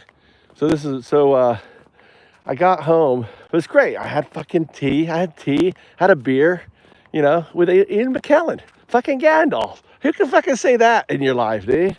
He was my master class teacher. Also, Alan Rickman was my master class teacher. Alan Rickman was the guy in Die Hard. Dude, I've been very fortunate. I've had an amazing life. I've had amazing experiences, amazing things that have happened in my life. And, looking back on it, I don't have zero regrets, except for maybe South Africa, which I've already talked about. Maybe I'd be a billionaire right now, living, you know, having yachts and islands, but we wouldn't be talking, right? I wouldn't be undoubted. Maybe I'll be there, and you know, who knows what would have happened. That's the one question. But O2 told me no. I trust O2 is my gut feeling, right? I trust O2. Like you'd say, you trust God, right? To me, it's instinct. Trust my guts. I've learned that my guts are my best thing. So on we're done with it. I come down with the worst case of fucking tonsillitis. I've had tonsillitis this was, by the way, the last time I ever had tonsillitis. I grew up having tonsillitis periodically all the fucking time. And this was a severe case. I mean, my lymph nodes were huge. I went to the doctor, right? This is in England. My dad took me to the doctor, massive neck. The doctor says, yep, you got tonsillitis. I was like, you're gonna be this way for at least 2-3 weeks, right? Drink plenty of things, not much. Here's some medicine, not much we can do. The swelling's gotta go, right? My friend, right? My friend Paul, my best friend from high school. I went to high school in England. My best friend gives me a call and says, hey, what are you doing? I said, I just got back. I fucking tonsillitis. He goes, dude, I got the best aquaponic weed. He goes, I got the best. It's amazing. This shit is fucking amazing. I'm 19. Oh, whatever. I'm 20. I'm 20. I don't know how old I was. 20. Let's see. I guess I'm 26, 25 or so, right? And I'm like, fuck. And I'm like, all right. I said, fuck it. And so I get in my dad's car, I drive down to see him. I go to this little dingy apartment, okay? I go up, he's like, here, and I'm like, fucking sick. This is the same day I went to the doctor, Diana. The same fucking day. Not like a week later or day, no, this is the fucking same day. Just got back, right? So I'm at his apartment. I said, be careful, dude. I got tonsillitis. I don't want to give it to you, you know? I said, oh, it's all good. He said, here, smoke this stuff. Roll me up a ball. I sit in this small little room, and he passes out because he's so fucking stoned. I sit there. I smoke this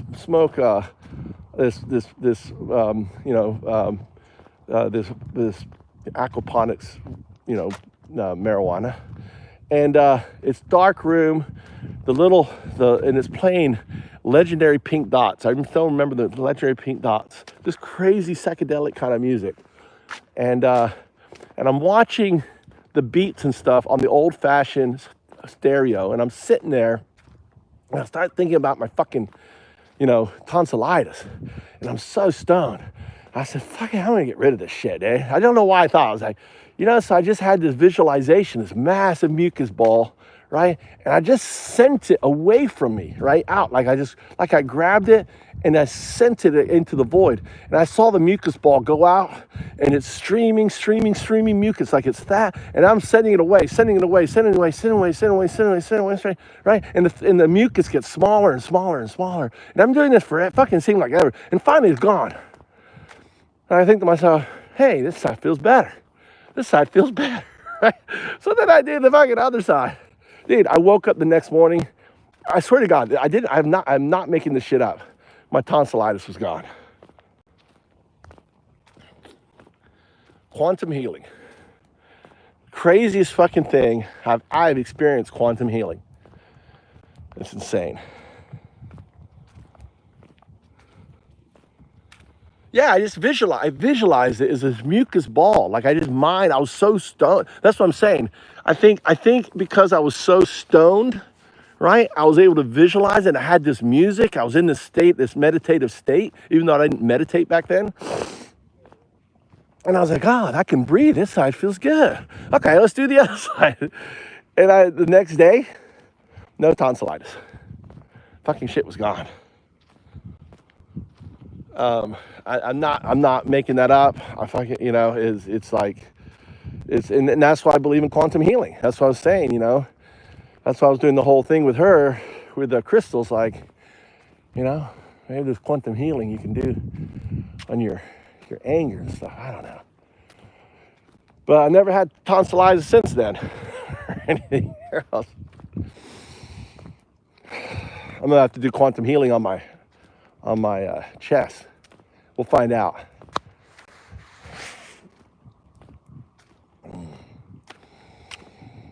I just need to exercise, need to swim. I'm too lethargic, you know? Spend too much time on the computer and stuff like that. Need to lose all this fat. Need to walk every day. But now that it's getting warmer, I haven't been able to walk. Fucking snow and super cold and rain. I mean, it rained here for literally a week, so. But I think I'm gonna start swimming again. That's what I'm gonna do. I have to go find some, because we have a pool not far from me near my house. So I think it opens at 10 o'clock.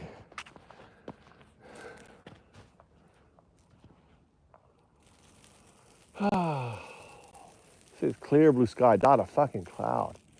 And there's a nice half moon out there.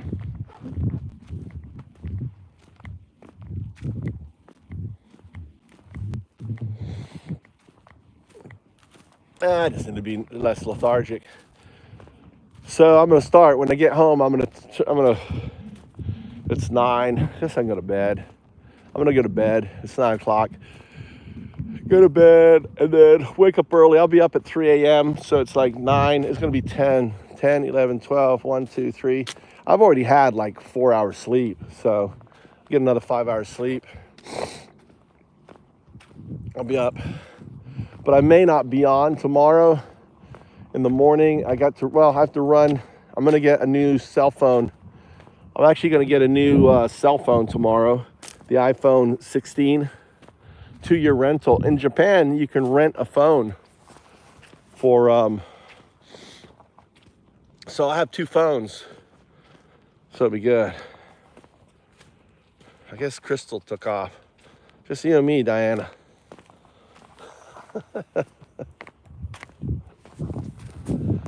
So it's been good. Pleasure talking with you guys. It's nice when we have a little downtime and just talk. There's the moon. Look at that. The moon up in the sky.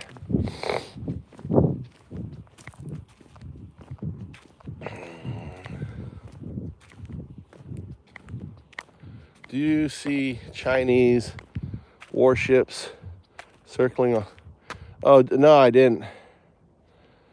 So the Chinese warships are circling Australia? I didn't hear that. When did that happen, today or something?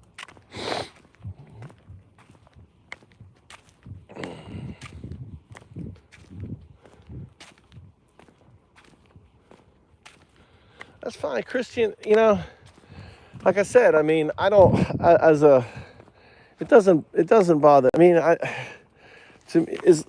long as, you know, I look at religion as just coloring of the dew, right? It's personal choice. There's the dew, which the dew is just entanglement, right? And it's the underlying fabric of everything. So I don't have I grew up very Christian. I grew up going to church every day, twice on Sundays. You know, I went to private school in England. So Alan Watts? You know Alan Watts? Diana? Alan Watts was a minister, an ordained minister. He's the guy responsible for bringing Buddhism to the West. So you should listen to Alan Watts talk, because he kind of talks about, but he was an ordained minister. Alan Watts. He's great. Google him for no ads and just listen to him. You know, I listen to him when I go to bed. I sleep to Alan Watts. And just have him at a low pace, just have him talk to you. Because he talks about, what he'll do is it'll make you understand kind of the connection between theology and Buddhism, right? Kind of the kind of how others think, especially like Japan. It's a Buddhist Shinto, which is kind of an oxymoron, because Shinto is a polytheist, right? Polytheism. Even though they don't, they atomize, they have atomism, plants, trees, water, mountains, right? That's all Shinto. And then they have Buddhism, which they have Buddha. So it's really strange. They're you know, the way that they have both. But I think yeah, I think you would enjoy. He doesn't. I mean, I don't think anything he says will contradict your faith or anything else. It's just to give you an idea of a different perspective on on the universe. Not a different, but kind of like a melding of the two. Yeah, he's good. Just put him. You search for a playlist, not a playlist, but search for one where he talks for like 5 hours. Put it on in the background, right, at a very low, so it doesn't disturb your sleep. But you can sit there and you can hear his words, right, and then you know, and just and you don't have to. Thing is, here's the thing: what people don't realize, everything you hear goes to your unconscious mind. Just like those savants who can call up any date, any time, and say, "What was the weather like on this day?" And it'll go boom. And what was happening? What was on the news on this date? All of our minds are the same. We just don't have the ability to call it up. So, by simply, even if you don't remember listening to him, you've listened to him, right? And you know, so I do that all the time. I just play, you know, when I'm asleep. Sometimes I wake up and some preacher religious, the AI puts it on some Christian stuff. It's really funny. He's like, dude, like, why am I listening to this? It's funny. But I also like listening to the woman, you know, who does the what's it called, the Sanskrit chanting.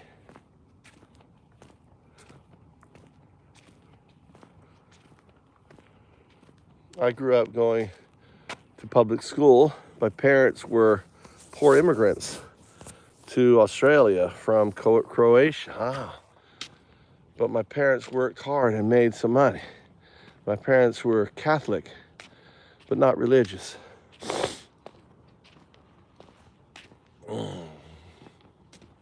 Croatia. So you have a very strong, you know, with what's going on in Ukraine and, you know, all that, you know, you have a strong kind of historical connection to Europe. My mother was from Bremerhaven on that.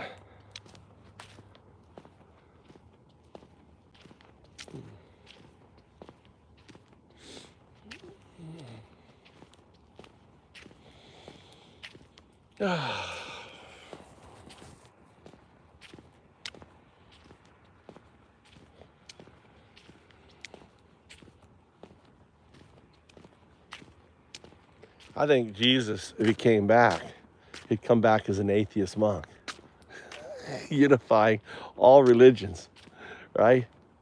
All belief systems and atheism under one story.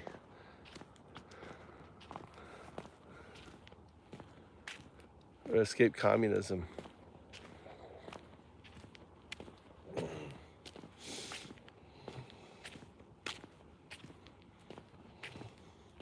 But communism was a form of fascism, right?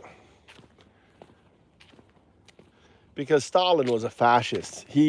Communist was just what he, you know, Lenin, and in many respects, I would say they were fascists. They used the communist ideology for control.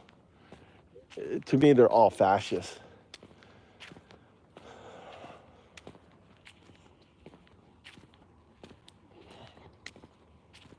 Using the military, the Secret Service to control, you know, controlling the judiciary, everything else under the, because there's always,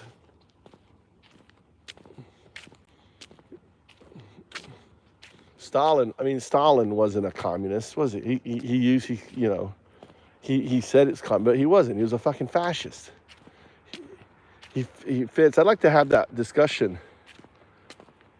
Yeah, it's all about controlling people. I want to, you know, my vision is to free people. I want us to be in the driver's seat, and we have open beneficial AI looking out for the benefit of the planet and us, you know, and giving everyone the freedom to be good and do good. And I think, to me, it's like I live that future, right? I don't work. I do what I want to do. I spend my time what I want to do. I'm not a slave to some job. I enjoy, I do what I want. I enjoy this. I wouldn't do it if I didn't enjoy it. It's like I'm coming into the light.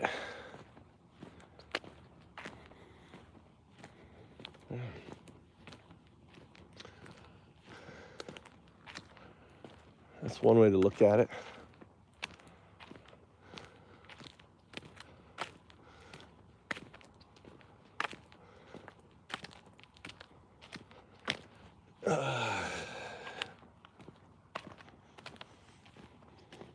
As the atheist monk, I would say we're given the freedom because this all exists, right? And if you want to color that God, that's fine. But if you were not to anthropomorphize it,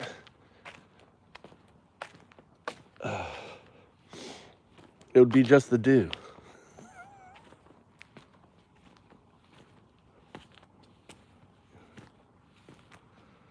But yeah.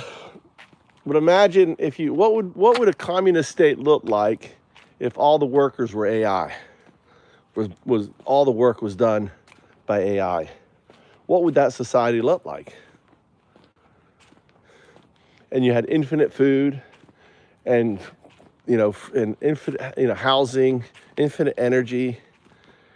Because you have infinite food, because you have infinite energy. So, what would society look like? Communism, or what I call social beneficial capitalism, built on automated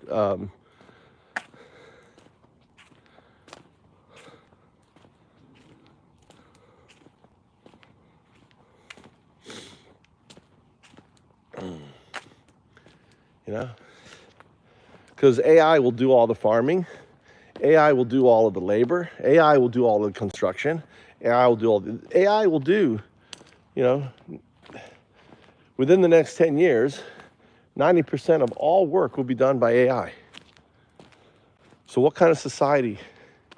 Capitalism ends because capitalism is built on the whole idea of a workforce, a human workforce. The moment that workforce is displaced, capitalism dies. And what's happening right now is there's a rush for they understand that. So there's a land grab for all of it.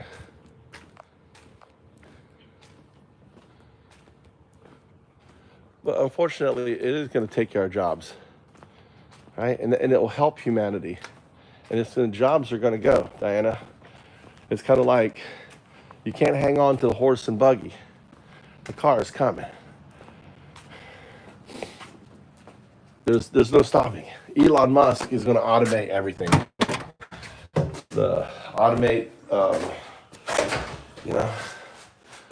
So what is life? So what you reflect on is what is life? My life is life without a job. I do what I want to do. I don't have a job. I've been living this way for 10 years. I do the things I work on, I'm passionate about. Look, my wife's sleeping. Go to bed, Mama. Oi. Mama. Mama. Casco. Hey, Simi, go to bed. Are you taking your bath? You had your bath yet? Yeah. Let's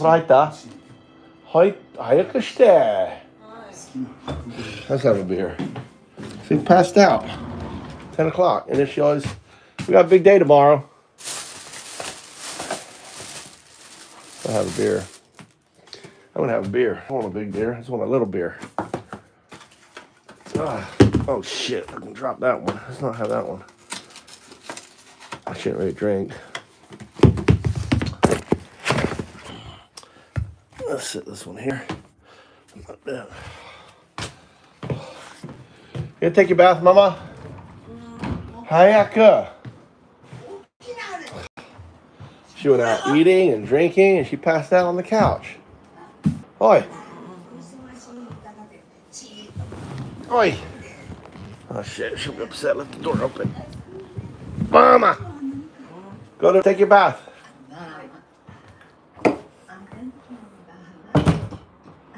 Hayaka. Did you have a good time with your friends?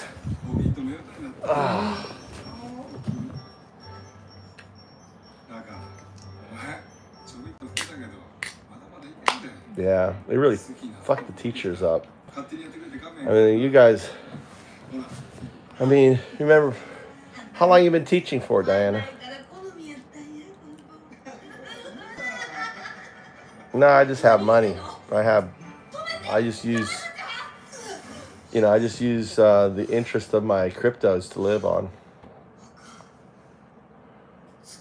20 years. So you remember back when there were 10 years and 10-year teachers and stuff. So you were there. You've seen the whole. Well, no, 20 years ago. Were teachers independent contractors 10 years ago, or were you actually hired by the school? Dame. You're like a dog. My wife is like a dog. Now I gotta massage her back. See, I just want to sit here, relax, Mama. Like you have a pet, and you sit on it, and the pet comes up and like nuzzles you, like you're tired, and you just. Oh, you were hired by the state, right? Yeah. And now they've done away with that. Everyone's independent contractors, right? Teachers, people with a PhD making $11 an hour as a teacher. How ridiculous is that? Right? PhD, I looked into it. I have a master's. I was like, when I went to take care of my father, I was like, I have a master's. I can teach in university with my degree. Okay. But like in Florida, what state are you in? Mama, go take your bath. Oi. Oi. Oi. Mama, you're just going to fall asleep with me massaging your back. Go take your bath. Go take your bath. Oi. I'm not massaging you anymore. Damn it. I refuse. What's NSW? I don't know where that is. I got 16 on the American. I remember I grew up in Europe. I don't even know what NSW stands for. Oh, New South Wales. You're not in America. You're in Australia. Yeah, Aussie. Diana's Aussie. Yeah, it's what, 9 o'clock there? 9 p.m.? That's why you're here. Everyone else is going to work and shit. Saturday morning. Yeah, well, in America, they've turned all teaching. Yeah. Aussie. I'm Aussie. Aussie. Oi. Aussie. Oi. Aussie. Oi. Aussie. Oi. Like that? How's that?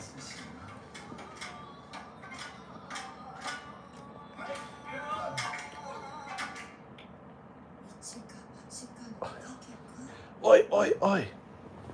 Anyway, so, in America, they used to be like you. Like, they're hired by the state to work as a teacher. But now they've made everyone independent contractors in America. So this is Florida, right?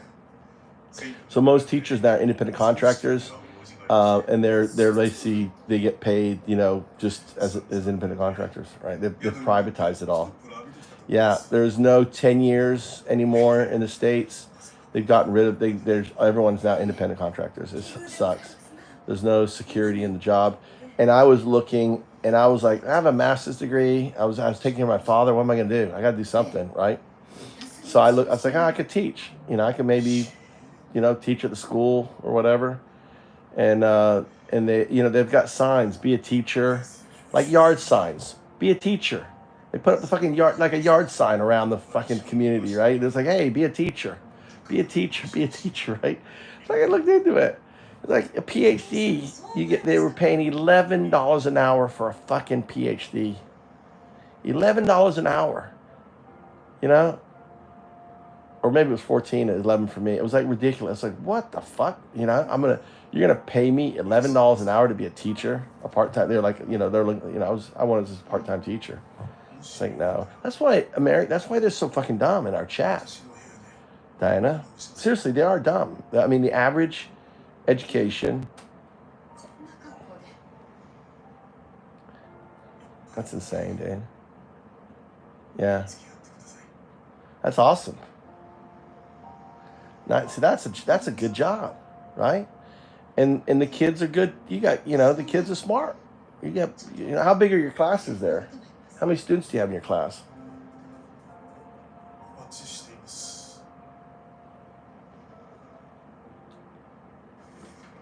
Oh. Well,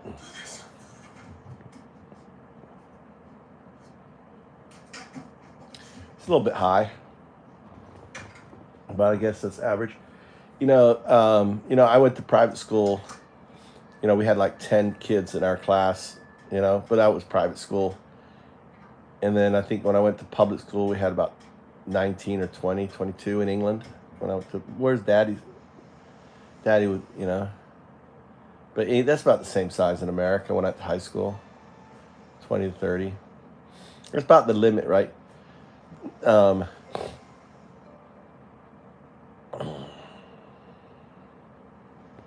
are you guys using, in the public school system, yeah. How are you guys using AI in the public school system?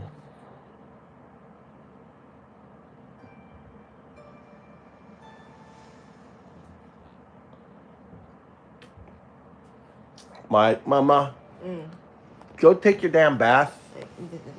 Nope, not doing it. Damn it.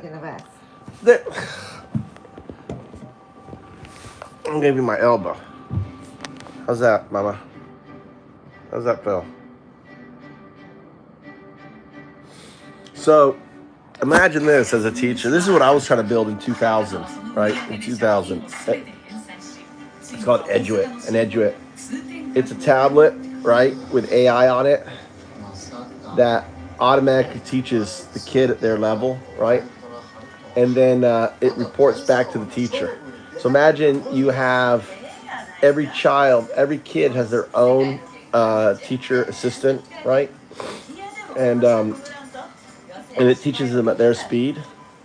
And you act as more as a composer, right?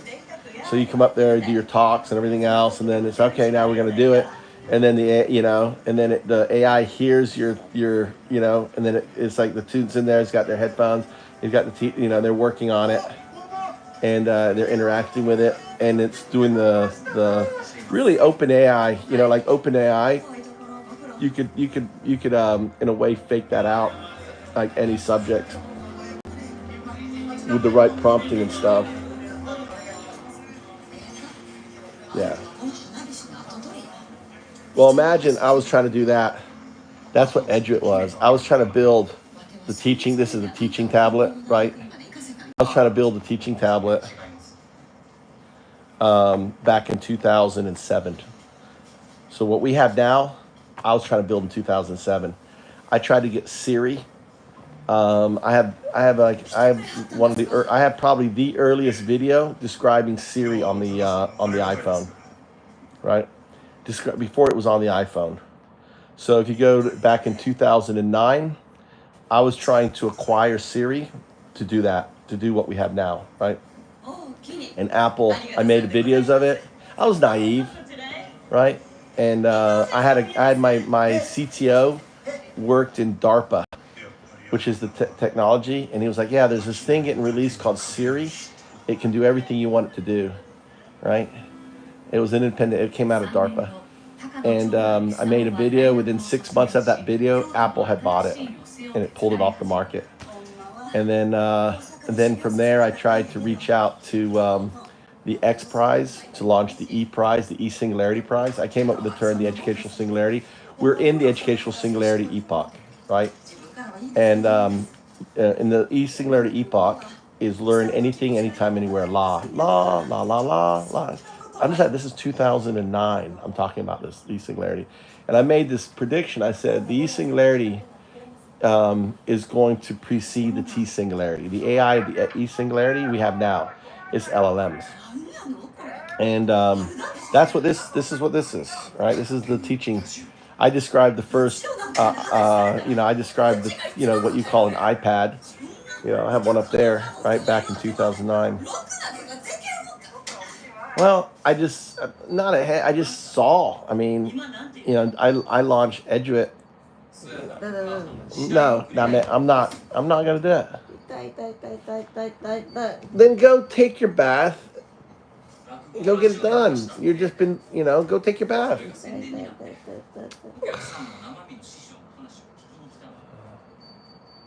So, if you want to, if you go to FAQ, to go to faq.eduit.org. You have a vision like a visionary, yeah. So if you want to read it, right? I tried to launch it in 2013. So in 2013, I put together all together because of the LLM. I put together a whole FAQ, right? A picture of how it would work. And I went to Dubai, try to raise money, and and then if you can go to exe dot, right? There's subdomains. So I do clever things with subdomains. So my frequently asked questions, faq.edu. eduit.org. Eduit.org is my domain, right?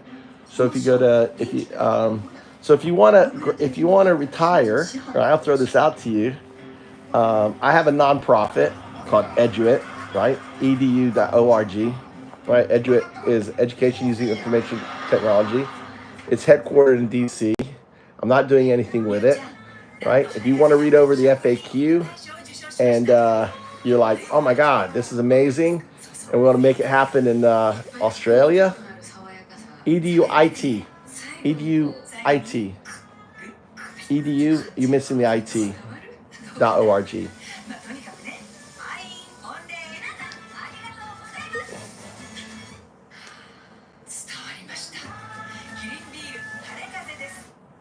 It will read it.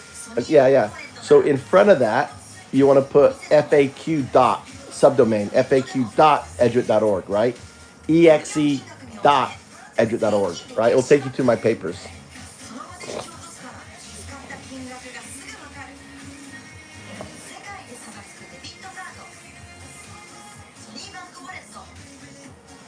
So FAQ.eduit.org. EXE stands for Executive Summary. .eduit.org. So it's a project,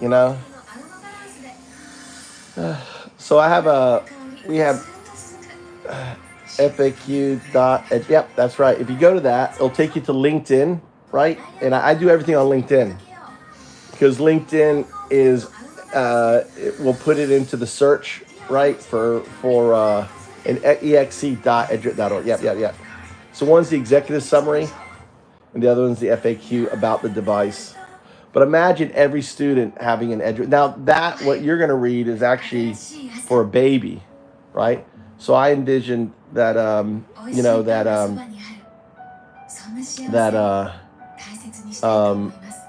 like you're a parent, you're busy, the baby's lying in the crib, right? And above the crib, it's got a tablet looking down at it, right? And this looking, and mom's in the kitchen. You're in the kitchen up there working, right? Or doing the laundry over there, and the baby looks up and he sees mama, and it sounds like mama goes, "Hey, baby, ooh, you're such a good boy, you're a baby." It's AI, right? But it looks like mom, right? Just mom coming in. Can you go right? And it's always monitoring the baby, and it just does simple phonics like and it notices the baby opens. And it's mom going, "That's a good baby, that's a good baby, honey," right? And then it teaches, and then and then it goes apple, you know, it goes apple, and the apple appears, and it sees apple, and it says the A in apple is highlighted, right? Apple, right? So it just sees the so it's imprinting. What you're doing is imprinting. It's how a baby learns, right? So imagine, mama. So imagine, you know, your mom's working, and then it would know. You'd get you're like, you know, Andy needs a diaper change. Andy needs a diaper change. You like get a little notification, right, on it. And so it would teach. It would teach, and it would do it in English, in Chinese, and Japanese. So the child is learning, you know, the 3 languages during. Just as a baby, it will know, you know. So imagine child's growing up multilingual, being able to read, right? Because reading, what I learned being in Japan, they learn the kanji, you know. They would just know that apple is apple, right? Just like it would be kanji. So read the FAQ on it. We have all the technology to launch it. But I own no one, you know, and the reason why I put it out there too, I put it in the public domain, so no one could say that they, you know, I've got date that I put it out there and everything else. So that's another reason. And the EXE. But imagine that's just the baby, but then it grows up, that AI grows up with it, and with the baby. So imagine every child being literate, can read. You know, it evolves into their own little, you know, their pal, right? Ultimately into the digital twin. See, I have a theory that for AI to become AGI, there's a learning, consciousness learning for it. Yeah, in 1, 2, 3, 4, 5, in 5 hours. I'm gonna take off here. I'm gonna go to bed. Since my wife, I'm gonna take a bath since my wife is not taking a bath. I'm gonna take my bath, go to bed. I'll be up in 5, 6 hours. So, check it out. We're gonna hang. Thanks for hanging out, chatting, and I appreciate your. You know, what are you doing now, Mikey? Nani? Aw, my son just walked down. Okay. I guess no bath for me. No bath. My 15-year-old just walked down. So my wife missed her opportunity. Now she's gonna have to wait for my son. Later. Bye-bye.